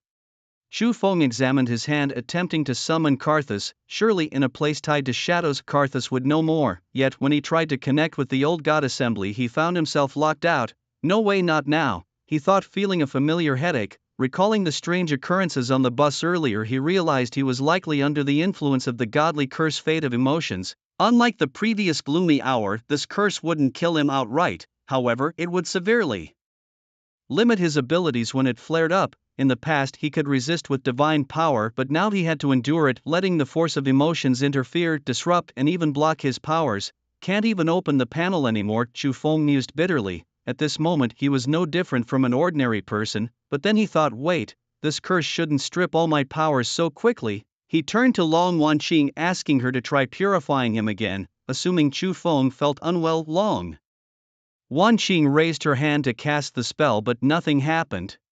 Startled, she exclaimed, I can't use my skills. Xu Feng nodded, as if expecting this. I suspect it's not just us. Other participants in this simulated universe are likely in the same predicament. Long Wanqing, never having encountered such a situation, looked a bit flustered. So we just wait? She asked, as Xu Feng gazed out at the now completely darkened sky. Just like the man in black advised, we stay put until tomorrow to learn the secrets of this place, he said. The man in black had warned them not to open the door tonight, no matter what transpired outside. Did that mean something would inevitably occur once night fell? Long Wanqing peered through the curtains gap towards the road they had traveled, spotting vague figures realizing that something unclean was emerging outside. Chu Feng quickly drew the curtains shut. Senior Wanqing, you should go to the room next door and rest. Leave this place to me to keep watch. Long Wanqing nodded lightly in agreement. The night had fully descended into darkness.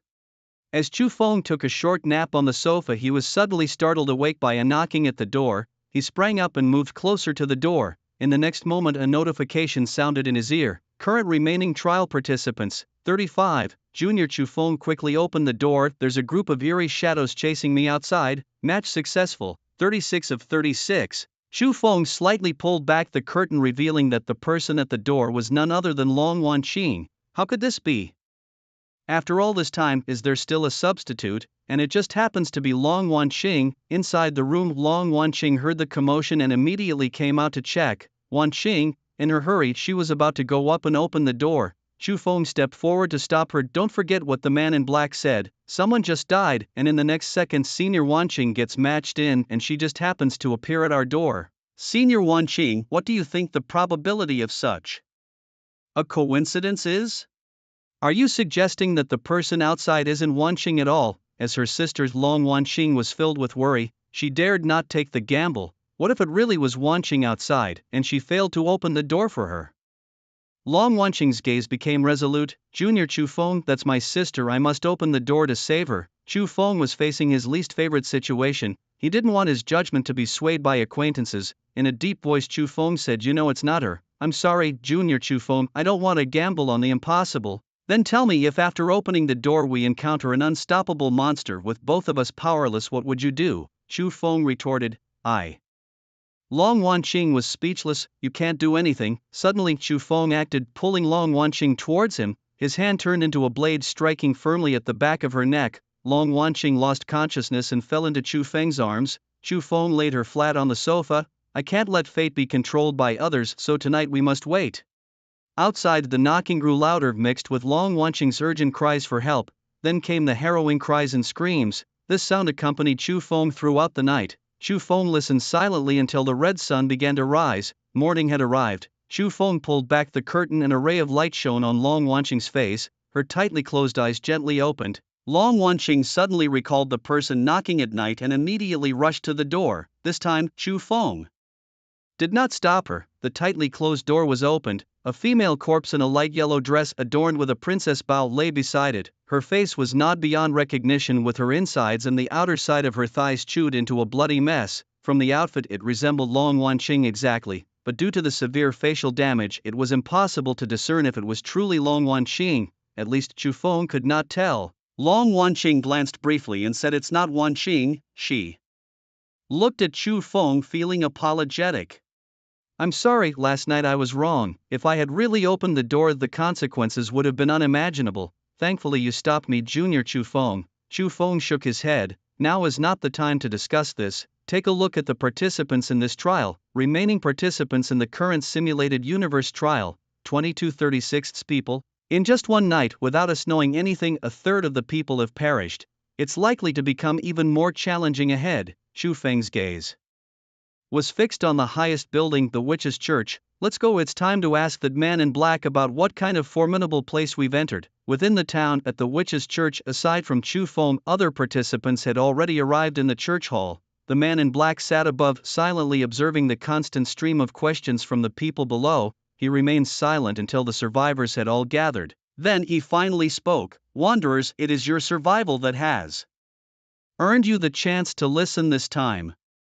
Face reality well. Next, I will teach you the way of survival. Only by integrating yourselves here can you escape death." "What nonsense! Integrate here? Damn it, you'd better explain clearly what happened last night," someone shouted. "And what about our abilities? Why can't we use them here?" With a simple wave of his hand, the man in black effortlessly took the lives of two participants who had been making a fuss in front of him. "I don't mind killing a few more until you are willing to listen to me. Because I know people like this, even if they survive today, will die tomorrow or the day after. Worse, they might endanger others here before they die." His voice was soft, but to the participants it weighed like 1,000 pounds. Seeing no one dared to oppose him, the man in black continued. "My name is Norman, the listener of this church and the current proxy of this town. What appeared at your temporary lodgings last night were creatures known as spheres. They mimic the ones you hold dear in your hearts to lure you into opening the door.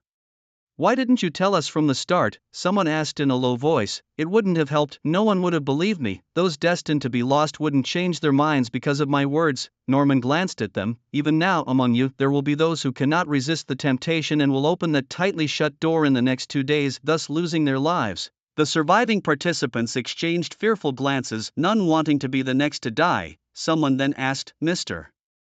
Norman, how can we survive? Good question, Norman replied. From today you'll be responsible for watering the fruits and vegetables in the fields. He pointed out a few people, assigning them tasks one by one, some to farming, others to raising pigs. Chu Feng furrowed his brows. Did we miss a perfect opportunity to leave this town? What? Another participant questioned, confusion evident in their voice. Long Wanqing whispered, do you mean we should have left last night? No, we should have decisively left the moment we got off the bus.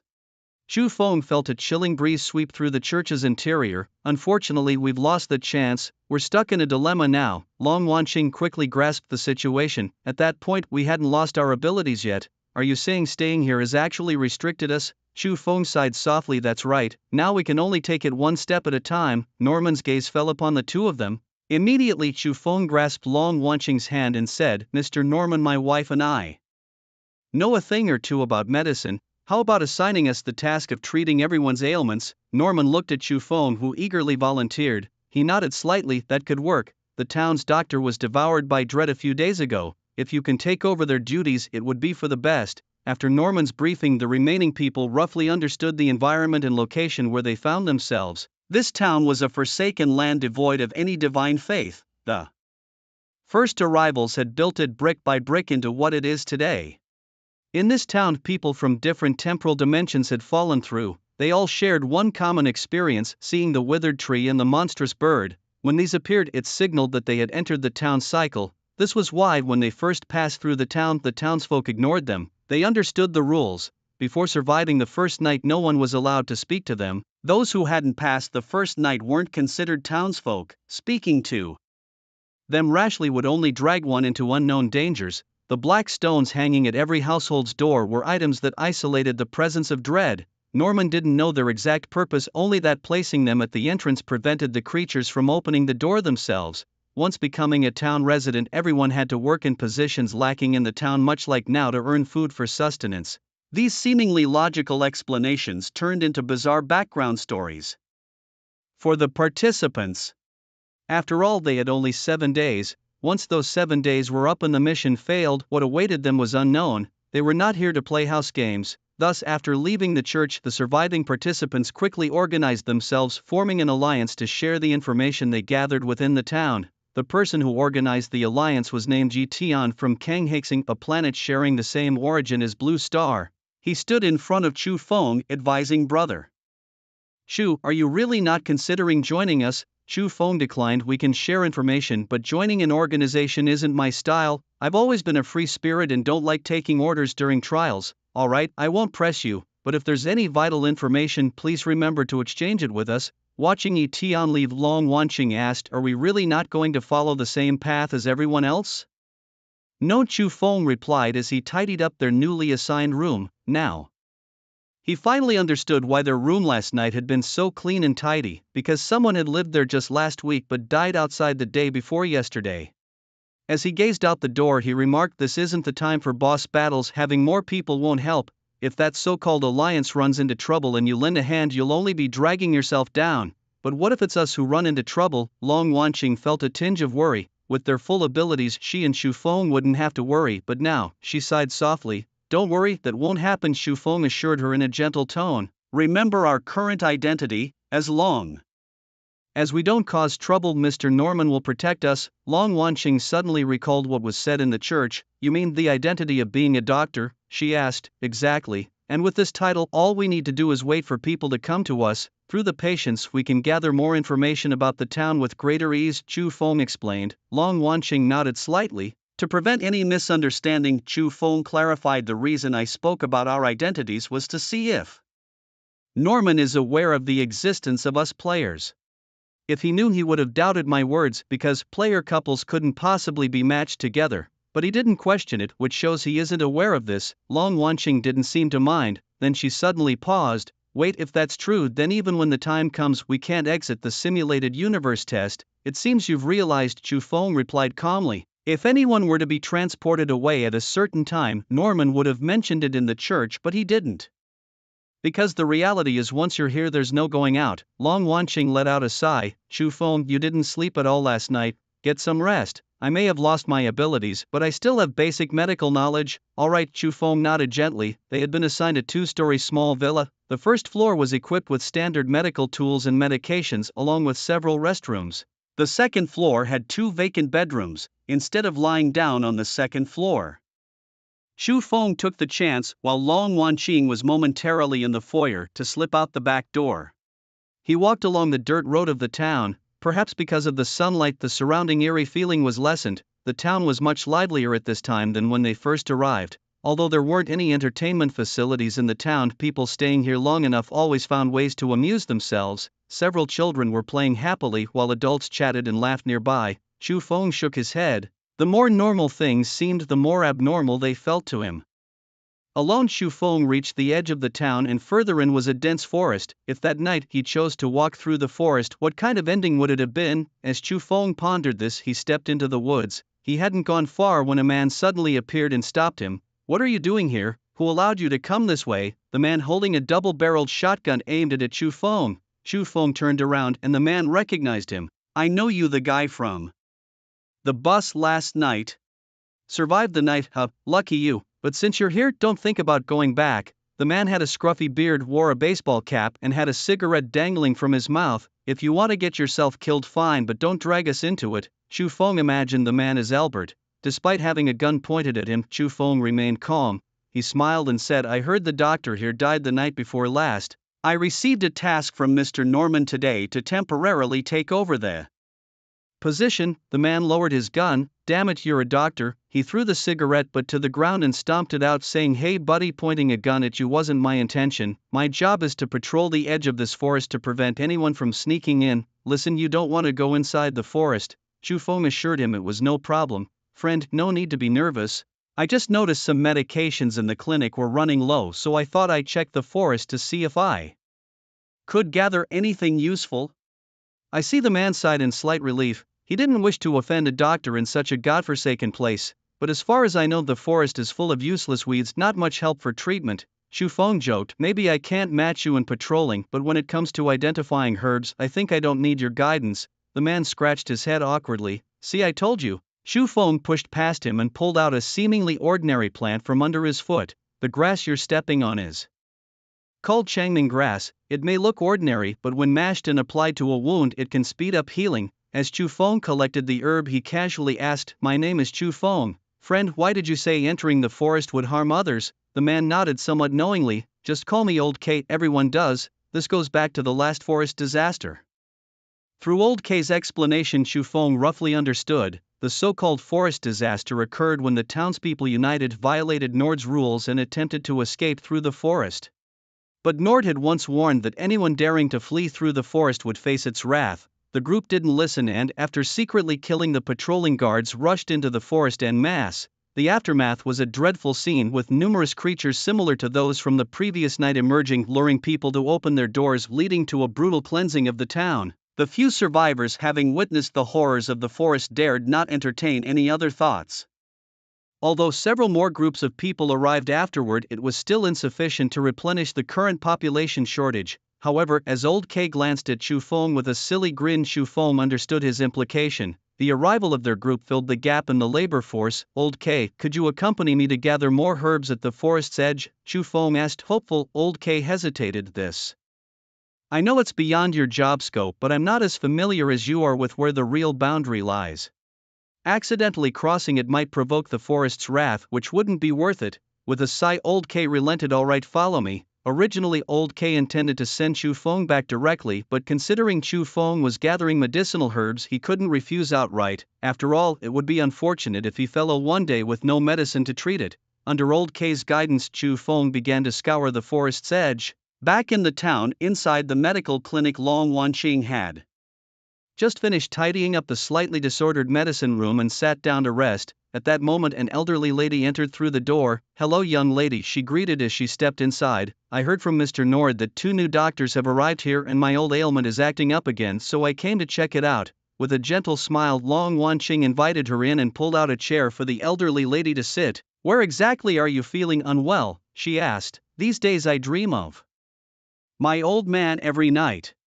When I wake up, I find him silently watching me outside my window, never asking me to open the door for him. The more he does this, the more I fear that one day I might give in and open the door," the elderly lady said with a few coughs. "I was hoping to get some sleeping pills so once it's dark I can take them and not wake up in the middle of the night to open the door for him." Long Wanqing shook her head, advising sleeping pills can lead to tolerance if used excessively in long-term use. "Will affect your health, I don't recommend it." She gestured for the elderly lady to close her eyes and conducted a brief examination. "For the mental impact, I suggest you go out more during the day. Additionally, if possible, find someone familiar to stay with at night to prevent any uncontrollable urges," Long Wanqing recommended. The elderly lady shook her head. "Ever since my old man believed the rumors and followed others into the depths of the forest and died, I've been alone. Although the townspeople are mostly warm-hearted, they would be afraid if I moved in with them." Sensing her reluctance to trouble others, Long Wanqing offered, "How about staying with me then?" The elderly lady hesitated. "I heard from Mr. Nord that besides you, there's another doctor. Doesn't it require his consent?" "It's fine," Long Wanqing assured her. "Chu Feng, my junior, my husband, is very kind and won't veto my decisions. He's resting upstairs now. I'll inform him later when he comes down." As she spoke, Long Wanqing realized her slip and quickly corrected herself. The elderly woman expressed her gratitude, saying, "I won't be staying here for long. Once my health improves, I'll return to my own home." Long Wanqing reassured her with a smile, indicating it was no trouble at all. "By the way, ma'am, you mentioned your husband, and something about going into the depths of the forest. What exactly happened there?" The old woman seemed to recall a painful memory. "You're new here, so it's normal not to know. I've heard that in the forest, there are indescribable things at the forest's edge." As the sky darkened, Chu Feng said, "Let's call it a day. We still have some distance to go to return, and it wouldn't be convenient if it gets any later." Old K agreed. "What Dr. Chu says is right. If you need anything tomorrow, you can find another patrol officer like me to guide you. Her name is Doreen. Once we return, I'll brief her about you." The patrol officer role is a rotation position due to its dangerous nature. Every day 3 patrol officers are responsible for monitoring the forest entrance. As for other directions, they need not worry. If someone enters recklessly and loses their way, only the intruders will perish. No problem. After a day of communication, Xu Feng had gained some understanding of the townsfolk he had never met before. The information came from Old K, possibly tinted with his personal bias, but that didn't matter. When the time came, Xu Feng could discern truth from falsehood himself. Returning to the clinic, he found Long Wanqing, who had just finished attending to a patient, looking surprised. "How come you're back from outside?" Xu Feng explained simply. "I couldn't sleep, so I went to the forest's edge to gather some herbs and did a little investigating." The forest? Long Wanqing was slightly taken aback and pulled Xu Feng aside to recount what the old lady had said. "So you know too," she sighed in relief. "I suppose you've also gathered some information, which is reassuring. Well, let's not stand at the door, let's go inside and talk." Xu Feng hung a black stone outside the door. "By the way, without your permission, I invited one of the townsfolk to stay with us. You wouldn't mind, would you?" Long Wanqing quietly mentioned the elderly woman's case from earlier, whispering, "I actually wanted to observe the townspeople up close." Xu Feng chuckled. "Of course not. However, the one you invited is a notorious person responsible for several deaths." Long Wanqing gasped. "Really? But why would she?" "It's as real as it gets. Why would she tell you the truth? Murderers don't confess their crimes," Xu Feng answered. "But don't worry, you've had a long day. Go rest for a while, I'll handle the old lady." Seeing Chu Feng's confident demeanor, it was clear he had a plan. Long Wanqing giggled. "Looks like you're afraid I'll be like yesterday again." He smiled sheepishly. Seeing Chu Feng's embarrassed expression, Long Wanqing decided not to press further and returned to her room upstairs with a smile. In the dead of night, the old grandmother quietly descended the stairs. "Elder, what are you doing?" Chu Feng called out. The elderly woman shivered slightly and replied, "Young man, you're Dr. Long's husband, aren't you? Such a handsome lad. It's a pity. If my grandson were still alive, he'd be about your age now." Xu Feng pointed towards the door. "Madam, or rather Miss Li Meijian, you haven't answered my question. Were you planning to open it?" The old lady sighed. "You've misunderstood me. I'm aware of my sins but haven't fallen that low. I just couldn't sleep without my medicine today and wanted to see my husband." Chu Feng pulled back the curtain to reveal an old man standing silently at the door, a strange smile on his face as he looked at the two. Li Meijian shuffled over to the glass window and gently traced its surface. "Old man, at your age, why do you insist on doing things with those young folks that are doomed to fail? Are you trying to leave me here alone to die?" Chu Feng gestured to a seat beside him. "Miss Li Meijian, please sit, let's have a chat." The old lady sighed repeatedly. "What do you want to know, young man?" "Whatever I know, I'll tell you. I heard about you this morning and saw you in the room tonight, which made me curious. Is this a coincidence or did someone arrange it?" Li Meijian shook her head. "I'm all alone, no one arranged anything for me. Dr. Long was kind enough to let me stay here." Chu Feng nodded gently. "Can you describe what you saw when you stayed at your last host's home? When the door opened, what came inside?" Li Meijian pointed outside the window. "It was my husband." Outside, the old man still wore that eerie smile. As if hearing their conversation, he waved when Li Meijian pointed at him. "After coming in, he ate all their organs right in front of me, then sat silently beside me until dawn. When he left, he didn't have the same intentions towards you?" Chu Feng asked after a pause. Li Meijian fell silent for a moment. "No." "Do you think he had self-awareness then?" "No." "Then why didn't he do the same to you?" "I don't know," Li Meijian replied, a lonely fear flickering in her eyes. "Perhaps he wants to watch me die alone here," she murmured. Chu Feng noticed a string of beads in her hand and asked, "What are those?" Li Meijian gently caressed them. They belonged to the lady of the last household I harmed. She would often turn them in her hands, muttering words I couldn't understand, saying it brought her peace." Bad memories flooded Li Meijian's mind. That night, when he devoured her, she recited something through the pain, but in the end she left this world. Li Meijian recalled, her voice tinged with a sorrowful nostalgia. "At that moment I wondered if leaving like this would make things more bearable." Li Meijian gently moved the beads in her hand as if this action could bring her calmness and peace of mind, yet from the words exchanged Li Meijian showed no signs of guilt for causing harm to others. After listening to her remarks, Chu Feng nodded thoughtfully. "Afraid of being alone?" he asked. "Tonight I'll stay here with you and watch over your old man." He pointed towards the window. "Go ahead, say whatever you need to, as long as you don't open the door. You're free to speak." Li Meijian nodded gratefully. Chu Feng sat quietly beside her, acting as a silent observer and listener. As the night wore on, the old man slowly faded away from the window's view. Just as dawn approached, Li Meijian, who hadn't slept a wink, had red eyes. At her age, she rarely stayed up overnight, and now she was struggling to keep her body steady. "Young man, thank you. Go and get some rest," she said. Chu Feng replied, "If he visits again tonight, you can come back to see him." Li Meijian expressed her gratitude repeatedly. Long Wanqing, who had rested overnight, overheard their conversation. After Li Meijian left, she approached with concern, saying, "Chu Feng, you haven't slept well these past few days. How will you have the energy to face the upcoming challenges? You should stay in today." "It's all right, time is of the essence, it's not time to sleep yet," Chu Feng replied. "Is there anything I can do to help you?"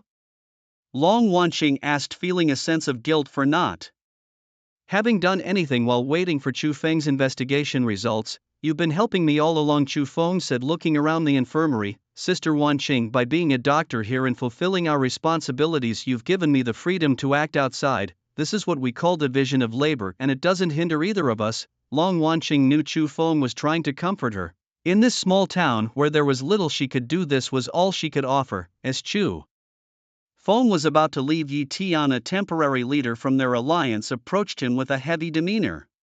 "Last night, one of our companions who came with us fell into a strange state after interacting with the townspeople. Could you take a look?" he asked. "This is a hospital," Chu Feng replied, "and we have accepted Mr. Norman's task. We won't refuse treatment to anyone from the town." His words were a subtle reminder to Yi Tian not to blatantly form factions on someone else's territory. More importantly, if the mysterious man in black took notice of them, it would make their future actions difficult. Yi Tian understood Chu Feng's underlying message and assured him he would be more discreet in the future. He then had others carry in the poison participant. Seeing the man's pale face, Long Wanqing frowned and asked, "Is he a follower of pleasure?" Her sharp gaze met Yi Tian's. "He's from the indulgence sect of pleasure with a strong desire for physical indulgence. He was lured by a young woman from the town, and after being with her, he ended up like this," Yi Tian explained. Chu Feng let out a mocking laugh. Here even prayers went unanswered, yet he still had the time to play around, suggesting he didn't seem to care much about his own life or death. If even he didn't value his own life, I wonder if there's any need to save him at all. Brother Chu, although we come from different planets, isn't it better to have more people when we're in a deadlock? Could you lend a hand for my sake, just as Yi Tian suggested? He certainly didn't care about the lives or deaths of these people. What he was more interested in was the useful information they could bring him. With this in mind, Chu Feng pondered silently for a while and asked which townsperson was he involved with. I heard him mention someone named Doreen. Yi Tian replied after a moment of thought. She's a patroller in the town. Her? Chu Feng questioned, recalling the other patroller mentioned by Old K. He glanced at the participant lying on the ground, noticing a dagger-sized incision under the person's shoulder blade, and said to Long Wanqing, this person has clearly been backfired by the power of pleasure. So you notice too, Yi Tian said gravely. At first I thought I was mistaken. The town isn't devoid of abilities. Someone is secretly restricting our powers. Restricting? It's likely more complicated than that, Chu Feng thought inwardly. Who do you think it could be? Who else but that Riddler, Mr. Norman? Yi Tian was clearly displeased, but feeling powerless, he could only seethe with anger. Chu Feng patted Yi Tian's shoulder. I'll leave this to her. I have something else I need to handle. First, if things go smoothly this time, I might get a lead. Long Wanqing nodded gently, giving Chu Feng the assurance to proceed. This time, Chu Feng's target was clear, the patroller Doreen. As per yesterday's arrangement with Old K, Chu Feng appeared once more at the forest's edge. Walking along the perimeter, Chu Feng spotted Miss Doreen behind a tree, engaged in an indescribable act. The sight left Chu Feng somewhat at a loss. Miss Doreen? Chu Feng called out. She turned to glance at him, and instead of stopping, she seemed even more engrossed.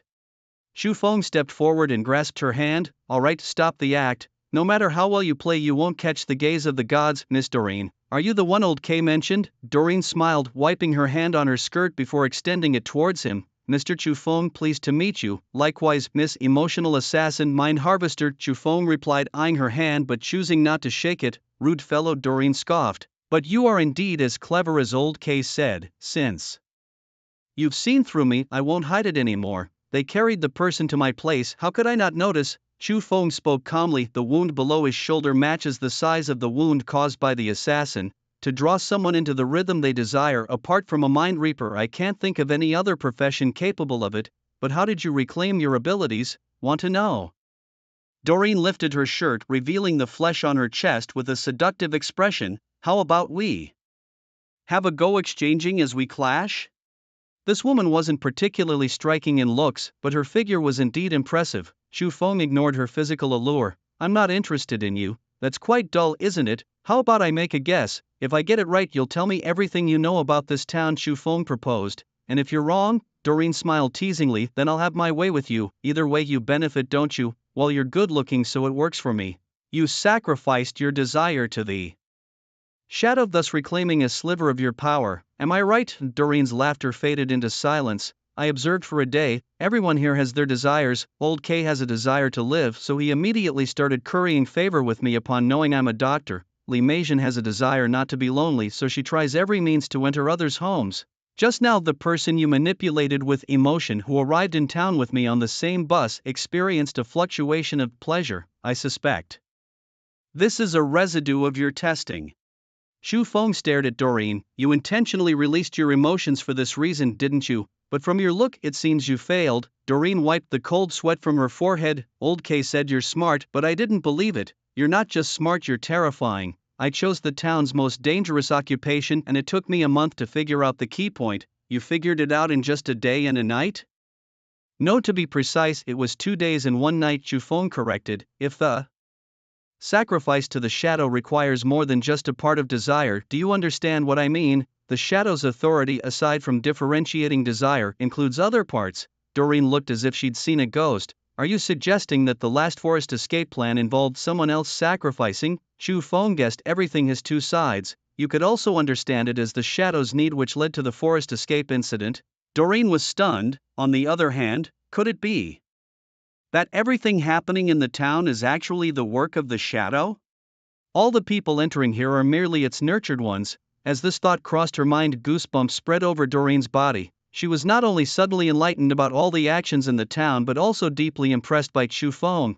How did he manage to deduce so much in such a short time? Chu Feng didn't respond to her words. These are all just conjectures that need facts to confirm, he continued. I need to know all the major events happening here currently. Old K arrived later than So there are many things he's unaware of. Doreen swallowed and said, 3 months ago someone stole all the jewelry in the small town. This stuff is useless here, but that person had some peculiar obsession specifically targeting these things. In the end, they were caught red-handed. Later, they explained they simply liked it, but Norman deemed them a threat to stability and sentenced them to death. Xu Feng simply responded, greed. Then 2.5 months ago someone stole food from more than a dozen households during a period of shortage leading to several deaths from starvation. This person was also sentenced to death by Norman. Gluttony. 2 months ago, a newly arrived follower of destruction used their fating powers to slaughter half the town's residents. Xu Feng frowned and asked, didn't Norman intervene to stop it? No, Doreen replied, slaughter a month and a half ago. Doreen recounted all the major death events and peculiar deaths that occurred over the past few months to Xu Feng. Some of these he was aware of, while others were new to him. This gave him a rough understanding that the rundown town might be a testing ground for shadows. However, one thing that puzzled Xu Feng was that Norman, who was both a listener and a judge, was never found at crucial moments. He only appeared after everything was over, which was very suspicious, yet it didn't matter. He had found a crucial way to regain his abilities, and that was enough. Miss Doreen, can I borrow some power to offer to shadows? I want to see if I can regain some of my abilities. At this point, how dare Doreen refuse? The person before her was clearly a big shot summoned for the trials. She immediately agreed. What do you need me to do? Give me your staff, Xu Feng instructed. Doreen's eyes lit up with excitement. Xu Feng glanced at the eager Doreen and shook his head helplessly. You're getting a good deal. Using Doreen's power of emotion, Xu Feng barely managed to get an opportunity for a prayer. However, he didn't address decay. Instead, he softly murmured to himself, old gods arise, new gods must perish. Thick black mist swept towards Xu Feng, and when he could see clearly again, he found himself back in the hall of the old gods assembly. Cici was idly shuffling the cards she had left on the bronze table. Upon seeing someone enter the hall, she instantly tensed up, but upon realizing it was Xu Feng, anger welled up inside her. You silly, you left me here for so long. You're just someone my sister asked to save me, and you dare treat me like this. Xu Feng had no interest in bantering with her. Ignoring Cici, he went to stand in front of Karsus's room. We've hit a snag, come out and help me with this. Inside the room, there was silence, no response at all. This time, Xu Feng could sense Karsus's presence, but the other party remained silent. Xu Feng furrowed his brows slightly. What was going on? Still, no answer came. Karthus seemed hesitant to face him, which made Xu Feng wonder if it was related to the mysterious shadow scheme. When it came to such schemes, there were only two things Xu Feng knew about shadows. One was the possibility of it being involved in the division of decay alongside annihilation, the other was the glimpse he had into Karthus's memories. This realization sent a shiver down Xu Feng's spine. Could there be a connection here? Xu Feng dared not delve deeper into these thoughts. He could learn and understand the relationships between the deities, but to participate was out of the question. 4. Someone in his current position pondering the machinations of the gods was a dangerous taboo. Even with the old deity association, he lacked the qualification to be involved. For now, it was best to focus on finding a solution to his immediate predicament. Karthus had his own unspeakable troubles which Xu Feng could comprehend. This path seemed to lead nowhere, yet Xu Feng wasn't particularly disheartened. Ignoring Cici's cries, he silently retreated from the temple. Doreen hadn't noticed anything unusual about Xu Feng. She assumed he had temporarily regained his life force. She looked at Xu Feng and said, Mr. Xu Feng, we're in the same boat now. If you have any good ideas for leaving this place, don't forget about me. How did you even get to this place? Xu Feng asked if she meant the small town. Doreen seemed a bit embarrassed, explaining that she and a friend were seeking thrills on an uninhabited planet. During their escapade in a cave, they got so carried away that they accidentally fell underground. When she woke up, she found herself on a path lined with dead trees and eerie birds, eventually ending up in the town.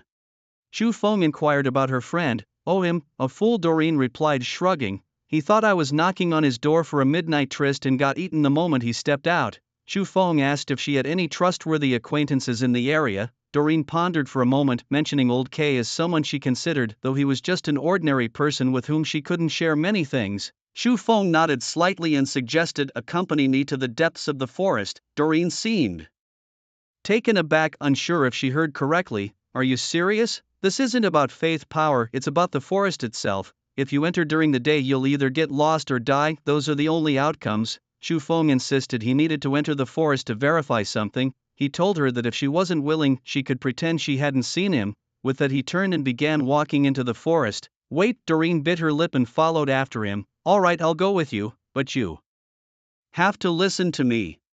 If we encounter a black house or strange dolls, we must turn back immediately. Xu Feng glanced at Doreen, reminding her, I seem to recall asking you to tell me everything you know about this town. What's the matter? Is there more to hide? Doreen sighed helplessly. That place doesn't belong to the town, it's the domain of the creatures that haunt the night. The look in Xu Feng's eyes made Doreen a bit uneasy, so she continued. There was once someone who managed to escape the forest during the day and came back alive. He said the creatures live in those black houses, but not long after he too died, and those who got lost and disappeared never returned, likely meeting the same fate as death. Do you have any idea about the general direction? Hearing Xu Feng's question, Doreen was at a loss for words. Are you kidding me? I warned you to stay away, yet here you are wanting to go there deliberately. Just tell me, do you know or not?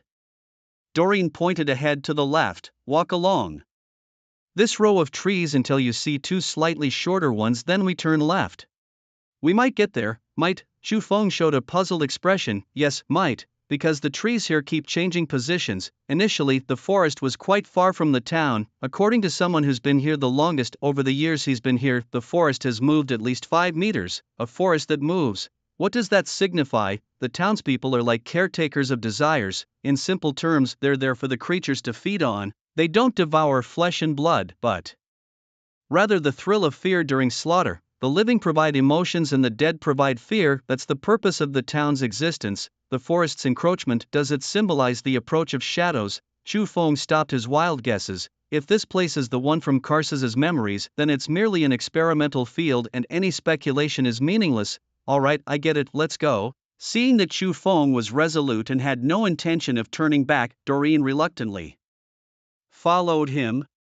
Following the path she indicated, the two made their way, finally approaching the vicinity of the black houses after some effort. That person was telling the truth. These houses really exist, Doreen murmured, looking at the destination she had mentioned. The black houses before them were simple wooden structures built with black timber. Because of the material, they appeared somewhat peculiar in the forest. What caught Xu Feng's attention were the eerie dolls planted in front of each house. This scene seemed like something he had seen in Karsas's memory. Hey, what are you doing? Didn't you say we were just going to have a look from the outside? Doreen's heart tightened as she saw Xu Feng stride forward without hesitation. We've seen the outside, now it's time to check the inside. Ignoring Doreen's attempts to stop him, Xu Feng proceeded towards the black wooden house. He pushed open the simple wooden door, revealing an empty interior with nothing inside. Xu Feng checked several houses in succession, all with the same situation. He turned back and asked, Doreen, when did you say that person escaped from the forest? The time? I'm not too sure, I think it was near dusk. Xu Feng thought for a moment and said, alright, let's head back. Hearing this, Doreen finally breathed a sigh of relief. After wandering around the forest, they returned to the town as the sky darkened. Xu Feng headed back to the infirmary. Long Wanqing rushed forward with concern. Are you okay? It's almost dark, I thought you might have run into some trouble. No problem. Xu Feng casually glanced around the room and asked, where are Yi Tian and the others? They've already left, Long Wanqing replied. After I tried to calm that participant down, his symptoms disappeared. However, I sensed an emotion skill in him. That's what healers do, they're very sensitive to the beliefs of each path. Xu Feng nodded. You sensed it right. It was someone in the town deliberately testing me. Testing? Long Wanqing looked at Xu Feng curiously. Xu Feng briefly explained Doreen's situation to Long Wanqing. Long Wanqing exclaimed in surprise, so you found a way to reclaim the power of faith? Yes, don't sleep tonight, stay with me. After I help you regain your power, perhaps we can try to find a way to leave, Xu Feng said. Have you found a way out of the town? Long Wanqing's surprise turned into joy. She had always regarded the newcomer to their team as a little brother, never expecting him to be so reliable. I don't know if it's a way out of the town, but it should give me some ideas, Xu Feng said softly, watching as Li Meijian slowly descended the stairs. Young man, it's almost dark. Can I continue to sit with you in the living room? Xu Feng gestured for her to take a seat. Long Wanqing sat next to Xu Feng. Night arrived as expected. Looking out the window, Xu Feng chatted idly. Madam Li, what did your husband do when he was alive? He used to go out to sea and fish, Li Meijian recalled. We came from a planet where 90% is ocean. I remember every morning before he went out, he liked to kiss my forehead before leaving. Later he told me that doing so gave him more confidence to return alive. to return alive. Was the living environment there harsh? Chu Feng asked. Yes, the winds and waves were always strong and there were continuous rainy days, Li Meijian sighed. Sometimes I wonder if coming to this town was a blessing granted to us, leaving a planet we lived on for so long we no longer needed to go out to sea to make a living, no longer had to worry about whether he would come back one day. But here you have to beware of the monsters at night, Chu Feng said. Monsters? Compared to monsters, the people living here sometimes seem more monstrous, Li Meijian replied. They occasionally kill this one or that one. If not monsters, what are they? We've survived here for over a decade without incident. We no longer have to risk our lives in storms to survive. Just by following Mr. Norman's instructions we can preserve our lives. Isn't that something worth feeling happy about? Li Meijian seemed to recall the scene when her old man ran off with others into the forest. Those damned fools seeking death on their own. Why did they have to take my old man with them? Aren't you just the same? Chu Feng watched her lead the old man into the room, witnessed others dying at his hands. I am the same. Yes, I am the same. So I am a monster too. Chu Feng finally understood why this old woman lived in someone else's house and yet brought death upon others. On one hand she feared loneliness, while on the other she hated those outsiders for taking away the life of the person she loved most, yearning for care yet fueled by hatred. Such an old age and still her character was so twisted. Outside the window, drip drop, the rain began to fall. It's raining. Li Meijian gazed out the window, murmuring to herself, it's been a long time since it rained. The last time was when that group ran off to the forest. After saying this she rose. Her old man wouldn't come tonight and I shouldn't continue to disturb your good time. Why wouldn't he come when it rains? Chu Feng asked. Because rainy days aren't suitable for hunting, the old woman corrected herself, saying it was her mistake, it was them. But today is different. Chu Feng pointed outside the window and said, look, isn't he here? Li Meijian turned around to see, and the familiar smiling face was waving at her joyfully. How could it be? How could it be? The old woman staggered. She rushed to the glass window, gently touching it, her face changing drastically. No, you are not my old man, you are a monster, a monster. Long Wanqing, observing Chu Feng's somewhat unstable mental state, suggested. She's not quite right, maybe we should let her go back and rest. It's precisely the moment for you to regain your power. How could we let her go? Chu Feng said calmly. Didn't you used to enjoy opening doors for people at times like this, Li Meijian? Now, with both of us here, go ahead, open the door for him. No, I can't, it will eat me. I won't open it. Li Meijian in a panic tried to run upstairs. Chu Feng grabbed her withered arm. So you do know the monster outside will eat people, then how did you dare to let it in back then? Li Meijian remained silent. You don't want to talk, should I say it for you? Chu Feng looked at the old man outside the door. It would speak to you, tell you it had come back, so you knew that old man was your old man back then. But tonight it didn't speak, instead it showed you the familiar look that made you fear it would eat you, right? You don't know nothing, on the contrary you know everything. Li Meijian stammered. I don't know. I don't know anything. Alright, if you won't open the door I will. Long Wanqing tugged at Chu Feng's sleeve. Are you really going to open the door? Chu Feng patted her hand, reassuring her. Don't worry, I know what I'm doing.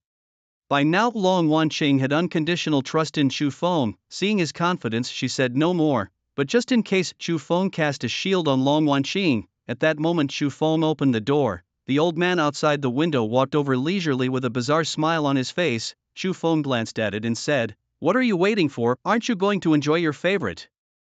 The old man seemed to understand Chu Feng's words and bypassed him entirely, walking slowly toward Li Meijian.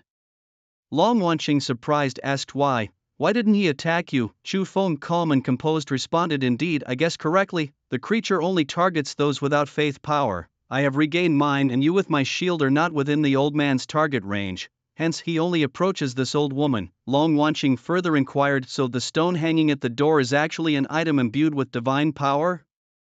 Chu Feng nodded in agreement, though he withheld the truth that the black stone held the power of decay.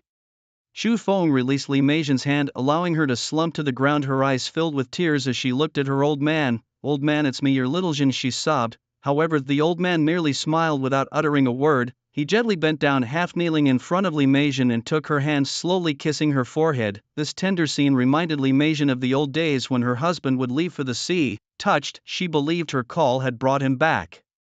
But in the next moment, the old man exerted a bit of force, breaking her arm, and with a pull blood splattered everywhere. Her heart-wrenching cries filled the room as her other hand continued to fiddle with the beads. Chu Feng urged Wanqing, now is the time. Although Long Wanqing was confused why Chu Feng watched her suffer, her eagerness to reclaim her faith power left no room for hesitation. She silently recited the prayer of destiny. In the next instant, the power of faith truly returned to her.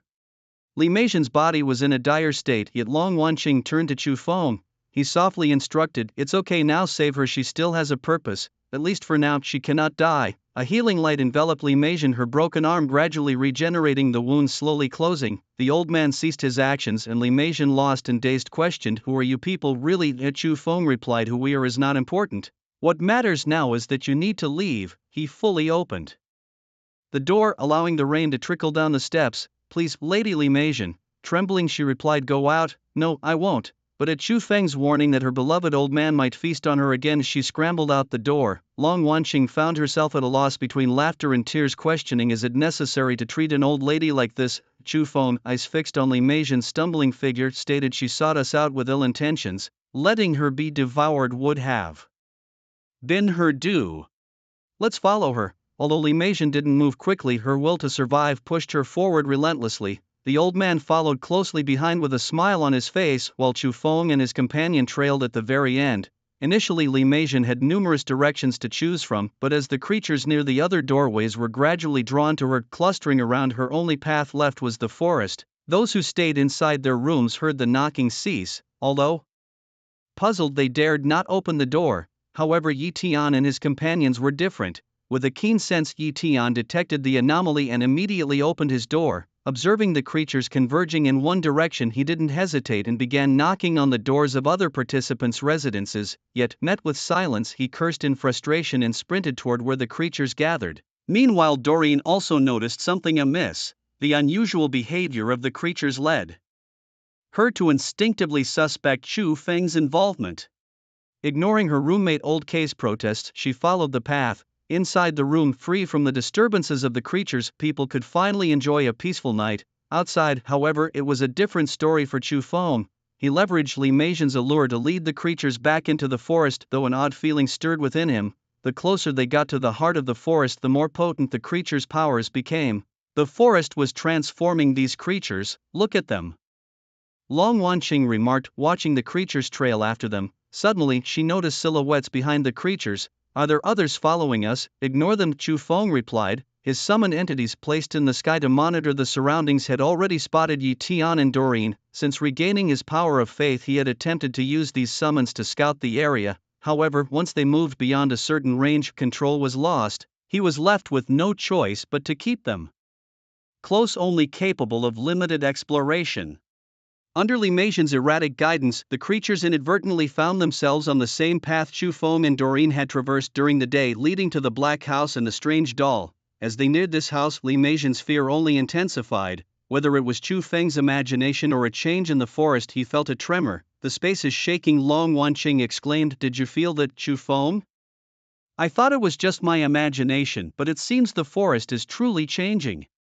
Chu Feng focused intently on Li Meijian's frantic steps. The moment she glimpsed the Black House, her life came to an abrupt end. Long Wanqing rushed forward, moments later shaking her head gently. "She's dead." It was clear from her expression that she had died of fright. Chu Feng glanced at the creatures behind them, now camouflaged as humans. They appeared bewildered, as if a program had malfunctioned installed. In the next moment, the creatures surged toward the Black House, their movement accelerating. Chu Feng attempted to stop one but faced fierce resistance. He quickly summoned two soul-devouring ape demons. They flanked the creature, capturing it between them. The creature shed its human guise, revealing its true form, a being neither entirely human nor ghostly in appearance. The creature struggled in vain and then exploded. A barely visible wisp of black mist gathered from its fragments and slowly drifted into the Black House. Chu Feng reached out, grabbed the wisp of black mist in his hand and casually tossed it into the Grand Hall of the Old Gods Society. The monsters vanished one by one and Yi Tian and Doreen arrived late. Yi Tian frowned at the Black House before him and asked, "Did Brother Chu know about this earlier?" His tone carried a hint of dissatisfaction. "I discovered it only today," Chu Feng replied without taking offense. Doreen, catching her breath, noted that these black houses seemed to be the homes of the monsters. They were always in the town during this time, never having returned here before.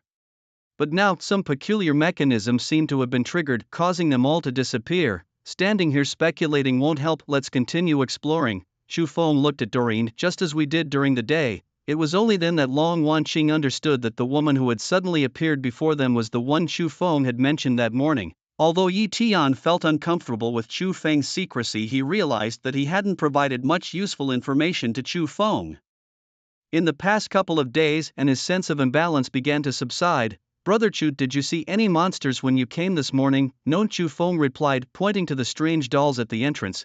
But there are a lot more of these dolls. With that, Chu Feng pulled one of the dolls from the ground but noticed nothing unusual. He threw it randomly on the ground, but the unexpected sound it made caught Chu Feng's attention. Did you hear a sound from the doll? He asked. The others exchanged puzzled looks. No, they replied. Chu Feng bent down and pinched the doll. Help! Help me! The voice came again. This time he could finally hear what it was saying, a plea for help. Chu Feng looked puzzled. He smashed the doll with a fist, and yet another wisp of black mist escaped. However, this time what was odd to Chu Feng was that the others seemed unable to see it. Could it be because they weren't on the same path of fate? Chu Feng didn't dwell on it and tossed it into the grand hall as before. After completing these actions, he stood up and pushed open the wooden door of the black house, with the other three following closely behind. Upon entering, the misty fog was refracted into dozens of colors by a beam of light streaming through a crack in the center, yet soon they noticed a missing part in the light. On the far left, between black and white, a piece was missing. Can anyone understand what this means? Doreen asked, looking at the peculiar scene before her. Yi Tian unconcerned with the display asked, did the disappearance of the monsters leave this thing behind?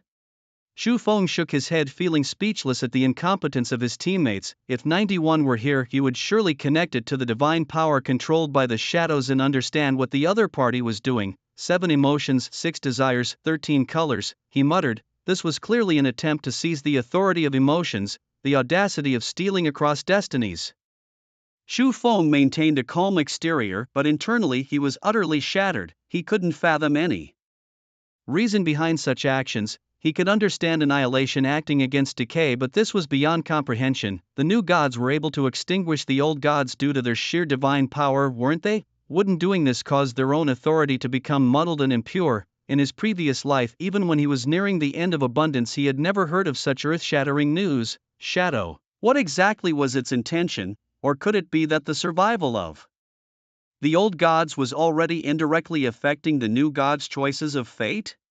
Chu Feng found it impossible to decipher the thoughts of the divine beings, but at this moment he understood one thing: relying solely on his own power, he could not escape this town. The town's history was merely a simulation repeated over and over until Shadow genuinely discovered a way to steal the faith and emotions. Sighing deeply, Chu Feng said, let's go. Where to? Doreen looked at Chu Feng's face. Have you figured something out?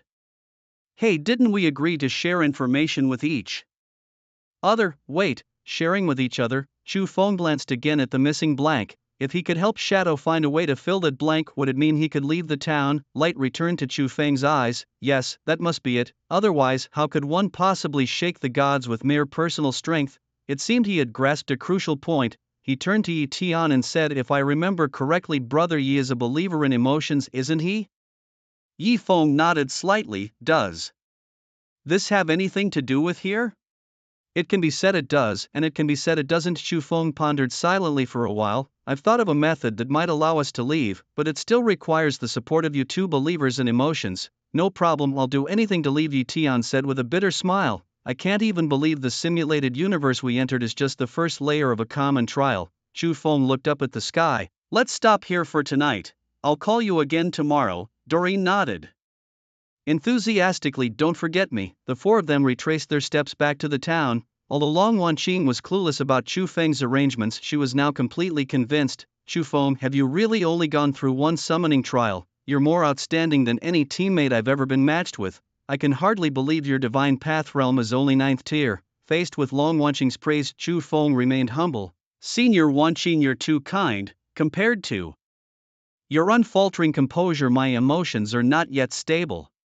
I should be learning from you. Long Wanqing chuckled softly. That's because having you around, Chu Feng, makes me feel assured. As she spoke, she slightly raised her hand, establishing a connection between the two of them. This is my innate ability, soul sharing, which allows me to perceive any mishap that befalls you and bear the injuries in your stead. Chu Feng slightly turned his head in surprise. Senior Wanqing, this is Before he could finish, Long Wanqing placed her index finger gently on his lips. I'm not very versed in historical research, but I've observed you quite closely, Junior Chu Feng. You must have some understanding of the occurrences here. Perhaps you haven't unraveled everything, but you certainly have some grasp of the underlying truths. This place seems peaceful on the surface, but we both know that crossing the town's boundaries could lead to grave danger. This connection isn't solely for protecting you, it's also to safeguard myself. Chu Feng was moved by her words.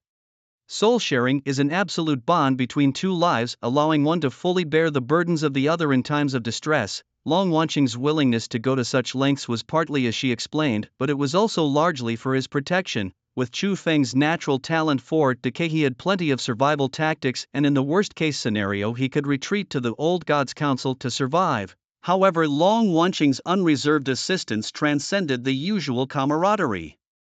Among teammates, it was a profound trust. I understand now, Chu Feng replied, foregoing any excessive words of gratitude. In that moment the distance between them seemed to diminish significantly. Long Wanqing was meticulous by nature, much like Han Xingxia. If they could navigate the simulated universe without loss, Long Wanqing might become a friend of his as well. What are your plans for tomorrow, Junior Chu Feng?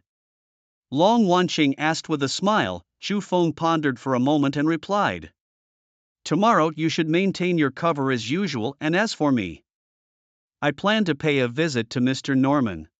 The two conversed a little longer before retreating to their respective rooms to rest. On the third day of their stay in the town, Chu Feng finally had a good night's sleep. Long Wanqing was already busy downstairs when he greeted her, then he followed through with his plan from the previous day, heading to the witch's chapel to find Mr. Norman. "Oh, it's you," Norman remarked, turning away from the statue at the sound of footsteps to see Chu Feng. "I remember you, one of the couple, the man skilled in medicine, Chu Feng, if I'm not mistaken." Chu Feng nodded. "Mr. Norman, you have an excellent memory. I wonder if you remember everyone in the town or if my name is special." "I remembered you specifically," Norman replied with a gentle smile, clearly aware of the reason for Chu Feng's visit. "Mr. Norman, you are indeed straightforward," Chu Feng noted. "I've come to ask for your assistance with something."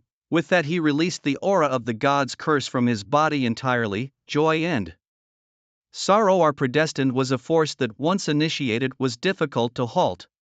Yet, when he reclaimed the power of faith yesterday, he briefly sensed that joy and sorrow are predestined was somewhat suppressed. Upon witnessing the scene inside the Black House, it became clear that it wasn't merely suppressed, it was consumed. "Lost traveler, you misunderstood," Norman said. "This is the witch's church, it can only cast curses, not lift them." His words did not dissuade Chu Feng. In a soft tone, Chu Feng replied, "Mr. Norman may not be able to do it, but Mr. Norman certainly can." The smile on Norman's face slowly turned into confusion. "Aren't you here to ask how to leave?" he inquired. "Of course, that's why I'm here," Chu Feng answered, "but rather than finding a way to leave alone, I'd prefer to take Mr. Norman with me." "Me?" Norman looked puzzled. "I don't need to leave." "Mr. Norman, you haven't grasped your situation," Chu Feng insisted. He reached into the temple and drew out 2 strands of black mist. The mist, after some struggle, coalesced into 2 faces resembling human features. They murmured softly, "Help me, help me. I mentioned from the start I'm here to find Mr. Norman." "What do you mean?" Norman felt more bewildered by Chu Feng's words. He realized the man before him was unlike others who had entered the town. He was used to people secretly seeking his counsel on how to leave the town and had grown accustomed to witnessing those who could not leave undergo various emotional transformations. They would become consumed by fear, hatred, and violence until they were unrecognizable. However, this man, named Chu Feng, repeatedly emphasized his own name. It felt as though he was calling for someone else while looking at his own body. "Yes, someone has shared his name." Chu Feng did not answer directly. "Last night I followed the creatures back to a place that seemed like their home. There I personally killed one. From its body I captured a soul that was neither human nor not. In front of that house there were dolls stuck in the ground. Within these dolls were similar human-like souls." Consciousness is a fascinating thing, Chu Feng continued. Once it is born, it is difficult to extinguish. Be it monsters, forests, or dolls, their emotions were amplified and influenced, gradually developing thoughts, just like Mr. Norman. Norman slowly fell into contemplation. "Are you suggesting that, like them, I wasn't originally myself but became who I am because of emotional influences? Don't you understand?" Chu Feng asked. "I'm referring to Mr. Norman, not you, Mr. Norman. It's like how I'm looking at residual souls now, not those emotion-devouring monsters." Norman's pupils widened. Suddenly a hand emerged from his head. It felt around, then pressed on his shoulder, using it to pull itself out. Soon a complete Mr. Norman appeared before Chu Feng. This Norman had a somber expression, distinctly different from the Norman he had known. How did you discover it?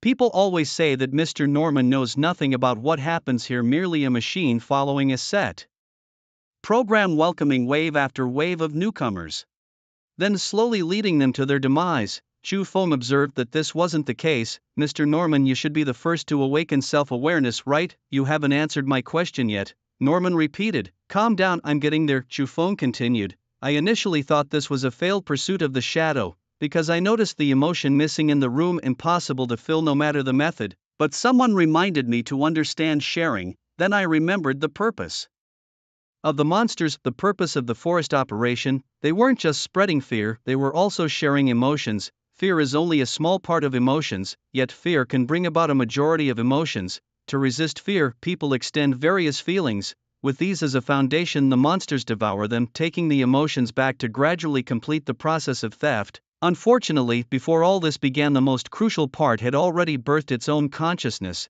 In every major death event, I never heard the name Mr. Norman. Once or twice might be a coincidence, but every time being so, I had to suspect it was deliberate on Mr. Norman's part. The missing blank in the room is actually you, isn't it? Norman fell silent. This time he didn't press Chu Feng further. You are indeed different from the others. This sentence from Norman was tantamount to admitting that Chu Feng's speculation was entirely correct. Yet the will of the shadow is irresistible. I can only evade. Evasion is shameful but useful, Chu Feng praised. Are you mocking me? No, on the contrary, I'm here to help you. More accurately, we are here to help each other. How can I help? Norman asked, his emotions showing little fluctuation. Despite Chu Feng being the first person to perceive everything, he still held no desire to take risks. If he failed, he would become the emotion filling the void. This cycle would be completely broken, and by then surviving as he was now would be impossible. Fill the void? Norman shook his head. No one but me can fill the void. I said we need to help each other, just you alone. Even if you fill the void, I can't leave, Chu Feng said. Once the shadow's experiment is complete, everything around will be wiped clean, it won't leave any traces. What are you going to do? Norman was slightly intrigued by Chu Feng's confidence. You are not the only one, to be precise. That void requires a living emotion. Chu Feng glanced at the two shadows standing outside the door and said, coincidentally, I have just that. Norman saw the figures of Yi Tian and Doreen, two devoted followers of emotion, using their bodies as substitutes. Norman laughed heartily, unable to hide a hint of mockery at the corners of his eyes. The flesh of emotion followers, you are quite the comedian. Throughout countless years, I've encountered 1,000 if not 800 of you unfortunate souls cursed by emotion. If there was a solution, do you think I'd still be waiting today? Oh?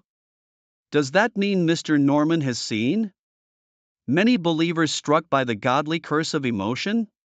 Chu Feng's words momentarily startled Norman, who then became exceedingly excited. What did you say? The godly curse of emotion? Which of the three great curses is it? It's neither life or neglect nor laughter and tears. Chu Feng rolled up his left sleeve, revealing countless mysterious runes. Mr. Norman's memory seems to have worn out over the years. Have you forgotten what I initially came to ask for your help with? I mentioned that I needed Mr. Norman to help lift the curse. Conveniently, the one I have is the most human. Sorrow and joy are predetermined, and with the physical body of an emotion believer, could it perhaps serve as the final piece of the puzzle for Mr. Norman? Norman's expression finally changed from what it had been at the start. Would the two of them willingly lose their bodies? Norman posed his final question. Chu Feng's divine curse had completely dispelled his doubts. Even if they weren't willing, as long as Norman was patient, he could eventually find a suitable vessel, couldn't he?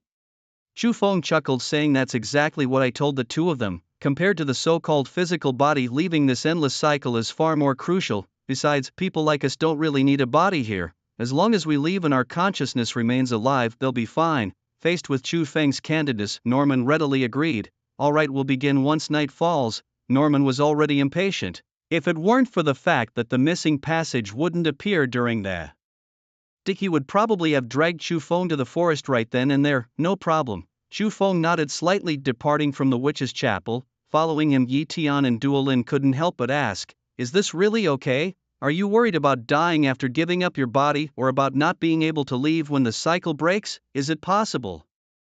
I'm worried about both, Yi Tian whispered. It doesn't matter, as I said before, just wait. Norman will eventually find the next batch of emotion believers. I'm not waiting, Duolin shouted. I promise you, I'm willing to give up my body. Not everyone is like Li Meijian who enjoys living here. Duolin had grown tired of the small town. She wanted to return to her starry skies to roam the interstellar spaces. Yi Tian gritted his teeth and agreed, all right, let's do it. That night Chu Feng dragged two warm bodies back to the black house in the forest accompanied by Long Wanqing. Norman appeared silently behind Chu Feng. I'm ready on my end, mister.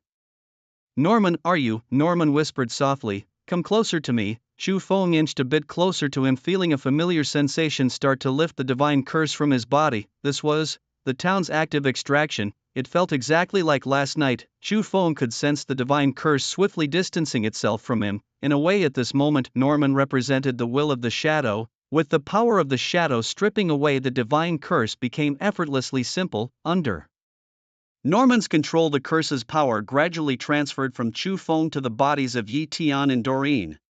At this moment, the power of emotion was magnified, almost overshadowing Norman. The creatures, driven away, retreated into the cracks of the room. Without disturbances, the two bodies slowly rose and took step after step towards the missing void, until a twisted aura emanated from the void and the two bodies transformed into multicolored light darting into the void's absence.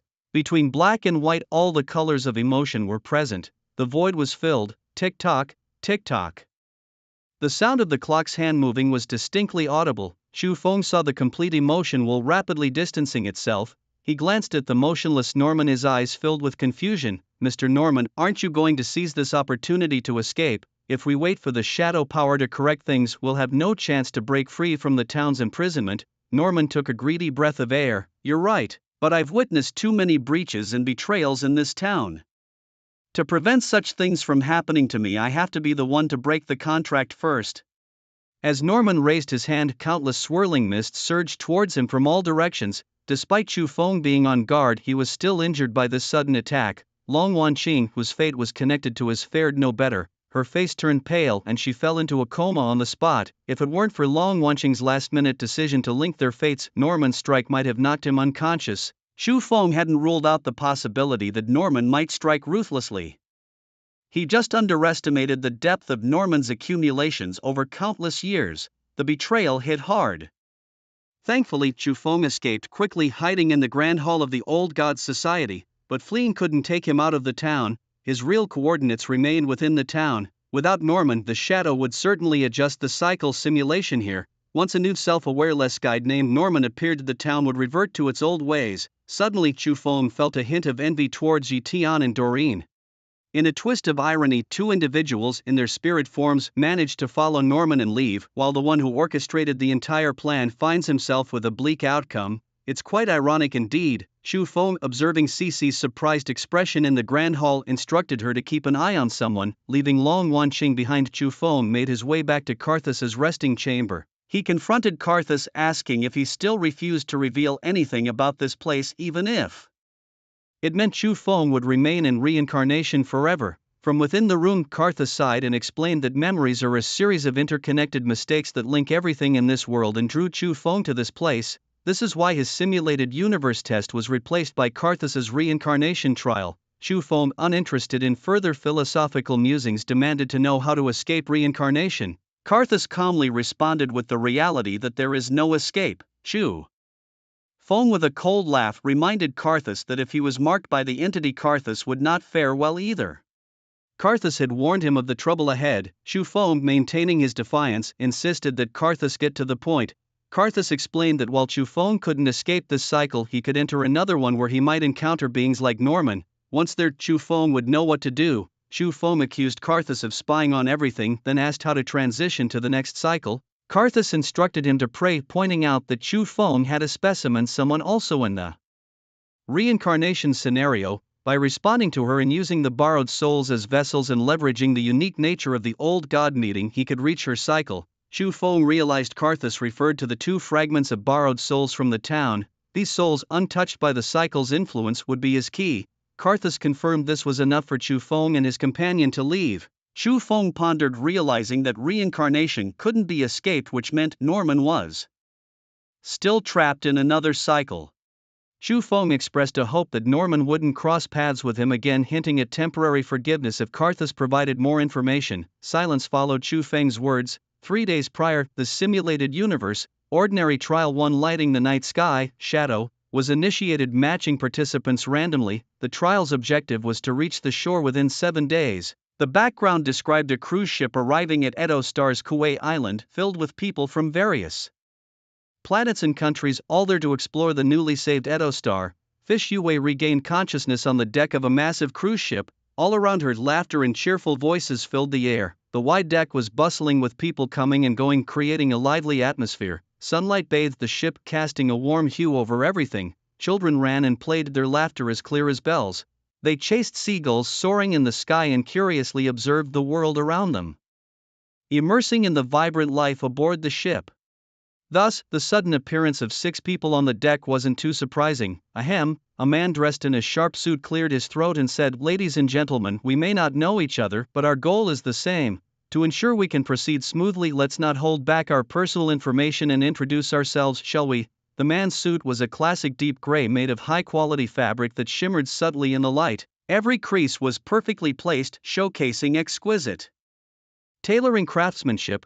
The fitted cut hugged his body perfectly, outlining his broad shoulders and upright posture as if it were tailor-made for him. His white shirt was paired with an elegant tie of a stable deep blue color adorned with intricate patterns. His hair was neatly combed to one side, dark and thick, his eyebrows slightly raised above a prominent nose, and his lips were strikingly defined. "My humble greetings. Since this gentleman is interested in exchanging information, should you not start with yourself?" The response came from a woman facing Yue, dressed in a luxurious palace outfit as if she had stepped out of a painting. Her attire was silky smooth, predominantly in a soft lotus pink, embroidered with complex and exquisite patterns in gold and silver threads. A silk ribbon cinched at her waist perfectly accentuated her graceful curves.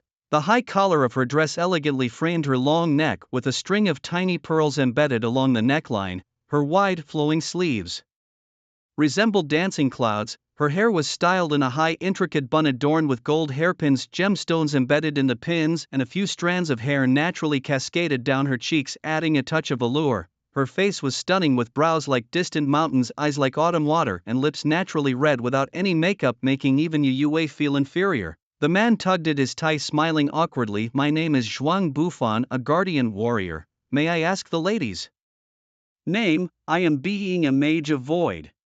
Being spoke as she gently lifted her hand, her sleeve gracefully swaying to reveal her fair and slender wrist with a jade bracelet peeping out, clearly not an ordinary piece. Leaning against the bow was a man in a deep blue sailor suit with a black eye patch over his left eye. His hair was short and stiff, tousled slightly by the sea breeze, possessing a coarse texture reminiscent of sun-bleached old rope. His attire appeared to have been soaked in seawater and sun-bleached numerous times. Already somewhat faded, his shirt collar was slightly open, revealing his bronze skin and muscular chest. His other eye did not linger on anyone in particular as he casually said, "Chris, War Warrior." Hearing the other's purpose, Zhuang Bufan looked at Chris and smiled, not saying much more. Next to Chris was a striking woman clad in all black. Her top was a fitted black jacket with a slightly raised collar that highlighted her fair and elongated neck. The half-zip jacket revealed a black, form-fitting tank top underneath, accentuating her voluptuous curves. Her feet were clad in black leather boots, the shafts reaching up to her calves, showcasing their sturdy texture, and her long legs. Her tall and slender figure contrasted with her delicate waist, which seemed to contain an endless reserve of energy ready to explode with astonishing speed and agility at any given moment. Her name was Hetty, known as Death. "A sorceress? A sorceress?" The young man on the opposite side rasped. "With that get-up, I thought you were an assassin." The young man wore a wide-brimmed pointed black hat, slightly worn with edges that had a faint rubbed white mark. Strands of silver-gray hair playfully peeked from beneath the brim, swaying gently in the breeze. His skin was as pale as paper, as if he hadn't felt the warmth of the sun for ages. The robe he wore seemed to be made of ordinary fabric, but in the refracted light it subtly shimmered with obscure runes. In his hand was a wooden wand entirely black, with a dazzling purple gem embedded at its tip. "Hetty, is it?" he inquired. "I'm Sharp. Quite the coincidence, I'm also a sorcerer of death." Sharp turned his gaze to the last yet to be introduced woman, a beautiful girl. "You're next," he prompted. Yue a mage of preservation, she stated succinctly, though Zhuang Bufan seemed to discern her beliefs at a glance. An order chanter, he mused, noting Yue's slight displeasure at his audacity. Despite her reluctance, she nodded. Zhuang Bufan, sensing her mood, scratched his head and clarified. Don't get me wrong, I noticed we didn't have a priest in this makeshift team, so I asked, if you're a chanter you could at least use echo skills to heal us a bit, right? Yue eased her guard slightly. As Zhuang Bufan had surmised, a chanter's talent indeed allowed them to echo skills. Yue had acquired her skills by trading with the Long family's sisters, but to avoid diluting her skills' effectiveness she hadn't echoed too many. Don't count on me too much, I only have 3 chances to heal, she warned.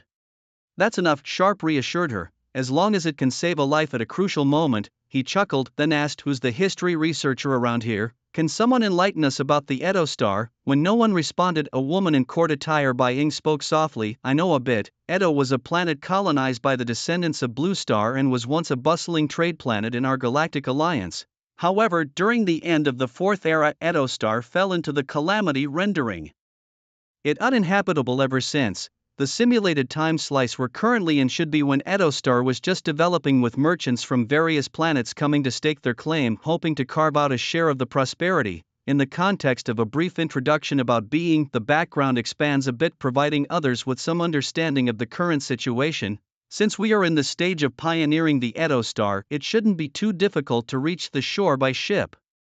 Right? Zhuang Bufan asked. Being shook her head. I'm not too sure about that, she replied. History is like a blank canvas, who can tell if the strokes upon it will be vibrant or dark? I don't know about other places, but Edo Star is certainly dark. Chris, who had remained silent after introducing himself, scoffed at the so-called pioneering, remarking that it was nothing more than bloody plundering. Brother, which planet hasn't come through this way? To connect with the Galactic Alliance, none can avoid such plundering, Sharp said, taking it in stride. The external plundering is one thing, but the greed among the high ranks of Edo Star is another matter. You might not know this, but Edo Star is rich in stones of life, with almost the entire planet composed of them. But now, can you still hear the name Edo Star in the Galactic Alliance? Being added, that's true. The last time I heard of Edo Star was when it was about to become a star of death, and after that, nothing more could be found. History intentionally erased all traces of Edo, leaving no signs. Hey, do you have something against the people of Edo Star? Sharp asked, a bit nosy. Chris replied calmly, my wife was from Edo Star, but unfortunately she was killed by her own people. Though I don't know why you got married so early. Sharp gently patted Chris's shoulder, but I'm sorry, hatred always has its reasons. It doesn't appear without cause. Chris maintained his indifferent attitude and quietly gazed into the distance. You probably won't get the chance, Hetty suddenly spoke up. I smell the scent of death here. Maybe before we reach the shore everyone here will be dead. The scent of death? Why can't I smell it? Sharp wondered. Is it possible you're not destined for death, Mr. Deception? Hetty hinted. With a subtle smile. What do you mean by deception? I am truly death, Sharp replied, bewildered. Not convinced. As he spoke, Sharp summoned a transparent, indistinct insect, its shape impossible to discern. Hetty looked at him meaningfully. Oh, so you're a void summoner, the conjurer of oblivion, you wicked woman, so that's your plan? Sharp said, somewhat annoyed. No wonder my mom said the prettier the woman, the better she is at lying. Alright everyone, let's end the bickering here, Zhuang Bufan said, glancing around. Since we all think this journey won't go smoothly, how about we split up to gather some information? Gather information? Yue looked at the mist rising in the distance and murmured, I don't think that's necessary. What we need to focus on is already in front of us. The serene and sunny sea suddenly turned eerie as dark clouds swallowed the sun like a massive black curtain cascading from the sky, plunging the world into a dim twilight. The gentle sea breeze transformed into a fierce gale, howling across the ocean and raising towering waves that crashed violently against the rocks with deafening roars. The change was so abrupt that no one had time to react. Fortunately, the sailors on the ship shouted, everyone please return to the cabin. Please return to the cabin. Day turned to night in an instant. Amidst the sudden darkness, an unidentified ship slowly emerged. It glided like a ghost from the ink-black horizon, its hull worn and mottled, emitting an eerie and sinister aura. The ship's planks seemed to bear the marks of time's erosion and mysterious forces etched with strange patterns and mottled traces. The tall, twisted masts bore tattered sails that flapped wildly in the gale, revealing no discernible signs or symbols. At The prow, a strangely shaped figure, stood quietly. Its face was indistinct, yet its hollow gaze seemed to stare at the darkened sea, daring no one to meet its eyes. As the mysterious ship drew near, an indescribable pressure filled the air. The waves seemed to avoid the eerie vessel, forming peculiar whirlpools around it. No light shone from the ship, as if it were a cursed ghost ship slowly approaching the onlookers. What on earth? How could it change so fast? Sharp rubbed his eyes. Incredulous. Are you guys looking to get killed? Get back inside the cabin quick. Nearby, a few sailors shouted angrily at the crowd. Stay quiet, you all head into the cabin first, I'll go talk to them. Chris stepped forward. Though others wanted to argue, they relented upon seeing his attire. Has this guy been playing Pirate King in every trial? Sharp muttered under his breath.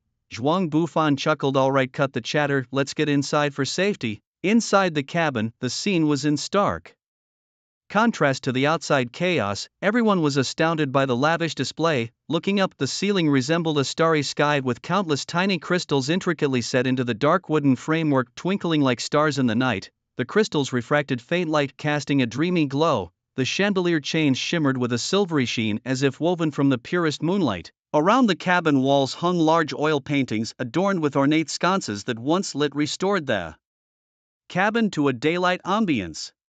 The people seated around seemed remarkably calm, as if the chaos outside was nothing new to them. It appeared that this affluent group was well accustomed to such experiences. Sharp observed the unflustered faces and remarked on it. I've heard a bit about the ghost sea of Edo Star, he mused. Due to the unique structure of the Edo Star, most regions are impassable by ordinary starships, leaving only sea vessels as a viable mode of transport. In the centuries of Edo Star's development, countless ships have traversed these waters, and some, bound by ill fate, have met their end here. Over time, tales of eerie ghost ships emerged from these waters. Being turned her gaze to Yue and whispered softly, "It seems like you were the first to notice something amiss. Could it be that you know something?" Yue shook her head, smiling slightly. "You misunderstand. I just happened to notice while you were talking. I'm not well versed in historical shifts." Being chuckled clearly, unconvinced by Yue's denial. Yue, however, appeared distracted. Her awareness of the ghost ship came from a sudden jolt deep in her mind. She could distinctly sense the ripple of power from a force that didn't belong to order, hinting at the influence of other deities. Could it be that the old ones had a peculiar interest in ghost ships? Well, in any case, let's wait for Chris to gather more information before we make any plans, Zhuang Bufan suggested. Just as they were about to sit down, the recently shut cabin door was thrown open. A young man clad in tattered clothes full of patches barged in. His appearance made it clear he was a stowaway. The ship they were on, the Breaker, had its upper deck reserved for wealthy merchants and nobles, while the lower decks were filled with people from various planets, each seeking a new life and having paid dearly for the chance to stow away. "I deeply apologize, I didn't mean to disturb you," the young man pleaded, his voice tinged with urgency and a hint of tears. "My sister is sick, I beg you to help. Where did this bumpkin come from? Do you even know you've crossed the line? You'd better leave before I get angry. The air up here is too precious to be polluted," someone from the upper deck sneered. The elite from various planets looked on with disdain, showing no intention of offering help. "Please, I'm begging you, just take a look at my sister." The young man's voice grew desperate, yet his pleas met only cold, indifferent stares. Before long, security personnel from the Breaker arrived, hauling the man away, his cries echoing in the cabin. The group exchanged glances, veterans of conscription trials immediately recognizing the underlying truth. This world at its core was still a game. Sharp glanced at the person being dragged away and said, "An important figure has shown up. Aren't we going to follow?" "Of course we should," Zhuang Bufan replied. "Didn't you say we should wait for Chris? Why the change of mind now?" Hetty looked him up and down. "I don't think Chris will be back anytime soon, so we might as well do both," she shrugged. Within a few quick exchanges, they decided to rescue the man's sister. Meanwhile, Fish Yue was feeling slightly uneasy, possibly due to an old day's warning. Seeing the others eager to follow, she reluctantly joined them. "Wait a minute," Zhuang Bufan stopped the security personnel. "Leave this person to us, we'll save his sister, you can go now." The guards exchanged glances. Since someone was willing to intervene, they decided to step back. Their job was to prevent lower deck people from intruding into the upper deck. Yet, they couldn't be as indifferent as those wealthy individuals. The released young man crawled to Zhuang Bufan's feet, wanting to grasp his leg in gratitude, but hesitated, fearing his dirty hands might soil his pants. His hands awkwardly hovered in the air. Thank you," he stammered. "Get up and lead the way," Zhuang Bufan instructed. The young man quickly stood up. and pointed in another direction.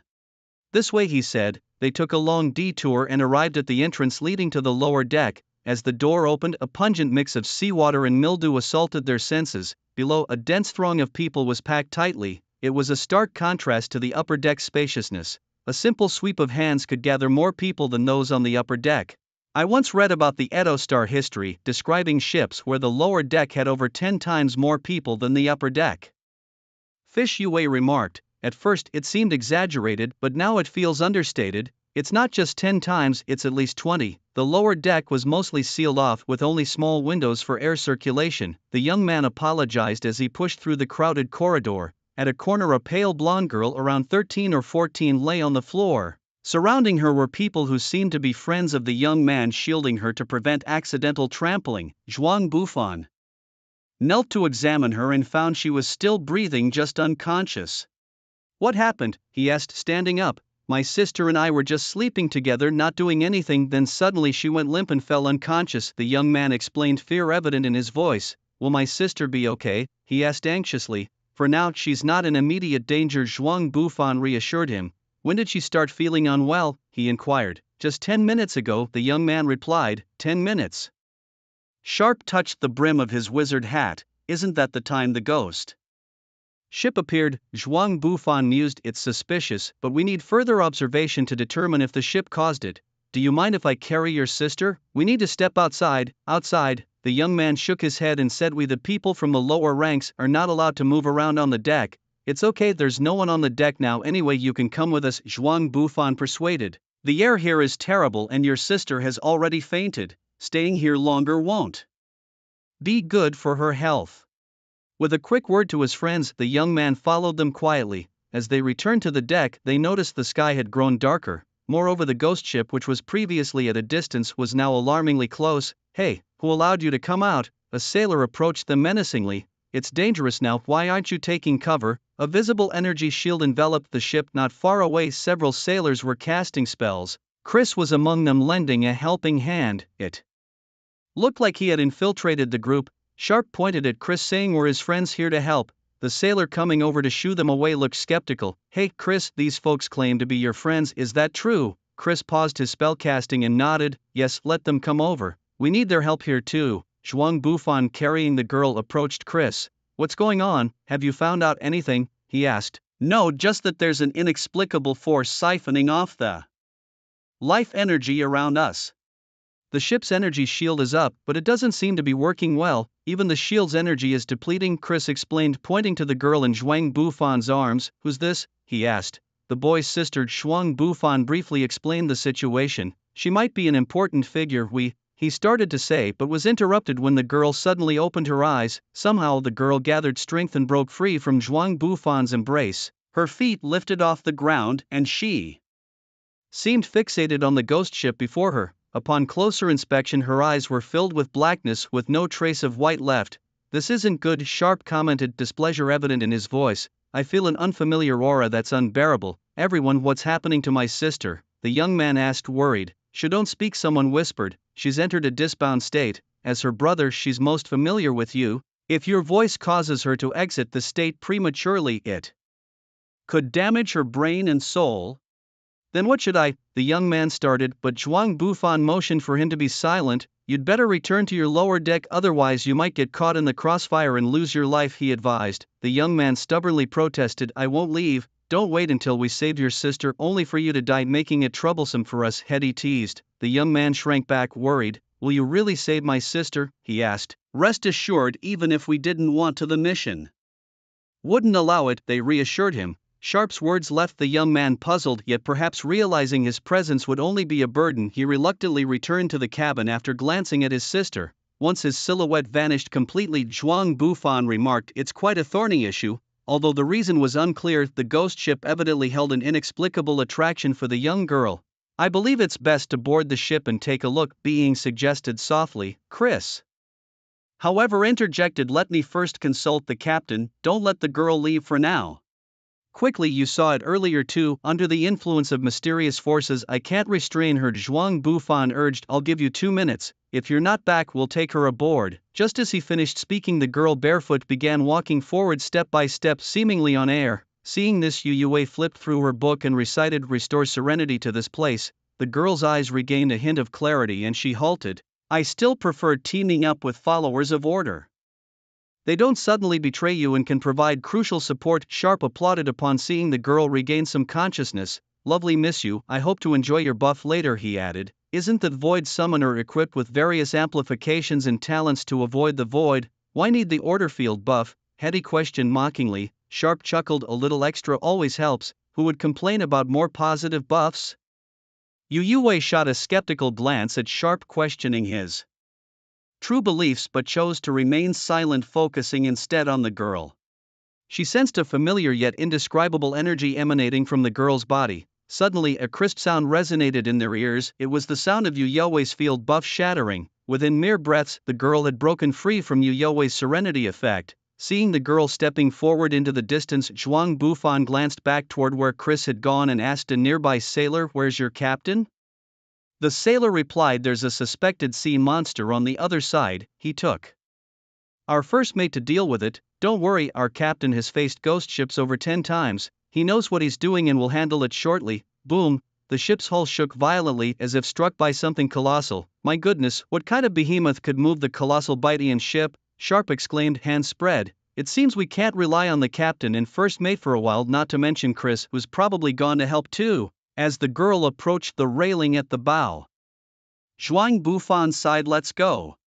Finally, the girl's feet crossed the railing. Seeing others moving as well, as sailor advised kindly, "It's just a woman. If she dies, so be it. No need to risk yourselves. Leaving the Bitian ship without the home advantage, who knows what might happen next." Zhuang Bufan replied with a nod, "Don't worry about us. If Chris returns, tell him we've gone to the ghost ship opposite." The girl walked with a steady pace, neither hurried nor slow. Sharp, meanwhile, summoned several large insects and said, "Come on up. I can manage on my own," replied Bai Ying, as the ribbon around her waist extended infinitely, wrapping around the mast of the ghost ship. With a gentle tug, she floated gracefully like a celestial being descending from the heavens. "Apologies, I'm a void summoner as well," Hetty remarked with a meaningful smile, casting a glance his way before departing on her summoned creature. "Thank you for your offer, Mr. Summoner Fish," Yue said straightforwardly, tearing a page from her book. The page transformed into a small boat trailing behind Hetty. Sharp turned to Zhuang Bufan, "You're a warrior, you can't possibly get across on your own, can you?" "Don't say it, just don't," Zhuang Bufan replied, adjusting his tie before punching the deck forcefully. A path of blood and fire unfurled before him. "I'll go first," he declared, leaving Sharp astonished. "An SS-level ability, path of blood and fire? Really man, you're being way too dramatic." Each of them showcasing their own unique skills, they all eventually reached the ghost ship. "Wait, where's the statue that appeared at the bow earlier?" Hetty, the first to arrive, wondered aloud. "This ship is inherently eerie, perhaps we were mistaken from afar," Zhuang Bufan suggested. "I don't think so, it's better to be cautious," Bai Ying advised. Fish Yue, watching the retreating figure of the girl, said, "Let's keep close to her, see where she's headed." Following the girl's steps, the group entered the cabin of the ghost ship, where a chilling atmosphere greeted them. The lighting was dim, as if shrouded by an invisible energy. They glanced around, noticing faint graffiti and strange symbols on the walls, resembling forgotten spells or cries of despair. Occasionally, a fleeting ghostly light would flash by, sending shivers down their spines. In the corner by the door, a pile of broken crates and barrels lay scattered. The girl pushed open a door, revealing a narrow passageway that twisted ahead, with old oil lamps hanging on either side. The flames flickered weakly, as if they could extinguish at any moment. In the lamps' light, twisted shadows were cast upon the walls. Above their heads, dilapidated beams crisscrossed, and occasionally a drop of black water would fall, resonating with a clear sound that echoed in the silent cabin, causing their hearts to race. Suddenly, a shadow, unclear whether human or ghost, darted out. A sense of familiarity struck Fish Yue even stronger. She shouted, "Watch out!" As she spoke, she tossed a page from her book. "Light dispel," she commanded, and the dark room was momentarily illuminated. Screeches echoed from all directions. Sharp and Hetty simultaneously commanded their summoned creatures to perform small explosive acts, defending against the invading sounds. "You're pretty adept," Sharp commented to Hetty, knowing to use the high-frequency sounds generated by illusion bugs self-destructing to counter this strange sonic attack. As they navigated the eerie vessel, the group remained alert each step, revealing more of the ship's mysteries. The oppressive atmosphere seemed to press in on them from all sides, yet they pressed on, driven by a shared determination to uncover the secrets hidden within the ghost ship's depths. These words should be mine, shouldn't they? Murmured Zhuang Bufan, his voice slicing through the air as the last of the shimmering lights crafted by Yu Yue faded away. He spun around, his fist colliding with the seemingly empty air behind him, but then gradually a creature encrusted in frost began to materialize. Focus, he reminded himself, now is not the time for idle chatter. Being with a swift flick of her ribbon drew in a peculiar wave of energy from the frozen creature, her delicate brows knitting together in puzzlement. Strange, she mused aloud, I sense the power of abundance within this creature. The group exchanged confused glances. Abundance, as in the abundance of life? Zhuang Bufan's face twisted in disbelief. This lifeless, decaying thing? I'd sooner believe it to be a toy of decay rather than something connected to abundance. Just then the ice encasing the creature began to thaw, and a surge of potent life force erupted from within, shattering the frosty prison Zhuang Bufan had cast. From deep within, invisible hands snatched at Being's ribbon. Dark tendrils mixed with a hint of green raced up the ribbon, reaching her in an instant. With just a brief contact, the creature drained a significant portion of Being's mental strength. But that wasn't all. Before their eyes, Being's youthful visage began to wither. Wrinkles gathered on her face, and her hair turned a stark white. Repulsed by the creature's assault, Being grasped its formless arm with a firm grip. The force of destiny surged from her palm, restoring the mental energy the creature had consumed. Moreover, she drew out the creature's abundance power and the bizarre ability that had sapped her energy. Deprived of its strange force, the creature disintegrated instantly. The changes in Being's appearance vanished, her youthful beauty restored.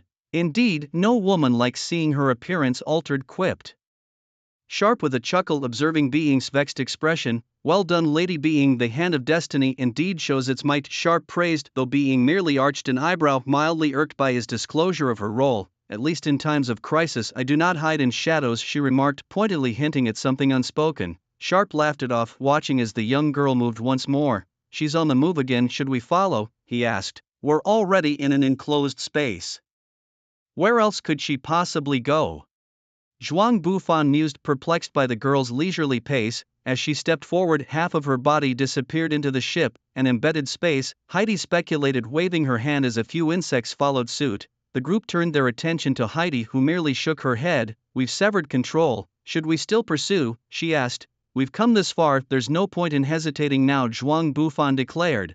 If we want to reach the shore swiftly, we must eliminate the threat of the ghost ship. Suddenly a colossal gauntlet descended from the sky, enveloping all five of them. The warrior of equilibrium, the fist of fortification. Sharp's eyes gleamed with admiration. You, my friend, have hidden your talents well. Hetty glanced at him briefly, remarking with a hint of skepticism, honestly, at first I thought you were a follower of deceit, but now I think it's impossible for you to be one. There's no deceit that's as foolish as you. Sharp, unfazed by Hetty's words, responded with a smile. I've told you from the start I'm not with deceit.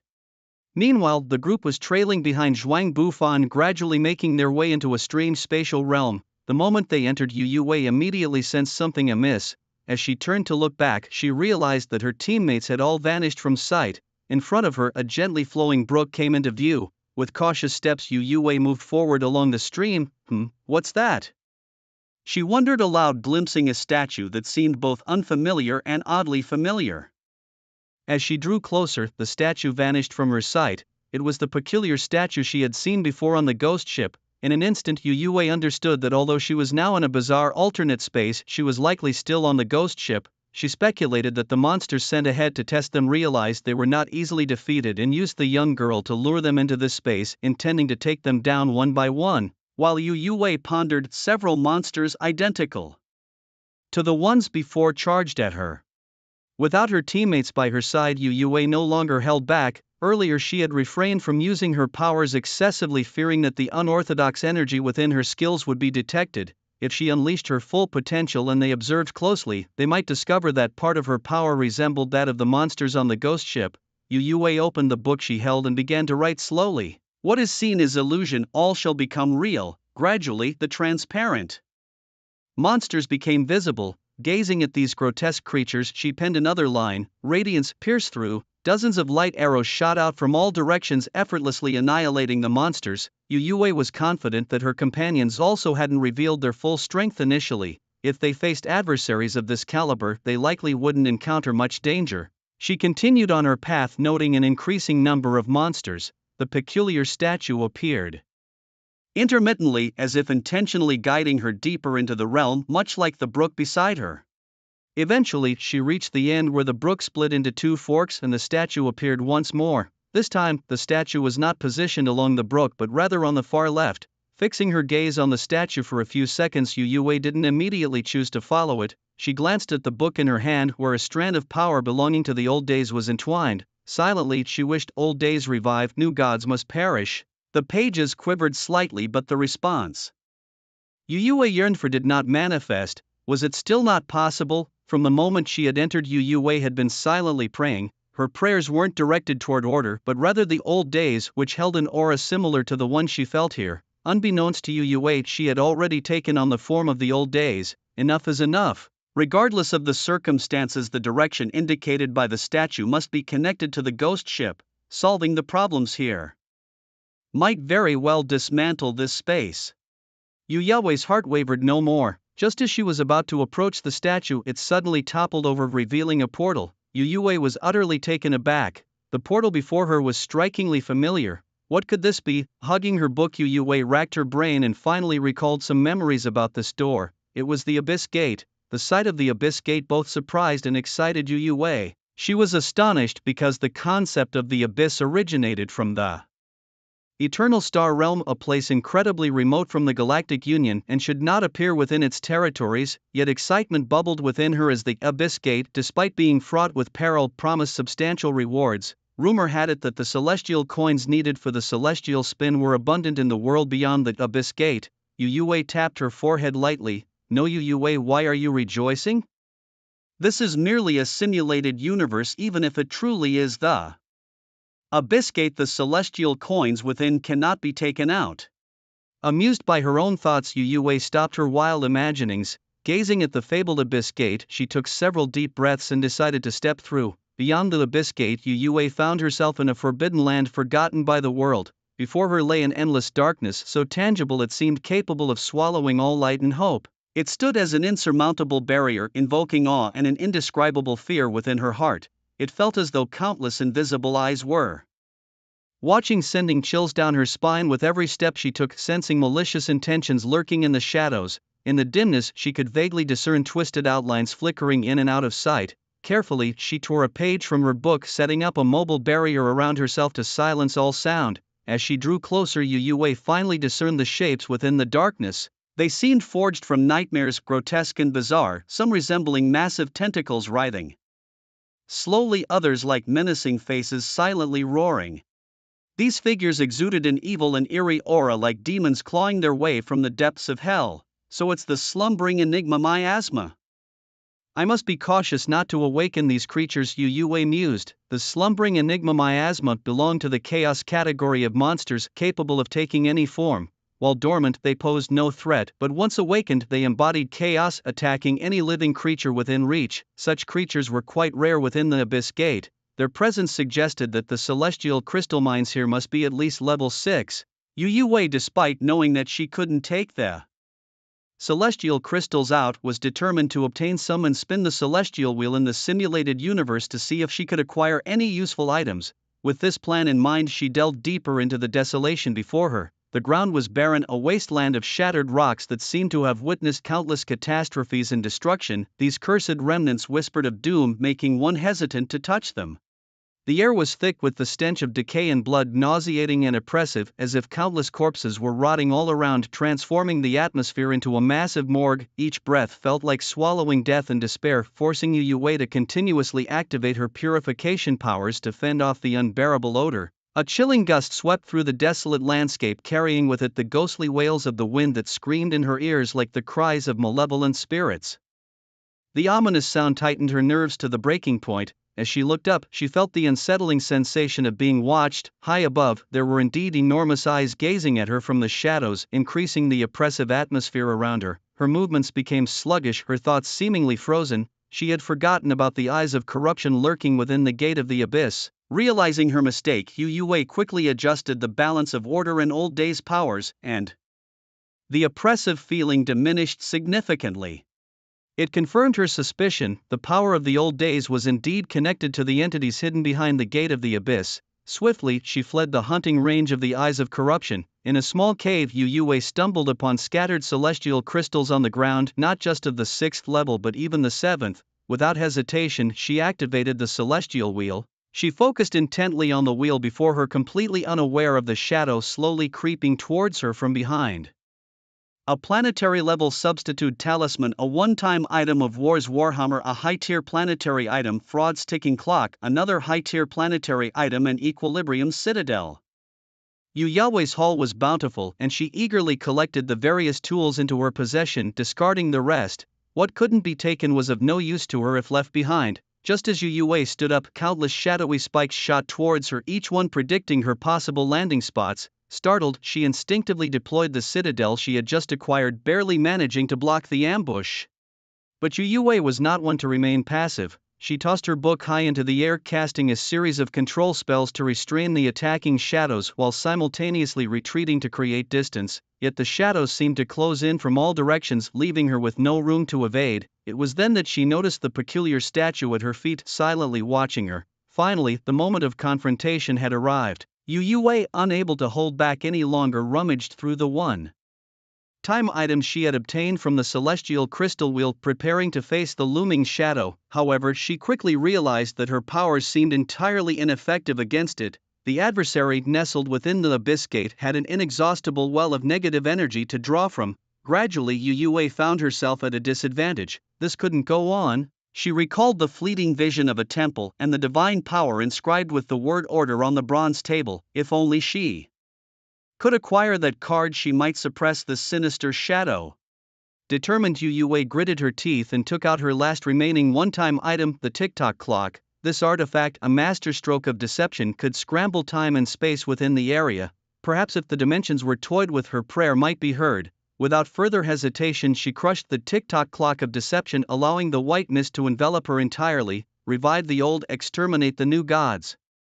She chanted loudly, her consciousness becoming hazy. A figure gradually materialized beside her. Finally, you decided to pray, a familiar voice echoed in her ears. Shocked, Yu Yue looked at the person before her, Chu Feng. She thought she was dreaming and rubbed her eyes. It was really him. But why was Chu Feng appearing in her prayer? Could it be he was also a follower of the old? Her mind swirled in confusion. Chu Feng chuckled and reminded her, who told you that you had acquired different powers? Yu Yue remembered the moment on the divine machine when her skills spiraled out of control. Indeed, she hadn't understood why she possessed such strange abilities, but Chu Feng had identified it immediately. Praise the old, I am grateful for your prayer, otherwise I'd be in big trouble. So he truly believed in the old. Her doubts were resolved, yet her original plan was to enter the Grand Hall and retrieve that card, using the faith of order to overcome her current predicament. Now, instead of that, she had summoned Chu Feng, whose divine path level was lower than hers. What good would that do? No, she couldn't think like that. The old had not allowed her entry into the temple but instead sent a fellow believer, Chu Feng. Curious, Yu Yue asked in surprise. Chu Feng, are you perhaps a divine favorite of the old? If he were indeed a divine favorite, using the might of the old to handle the crisis here would make sense. Divine favorite? I suppose so. Chu Feng surveyed the surroundings and commented, Senior Yue, it seems things are not going well here. Yu Yue blushed with embarrassment. Indeed. There is an invisible creature within this abyss gate far stronger than anything I've faced before. That's why The Abyss Gate, Chu Feng remarked in amazement. To think that even the Abyss Gate of the Eternal Starfield can be simulated. This simulated universe truly is a divine artifact of the Galactic Alliance. If I recall correctly, decay is attributed to the old god of the Eternal Starfield. However, this place is the Shadow Realm cycle simulation. Why is aging manifesting here? Indeed, I didn't expect there to be a gate of the abyss either. Yu Yue briefly recounted the events that occurred when she boarded the Heavenbreaker. You're saying that on your voyage to the Kwai Island of Edostar you encountered a ghost ship? No wonder I felt a sense of being pulled. It turns out it was the influence of the fate power controlled by aging. Chu Feng glanced at the gradually dispersing white mist and reached out to touch it. Fortunately, you had this one-time item of deception, otherwise, under the shroud of shadow, I might have never escaped my trial. This, however, serves as evidence of the exertion of the fate power. Aging seems to be intentionally reaching out to me. Even within this simulated universe, it seems eager to meet me. No, that's not right, it should be wanting to meet Roar instead. After all, their past relationship was anything but ordinary. Your trial, Yu Yue was equally curious about what Chu Feng had gone through. Chu Feng gave a rough account of his 3 days in the rundown town and how he and Long Wanqing managed to escape. Wanqing ended up matching with you. Wait a minute, you said you've been in the trial for 3 days, but my trial has just barely begun, Yu Yue murmured. Our timelines aren't aligned. How could I have summoned you here? Have you forgotten about the ticking clock? The power of deception temporarily altered time, allowing your prayer to succeed, Chu Feng said. Besides, in the simulated universe anything is possible, since Wanqing was matched with you then. Why did she? She just experienced a brief dizziness. Oh, she's awake now.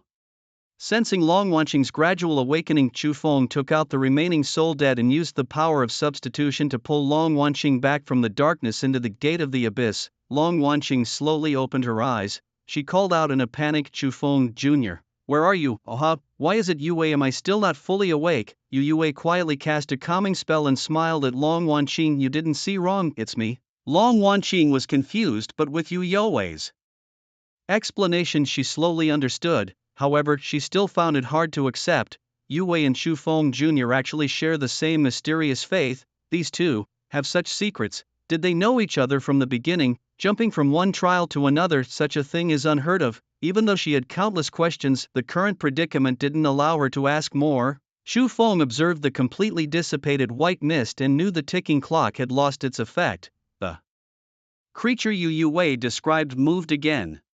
But Chu Feng was prepared. He sliced open his palm and a hexagram appeared beneath his feet. Seal appear. In the next instant, Cece was summoned by Chu Feng from the sanctuary. She was about to point at Chu Feng and scold him, but the sudden crisis made her too tense to relax. Cece immediately unleashed the power of her demon royal bloodline, completely suppressing the advancing shadow. What's this? Yu Yue and Long Wanqing turned to Chu Feng in confusion. The shadow creature from the Abyssal Gate was known as the Soul of Black Pine. It was a follower of the shadow, but there was something wrong with the Soul of Black Pine before them. Its consciousness had been eroded by the power of an old god called Decay, transforming it into a new kind of monster. Chu Feng's explanation when broken down was clear enough. But why when combined did it become incomprehensible to them? Yu Yue only caught one key term, old god Decay. The Decay you mentioned, is it a god like the old ones?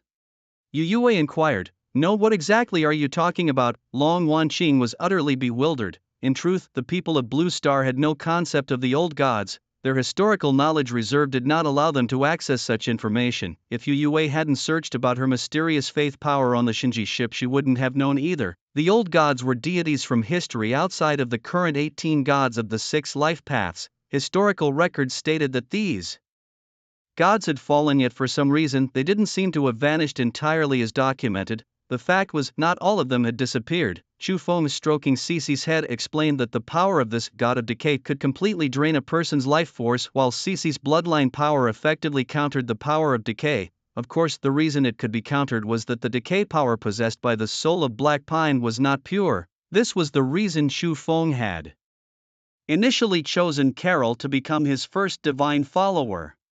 His target had always been decay. With the demon bloodline in play, plotting against decay would surely be effective. Even someone like Cece, who only had a partial grasp of her bloodline, could suppress the soul of Black Pine with its decay power, proving that his strategy was sound. As for Carol, being Cece's sister, her bloodline power was undoubtedly stronger. She was also at the apostle level, making her the strongest ally Chu Feng had at the moment. Once they exited the simulated universe, Chu Feng planned to reunite with Carol as a follower of the old gods and head to Edo Star to search for the true form of decay. If they could subdue decay, then they would explore the organization mentioned by Gladys, ensuring a more stable approach. As Chu Feng watched the soul of Black Pine grow weaker under Cece's bloodline influence, he softly urged, "Senior Yu Yue, go ahead, finish it quickly. We have other matters to attend to." Yu Yue nodded. The soul of Black Pine, which had previously forced her to reveal her trump cards, was now easily manipulated under the pressure of the bloodline.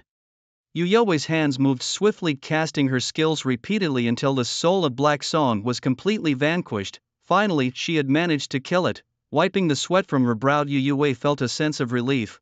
Although the soul of Black Song hadn't been able to retaliate and harm her, its resilience was far greater than she had anticipated. It had taken a significant amount of her mental energy to deal with it. Long Wanqing offered Yu Yue a mental state recovery buff and suggested she take a break. Expressing gratitude for the young girl's assistance, Yu Yue approached Qianqian to thank her, which caused Qianqian to hold back her anger towards Chu Feng's reckless behavior. She thought to herself, if only Chu Feng had manners like you, but she couldn't voice these thoughts for she was currently bound by a slave contract forced upon her by Chu Feng. She feared the consequences of angering him, recalling her sister's advice that men are prideful, better to endure, she thought, and quietly replied, "You're welcome."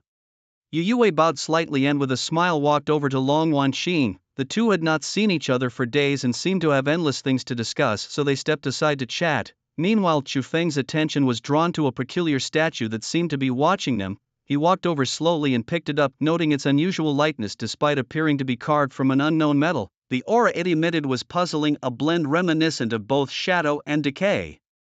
Could this be another relic of the shadow cycle? Chu Feng pondered silently. Suddenly, the gate of the abyss began to shake violently. Was the space within the gate of the abyss becoming unstable just because they had slain a single soul of Black Song? It didn't seem right. Although powerful, the soul of Black Song was merely a planetary-level monster and not considered top-tier within the Gate of the Abyss. Typically, clearing such a personal instance like Gate of the Abyss required defeating a star-level monster. The ground began to crack and black magma spewed forth. The unexpected change interrupted Yu Yue and Long Wanqing's conversation, prompting them to gather near Chu Feng. "What is this?" Yu Yue asked in shock, staring at the unusual scene before them. The infernal riot of the Gate of the Abyss. She was astonished to think that triggering an infernal riot would mean at least one star-level monster would appear. In contrast, Long Wanqing remained calm, perhaps accustomed to Chu Feng's presence. She believed that as long as Chu Feng was there, no problem was insurmountable. "I knew there should be a star-level demon," Chu Feng murmured to himself, aware that with their current strength, they couldn't confront it head-on. However, the situation was more complex than Chu Feng had imagined. A distorted light and shadow began to stretch open small fissures amidst the roiling black magma. As the gap widened further, a figure was pushed out by a repulsive force from within the fissure. The internal space of the abyss gate inverted suddenly. In the blink of an eye, Chu Feng and his companions, who had been standing on solid ground, found themselves inexplicably standing upside down atop a pile of rubble. Was it a gravitational disruption? In his haste, Chu Feng quickly retrieved Cici into the temple and summoned several undead vultures to shield the three of them. Long Wanqing wasn't idle either. She swiftly cast a healing shield over the trio. She grasped Yu Yue's hand, her other hand firmly clutching Chu Feng's clothing. This disorienting sensation persisted for nearly a dozen seconds before they recovered their senses. At that moment, a terrifying creature emerged silently. The monster had three grotesque heads, one of which was gnawing on half a human corpse. It spat out the corpse, revealing fangs as sharp as blades, each one glinting with a cold light as if they could effortlessly tear through steel. Its facial features were rugged and uneven as though molded by chaotic forces. Its blood-red eyes burned like hellfire, deep and fervent. Just being gazed upon by those eyes could invoke an endless fear and despair. The creature had two pairs of enormous wings on its back with frameworks like black steel, hard and sharp.